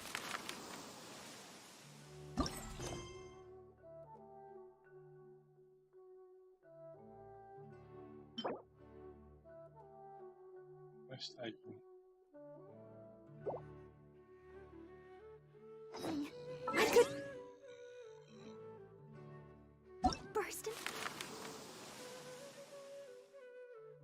Once it's completed,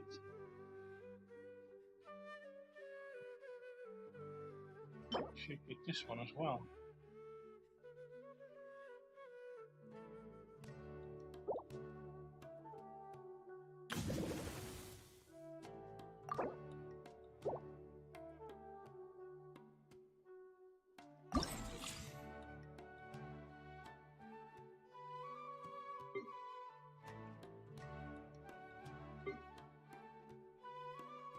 Interesting.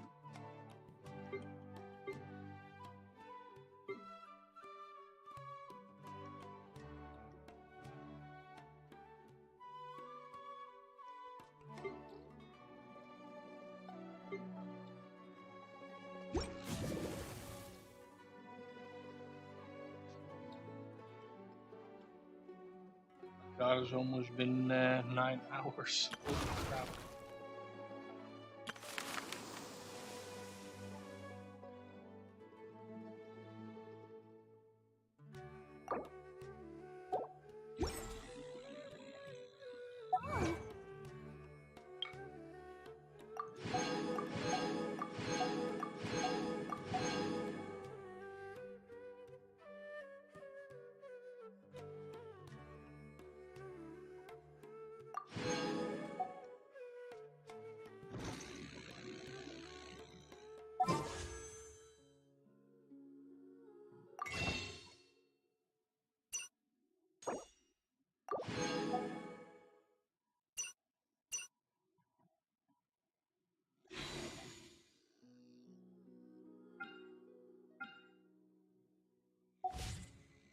Everyone is working super hard. We should be too.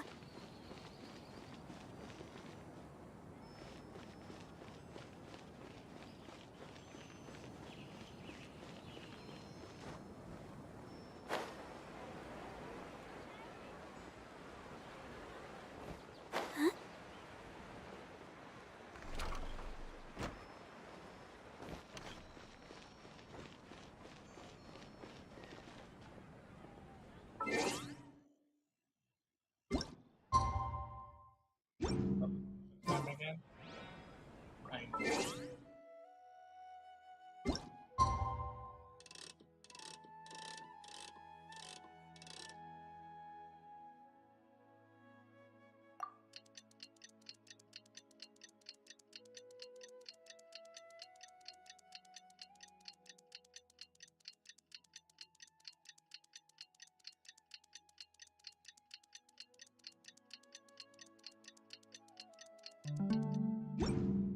I wonder... Today's the big day! Let's go to the Grand Bazaar and see how the celebration's coming along.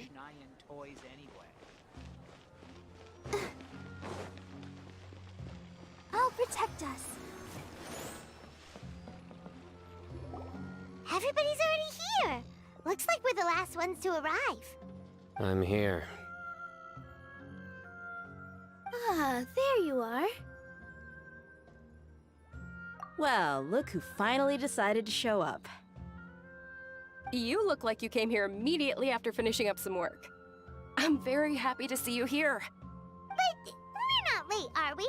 It's just that everyone else arrived ahead of time. I propose that the last one who arrived be put in charge of today's speeches. Nah, there won't be any speeches today. Oh, really? Well, even better. Come join us over here. Let's share some great food and drinks, and chat about all sorts of fun things. Everything looks quite good. Wow! Paimon can't wait! Traveler, just look at all the delicious food here!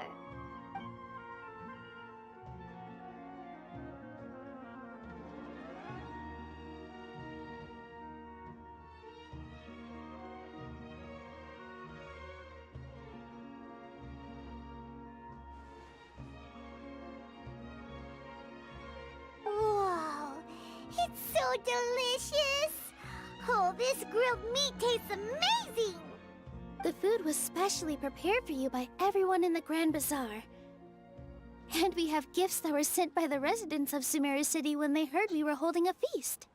Everyone that came said that you saved Sumeru, and wanted me to thank you all on their behalf.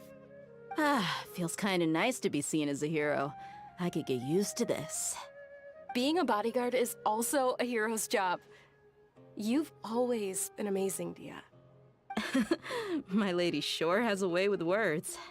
Thanks. I'm glad to hear it. And I'm happy to meet everyone that participated in the great plan. Don't mention it. Come to think of it, we've really done something impressive together. It's unbelievable. We owe it to our abilities. And luck.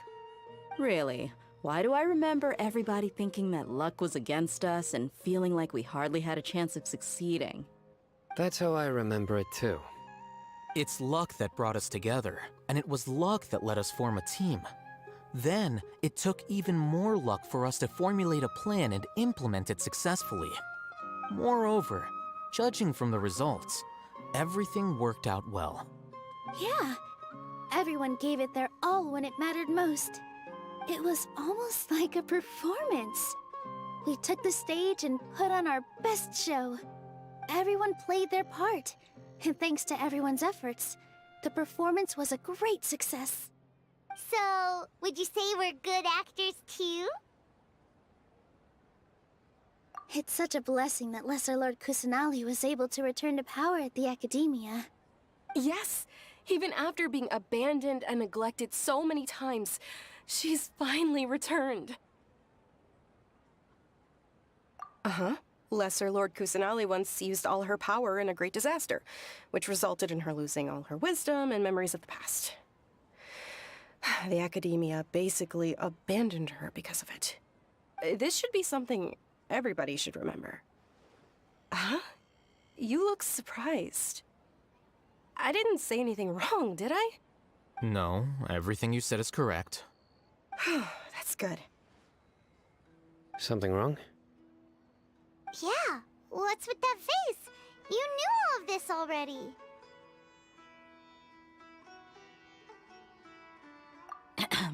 Even if those two giants of the Academia are here, I still have to say it. Those sages really have some nerve. 500 years ago, Lesser Lord Kusanali used all her power for the people of Sumeru, and what did they do in return?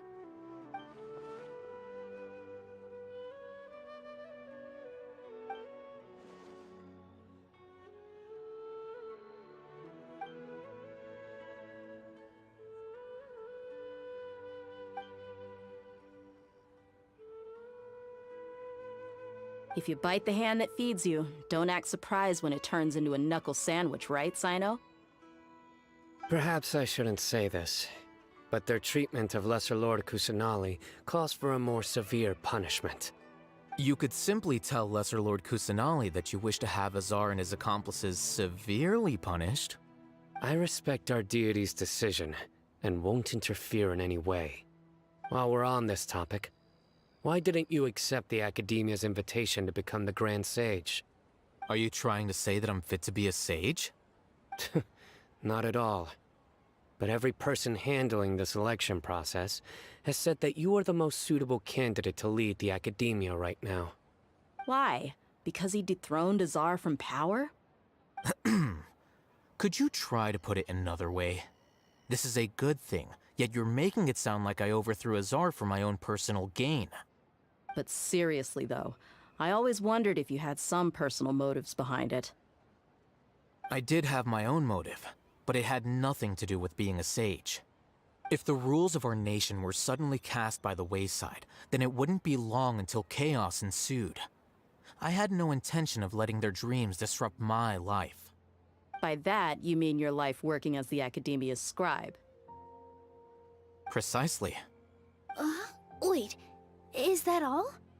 So, that's the only reason why you joined us and came up with all those plans? It's reason enough. You've certainly got quite the personality. You flatter me. All right then.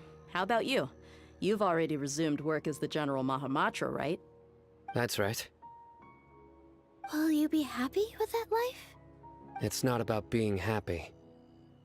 There are merely a lot of things that I must do. Even so, keep your spirits up and try to be happy, okay? And try to smile more every day, just like I'm doing now. Thank you. I'll keep that in mind.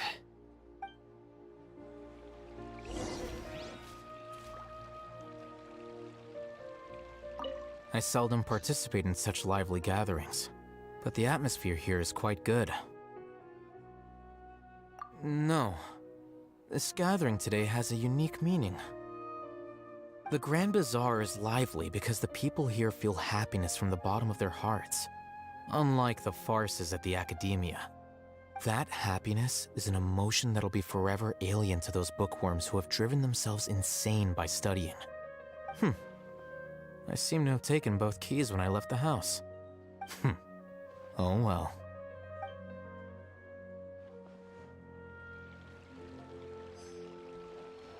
Ah, there you are, traveler. Well, how is it? Are you enjoying the feast today? If there's anything you're unhappy with, just let me know. I'll be sure to take note of it. That's good. It's the first time I've ever invited so many exceptional people to one place. I was a little nervous myself. You see, every guest here is quite extraordinary. It's unbelievable that we've got everyone together here. Almost like a fairy tale. Make sure you live it up tonight. I'll be happy as long as you're enjoying yourselves. I'm honored to have her think of me this way. If I have a chance in the future, I would really like to invite her to one of my performances. I can't explain why, but I just feel elated right now. Thank you.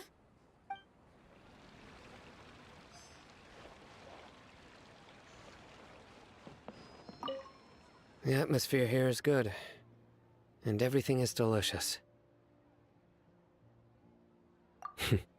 Yeah. I don't often come to such places, but it feels quite good. I have a lot to handle these days. Otherwise, I could show you around. There's always next time. We're friends after all. This feast is pretty good. I like it.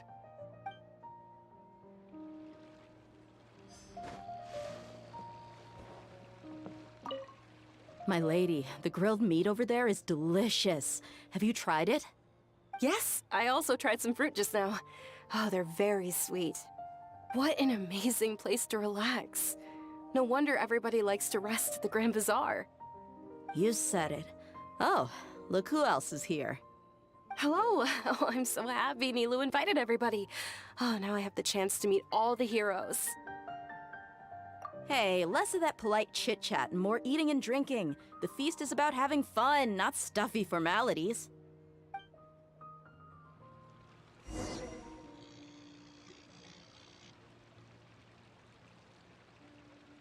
Hey, what's wrong? Your head is starting to droop.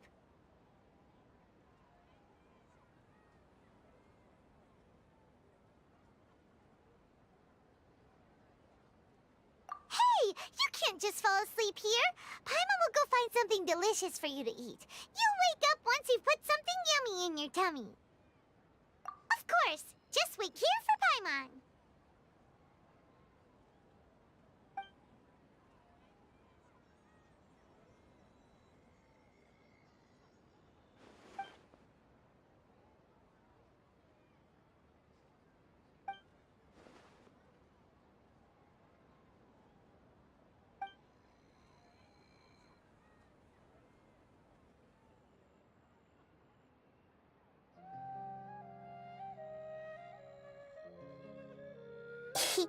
It's me.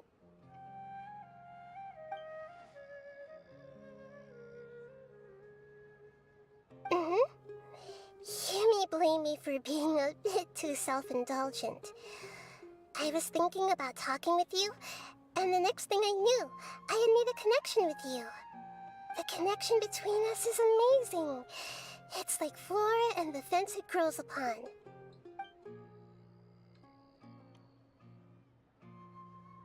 I heard there's an amazing celebration feast today at the Grand Bazaar. I wanted to have a look for myself, so I snuck in. Lately, I've been so busy dealing with all the fallout from recent events, so I really haven't had any free time. Although you've already helped me with a lot, there's still one more thing I hope you can help me with.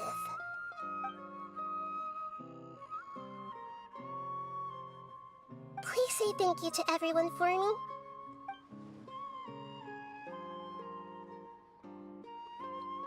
Oh, is it not convenient for you to do that for me?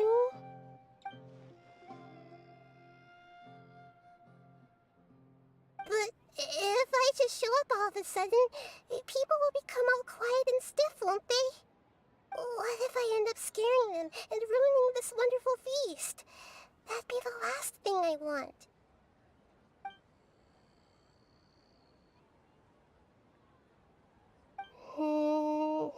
Let me think about it. Okay.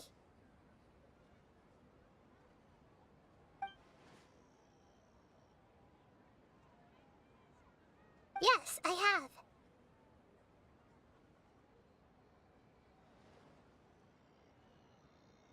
You said I should go thank everyone as myself, right? So, I've decided to borrow your body for the time being. Please don't blame me. The flora also climbs up to the fence to get closer to the sky.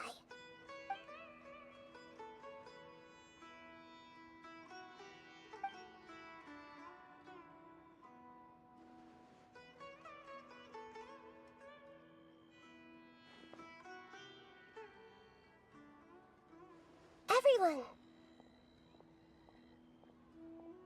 Are you awake now? Paimon was just about to bring you the food. It's me. Huh? That voice. Nahida? Hold up. What's going on? I didn't expect to have a conversation with the consciousness of Lesser Lord Kusanali in the Grand Bazaar. Interesting. Is this also a part of the feast? No, of course not. Are you Lesser Lord Kusanali? Hello, Nilu. You know who I am?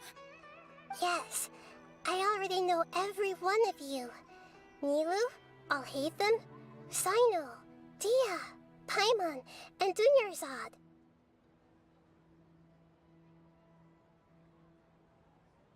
Lesser Lord Kusanali? I took the liberty of occupying the traveler's body so that I could thank all of you in person. Thank you so much for rescuing me, even if that meant placing your own safety in peril and taking the risk of becoming enemies with the academia, the sages, the doctor, the balladeer, and even the entirety of Sumeru. Without you, without any of you, I would have been in a much more difficult situation. Had you not helped me to resolve the crisis, not only I, but Sumeru and even the entirety of Teyvat would have suffered great misfortune. People refer to you as the heroes who managed to rescue a god. I'm quite fond of this name. It not only explains your identities, but also bears witness to your relationship with me. Please, allow me to present to you my most sincere gratitude.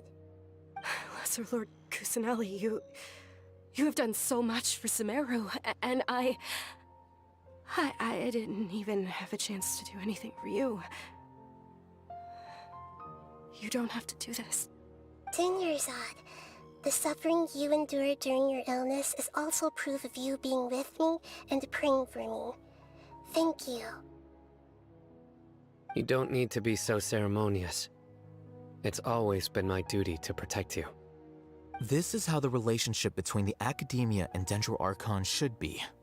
We just did what was necessary and set things back on the right path. You're an Archon, but you act so humble. You really don't need to be so polite with us. I'm honored to have been able to take part in this plan. I hoped you liked the dance I dedicated to you. Thank you, all of you. Thank you so much.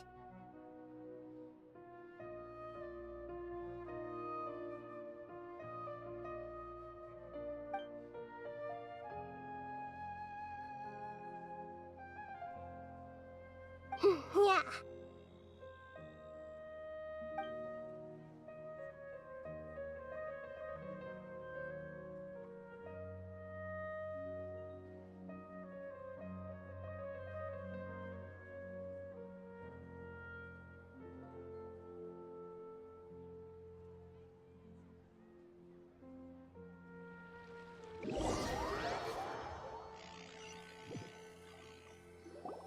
Are you awake? Did you rest well? After Nahida left, you ate a lot of food. You've become a glutton.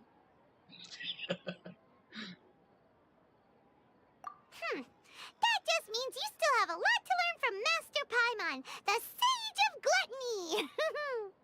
Alright, since you're awake now, should we go and have a chat with Nahida? She should be in the Academia right about now. If you have any questions, now's your chance to ask.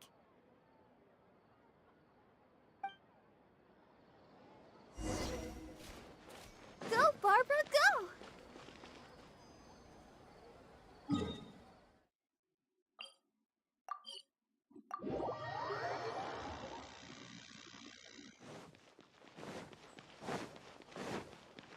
Tell the truth. Go, Barbara, go!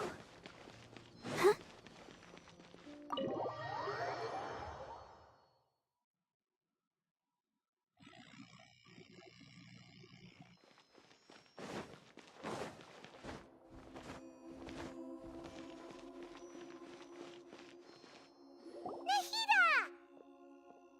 Hello, Traveler and Paimon. What a fantastic night.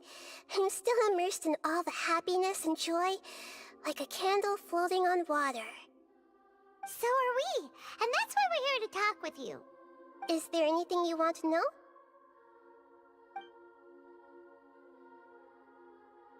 After recent events, the Akasha can no longer function as it used to. I've given it some thought, and have decided to shut it down permanently.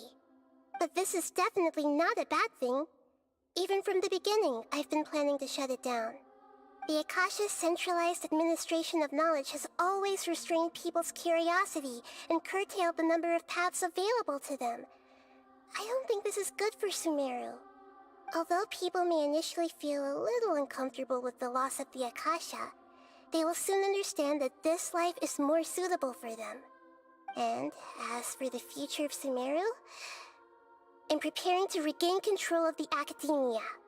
The former sages have received their punishment, but the new sages have yet to be selected.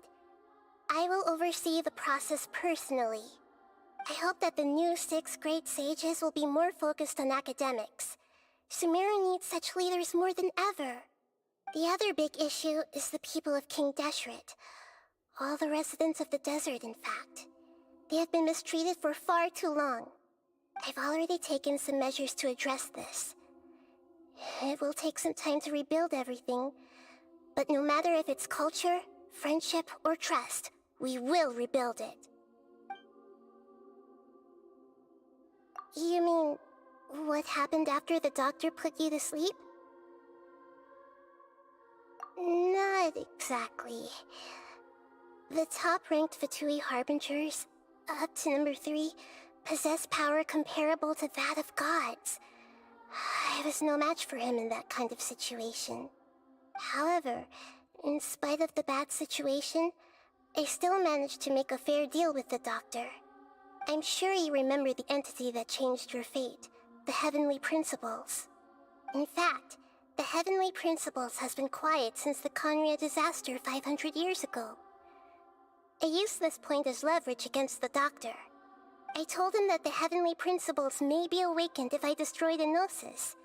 Although it's just a bluff, he still fell for it. I assumed that the Heavenly Principles wouldn't just stand by and let such extensive damage to its laws take place. And as for what I exchanged for the Gnosis, the exchange served as both punishment for the doctor, as well as a boon of new knowledge that I couldn't refuse as the God of Wisdom.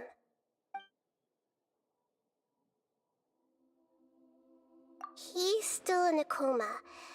I've hidden him like how one would hide a feather. I know you have many misgivings about him, but as someone who had become a god, he has retained a number of very useful features. Don't worry, I'll keep an eye on him and make sure he doesn't do any evil. In addition, there are still some mysteries left in him. Some things may be very clear from my perspective, but he is still yet to understand them himself. His future will be determined by fate. Is that where you're headed next? Fontaine, the Nation of Justice? As far as I know, that nation operates in a judicial system. Does their Archon personally judge people? No, there's a Chief Justice in Fontaine. Generally speaking, the Hydra Archon, Focalor, won't preside over individual trials. However, even then, Focalor will still make herself present at just about every trial. It seems that she just likes to immerse herself in that sort of atmosphere. As Archon, she still reserves the right to influence the final verdict. Anyway, let's just say she's got, a very unique personality.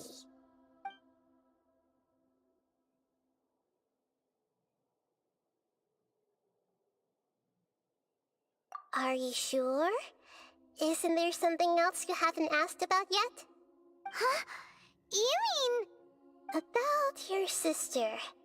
While you were resting at Gandharvaville, I took some time to perform an Irminsul search for information on your sister.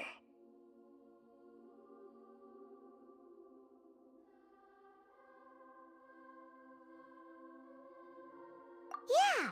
Isn't Irminsul a repository for all the information and memories of Teyvat? So there shouldn't be anything on him or his sister.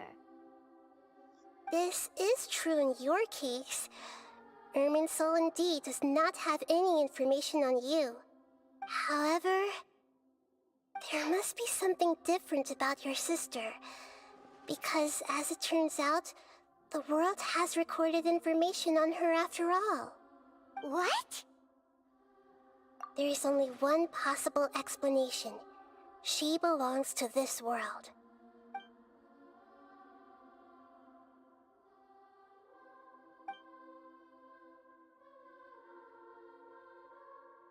But nothing about this makes any sense! Wasn't this your first trip to Teyvat?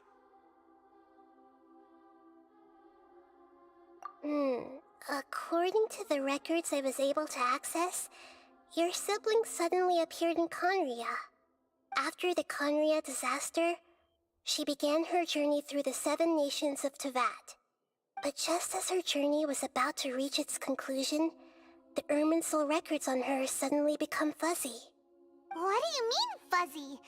Did something happen to her? All I know for sure is that somebody, for reasons only they can know, is deliberately obfuscating her fate. And whoever it is, if they can do that, who knows what else they're capable of. But even that wouldn't explain how she somehow comes from this world. Something else I noticed was that according to these records, the Fatui have not classified your sibling as one of the Descenders. What's a Descender? Paimon's never heard of it. Look, I'm sure you must be curious about the information I received from the Fatui in return for my gnosis, right? A very important part of the intel was about this world's Descenders. External beings, ones that don't belong to this world. Traveler, you are Tevat's 4th Descender. Huh? So the Fatui count 3 other Descenders before the Traveler, and his sister isn't even one of them? That's right. My current hypothesis is that the first Descender was likely what we now call the Heavenly Principles. As for the other Descenders, I still need to verify their existence. It could take me some time. Paimon's head's about to burst from all this crazy new information. And yet, even knowing all this, I'm sure you must still have a lot of unanswered questions. I must say, I truly regret that I can't help you more as the God of Wisdom. There are many questions in my heart as well. I will need some time to go through each one of them. And soon, you'll also begin your journey anew and depart from Sumeru. I'm very interested in your future. It's a journey that can't be observed or recorded by this world. If fate is the ultimate knowledge, then your future will be the ultimate fate. Paimon's sure glad we got to meet you, Nahida. The pleasure is all mine. I can't thank you enough. Alright, that's enough talk for today. If you ever miss me, just close your eyes, and maybe I'll appear in your dreams.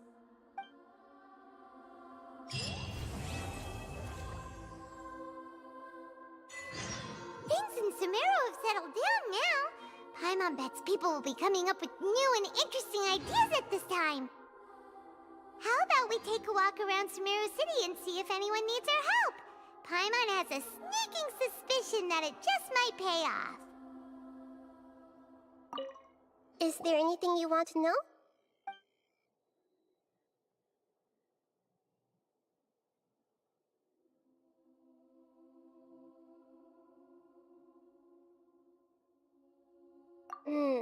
According to the records I was able to access, your sibling suddenly appeared in Conria.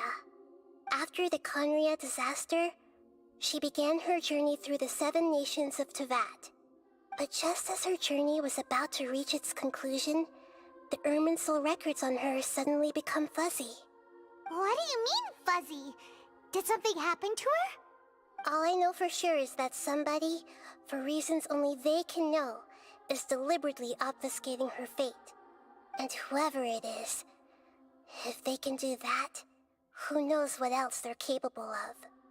But even that one... Something else I noticed was that according to these records... What's a Descender? Look, a very important traveler, you are Tevat. Huh? That's right.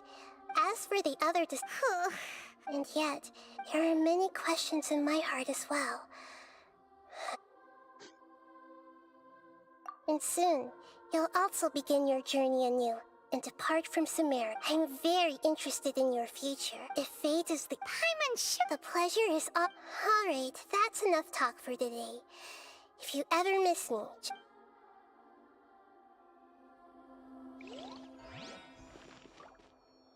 Interesting.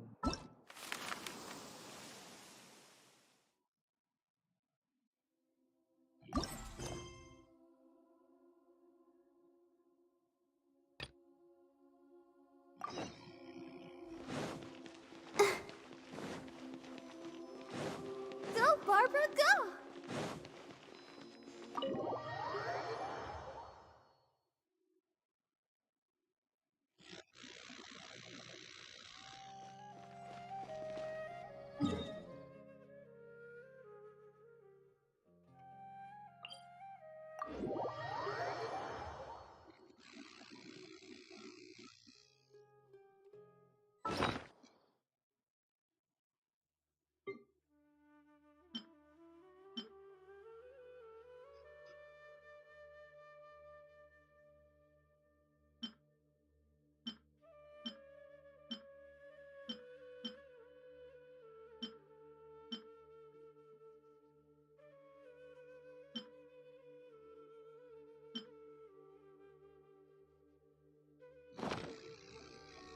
wonder when I'll be as tall as my big sister.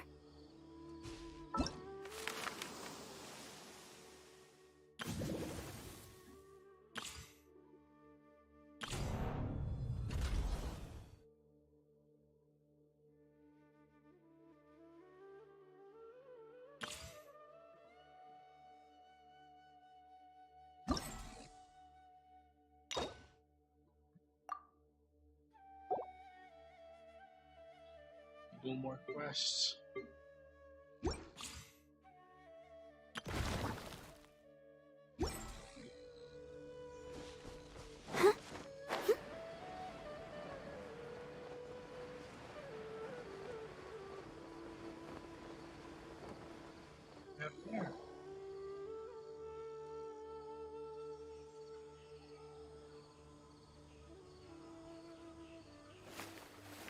Sino! There you are! We finally found you!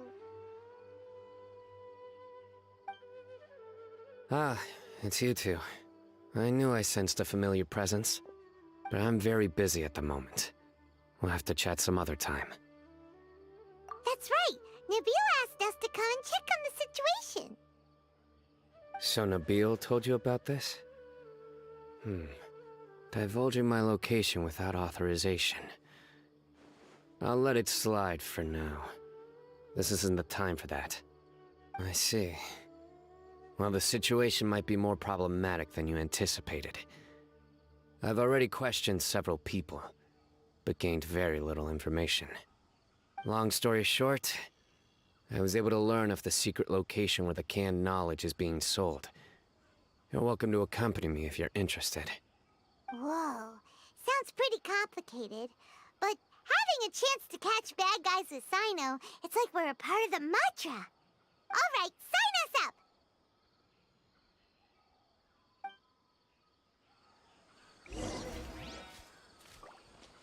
Woo!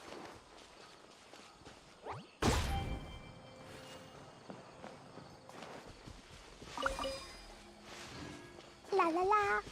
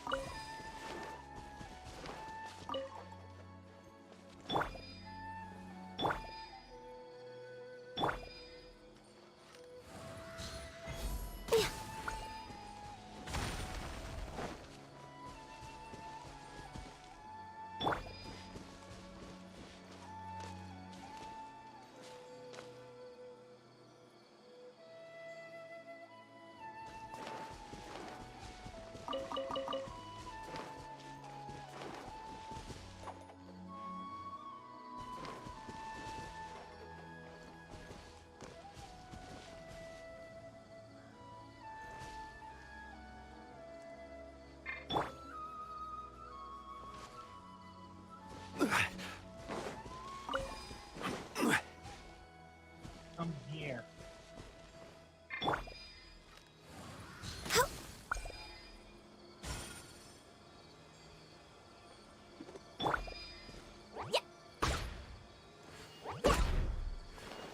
Woo!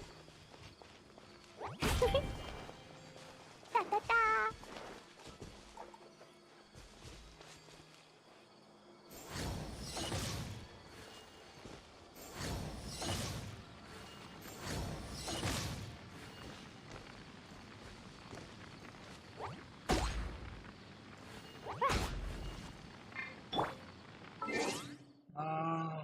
I think I know how to do this.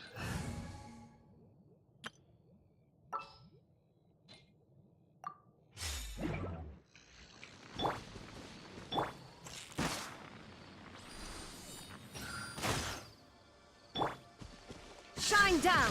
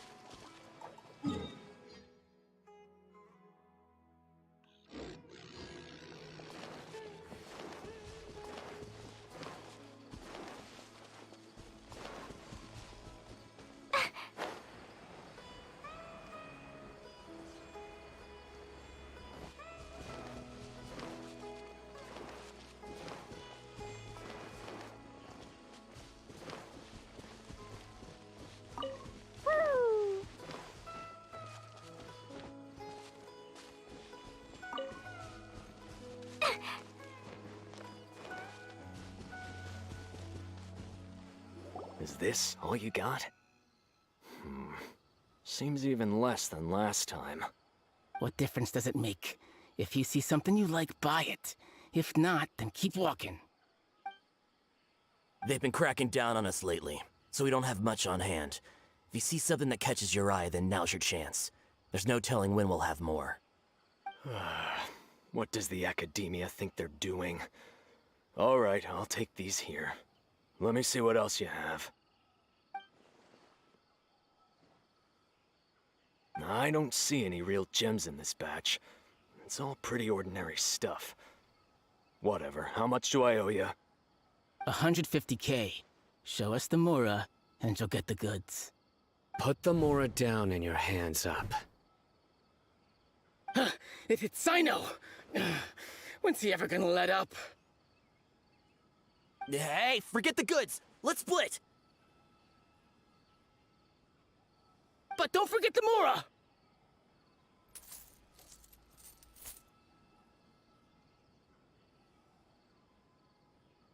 Done! Not so fast! You can't escape with Paimon on the case! What is this? He's got backup now? Doesn't everyone say Sino works alone? I don't like the looks of this. Either way, it's gonna be a tough fight. Any ideas? It's over. It's not like we're making a big cut anyway. I'm not losing my life here. Huh? Did they really just give up like that? Just like the others I've cut. They're not deep in the circle, just dealers at the bottom of the chain. All right, I have one question and one question only. Where did you get this canned knowledge? The pickup location is different every time. The boss tells us where it's gonna be and that's it. We don't get a say in it. He sends someone every 5 days to bring us the goods. And when is the next batch coming? I don't know.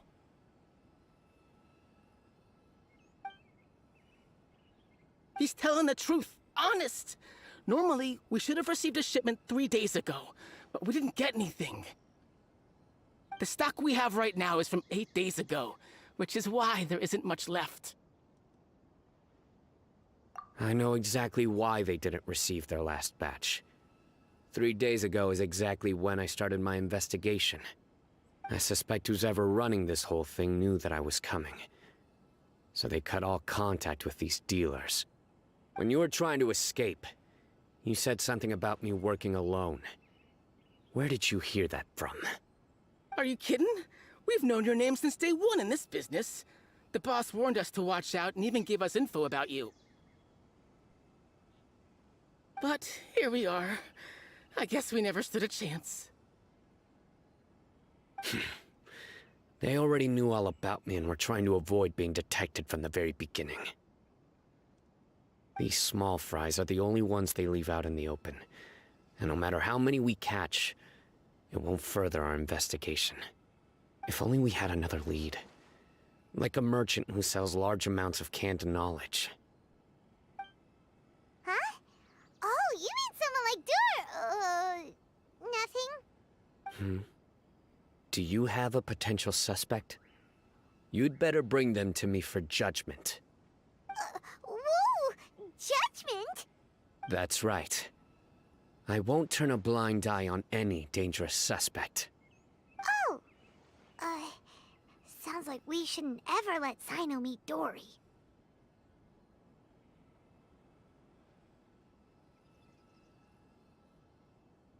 I see. Anyway, I'll think of a way to deal with these two and then continue gathering information. If you manage to learn anything, you can find me at Caravan Rebot. And as for you, I don't ever want to catch you buying canned knowledge again. If you possess any unused knowledge capsules, then you should submit them to the authorities immediately. Okay, I got it. Just keep your nose out of my business. Hey! What's with the attitude, mister? What, you got a problem with that too? Listen, buying canned knowledge is a deal between two people, the buyer and the seller. We don't need people like you butting in on our business here. Think about it. If the academia is hoarding something as convenient and useful like canned knowledge, then they must have been planning only to use it for themselves. Am I right?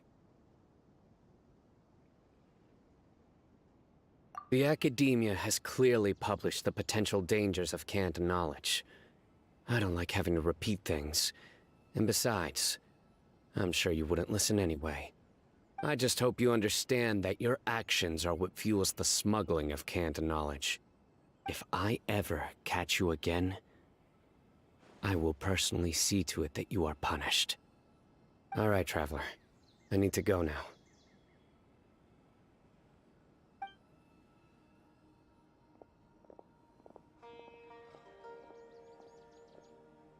Ha! You think you can scare me? Traveler, why don't we go talk to Dory? She's got loads of connections and might be able to tell us something about all this. If Paimon remembers correctly, she's usually at the Palace of Alcazar's Array. Let's go!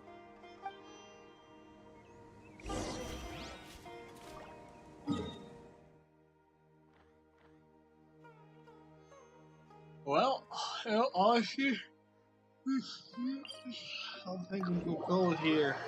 Need to do some other stuff, and I need to travel tomorrow, so I'll call it here. Just collect my rewards. Just check 2 more things.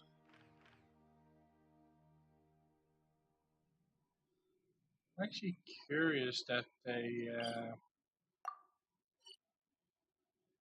haven't have him as a repeatable boss.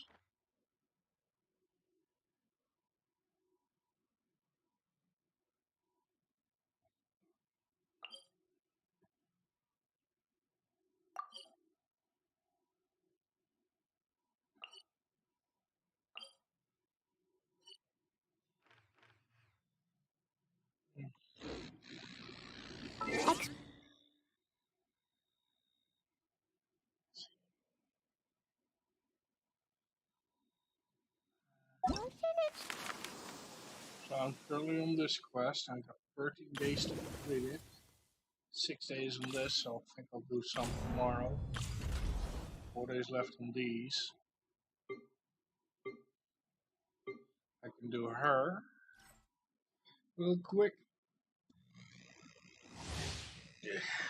This is also one of the characters that I wanted to have. Like, I really like her her design and her what do you call it? Her character, as in like how she acts and that kind of stuff. Like personality. That's the word I was looking for.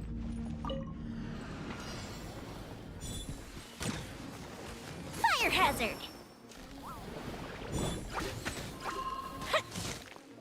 Boba, get them!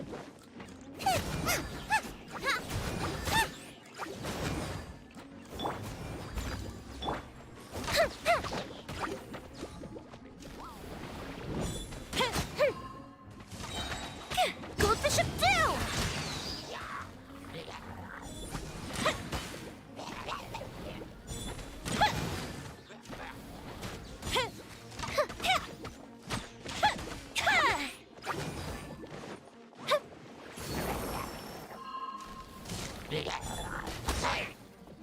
Nice and spicy. Eat this! Steady as stone, as a good knight should.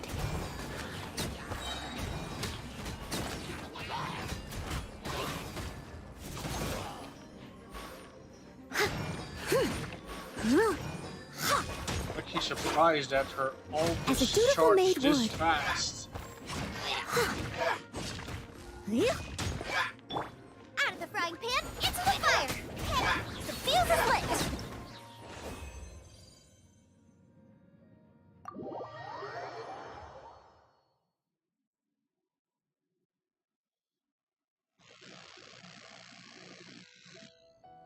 Hey, then.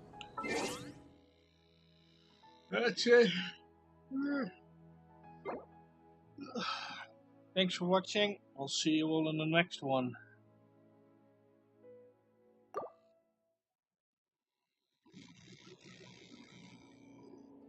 If I can actually find the outro.